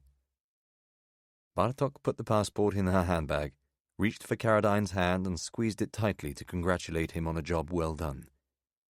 Then they walked out of the hut into the bright mid-morning sunshine and made their way back to the boat. Chapter 37. Patrick was preparing to set sail. When Caradine saw him busying himself in the cockpit, the last of his anxiety about Patrick and Eleanor's true intentions dissipated. If Huls or the Russians were going to come for them, they would surely have done so by now. The electricity cable had been detached from a panel on the pontoon and the bowline released into the depths of the marina. Caradine had given no thought to the seriousness of going to sea for 2 nights in the company of an elderly couple who might, at any moment, suffer medical setbacks or become involved in an accident that would require for him to take control of a 58-foot state-of-the-art yacht conservatively valued at £1 million. He wanted only 3 things: to leave Morocco as quickly as possible, to reach Gibraltar so that he could contact his father, and to find some way of protecting Bartok from the threats against her. He was unpacking in their cabin when he heard a noise of distant tapping, growing progressively louder. At first Caradine thought that it was the sound of rain falling on the roof of the saloon. He looked outside but could see only clear blue sky and the glare of the sun beyond the cockpit. Then he heard a dog bark, the rustle of paws on wooden pontoons, and knew what was coming. 2 uniformed police officers, guard dogs drooling and straining on leads, were making their way towards Atalanta. Caradine experienced the cold dread he had known only hours earlier when looking out across the Corniche at the police cars. "Eleanor!" Patrick was on deck. Caradine climbed up the steps to the cockpit and saw that the Alsatians were already at the stern. One of them began to bark at the sight of Caradine. The man holding the leash had to tug him back forcefully as he spoke to Patrick in English. "We come aboard," he said. "Inspection now." Caradine did not know if the search was related to Bartok or was simply a random customs check on a foreign-registered yacht. The larger of the 2 dogs continued to bark and was scolded by his master. Patrick indicated that the search party should come on board and explained to Caradine what was happening. "They're looking for drugs, people smuggling. Best thing is to stay up here. They'll do what they have to do." "I'll tell Lilia." Caradine went down into the saloon and tapped on the door of their cabin. Bartok was folding clothes into a drawer. "What's going on?" she asked. "Dogs. They're going to be coming in here. You're not carrying any weed or anything, are you?" She looked at him in disbelief. Are you kidding? Caradine forced a relieved smile, but could not escape a nagging sensation that he had done something wrong or had made a slip-up, for which they would now pay the price. As he made his way out through the galley, he could hear the dog scampering over the deck above his head, violent, excited blasts of breath. One of them came down into the saloon in the arms of a customs officer and was released into the boat. The Alsatian wheeled around Caradine's feet, sniffing his shoes and ankles before hurrying towards the bow. Eleanor emerged into the corridor and jumped back as the dog barked at her. "Get them under control!" she shouted, at first in English, then in bad schoolgirl French. Caradine spoke to the officer, asking him to put a leash on the Alsatian. He refused, indicating that the animal could only conduct its search if it was allowed to roam free in every area of the boat. "You are British?" he asked. "Yes." "You are with the girl?" Caradine thought that he had misheard. Then his mind caught up with the question and he realized that the officer knew about Bartok. Was she under suspicion, or had she merely been seen entering the passport hut an hour earlier? "Which girl?" he said. "Hungarian." "Yes, I'm with her." "Where is she, please?" The Alsatian now tore past Caradine, through the galley and into the master bedroom. Both Caradine and the officer followed. Bartok was leaning over in the corner of the room, encouraging the dog with a series of delighted cries and whispers. "That's it. What do you smell? Good boy, good boy." Caradine looked at the officer, who seemed more interested in Bartok than in the search. "Hello," she said, straightening up to greet him. "Assalamu alaikum." "Wa alaikum salam." The Alsatian had found something. It was pouring at a cupboard on the near side of the double bed. Caradine's stomach turned over. The dog began to bark repeatedly. "I can open, please?" Caradine indicated that the officer was free to search wherever he liked. He looked quickly at Bartok, who indicated with her eyes that she did not know what had caught the dog's attention. The officer opened the cupboard and peered inside. Then the barking stopped. "What is this, please?" He had pulled out Bartok's black wig. It looked absurd, dangling from his hand like a prop in a school play. A lie sprang instantly into Caradine's mind. He was on the point of saying, "We went to a fancy dress party in Marrakesh," when Bartok beat him to the deceit. "I had cancer," she said in English. "J'avais un cancer." The officer was visibly embarrassed. He was about 35, good-looking and physically fit. To see a man of such apparent authority looking so awkward was almost touching. Reverently, he laid the wig on Caradine's side of the bed, murmuring an apology. "I am very sorry to hear this." Bartok touched her cropped blonde hair as though to indicate that it had grown back following radiotherapy. "I hope you will recover soon." "Oh, she's much better," Caradine interjected, ashamed to be using the illness that had killed his mother for the purposes of deceit. "We will go now," said the guard, and he led the Alsatian out of the cabin. Patrick was sitting in the cockpit with Eleanor. The second customs officer had made his way back to the pontoon. His colleague soon followed. He waved to Bartok as he left. "Did they find anything?" Patrick asked. "Only the dead body in my carry-on bag," Caradine replied. "And the heroin," Bartok added. "I hope that was okay." Patrick smiled. Eleanor did not. 20 minutes later, Atalanta had reached the open sea. "Sounds like you kids got lucky," said Hals. "Kids?" Bartok replied. "You know what I mean." "Do I?" "Let's not play games." "Lucky?" she said, sounding astonished. "You'd say that what happened to me was fortunate? Losing my freedom, my identity, you call that luck?" Somerville was tired of the jousting between them. He went outside and finally smoked the one cigarette he allowed himself every day. Walking up Chapel Street, he pretended to make a call on his phone while checking for Russian surveillance. There was movement in one of the windows on the opposite side of the road, a curtain closing 2 floors up. But no pedestrians, no street cleaners, no vans on a stakeout. He thought about Caradine, grinding out the cigarette underneath his boot, and went back inside. "Anything?" Hulse asked him. "Nothing," Somerville replied. Bartok was coming back from the bathroom. There was a jar of moisturizer beside the basin, and she brought a smell of citrus into the room, rubbing her hands together as she worked the cream into the skin. "Is everything to your satisfaction, gentlemen?" she said, seemingly in a brighter mood. Somerville smiled, watching her as she sat down. "Almost," Hulse replied. "Only almost?" "You were going to tell us about Atalanta," he said. "And you were going to tell me about Kit." This to Somerville, who shook his head and indicated that Bartok was being taped. He had triggered the voice recorder. The microphone was live. "Afterwards," he said. "The Langs first. Tell us what happened on the boat."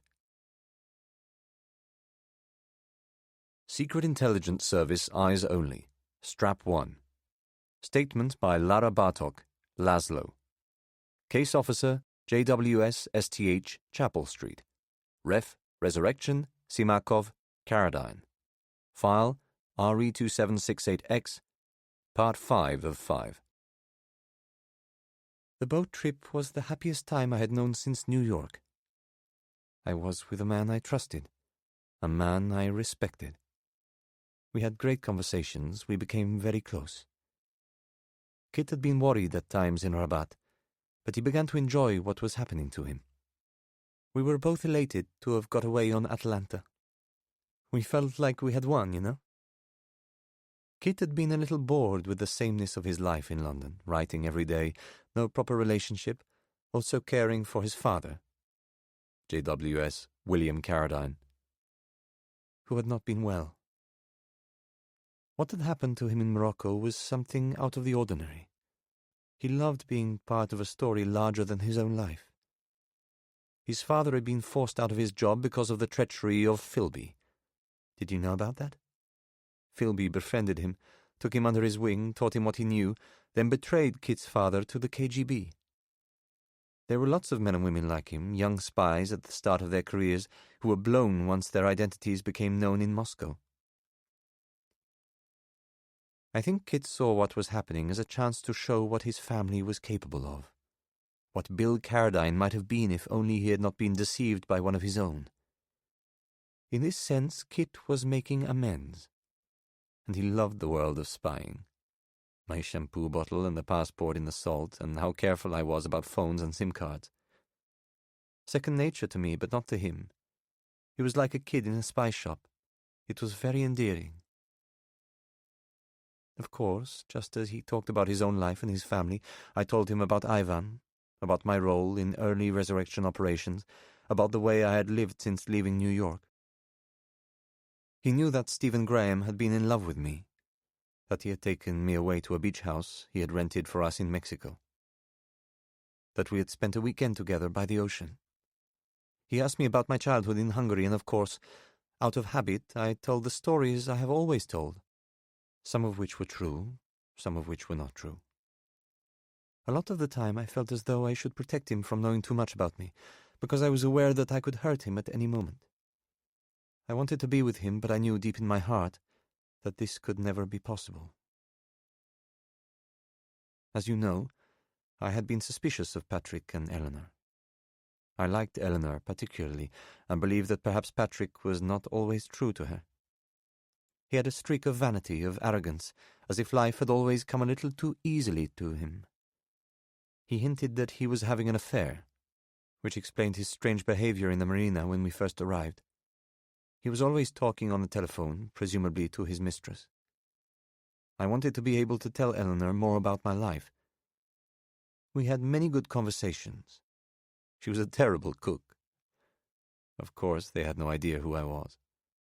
Kit kept up the pretense very well, and it was easy to act as though we were boyfriend and girlfriend because we had become lovers. My worry was that Kit was too concerned for my safety. He had a streak in his personality, a need to be the knight in shining armor. I've noticed that a lot of English men have this. So I had to be ruthless with him. I had to be cruel to be kind. I was trying to find a way to let him know that sooner or later it was all going to have to end. Chapter 38. Lara and Caradine had gone ashore for brunch at the marina in Puerto de Barbate. They had been at sea for 2 days and 2 nights, living off cold cuts and salad, and both yearned for a decent cup of coffee, some jamon iberico, and the chance to stretch their legs. The decision to delay arrival in Gibraltar for 48 hours had been Eleanor's. She wanted to take a hire car into La Brena National Park so that she could visit the Barbate marshes.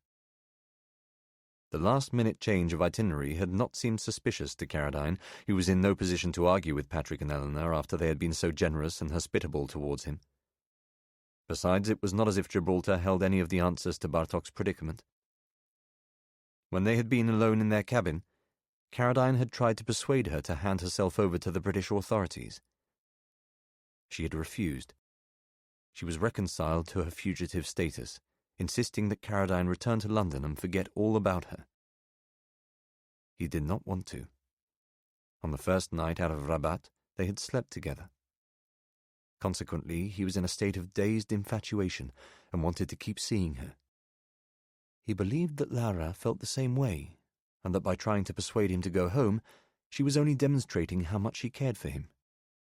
She had explained that she wanted to protect him from the complications of her life on the run.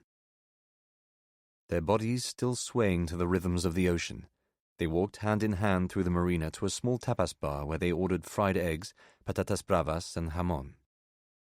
Patrick briefly joined them before returning to the boat to fix a broken hatch. Eleanor had gone into town to have her hair done. "Sooner or later they're going to work out what happened to us," said Caradine, finishing off a second cup of coffee. "Maybe," Bartok replied. "Maybe not." It was perhaps the 19th version of a conversation they had been having every day since leaving Morocco. "Where will you go?" he asked. "What will you do?" "This does not have to concern you." "I want it to concern me." She kissed him on the cheek, running her hand along his jaw. They no longer had to pretend to be lovers. A natural intimacy had grown up between them. Caradine toyed with daydreams of smuggling Bartok into the UK so that she could live with him in his flat and make a new life in London. He knew that the crimes of which she was accused in America, armed assault, kidnapping, incitement to violence, would most likely see her extradited to the United States within a matter of weeks. He wanted to believe that he could mount a public defense on her behalf, persuading journalists and broadcasters to campaign for her release, arguing that Bartok had acted under duress from Ivan Simakov and deserved a second chance. He knew that such far-fetched notions were the stuff of fantasy, but could not bring himself to face the simple truth. Their adventure was over. Looking across the table at the woman who had so bewitched him, Caradine realized that he had only 2 options: to remain with her, abandoning his life and career in London, or to return home. It was no choice at all. He would have to go back to Lancaster Gate and look back on all that had happened to him in Morocco as a fleeting dream. "You should telephone your father," she said. "Yes." An ancient Telefonica payphone was bolted to a wall on the far side of the tapas bar. Caradine asked the obvious question. "Won't they have his number covered? If I call, they can trace it." "I doubt it," Bartok replied. Looking back, Caradine realized that was the first sign of what was to come. 2 hours later, he was scrubbing the decks and washing down the windows while Patrick caught up on his sleep. The skipper was tired after sailing single-handedly through the night and had retired to his bunk. It was another fiercely hot day, the marina buzzing with activity. Eleanor had not yet returned from the local town. Lara was below decks reading a book. Just after midday, she popped her head up into the cockpit and told Caradine that she was going ashore to look for a newspaper. He knew her well enough by now to realize that she wanted to go alone. She was carrying the soft bag that he had found in her apartment, into which she had stuffed various dirty clothes as well as their bedsheets and towels. There was a laundromat at the marina. They arranged to meet there and to find somewhere in town to have a late lunch. Caradine had not yet rung his father, but planned to do so once they were a safe distance from the marina. Lara had agreed that this was a more sensible course of action. Just before 2 o'clock, Eleanor returned from the local town smelling of coffee and hairspray. Patrick was still asleep. She seemed surprised to see Caradine. "Oh, I thought you were in town. I saw Lily in the taxi." She had taken to calling Bartok Lily. The two women had grown close in a short space of time. There was an edge to Eleanor's voice, as though she were admonishing Caradine for a sin he had not committed. "She went on her own," he said, wondering why Bartok had taken a cab when she had said she was only looking for a newspaper. "I'm meeting her in a minute." "Ah." Eleanor frowned. Caradine sensed that something was wrong. "It did seem odd," she said. "She drove right past me. You were nowhere to be seen. I assumed you two lovebirds had had a row."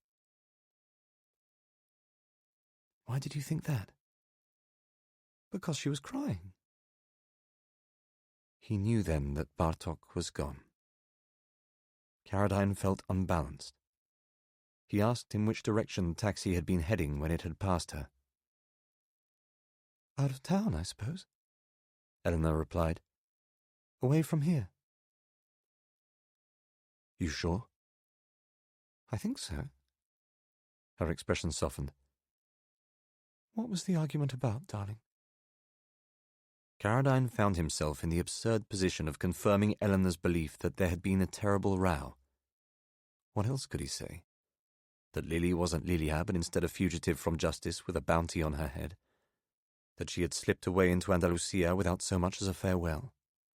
That Caradine had lied to them for days, taking advantage of their hospitality and potentially putting their safety at risk? It was easier to lie. "Just boyfriend and girlfriend stuff," he said, numb at the realization of Bartok's betrayal. "Give me a second, will you?" He went down into the cabin and saw their unmade bed. Only hours earlier they had made love, entwined into one another's bodies, cocooned by the hum of the engine and the hiss of the sea. He opened the cupboard and saw immediately that Lara had taken most of her belongings. Even the absurd wig was gone. Some of her dirty clothes were in a laundry bag leaning against a pile of life jackets. She had taken one of the Atalanta towels to fill out the bag. Caradine opened a drawer on the far side of the cabin. It was no surprise to see that the Lilia Hudak passport had gone. The Art Deco silver bookmark was no longer where Bartok had left it, wedged between the pages of Anna Karenina.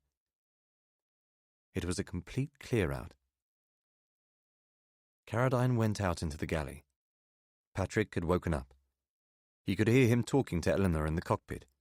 It was evident that she had told him about the argument, because as Caradine came up the ladder, he said, "You okay, son?" "I'm fine," he replied, though in truth he was hollowed out. "Heard from Lily?" Eleanor asked. "He doesn't have a phone," Patrick replied. "No," Caradine confirmed. "I haven't heard from her." He explained that he was going to go into town to look for her and to apologize for what had happened. Patrick said, "Don't worry, these things go on all the time." And Eleanor agreed, adding, "You two will be fine.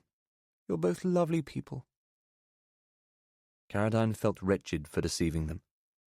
He found that he was intensely angry with Bartok. She had humiliated him, used him up. He walked to the laundromat. An elderly Spanish woman was removing sheets from a tumble dryer and piling them into a plastic basket. She was wearing an apron and a badge. There was nobody else around. "Disculpe," said Caradine, using what bad schoolboy Spanish he could remember. "Hola?" the woman replied. Before he had a chance to respond, she appeared to recognize him, placing a hand on his elbow. "Signor Keat?" "Si." She hurried into a back office. The laundromat was very hot. The vast machines had generated a greenhouse humidity with a smell of soap powder and artificial pine. Caradine broke out in a sweat and opened the door, hoping that the hot summer wind might at least make him feel less claustrophobic. "Here," said the woman in Spanish, emerging from the back office holding a large plastic bag and an envelope. At first Caradine thought it was a bill for the laundry. Then he looked inside. The shirts and towels had been cleaned and folded. He searched for Bartok's clothes among his own, but of course found nothing. "For you," said the woman, this time in English. "Letter." Caradine opened the envelope. "My darling Kit, forgive me for doing this. We hardly know one another, but I feel as though I have known you all my life. You have saved that life. I do not know how to repay you except by leaving you in peace. You must not come with me. You must not think of trying to find me. This is the only way. Believe me, it is better."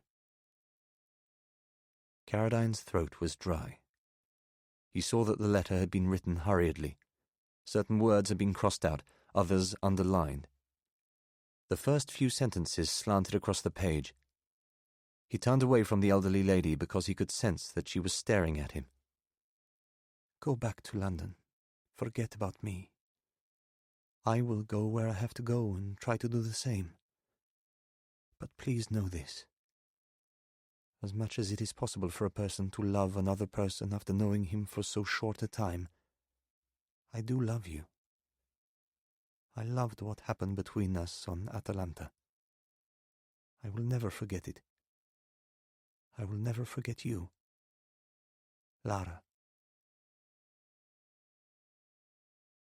Chapter 39. Caradine waited for the sheets. It was all that he could do. The elderly woman ironed them and folded them and looked at him sympathetically as he walked outside into the blistering afternoon. He walked back to Atalanta and explained that Lilia had gone to the airport in Gibraltar and booked a flight home to London. "How did you find out?" Patrick asked. Caradine had been in such a state of shock that he had not even thought that his version of events would be questioned. "She wrote me an email," he said. Lies now came to him as easily as drinking a cup of coffee. "There's an internet cafe in town." It was agreed that Caradine would also leave the boat. Patrick and Eleanor were sad to see him go, but understood that he wanted to get back to London to try to save the relationship. "It's all such a shock," said Eleanor. "You seem so happy together." "We were," said Caradine. "Very happy." He went down into the cabin and packed his bags. He put the clean sheets and pillowcases on the bed and washed down the bathroom with an old cloth from the galley. It was as though he was erasing what had happened between them. The shower they had taken together on the first morning at sea. The sight of Bartok's moonlit naked body as she slipped out of bed in the dead of night. Her eyes looking back at him as she applied makeup in the bathroom mirror. It had all been a fantasy conjured by Caradine's imagination, an affair so fleeting and unreal that he doubted his own ability to believe it in the months and years to come. He went up on deck to find Eleanor mending a broken china mug with a tube of superglue and some cotton buds. Patrick was eating tortilla and drinking a mahu in the sun. Caradine asked for their address in England so that he could write to thank them, and apologized for the muted way in which the trip had ended.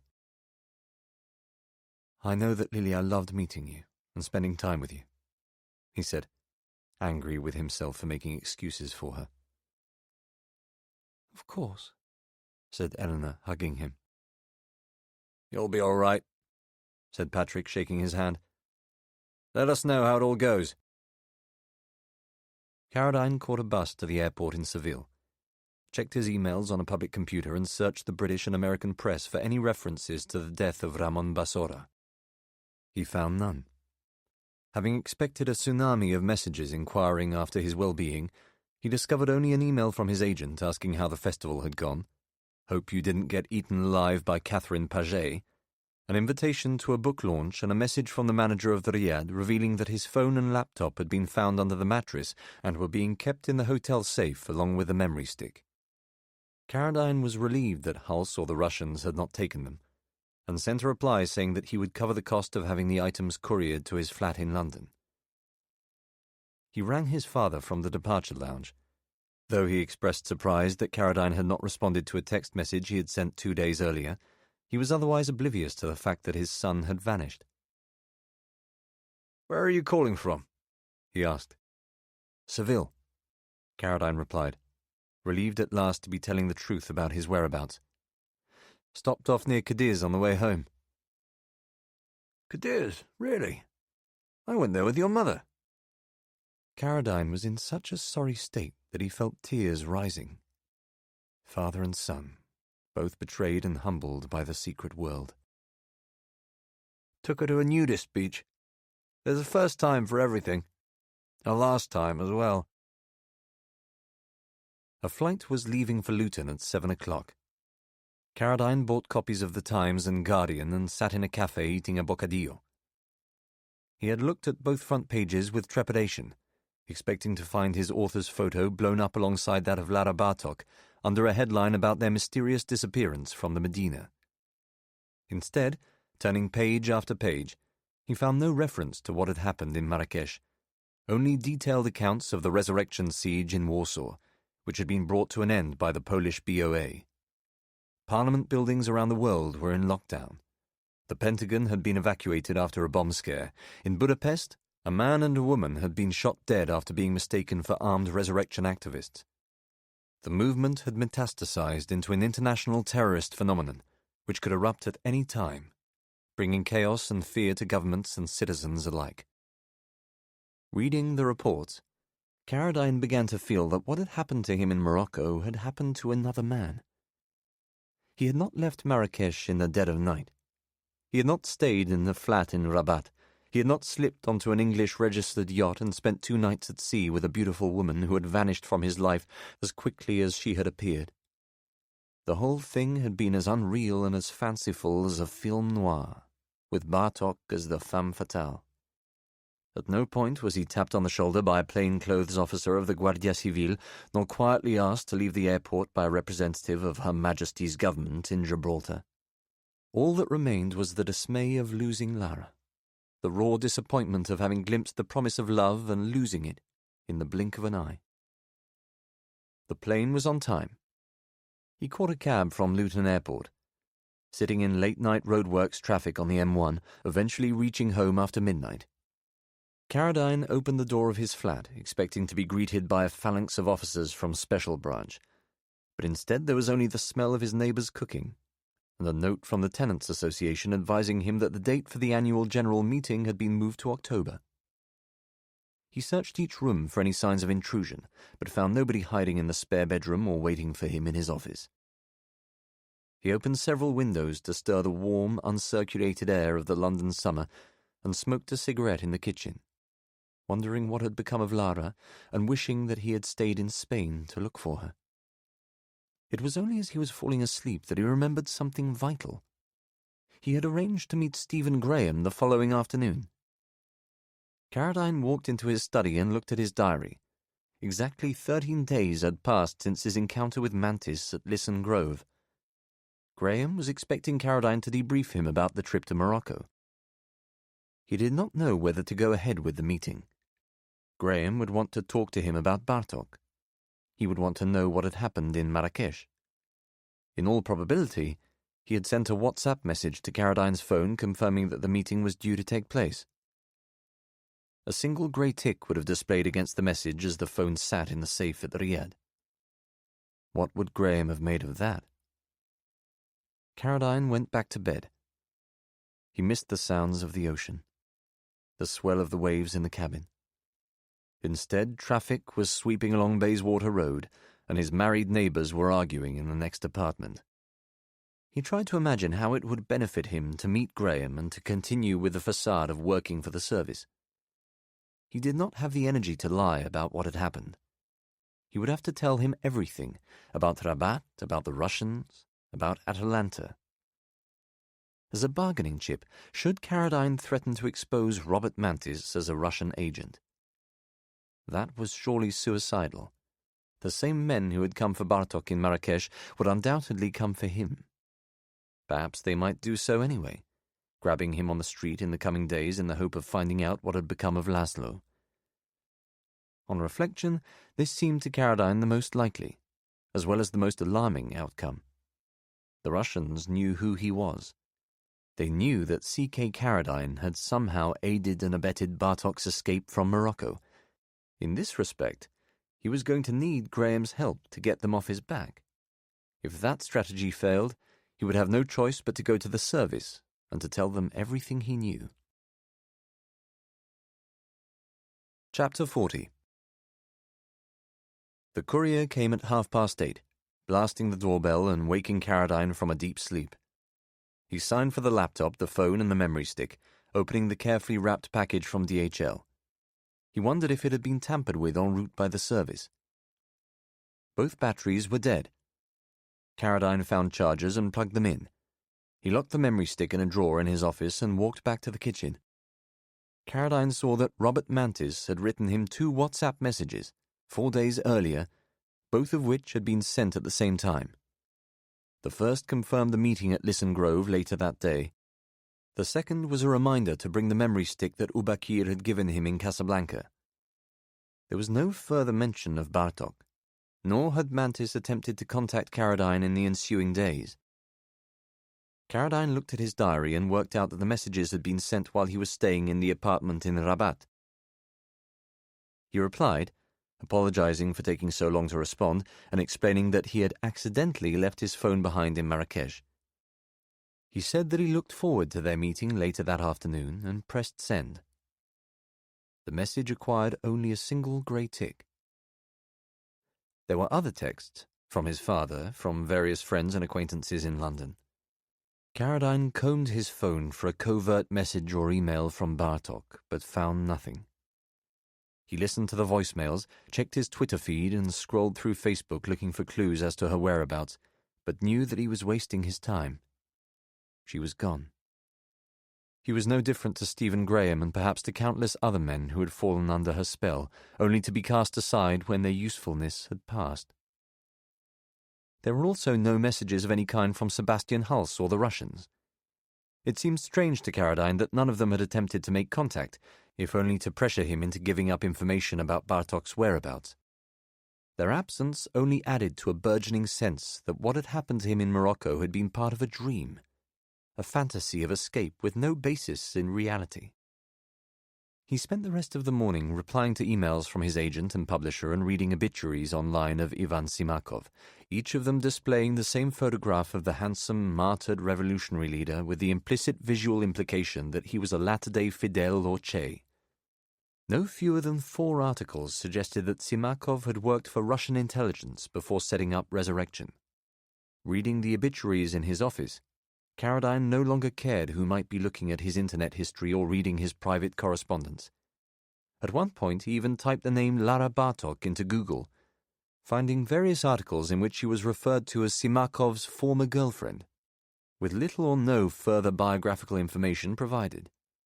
He was surprised, both by how little had been written about her and by the scarcity of photographs of Bartok online. Carradine found only a cropped version of the picture he had seen in The Guardian and a yearbook photo of a teenage Lara Bartok, who may or may not have been the same woman.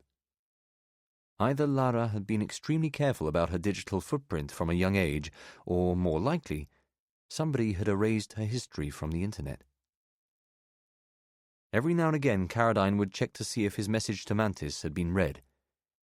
Each time he saw the same thing, a single grey tick beside the text, indicating not only that the message had not been read, but that it had yet to reach Mantis's phone.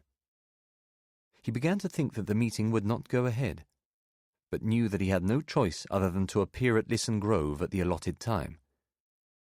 As he was leaving the flat, Carradine checked his mailbox on the ground floor. Beneath the piles of junk mail and freebie magazines, he found 2 issues of The Week, 2 copies of The New Yorker, a letter from his agent in New York, and a handwritten envelope containing what felt like an invitation to a party. He opened it. There was a postcard inside.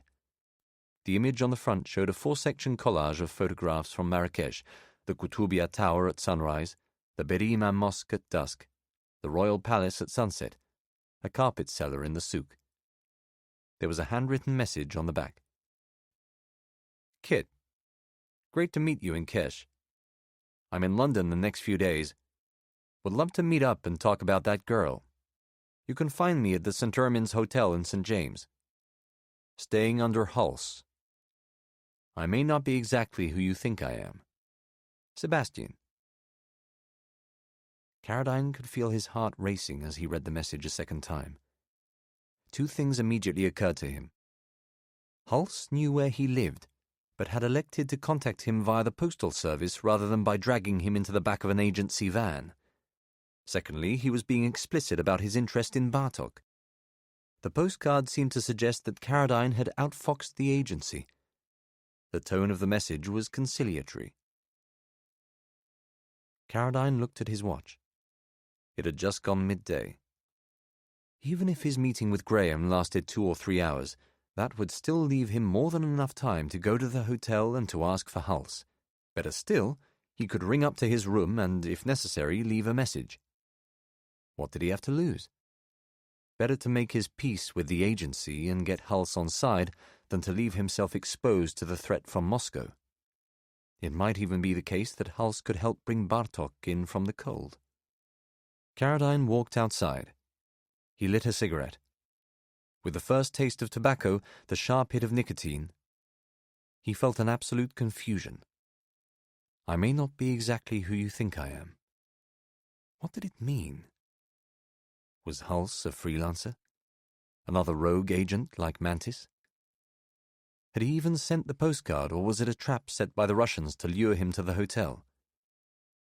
It was impossible to know. Carradine was beyond the point at which he could even pretend to know what might happen to him or who could be lurking around the next corner. He hoped that Stephen Graham might be able to provide him with at least some of the answers. Chapter 41. Carradine deliberately followed the same route to Lisson Grove that he had taken a fortnight earlier. There was no reason to do so, other than a rather melancholy desire to revisit Sussex Gardens and to try to make sense of what had happened to Lisa Redmond.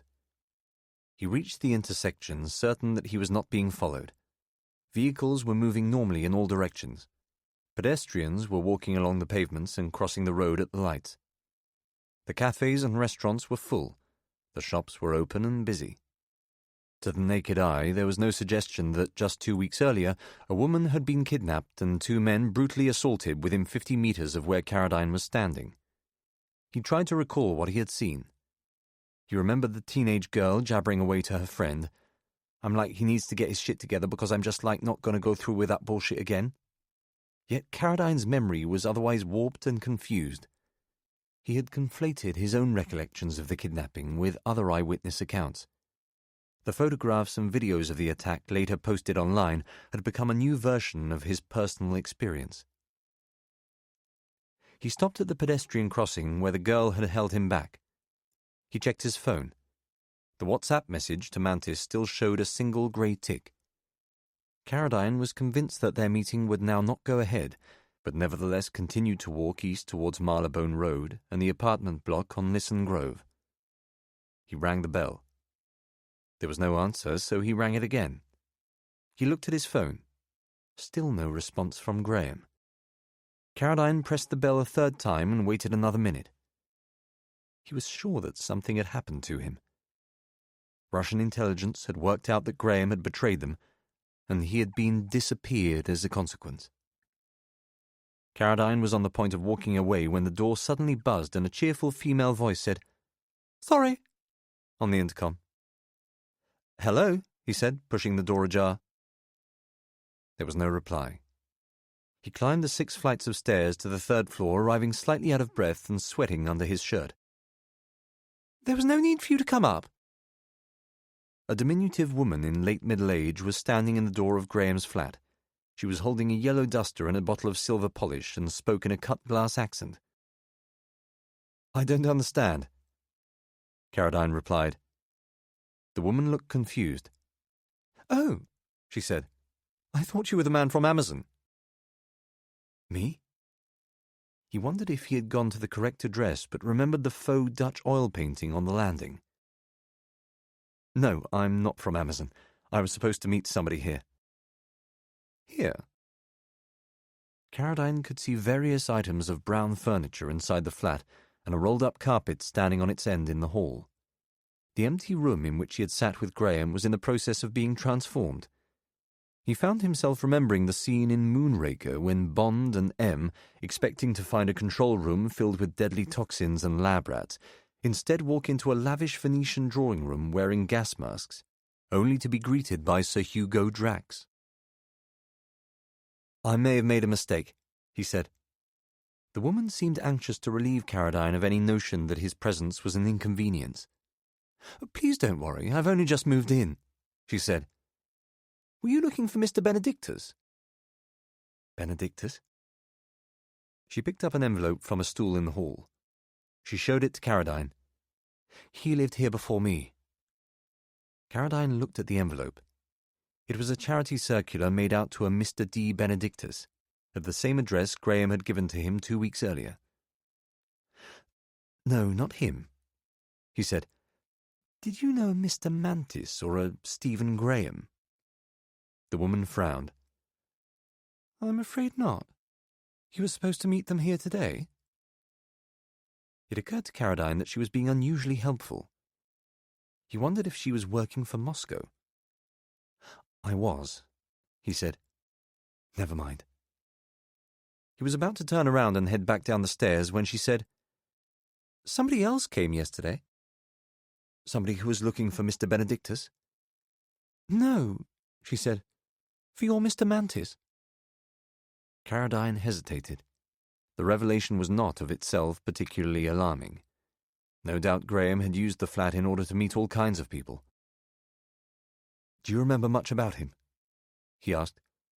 The woman wiped a bead of sweat from her forehead. She was wearing 3/4-length tweed trousers and her hair was cut in a messy knife-and-fork bob. "Not particularly," she replied. "As I was saying, I let you in because I thought you were the man from Amazon. I'm waiting for a microwave oven." There seemed no point in continuing the conversation. They would only go around in circles.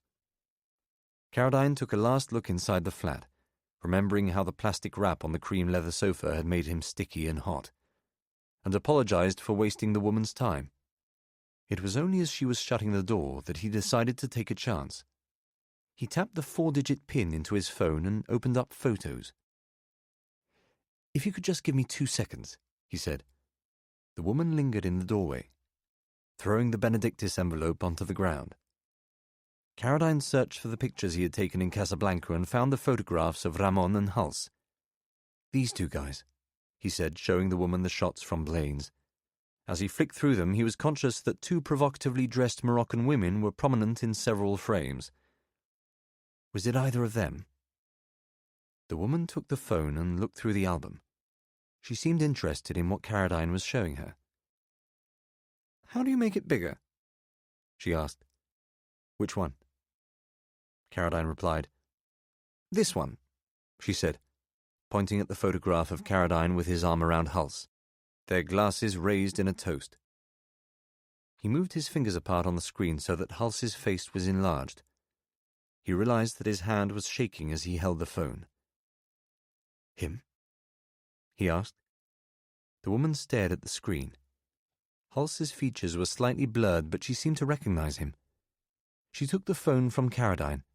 She held it further away from her face. His long-sighted father did the same thing with menus when he had forgotten to bring his glasses to a restaurant. "Could he have been American?" Caradine asked. That was the breakthrough. The woman looked at him as if he had solved a particularly taxing clue in a crossword. Yes, she exclaimed. I remember now. Rather good looking. Isn't he well dressed? Came yesterday about the same time. Asked for this Mr. Mantis. I only saw him through the camera at the front door, but it was certainly him. Unmistakable accent. American. I could listen to it all day. Caradine thanked her and walked down the stairs, trying to work out what Hulse had been doing at Lisson Grove. How did he know about Mantis, and why had he sent the postcard to Caradine's flat?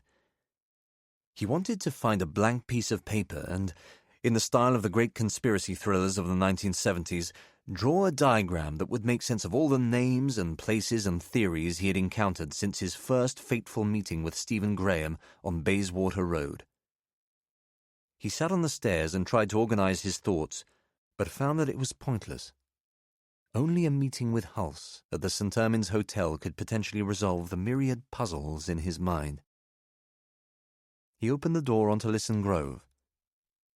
A tall, bespectacled man wearing an ill-fitting lounge suit was staring up at the building. As Caradine came out, he smiled at him and raised his hand. "Mr. Caradine?" he said. "Mr. Kit Caradine?" Caradine was bewildered. He wondered distractedly if the man was a fan of his books. "Who's asking?" he said. "The name's Somerville." It was hard to pick the man's age or to place his accent. "Julian Somerville." His voice had an adenoidal quality, and the lenses in his round, wide glasses were smudged. "I wondered if we might have a little chat." A little chat about what? Somerville had lost much of his hair. Caradine found that he was shaking his hand. "Oh, about Robert Mantis, about Stephen Graham, about Lara Bartok, about everything, really. Why don't you follow me? I've got a car parked just around the corner." Chapter 42. The car was a Jaguar parked near a fish restaurant off Lisson Grove. Somerville opened the back door and invited Caradine to get in. "Who are you?" he asked. "Where are you from?" "Just hop inside, Kit. There's a good chap." Caradine felt that he had no choice. He looked inside the car. There was another man in the back seat. As he climbed in beside him, the man turned. To Caradine's consternation, he saw that it was Sebastian Hulse. "Kit," he said, slapping him on the back. "How you doing?" As though in a dream where he wanted to speak but was unable to sound the words, Caradine stared at Hulse. All he could summon was the word, "You." Me? Hulse laughed his seductive laugh, smiled his seductive smile. "You've given us quite a ride the last few days," he said. There was a driver in the front seat, staring ahead with both hands on the wheel. Somerville climbed in beside him and they pulled away. "I don't understand," said Caradine. "Where's Mantis? Where's Stephen Graham?" Somerville turned. He had taken off his spectacles and removed his suit jacket. The transformation in his appearance was striking. Caradine had thought that he was completely bald, yet he could now see that Somerville's hair was merely shaved close to the scalp. He had guessed that he was most likely in his late 40s, but realized that he was closer to 35. "Stephen Graham is dead," he said. Hulse wound down a window. "The man you knew as Robert Mantis has been murdered. Pushed under a train at Oxford Circus." Caradine felt as though he had thrown a cigarette out of the window, and the butt had blown back into the car to burn him. He stared at Hulse. He was somehow hoping that the American would deny what Somerville had told him. "What? Who killed him? Why?"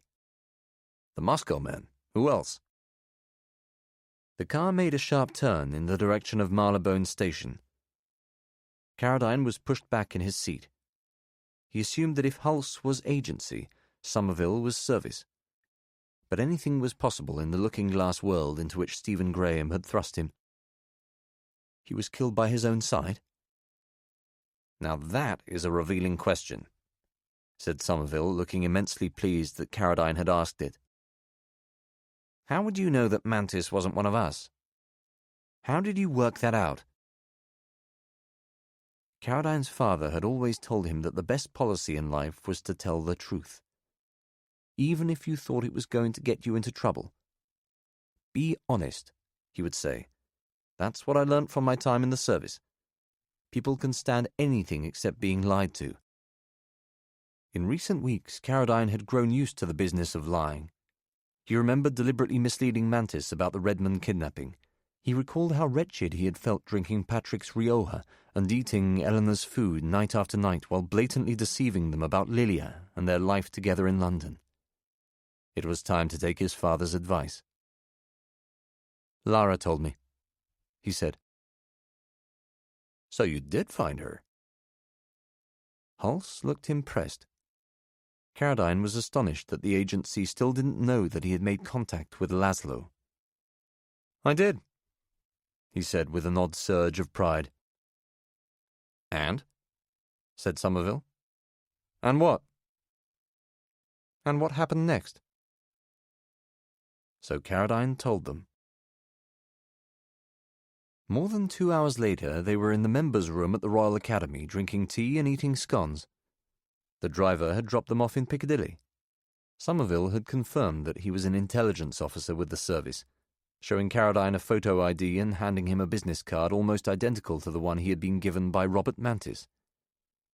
Hulse had produced what appeared to be a bona fide security pass for Langley, allowing Caradine to study it closely.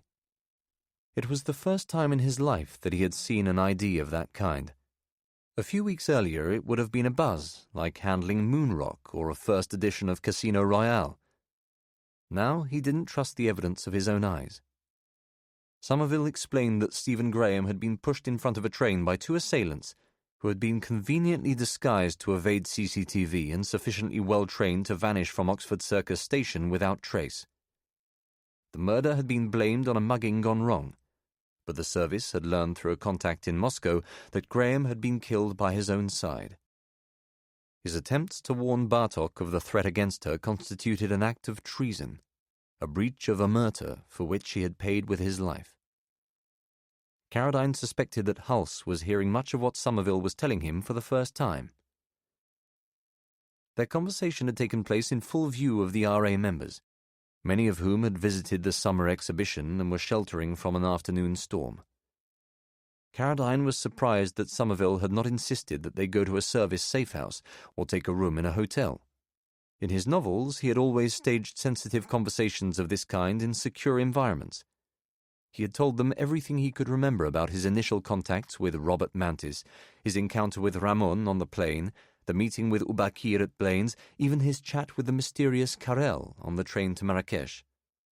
At the mention of Carrel's name, both men had looked at one another knowingly and decided by silent agreement to tell Caradine that Carrel M. Trapp was in fact a Czech émigré and agency asset in Casablanca, whom Hulse had instructed to follow Caradine onto the train and to provoke him into a discussion about resurrection. I needed to know more about you, he said. Didn't make sense you were meeting with Ubakir at Blaines. Basora was shooting his mouth off.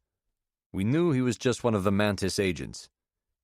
When I called London, Julian here had never heard of you, so I figured either you were researching a book, like you said you were, or maybe you were working for Moscow.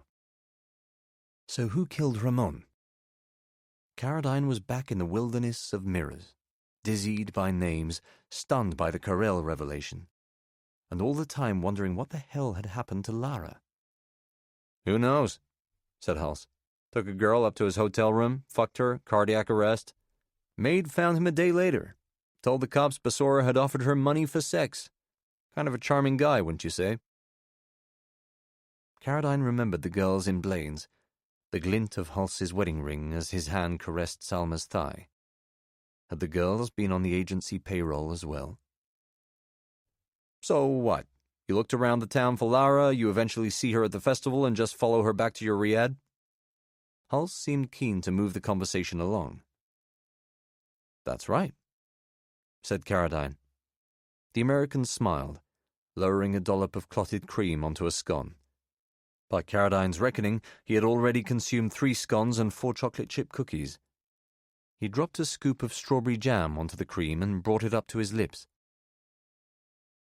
"And the Irish guy, the writer?" He put at least half the scone into his mouth and attempted to say, "What was his name?" without dropping any crumbs. "Michael McKenna," Somerville replied. "I read his most recent book. Bloody good." "You think he'd met her before?" Hulse asked. Carradine shook his head. They spoke at length about what had taken place in the Riad. He told them about the fight in Bartok's apartment, the meeting with Ubakir on the street, even his doubts and concerns about Hulse when the American had shown up out of the blue. "Yeah," he said. "Sorry about that. I knew you were hiding something, just didn't know what it was." It was a revealing admission of incompetence. Over a third cup of tea, Carradine told the men about the drive to Rabat, the flat on the Corniche, the slice of luck with Patrick and Eleanor. He felt bad giving up their names, but hoped that any interest the service or the agency would take in them would be confined to a quick look at their emails and a light vetting. Somerville had been asking most of the questions. "So you reached Barbate Marina," he said. "You went ashore for breakfast. Lara said she was going into town to buy a newspaper. Then the lady vanishes." "Precisely," Carradine replied. "She leave a note?" Hulse asked. She did. He could remember every word of it, every full stop and comma, even the slant of Lara's handwriting. He kept the letter in his wallet, folded up next to a photograph of his mother. He wasn't going to tell them any of that. "What did it say?" Somerville asked. "Just that she was grateful to me for helping her out, that she was sorry to run away, but didn't want to involve me any further in what she was doing." "And what was she doing, do you think?" Carradine shrugged. The answer to Hulse's question was surely obvious. "Running away from guys like you," he said. Somerville smiled. Hulse did not. "Did you sleep with her?" Somerville asked. "Is that relevant?" Carradine replied. "Man's got a point," said Hulse, licking his lips clean of clotted cream. "Irrelevant." "I'm not so sure." Somerville moved his head to one side in a rather studied, eccentric manner, as though he was still trying to work out if Carradine was saint or sinner. "What are your feelings towards her? What did you conclude about her work for resurrection?" Hulse indicated that he should answer. Carradine wanted to do so without giving the appearance that he was infatuated with Bartok and dismayed to have lost contact with her. "I thought she was great," he said. "Funny, bright, strong." "Hot," said Hulse, and received a look from Somerville. "Yes," Carradine continued. "Lara is very beautiful." His interlocutors glanced at one another, as though Carradine had already provided them with cast-iron evidence of the depths of his love. "I found her easy to talk to. She was very straight with me, sensitive around what had happened with Stephen Gray." "Sensitive," said Hulse. "You mean finding out you weren't working for the service, you were actually working for Moscow?"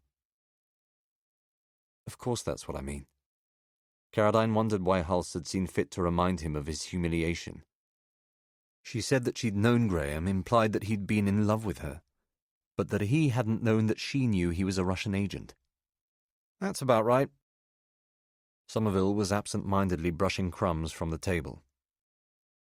"How would you know that?" Carradine asked. "Know what?" Somerville replied. "That Lara knew Mantis was a false flag." Somerville reared back in his seat. He looked simultaneously impressed by Carradine's question and extremely cautious about answering it. "You don't miss much, do you, kid?" "Not any more." Hulse was also staring at him. He smiled automatically when Carradine caught his eye. "Seriously," he said. "Answer the question. How do you know about Lara's dealings with Mantis?" The two men again looked at one another. It was hard to discern who was in overall command, the Brit or the Yank. Carradine had not yet been able to pin down Somerville's personality or objectives. His mood seemed to depend on what was being discussed and who was discussing it. He could seem distant and formal. He could be jokey and relaxed. These contradictions extended to his appearance. In a certain light, Somerville's features were indistinct, even bland. At other times, his face came alive with ideas and questions. Even his responses about Bartok had been confusing to Carradine. He knew that Somerville was holding something back. A mobile phone rang on the far side of the members' room. It was a long time before it was answered. "You've never signed the Official Secrets Act, have you?" Somerville reached into the pocket of his jacket. "No," Carradine replied. "Not a real one, anyway." Somerville took out a small piece of paper and placed it on the table. It was identical to the document Carradine had signed in Lisson Grove, down to the texture of the paper. Hals produced a pen with the flourish of a magician's assistant. "I suggest that you do so now," said Somerville. "Then we can really start to get to know one another." Chapter 43. 15 minutes later, the driver picked them up on Piccadilly and drove the short distance to a mock French brasserie in Soho. There were reproduction Toulouse-Lautrec prints on the wall, black and white photographs of Jeanne Moreau and Yves Montand in the bathroom. The waiters wore black waistcoats and white aprons and spoke with Eastern European accents. Edith Piaf was playing on the sound system. Sitting on a small wooden table close to a zinc-topped bar, Hals ordered a Diet Coke, Somerville a pint of lager, and Carradine a large gin and tonic. He had wanted a vodka martini, but thought it would be absurd to ask for one in front of two bona fide spies. No explanation was given for the change of venue. Somerville was very specific about picking the table. Carradine wondered if it was wired. He had now signed the Secrets Act and was effectively under oath. Yet if that was the case, why not take him to a safe house? Here's the basic situation. Somerville was picking at a bowl of peanuts and trying to be heard over Non je ne regrette rien. Ramon was a paid agent of Stephen Graham. Let's call him Mantis for the sake of clarity. One of many on his books. Drug problem, alcohol problem, hooker problem. So he wasn't murdered? "Oh, he was murdered, all right," said Hals. "Moroccan police tried to make out it was accidental, an overdose, but the Russians got to them. Covered it up." Carradine wasn't particularly convinced by that answer. It could just as easily have been the case that the agency had killed Ramon and paid the Moroccan authorities to keep it quiet. In fact, Carradine hadn't been particularly convinced by anything Hals had told him. Throughout the debriefing, he had developed a sense that neither man knew as much about him as he had expected them to know. He was being assessed and appraised. It was almost as if they were trying to work out whether or not to keep using him in whatever operation they were cooking up. "Mantis asked Ramon to keep an eye on you, and to help in the search for the girl."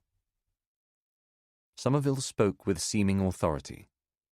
"Needed to know that you weren't going to blab your mouth off about Laszlo. The irony being that it was Ramon who was indiscreet.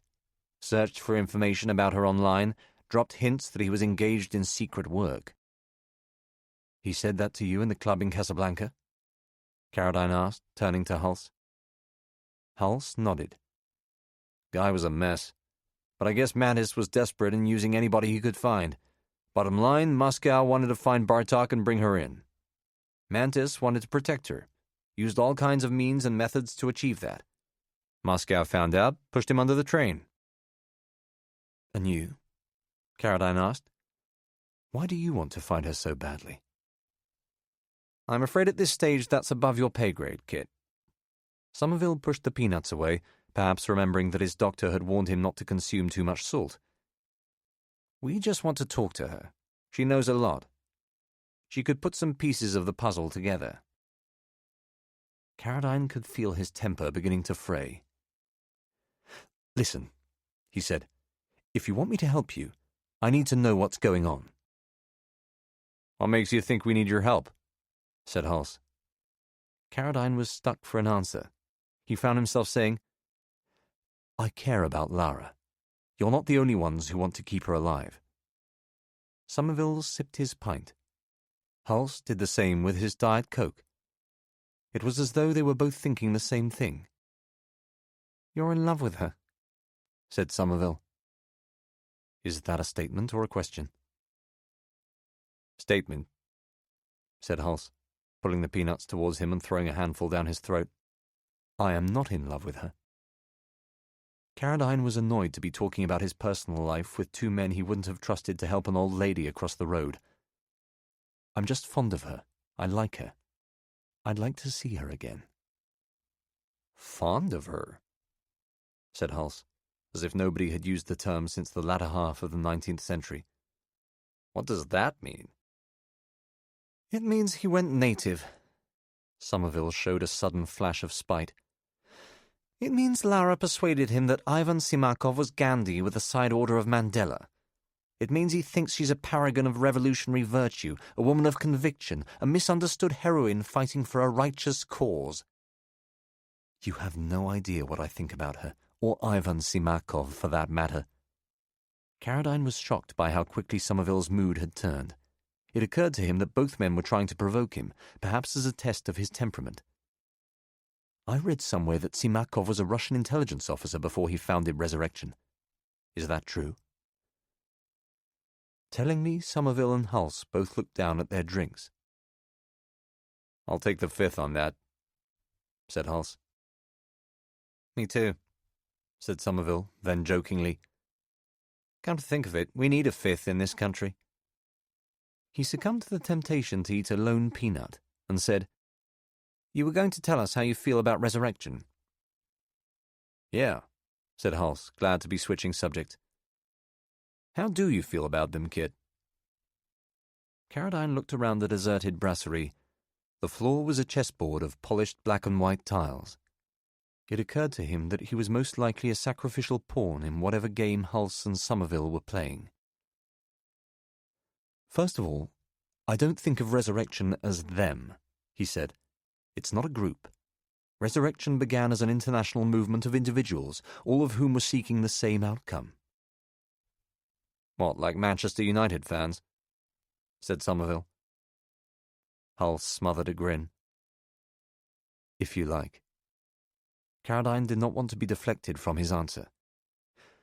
"To be honest, when I first became aware of Resurrection a few years ago, the purity of Simakov's intentions, the plain language of the manifesto, I warmed to it.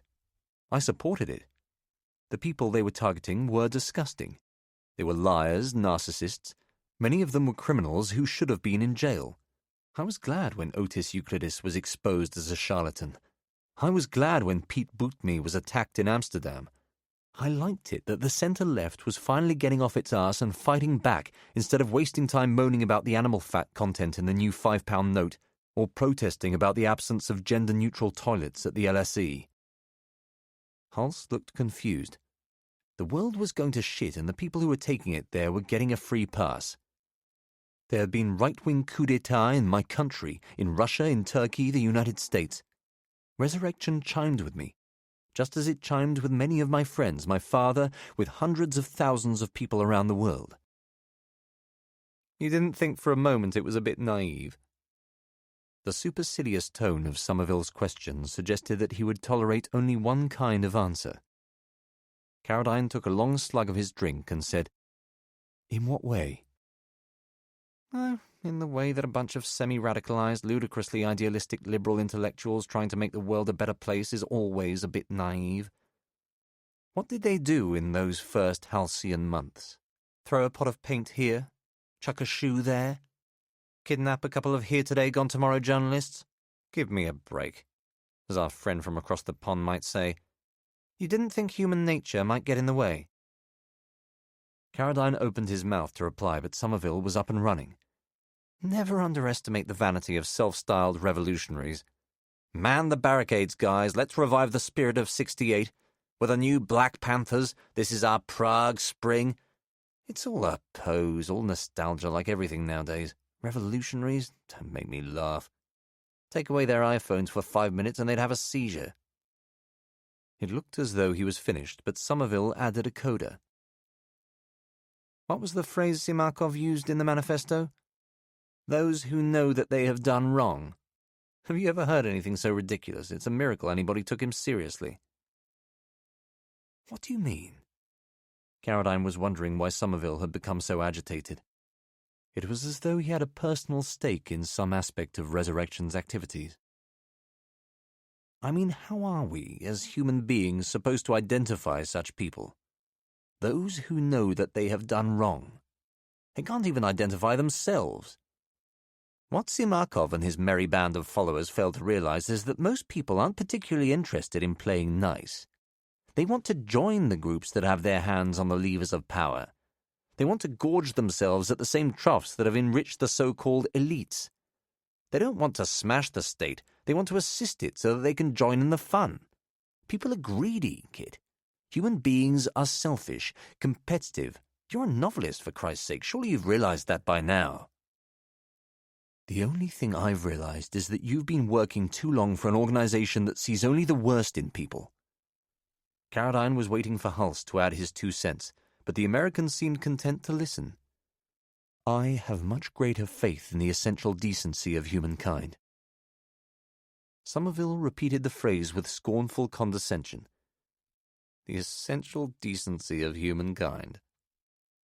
And drained the last of his pint.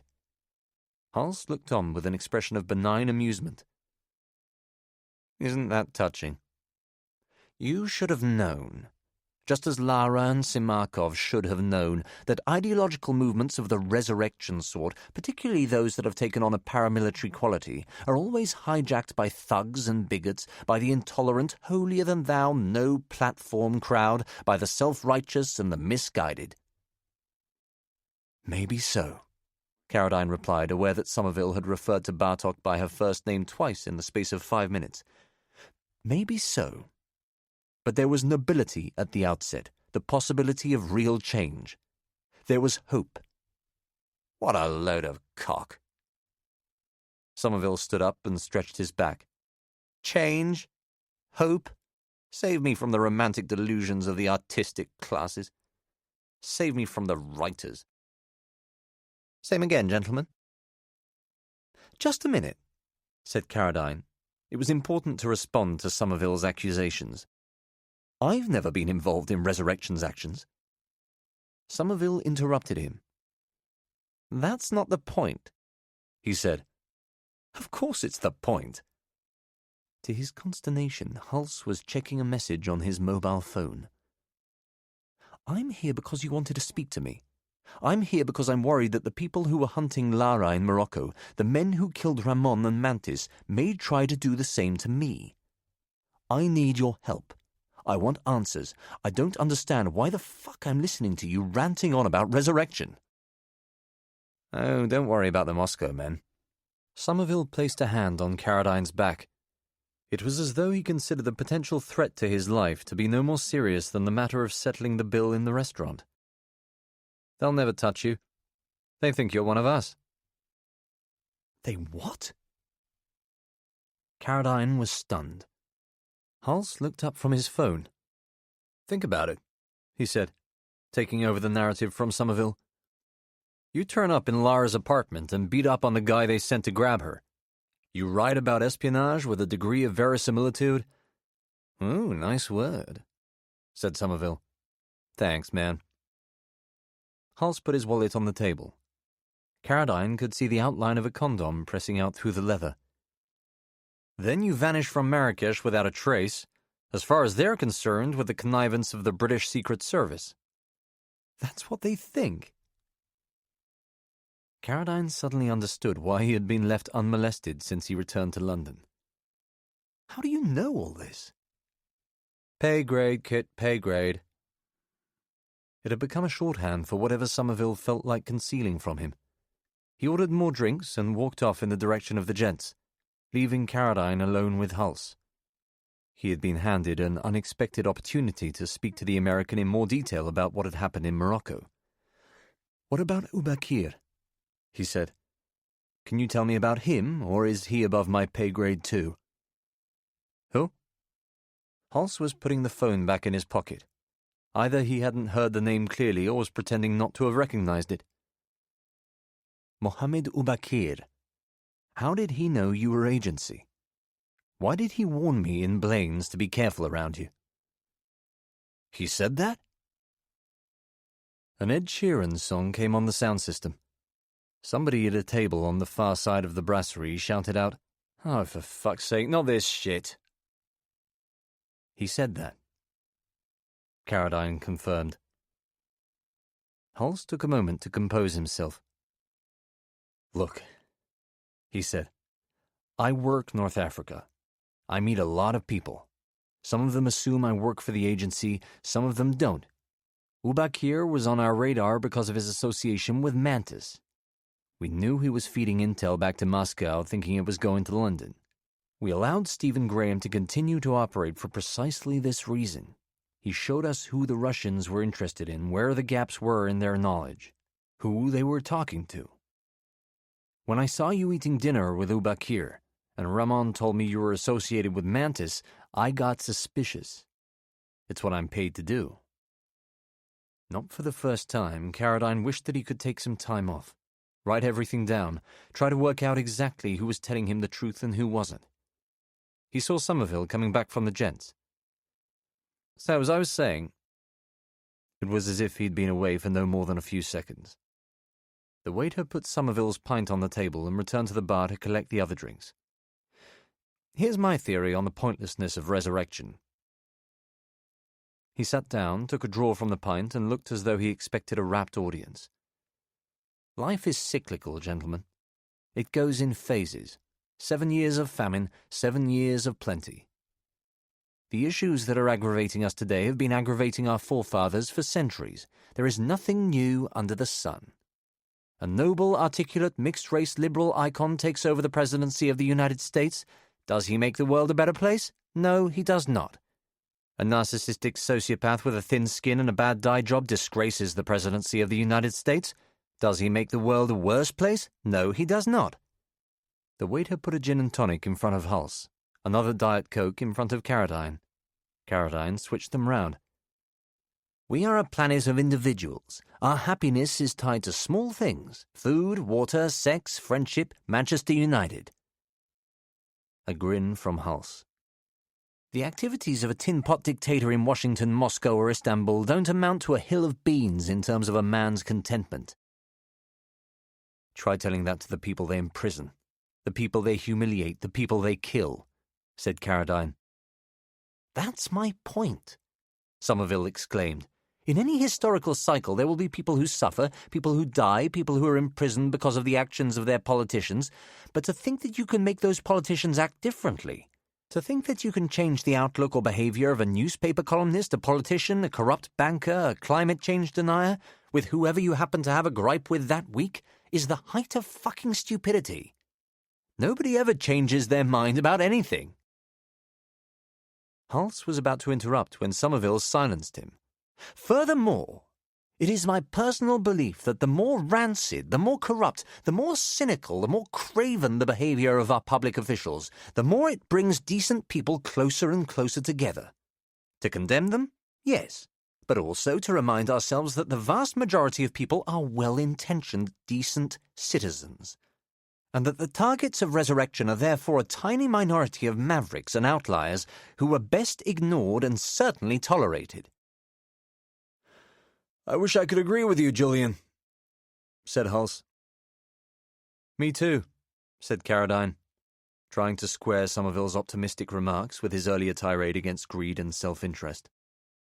Somerville's phone rang. He answered it with a brisk hello, then listened as whoever was calling delivered what appeared to be astounding news. Even Hulse seemed surprised. Somerville's facial expression moved from relaxed good humour to profound shock in the space of a few seconds. "Say that again," he said. "When? How?" There was a lengthy silence. Carradine would have given the world to know what Somerville had been told. Hulse mouthed the words, "What's up?" But Somerville ignored him. "I see," he said. "Okay, understood. Yes. We're leaving now. I'll see you as soon as I see you. Bye." Chapter 44. Somerville took £30 out of his wallet, handed the money to Caradine, and summoned Hulse to his feet. "We have to go," he said. "Kit, here's a number to reach me if you're ever worried or get in any trouble." Scribbling the number on the back of a menu, Somerville apologized for bringing the meeting to such an abrupt conclusion, but explained that something urgent had come up at work. "What kind of thing?" Caradine asked. He noticed that the first 5 digits written down were the same as his own, and that the number ended with a sequence of 2s. "Pay grade," said Hulse, adjusting his jacket. "That should cover the drinks," said Somerville, nodding at the money. Caradine didn't think that it would. "So I just go back to my old life?" he said. "Forget about Lara? Forget about Morocco?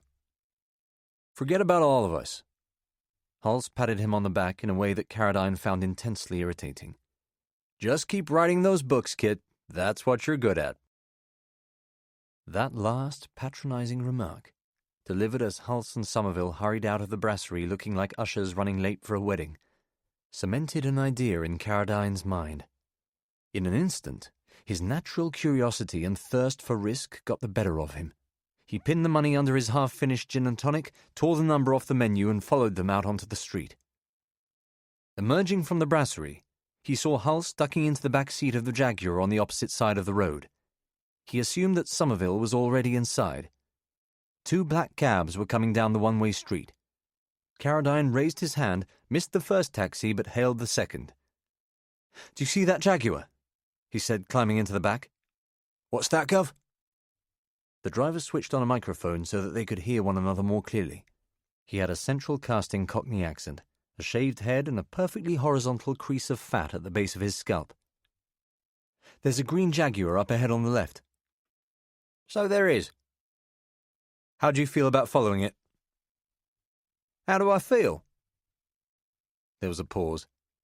Caradine remembered tailing Lara to the Riad in Marrakesh. "If you're paying, mate, I'll follow whoever you want me to follow. Follow my leader, follow the money, follow the yellow brick road, whatever you want." By force of habit, Caradine fastened his seatbelt, a detail he would have excluded had he been writing the scene in a script or novel. He couldn't imagine Humphrey Bogart or Harrison Ford being concerned about backseat safety. "Great," he said. The Jaguar was about 50 meters ahead and already indicating to the right. Somerville and Hulse could be heading to service headquarters, to the American embassy, to a safe house or airport. "Do you take credit cards?" he asked. "If you've got 'em, I take 'em," said the driver, making eye contact in the rearview mirror. "So who are we following? Jealous husband? Jealous housewife? David Beckham?" "I really have no idea," Caradine replied, leaning back in his seat. "No idea at all." Chapter 45. Hulse and Somerville did not go far. Caradine followed the Jaguar from Soho to Hyde Park Corner, then southwest into Mayfair. The driver did such a good job of keeping a discreet distance and concealing himself in traffic that Caradine wondered if he had previous experience. "Ever been asked to follow someone before?" "Once or twice, Gov. Once or twice." The Jaguar pulled up outside a large terraced house on Chapel Street. Caradine recognized the road. He had been to a party in an Italian restaurant on the corner less than a year earlier. The cab loitered about 100 meters away as Somerville emerged from the Jaguar and looked up at the house. "Suspect number 1, said the driver. "Someone should have a word with him about that suit." Caradine was trying to work out which address Somerville was heading into. Hulse opened the back door and joined him on the pavement. Somerville tapped on the roof and the Jaguar pulled away. "Now that geezer's got to be a Yank. You can tell him a mile off." "You're not wrong," Caradine replied, observing the contrast between Hulse's healthy, athletic demeanor and the slightly stooped, anxious-looking Somerville. "What now?" the driver asked. "I give you money," Caradine replied, handing over a £20 note. "You've been brilliant, thanks so much." The change came back, but Caradine waved it away. "Do me a favour and forget this ever happened." "Sure thing. Say no more." The taxi pulled away, leaving Caradine in the middle of the road. He had seen Somerville and Hulse going down a flight of steps towards a basement. They were now out of sight.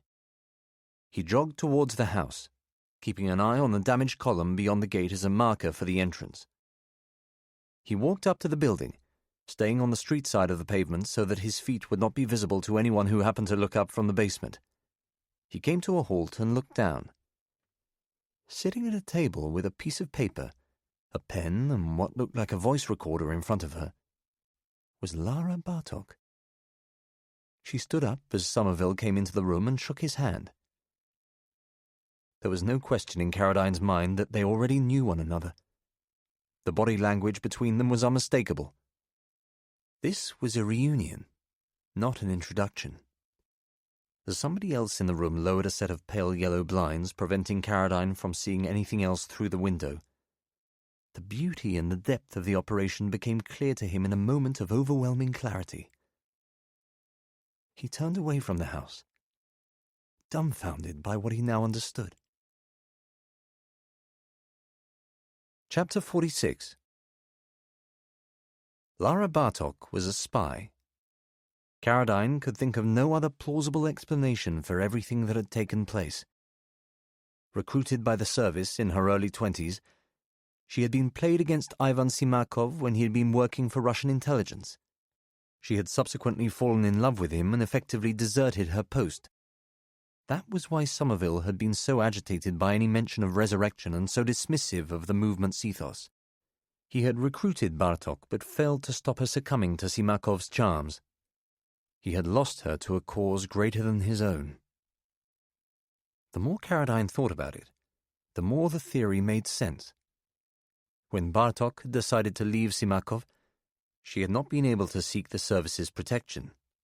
As a common criminal, sought by the American authorities, London had abandoned her to her fate. Caradine thought back to their conversation in Riyadh. When he had asked her how she knew that Stephen Graham was operating under a false flag, her answer had been vague and evasive. I just knew. She knew because there had never been a Stephen Graham on the books at British intelligence. Caradine lit a cigarette. He was walking along Chapel Street in a heightened state, close to the exhilaration a writer experiences after a creative breakthrough.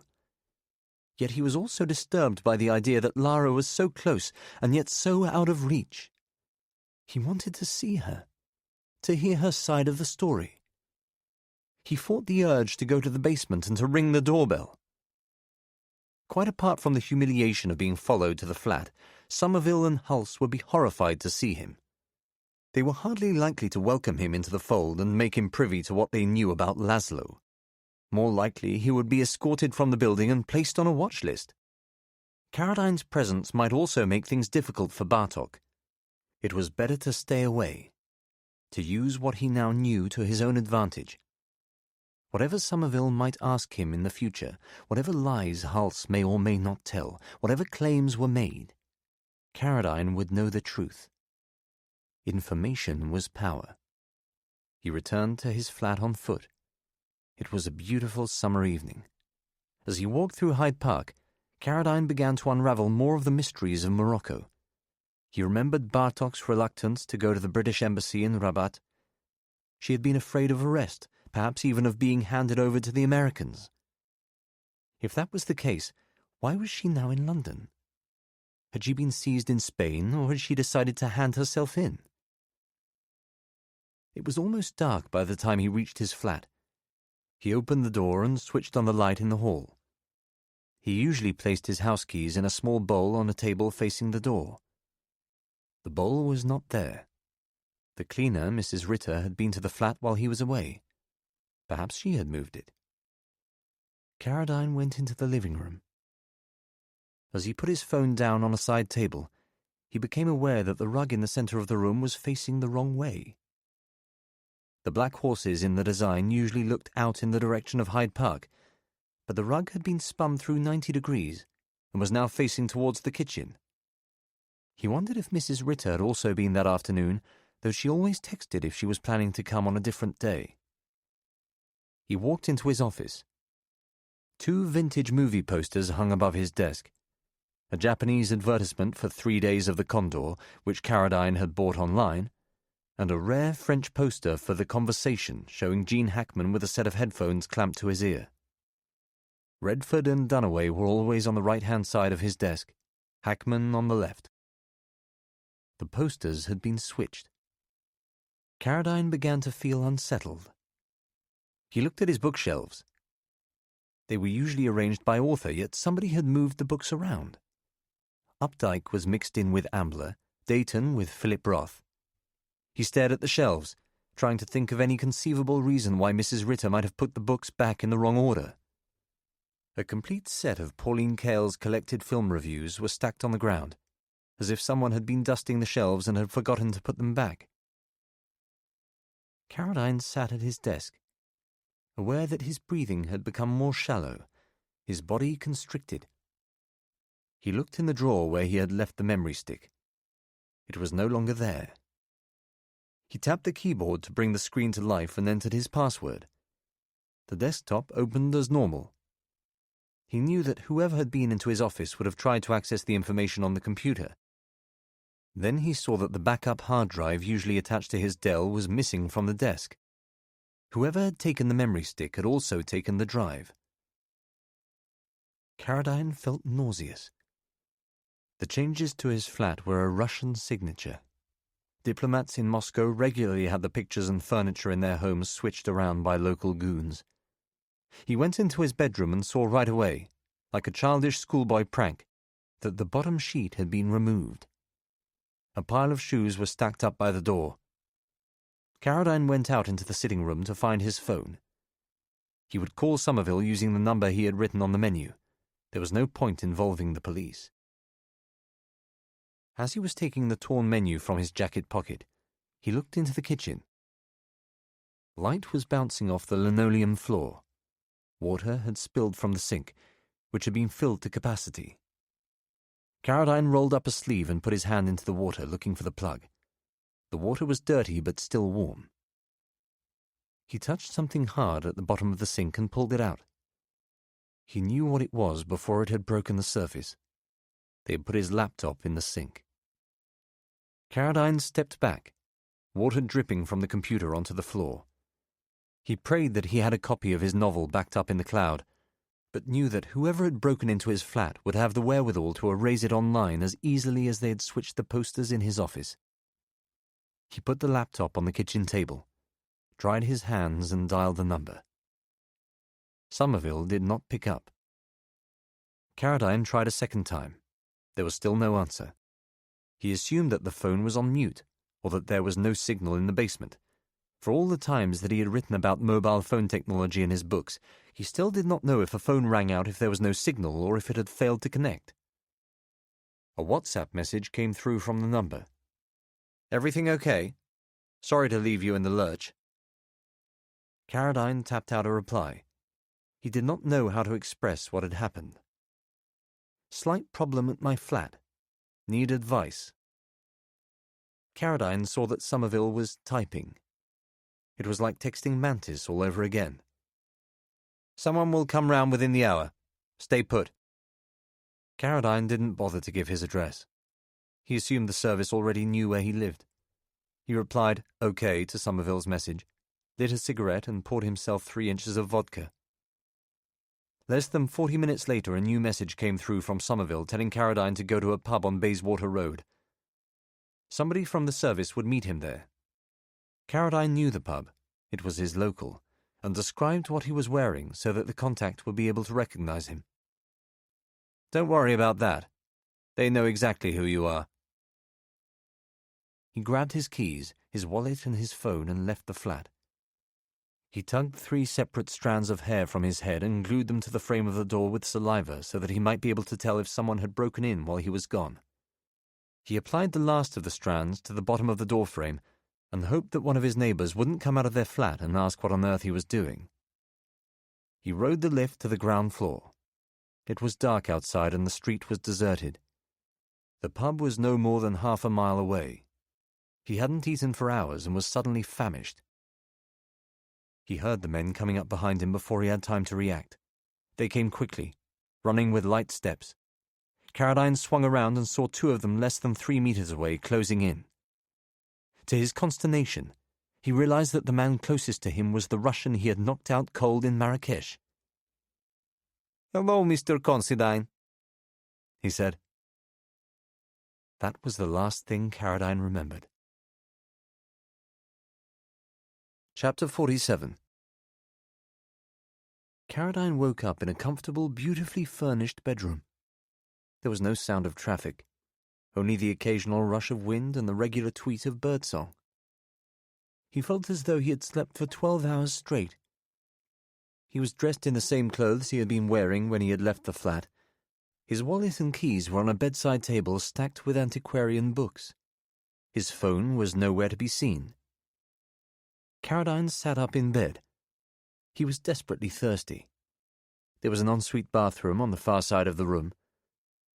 He filled a tooth mug at the basin and drank 3 glasses of water in quick succession. His muscles were stiff and his head ached, but when he looked in the mirror, he saw that his face was unmarked. He needed to shower and shave, but was surprised by how calm he felt. He understood that he was probably in a state of shock. He walked back into the bedroom and pulled back the curtains on the set of windows closest to the door.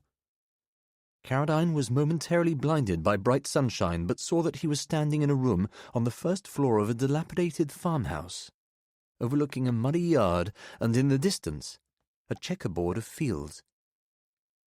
He remembered Somerville telling him that Moscow would leave him alone on the assumption that he was working for the service.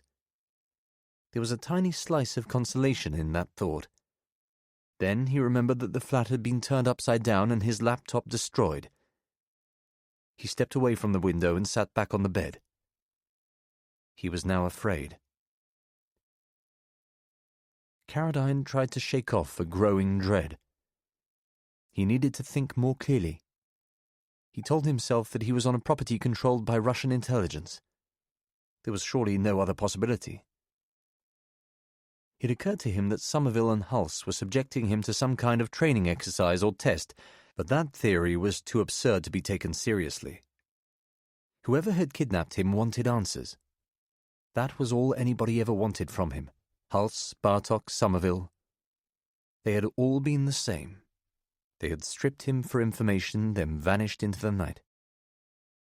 Footfalls on a staircase. Somebody was coming up to the room. Carradine pushed a hand through his hair and stood up, preparing to meet whoever came through the door. He did not know who or what to expect. He assumed that the man from Lara's apartment in Marrakesh was the most likely candidate. It was not him. The man who came into the room was slim and tanned, with shoulder-length black hair tied in a ponytail. He was wearing glasses and sporting a thick biblical salt-and-pepper beard. His fast, intelligent eyes grinned at Carradine as he flashed him a benevolent smile. "Kid," he said, "welcome to our temporary home. Do you like it?" The voice was deep and rich. The slick international accent hard to place. He was wearing designer jeans and what appeared to be a brand new pair of Red Wing boots. He used the easy confidence and poise of the self-made man. "Who are you?" The answer to the question revealed itself even as Carradine was asking it. The man standing in front of him, his appearance subtly altered by the addition of glasses and by the fullness of the beard, was the same man whose face Carradine had stared at in dozens of articles and obituaries over the course of the previous fortnight. He was talking to Ivan Simakov. Chapter 48. "You are a hard man to pin down, kid. Are you just a writer, or are you also a British spy? Do you know this world you have fallen into, or is all of this a novelty?" Simakov smirked as he gestured outside, loving the sound of his own voice, enjoying the power he was exerting over his stunned and frightened prisoner. "Are you Lara's new boyfriend, the man who has taken her from me? Or did she play you and manipulate you as she has played and manipulated so many others? Who are you, Kid Carradine? A genius or a fool? Tell me, please, I am fascinated." Carradine felt that he was staring at a ghost. a dream of a dead man. Ivan Simakov had been killed in a Moscow apartment and buried in an unmarked grave. The man standing in front of him had somehow managed to fake his own death and to make a new life in the West.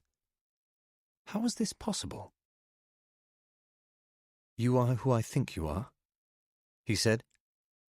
"I am," Simakov replied, reveling in his own myth. "How?" said Karadine. Simakov waved a dismissive hand, as if the whys and wherefores of his miraculous rebirth were of no greater consequence than the sound of the wind outside or the persistent tweet of birdsong. He clutched his hands behind his back. "Where am I?" Karadine asked. Simakov tipped back his head and smiled. "Rest assured that you are still in your beloved England, that green and pleasant land. Within 2 hours, driving along the motorway, you could be back at your desk writing another thriller, another little story about spies." Karadine was too stunned to be irritated by the slight. He saw that Simakov intended to keep talking. He had the air of a man who was used to supplicants hanging on his every word. "We are on a farm at the edge of a typical country estate once owned by the English aristocracy, but now lost to those who could afford to keep it in the correct style." Karadine wondered how and why Simakov had been given access to the property. He assumed that it was under Russian ownership. The British ruling class are inexplicably pleased with themselves, don't you think? He moved towards the window closest to the bathroom and drew back the curtains. "Your aristocrats can no longer afford to heat their homes. Your banks are owned by Arabs and Chinese. The finest buildings in London belong to Russians. The great English writers and poets have all vanished. Your culture, like so many other cultures today, is an American culture of karaoke, of recycled stories, of political decay and mass stupidity. The great English churches are in the hands of property developers. The schools, so far as I can tell, are controlled not by teachers but by their pupils. There is no discipline in your society, no discipline or intellectual curiosity, only ignorance. Above all, despite this, there seems to be a complete absence of self-doubt in the British character. What is it exactly that you are so proud of? You lost an empire and replaced it with... what?" Karadine saw that he was expected to answer. "With views like that, you sound like you'd fit in very well in Moscow," he said. "Everything's a bit binary with you so far, Ivan. Genius or fool. Old Britain good, New Britain bad. I thought you were fighting for freedom of choice, for openness, for decency. I didn't have you down as a reactionary." Rather than express any discomfort or annoyance with what Karadine had said, Simakov merely touched his beard and looked out at the farmyard, like an admiral surveying his fleet. "It's true. All through my life I've been confused by your country. I used to tell Lara this." Karadine knew the reference to Bartok was intended to unsettle him. Simakov suddenly turned from the window and looked back across the room. "I thought you would be more upper class." "Excuse me?" "Kit. It sounds like a character in an Evelyn Waugh novel. Nobody is called Kit anymore. What was William thinking?" At the mention of his father's name, Karadine felt sick with worry. Simakov pretended to reassure him. "Please do not worry," he said, raising a conciliatory hand. "The old man has not been harmed. Yet." The menace of that last word floored Karadine. He wanted to know what had happened, where his father was being held, to demand that resurrection release him. But he knew that to show his fear would be to play into Simakov's hands. "Where is he?" he said, trying to remain as calm as possible. "What is it you want with us?" Simakov ignored the question. "Here's the thing." He offered Karadine a cigarette. Karadine wanted one, but refused it. Simakov smiled as he placed the packet in his pocket. "Mankind has reached its zenith. Homo sapiens has come as far as he can come." He inhaled deeply. We can eat, we can drink, we can fuck, we can communicate, we can travel, we can do whatever we want. About the only thing we are not permitted to do is smoke. He smiled at his own joke. Caradine knew that he was listening to a man with no moral compass, no values or kindness, only his own self-love. There are cures for AIDS and cures for cancer. Artificial limbs for the disabled, central heating and hot water and electricity in every home. Every book and film and play and poem and fragment of knowledge ever assembled is available at the click of a mouse or the weight of a finger on the screen of a cell phone. The world has never had it so good, and yet people are still not satisfied. They are so spoiled. Was this a speech Simakov had prepared in advance, or was he making it up off the top of his head? Bartok had spoken about being mesmerized by Simakov's words, but this felt more like an actor giving a performance which had been rehearsed time and time again. It turns out that mankind is so competitive, so adversarial, so frightened of change, so geared to cruelty that he will willfully destroy his own society, his own culture.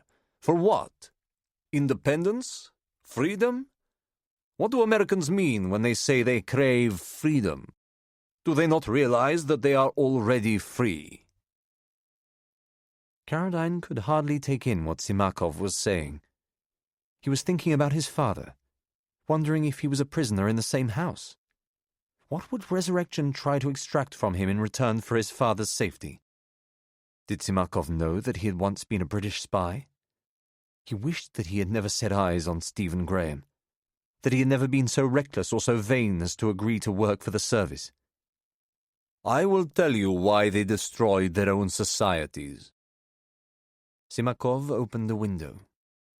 A smell of manure burst into the room. They blew it all up for the chance to hate. For a sentimental version of an all-white past that didn't exist and can never exist in the future. People by their millions, here and in America, in Poland, in Hungary, in Turkey, voted for going backwards when they didn't even need to go forwards. All they had to do was stand still. Life was never going to get any better. They were never going to be more free. There were never going to be more steaks in the freezer, more ways in which they could be happy and content. That was the tragedy. Resurrection merely took advantage of that. Caradine was confused by that final remark. "What do you mean?" he said. "What do you mean you took advantage of it?" Simakov looked as though he had not intended to speak so candidly. It was the first time Caradine had witnessed a crack in his overweening theatrical self-confidence. He had the sensation, so familiar from conversations with Bartok and Somerville, that he was at the edge of a secret which was being deliberately withheld from him. "So," Simakov wanted to change the subject, "you must answer me. Can I expect a visit from the British Secret Service come to rescue one of their own? Or are you just another penny thriller writer of no great importance who spends his life making up stories rather than engaging with the real world and effecting necessary change?" Caradine knew that Simakov was not interested in the answer. It was just part of a game designed to unsettle him. All he could do was wait and bide his time and find out what it was that Simakov wanted. Caradine's only concern was to work out where he was and how he was going to save his father. "Where's my dad?" he said. Simakov shrugged. "Safe." "My family is not a threat to you. What do you want?" Simakov walked into the bathroom, ran a tap at the sink, extinguished his cigarette in the stream of water and threw it into the toilet. "You are well rested," he exclaimed. "You feel fit, you feel good, you want to ask me questions and be direct." He came back into the room and stood in front of Caradine. "Okay, I will be direct with you. You are here because you have been with Lara." In that moment, Caradine understood that Simakov was still working for Russian intelligence. He had instructed them to find Lara and to bring her to him. That was why Graham had acted as he did. He had known of the operation and had wanted to save Laszlo. There was no other explanation for Simakov's miraculous survival. Moscow had detonated the bomb in the apartment knowing that their prize agent had long since left the building. Zach Curtis, the resurrection volunteer who was killed in the blast, had been merely a sacrificial pawn. "How do you know I've seen her?" Simakov looked as though he had been insulted. "Do I look to you like somebody who is short of information? Do I look like a man who has trouble finding things out?" "Your friends in Moscow told you." Simakov did not bother to deny it. "Yes," he replied cautiously. "They heard that you were looking for Lara on..." HarperCollins presents The Man Between by Charles Cumming, read by Charlie Anson. There is a point of no return, unremarked at the time, in most lives. Graham Greene, The Comedians. Would you prefer to talk or to write everything down? Talk, she said. Somerville crossed the room and activated the voice recorder. The American had brought it from the embassy. There was a small microphone attached to a stand, a glass of tap water and a plate of biscuits on the table. "Ready?" he asked. "Ready." Somerville leaned over the microphone. His voice was clear, his language concise. Statement by Laszlo. Chapel Street, SW1. August 19th. Officer presiding, L4. Begins now. He checked his watch. 1700 hours. Lara Bartok adjusted the collar of her shirt. She caught Somerville's eye. He nodded at her, indicating that she should start. She brought the microphone slightly closer to her and took a sip of water. The American realized that he was standing in her eye line. He moved to a chair on the far side of the room. Bartok did not continue until he was still and completely silent.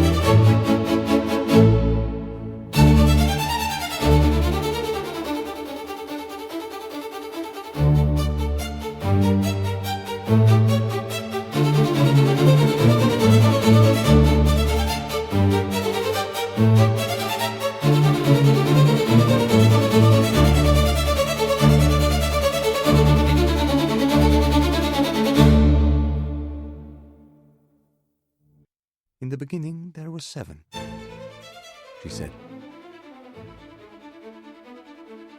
Secret Intelligence Service, Eyes Only.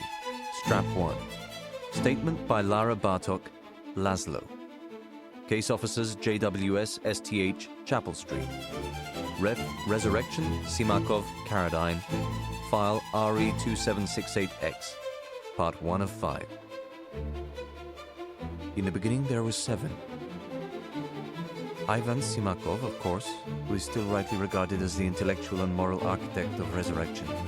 Blank and Blank, both American citizens whom Simakov had met in Zuccotti Park at the height of Occupy Wall Street. Blank, formerly of the service. Blank, the cyber expert who had been active in Anonymous for several years and was instrumental in planning and orchestrating many of Resurrection's most effective operations in the United States. Ivan had a way of contacting such people on the dark web, of gaining their trust over time, of drawing them out into the open. I used to say that he was like a child on a beach, pouring salt onto the sand so that the creatures of the deep would rise to the surface. He enjoyed this image very much. It is no secret that Ivan Simakov liked to think of himself as a man with extraordinary capabilities. Also present that day were Thomas Frattura, former assistant to Republican Senator Catherine McKendrick, who had been a prominent figure in Disrupt J20, and me, Lara Bartok, originally from Gyula in eastern Hungary, about whom you know almost everything. These 7 individuals met only once, in a suite in the Redbury Hotel on East 29th Street in Manhattan. Of course, no cell phones, laptops, or Wi-Fi-enabled devices of any kind were permitted to be brought to the hotel. Each of the guests who entered the suite was searched by Ivan and myself and asked to remove watches and other items of jewelry, all of which we then took, along with personal belongings including bags and shoes, to a room on a separate floor of the hotel for the duration of the meeting. Ivan, who was meeting Blank and Blank for the first time, introduced himself as a Russian citizen born in Moscow and educated in Paris, who was hoping to effect political change in his own country by inspiring an international resistance movement directed against the advocates and enablers of autocratic and quasi-fascist regimes around the world. Frattura asked him to explain in more detail what he meant by this. I remember that Ivan paused. He always had a good sense of theater. He crossed the suite and opened the curtains. It was a wet morning. There had been heavy rain all night. Through the glass, it looked as though the thick fog of the New York skyline was going to seep into the room. What he said next was the best of him. In fact, his response to Frattura would form the basis of all the early statements released on behalf of Resurrection outlining our movement's basic goals and rationale. Those who know that they have done wrong, he said, those who have lied in order to achieve their political goals, those who consciously spread fear and hate, those who knowingly benefit from greed and corruption, any person who has helped to bring about the current political crisis in the United States by spreading propaganda and misinformation, those who aid and abet the criminal regime in Moscow, those who lied and manipulated in order to see England, break from the European Union, those who support and actively benefit from the collapse of secular Islamic states, who crush dissent and free speech and willingly erode basic human rights, any person seeking to spread the virus of male white supremacy or deliberately to stoke anti-Semitism or to suppress women's rights in any form, all of these people, we will begin in the United States and countries such as Russia, the Netherlands, Turkey, and the United Kingdom, are legitimate targets for acts of retribution. Bankers, journalists, businessmen, bloggers, lobbyists, politicians, broadcasters, they are to be chosen by us, by you, on a case-by-case basis, and their crimes exposed to the widest possible audience. The beauty of Ivan's idea was that it was individually targeted. This is what made it different to Antifa, to Black Lives Matter, to Occupy, to all those other groups who were only ever interested in public protest, in rioting, in civil disorder for its own sake. Those groups changed nothing in terms of people's behavior, but instead gave various parties a chance merely to pose, to demonstrate their own virtue. There is a great difference between people of action and people of words, no? One thing you can say about Ivan Simakov, without a shadow of a doubt, is that he was a man of action. At no point did anybody suggest that the targets for Resurrection were too broadly defined. We were all what you would call in English fellow travelers. We were all, with the exception of Mr. Frattura, in our 20s or early 30s. We were angry, very angry. We wanted to do something. We wanted to fight back. We had grown up with the illegal wars in Iraq and Syria. We had lived through the financial crisis and seen not one man nor woman imprisoned for their crimes. All of us had been touched by the manifest corruption and greed of the first 2 decades of the new century. We felt powerless. We felt that the world as we knew it was being taken away from us. We lived and breathed this conviction and yearned to do something about it. Ivan was a brilliant man, possessed of fanatical zeal, as well as what I always recognized as considerable vanity. But nobody could ever accuse him of lacking passion and the yearning for change. A policy of nonviolence was immediately and enthusiastically endorsed by the group. At that stage, nobody thought of themselves as the sort of people who would be involved in assassinations, in bombings, in terrorist behavior of any kind. Everybody knew that deaths, accidental or otherwise, of innocent civilians would quickly strip the movement of popular support and allow the very people who were being targeted for retribution to accuse resurrection of fascism, of murder, of association with nihilistic left-wing paramilitary groups. This, of course, is exactly what happened. Ivan spoke about his ideas for evading capture, eluding law enforcement and intelligence services, men such as yourselves. This is the only meeting of its kind between us that will ever take place, he said. There were silent nods of understanding. People already respected him. They had experienced at first hand the force of his personality. Once you had met Ivan Simakov, you never forgot him. We will never again communicate or speak face to face. Nothing may come from what we discussed today. I have a plan for our first attacks, all of which may be prevented from taking place or fail to have the desired effect on international opinion. I cannot tell you about these plans, just as I would not expect you to divulge details of your own operations as you create them. The resurrection movement could burn out. The resurrection movement could have a seismic effect on public attitudes to the liars and enablers of the alt-right. Who knows? Personally, I am not interested in fame. I have no interest in notoriety or my place in the history books. I have no wish to spend the rest of my life under surveillance or in prison, to live as the guest of a foreign embassy in London, or to save my own skin by making a deal with the devils in Moscow. I wish to be invisible, as you should all wish to be invisible. So much has happened since then. I have been through many lives and many cities because of my relationship with Ivan Simakov. At that moment, I was proud to be at his side. He was in the prime of life. I was honored to be his girlfriend and to be associated with resurrection. Now, of course, the movement has moved deeper and deeper into violence, further and further away from the goals and ideas expressed on the first day in New York. They were so different. But when I think of Ivan, I cannot help thinking of Kit. On the boat, he told me that I was like Ingrid Bergman in Casablanca, the faithless woman at the side of a revolutionary zealot. Kit was romantic like that, always living at the edge of what was real, as if life was a book he had written, a movie he had seen, and all of us were characters in the story. He was kinder than Ivan, in many ways also braver. I confess to you that I miss him in a way that I did not expect to. I wish you would tell me what happened to him. In his company, I felt safe. It had been a very long time since any man had made me feel that way. Moscow. The apartment was on a quiet street in the Tverskoy district of Moscow, about 2 kilometers from the Kremlin, a 5-minute walk from Lubyanka Square. From the 3rd floor, Curtis could hear the ripple of snow tires on the wet winter streets. He told Simakov that for the first few days in the city, he had thought that all the cars had punctures. "Sounds like they're driving on bubble wrap," he said. "I keep wanting to tell them to put air in their tires." "But you don't speak Russian," Simakov replied. "No," said Curtis. "I guess I don't." He was 29 years old, born and raised in San Diego, the only son of a software salesman who had died when Curtis was 14. His mother had been working as a nurse at Scripps Mercy for the past 15 years.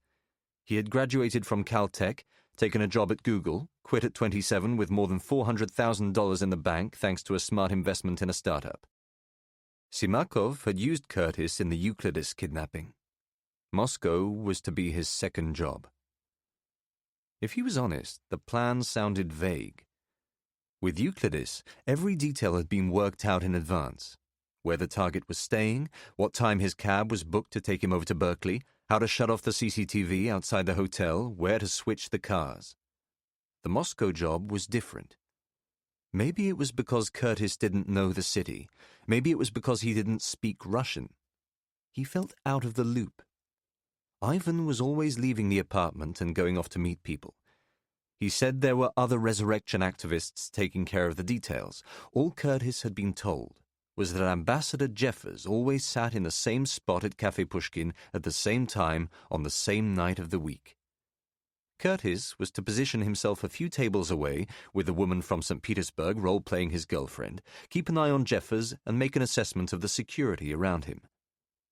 Simakov would be in the van outside, watching the phones, waiting for Curtis to give the signal that Jeffers was leaving. 2 other resurrection volunteers would be working the sidewalk in the event that anybody tried to step in and help. One of them would have the Glock, the other a Ruger. "What if there's more security than we're expecting?" he asked. "What if they have plain clothes in the restaurant I don't know about?" Curtis did not want to seem distrustful or unsure, but he knew Ivan well enough to speak up when he had doubts. "What are you so worried about?" Simakov replied. He was slim and athletic with shoulder-length black hair tied back in a ponytail. "Things go wrong, you walk away. All you have to do is eat your borscht, talk to the girl, let me know what time Ambassador Fuck pays his check." "I know, I just don't like all the uncertainty." "What uncertainty?" Simakov took one of the Rugers off the table and packed it into the bag. Curtis couldn't tell if he was angry or just trying to concentrate on the 1,000 plans and ideas running through his mind. It was always hard to judge Simakov's mood. He was so controlled, so sharp, lacking in any kind of hesitation or self-doubt. "I told you, Zach. This is my city. These are my people. Besides, it's my ass on the line if things go wrong. Whatever happens, you 2 lovebirds can stay inside, drink some vodka. Try the stroganoff. The Pushkin is famous for it." Curtis knew that there was nothing more to be said about Jeffers. He tried to change the subject by talking about the weather in Moscow, how as a Californian he couldn't get used to going from hot to cold to hot all the time when he was out in the city. He didn't want Ivan thinking he didn't have the stomach for the fight. "What's that?" "I said it's weird the way a lot of the old buildings have 3 sets of doors." Curtis kept talking as he followed Simakov into the kitchen. "What's that about? To keep out the cold?" "Trap the heat," Simakov replied. He was carrying the Glock. Curtis couldn't think of anything else to say. He was in awe of Simakov. He didn't know how to challenge him or to tell him how proud he was to be serving alongside him in the front ranks of resurrection. Ivan gave off an aura of otherworldly calm and expertise which was almost impossible to penetrate. Curtis knew that he had styled himself as a mere foot soldier, one of tens of thousands of people around the world with a desire to confront bigotry and injustice. But to Curtis, Simakov was the leader. There was nothing conventional or routine about him. He was extraordinary. "I just want to say that I'm glad you got me out here," he said. "That's okay, Zach. You were the right man for the job." Simakov opened one of the cupboards in the kitchen. He was looking for something. "I need some oil. Clean this thing," he said, indicating the gun. "I could go out and get you some," Curtis suggested. "Don't you worry about it." He slapped him on the back, tugging him forwards like a bear hug from a big brother. "Anyway, haven't you forgotten? You don't speak Russian." The bomb detonated 6 minutes later, at 23 minutes past 4 in the afternoon. The explosion, which also took the life of a young mother and her baby daughter in a corner apartment on the 4th floor of the building, was initially believed to have been caused by a faulty gas cylinder. When it was discovered that Zach Curtis and Ivan Simakov had been killed in the incident, a division of Alpha Group, Russia's counterterrorism task force, was dispatched to the scene. Russian television reported that Simakov had been killed by an improvised explosive device which detonated accidentally only hours before a planned resurrection strike against the American ambassador to the Russian Federation, Walter P. Jeffers, former chairman of the Jeffers Company and a prominent donor to the Republican Party. News of Simakov's death spread quickly. Some believed that the founder of Resurrection had died while in the process of building a homemade bomb. Others were convinced that Russian intelligence had been watching Simakov and that he had been assassinated on the orders of the Kremlin. To deter Resurrection opponents and sympathizers alike, Simakov's remains were interred in an unmarked grave in Kuntsevo Cemetery on the outskirts of Moscow. Curtis was buried 2 weeks later in San Diego. More than 3,000 Resurrection supporters lined the route taken by the funeral cortege. London, 18 months later. Chapter 1. Like a lot of things that later become very complicated, the situation began very simply.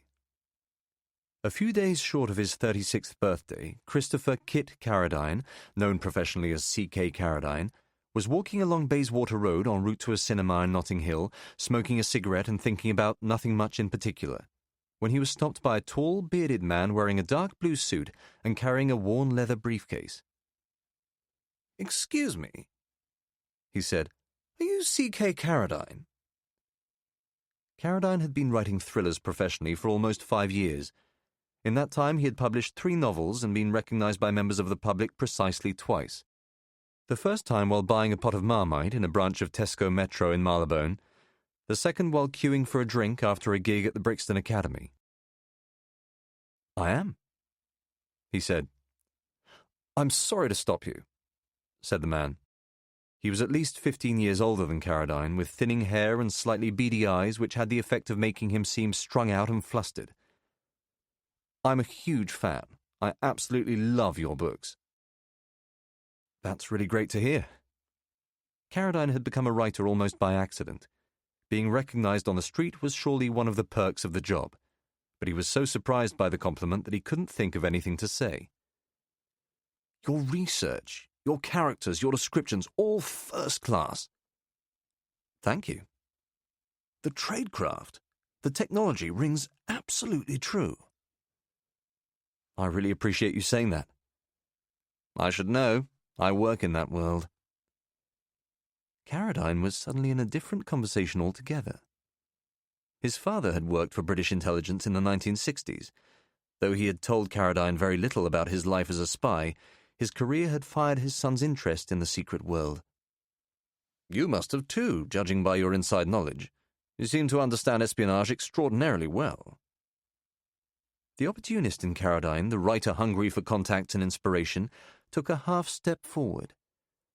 "No, I roamed around in my 20s, met a few spies along the way, but never got the tap on the shoulder."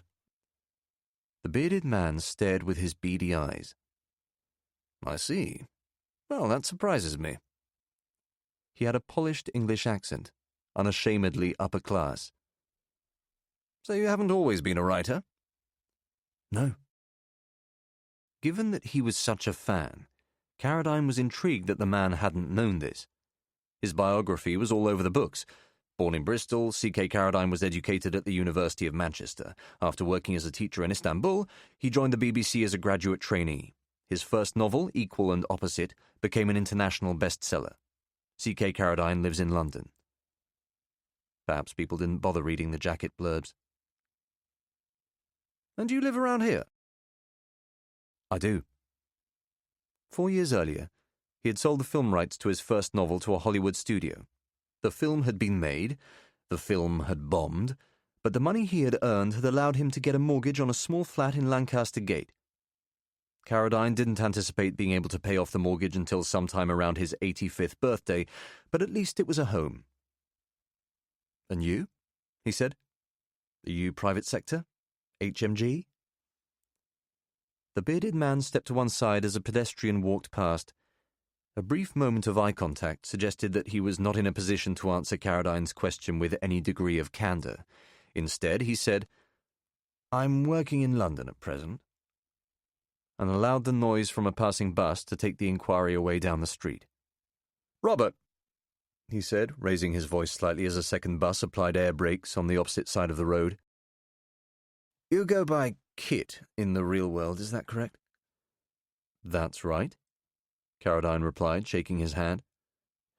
"Tell you what, take my card." Somewhat unexpectedly, the man lifted up his briefcase, balanced it precariously on a raised knee, rolled his thumb over the 3-digit combination locks, and opened it. As he reached inside, lowering his head and searching for a card, Carradine caught sight of a pair of swimming goggles. By force of habit, he took notes with his eyes, flecks of grey hair in the beard, bitten fingernails, the suit jacket slightly frayed at the neck. It was hard to get a sense of Robert's personality. He was like a foreigner's idea of an eccentric Englishman. "Here you are," he said, withdrawing his hand with the flourish of an amateur magician. The card, like the man, was slightly creased and worn, but the authenticity of the die-stamped government logo was unmistakable. Foreign and Commonwealth Office, Robert Mantis, Operational Control Center Specialist. A mobile phone number and email address were printed in the bottom left-hand corner. Carradine knew better than to ask how an Operational Control Center Specialist passed his time. It was obviously a cover job. As surely was the surname. Mantis sounded like a pseudonym. "Thank you," he said.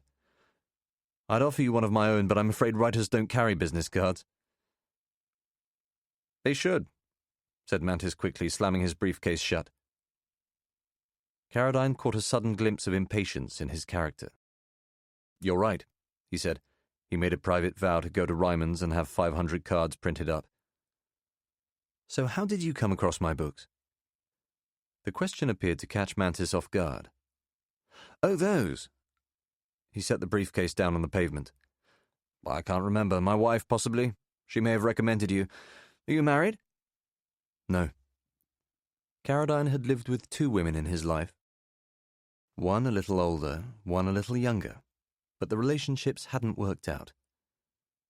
He wondered why Mantis was inquiring about his personal life, but added, "I haven't met the right person yet," because it seemed necessary to elaborate on his answer. "Oh, you will," said Mantis wistfully. "You will." They had reached a natural break in the conversation. Carradine looked along the street in the direction of Notting Hill Gate, trying to suggest with his body language that he was running late for an important meeting. Mantis, sensing this, picked up the briefcase. "Well, it was very nice to meet the famous author," he gushed. "I really am a huge fan." Something in the way he said this caused Carradine suddenly to doubt that Mantis was telling the truth. "Do stay in touch," he added. "You have my details?" Carradine touched the pocket where he had placed the business card. "Why don't I phone you?" he suggested. "That way you'll have my number." Mantis snuffed the idea out as quickly and as efficiently as he had snapped shut his briefcase. "Perhaps not," he said. "Do you use WhatsApp?" "I do." Of course. End-to-end encryption. No prying eyes at the service establishing a link between an active intelligence officer and a spy novelist hungry for ideas. "Then let's do it that way." A family of jabbering Spanish tourists bustled past, pulling a huge number of wheeled suitcases. "I'd love to carry on our conversation. Perhaps we can have a pint one of these days." "I'd like that," Carradine replied. Mantis was already several feet away when he turned around. "You must tell me how you do it," he called out. "Do what?" "Make it all up. Out of thin air. You must tell me the secret." Writers have a lot of time on their hands. Time to brood, time to ponder, time to waste. In the years since he had given up his job at the BBC, Carradine had become a master of procrastination. Faced with a blank page at 9 o'clock in the morning, he could find half a dozen ways of deferring the moment at which he had to start work. A quick game of FIFA on the Xbox, a run in the park, a couple of sets of darts on Sky Sports 3, these were the standard, and as far as Carradine was concerned, entirely legitimate, tactics he employed in order to avoid his desk. There wasn't an Emmy Award-winning box set or classic movie on Netflix that he hadn't watched when he should have been trying to reach his target of 1,000 words per day. "It's a miracle you get any work done," his father had said when Carradine unwisely confessed to the techniques he had mastered for circumventing deadlines. "Are you bored or something? Sounds as though you're going out of your tree." He wasn't bored exactly. He had to try to explain to his father that the feeling was more akin to restlessness, to curiosity, a sense that he had unfinished business with the world. "I'm stalled," he said. "I've been very lucky with the books so far, but it turns out being a writer is a strange business. We're outliers. Solitude is forced on us. If I was a book, I'd be stuck at the halfway stage." "It's perfectly normal," his father had replied. "You're still young. There are bits of you that have not yet been written. What you need is an adventure, something to get you out of the office." He was right. Although Carradine managed to work quickly and effectively when he put his mind to it, he had come to realize that each day of his professional life was almost exactly the same as the last. He was often nostalgic for Istanbul and the slightly chaotic life of his 20s, for the possibility that something surprising could happen at any given moment. He missed his old colleagues at the BBC, the camaraderie, the feuds, the gossip. Although writing had been good to him, he had not expected it to become his full-time career at such a comparatively early stage in his life. In his 20s, Carradine had worked in a vast, monolithic corporation with thousands of employees, frequently traveling overseas to make programs and documentaries. In his 30s, he had lived and worked mostly alone, existing for the most part within a 500-meter radius of his flat in Lancaster Gate. He had yet fully to adjust to the change or to accept that the rest of his professional life would likely be spent in the company of a keyboard, a mouse, and a Dell Inspiron 3000. To the outside world, the life of a writer was romantic and liberating. To Carradine, it sometimes resembled a gilded cage. All of which made the encounter with Mantis that much more intriguing. Their conversation had been a welcome distraction from the established rhythms and responsibilities of his day-to-day life. At frequent moments over the next 24 hours, Carradine found himself thinking about their chat on Bayswater Road. Had it been prearranged? Did the Foreign and Commonwealth Office, surely a euphemism for the service, know that C.K. Carradine lived and worked in the area? Had Mantis been sent to feel him out about something? Had the plot of one of his books come too close to a real-world operation? Or was he acting in a private capacity, looking for a writer who might tell a sensitive story using the screen of fiction? An aficionado of conspiracy thrillers, Carradine didn't want to believe that their meeting had been merely a chance encounter. He wondered why Mantis had declared himself an avid fan of his books without being able to say where or how he had come across them. And surely he was aware of his father's career in the service. He wanted to know the truth about the man from the FCO. To that end, he took out Mantis's business card, tapped the number into his phone, and sent a message on WhatsApp. "Very good to meet you. Glad you've enjoyed the books. This is my number. Let's have that pint." Carradine saw that Mantis had come online. The message he had sent quickly acquired 2 blue ticks. Mantis was typing. "Likewise, delighted to run into you. Lunch Wednesday?" Carradine replied immediately. "Sounds good. My neck of the woods or yours?" 2 blue ticks. "Mine." Chapter 2. Mine turned out to be a small one-bedroom flat in Marylebone. Carradine had expected to be invited to lunch at Wheeler's or White's. That was how he had written similar scenes in his books. Spook meeting spook at the Travellers' Club, talking sotto voce about the threat from Russia over Chablis and fish cakes. Instead, Mantis sent him an address on Lisson Grove. He was very precise about the timing and character of the meeting. "Please don't be late. It goes without saying that this is a private matter, not for wider circulation. Carradine was about halfway through writing his latest book, still 4 months from deadline, so on the day of the meeting he took the morning off. He went for a dawn run in Hyde Park, had a shower back at his flat, and ate breakfast at the Italian Gardens Cafe. He was excited by the prospect of seeing Mantis for the second time and wondered what the meeting would hold. The possibility of some sort of involvement with the service. A scoop that he could fictionalize in a book. Perhaps the whole thing would turn out to be a waste of time. By 10 o'clock, Carradine was walking east along Sussex Gardens, planning to catch a train from Edgware Road to Angel. With a couple of hours to spare before he was due to meet Mantis, he wanted to rummage around in his favourite record store on Essex Road looking for a rare vinyl for a friend's birthday. He was halfway to the station when it began to rain. Carradine had no umbrella and quickened his pace towards Edgware Road.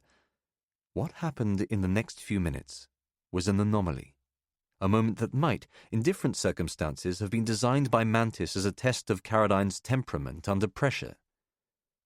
Certainly, in the context of what followed over the next 2 weeks, it was a chance encounter so extraordinary that Carradine came to wonder whether it had been staged solely for his benefit. Had he written such a scene in one of his novels, it would have been dismissed as a freak coincidence. He had reached the southwest corner of the busy intersection between Sussex Gardens and Edgware Road. He was waiting to cross at the lights. A teenage girl beside him was nattering away to her friend about boyfriend trouble. So I says to him, I'm like, no way is that happening, yeah? I'm like, he needs to get his shit together because I'm like, just not going to go through with that bullshit again. A stooped old man standing to Carradine's left was holding an umbrella in his right hand. Water was dripping from the umbrella onto the shoulders of Carradine's jacket. He could feel droplets of rain on the back of his neck. In the next instant, he became aware of shouting on the opposite corner of the street, about 20 meters from where he was standing. A well-built man wearing a motorcycle helmet was raining punches through the passenger door of a black BMW. The driver, a blonde woman in her 40s, was being dragged from the vehicle by a second man wearing an identical helmet and torn blue jeans. The woman was screaming and swearing.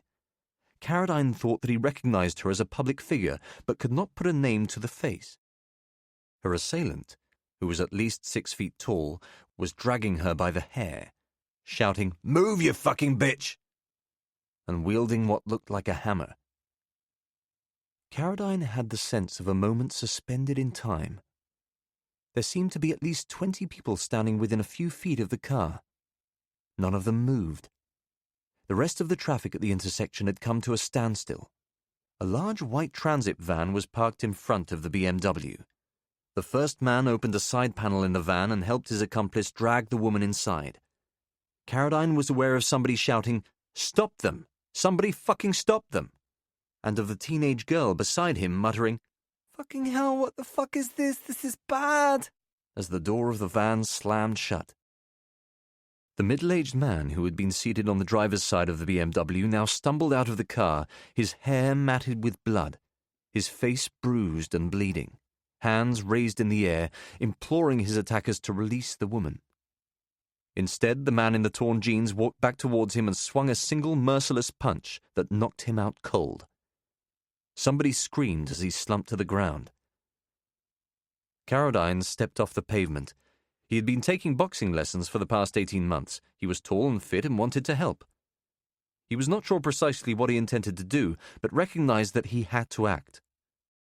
Then, as he moved forwards, he saw a pedestrian standing much closer to the van approach one of the two assailants. Carradine heard him cry, "Stop! Enough!"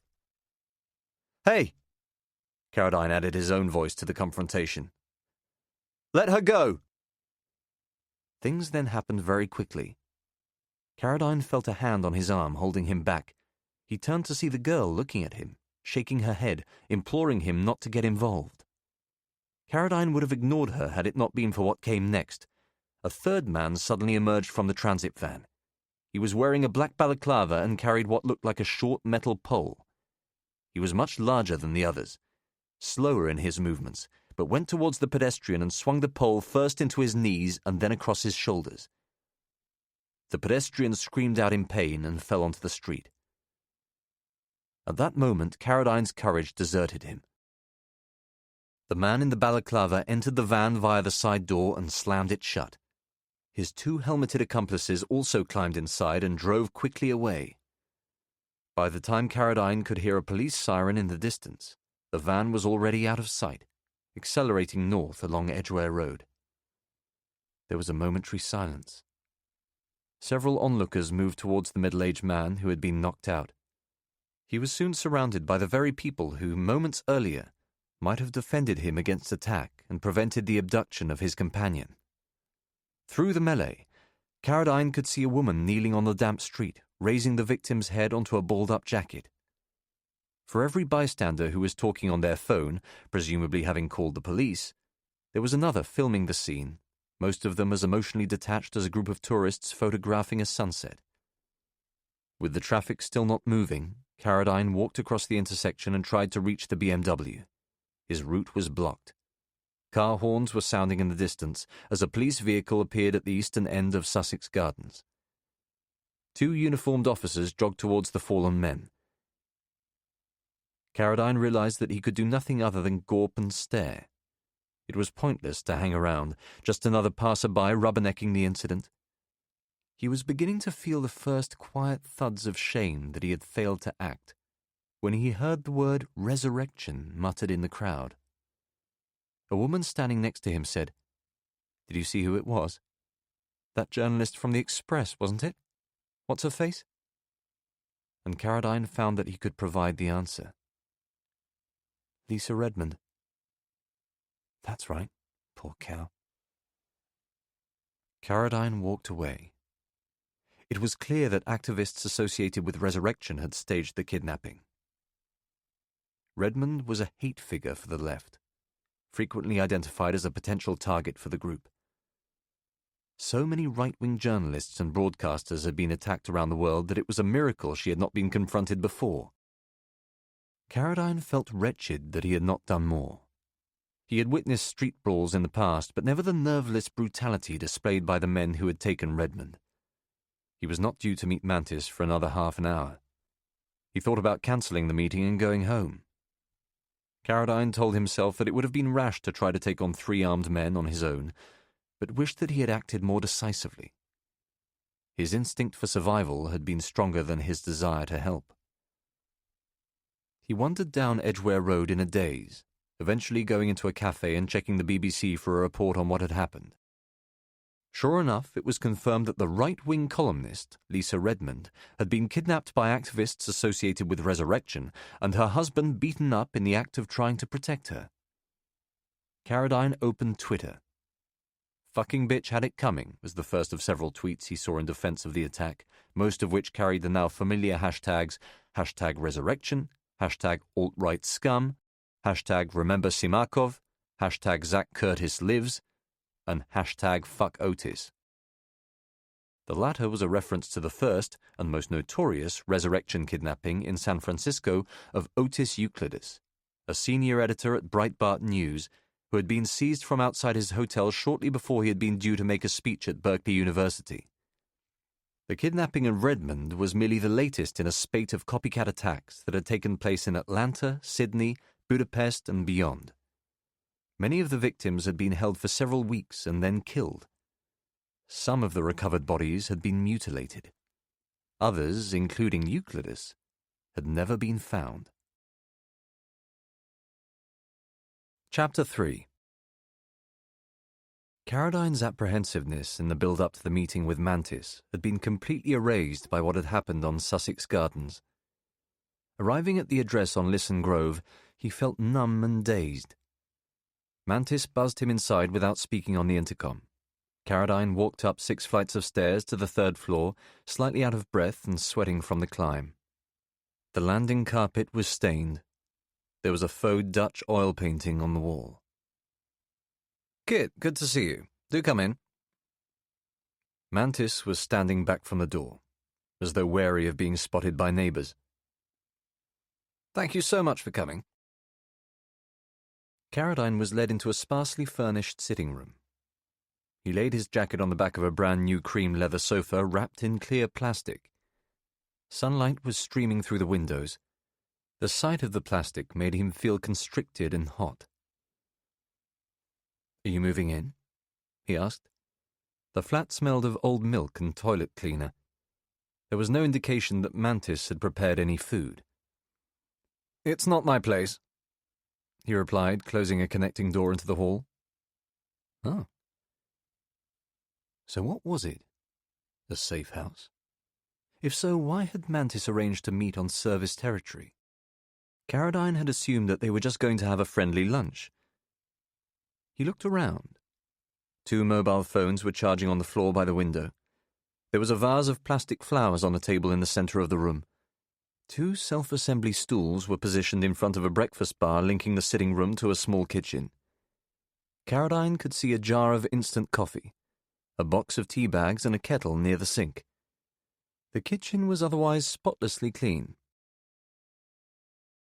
"Did you hear about Lisa Redmond?" Mantis asked.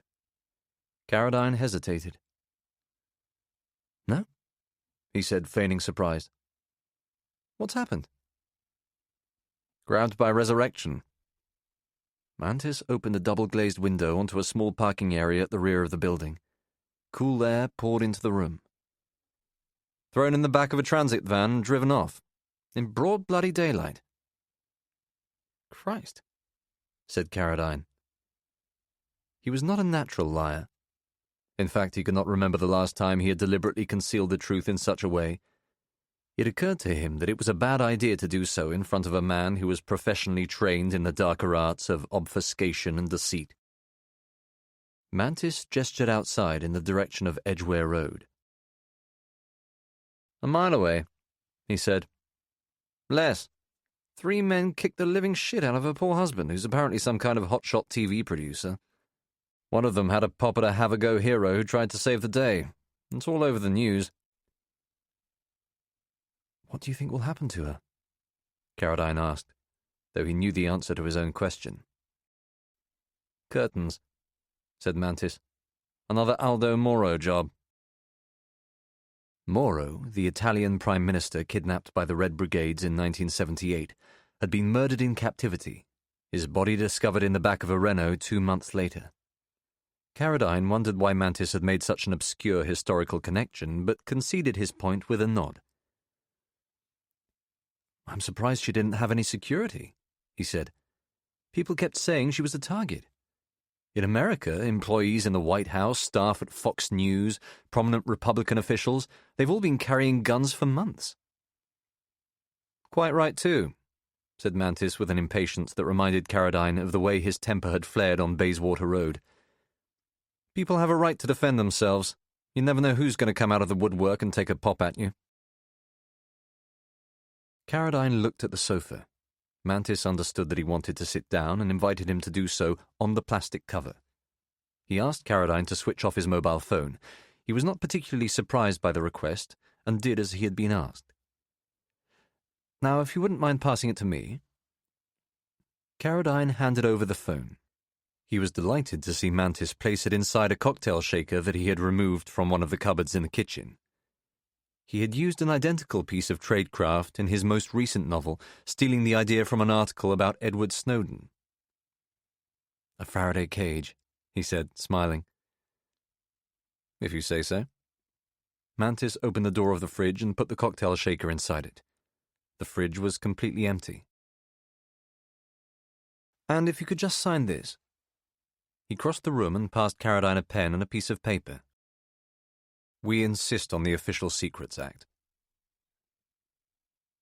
Caradine's heart skipped. Without pausing to read the document in any detail, he rested the piece of paper on the table and signed his name at the bottom. It occurred to him that his father must have done exactly the same thing some 50 years earlier. "Thank you. You might want to take a look at this." Mantis was holding what appeared to be a driving license. Caradine took it and turned it over. Mantis's photograph and personal details, as well as a Foreign Office logo and a sample of his signature, were laminated against a pale grey background. "This wouldn't be enough to get you into Vauxhall Cross," he said. It was necessary to demonstrate to Mantis that he did not fully trust him. "Do you have any other forms of ID?" As though he had been expecting Caroline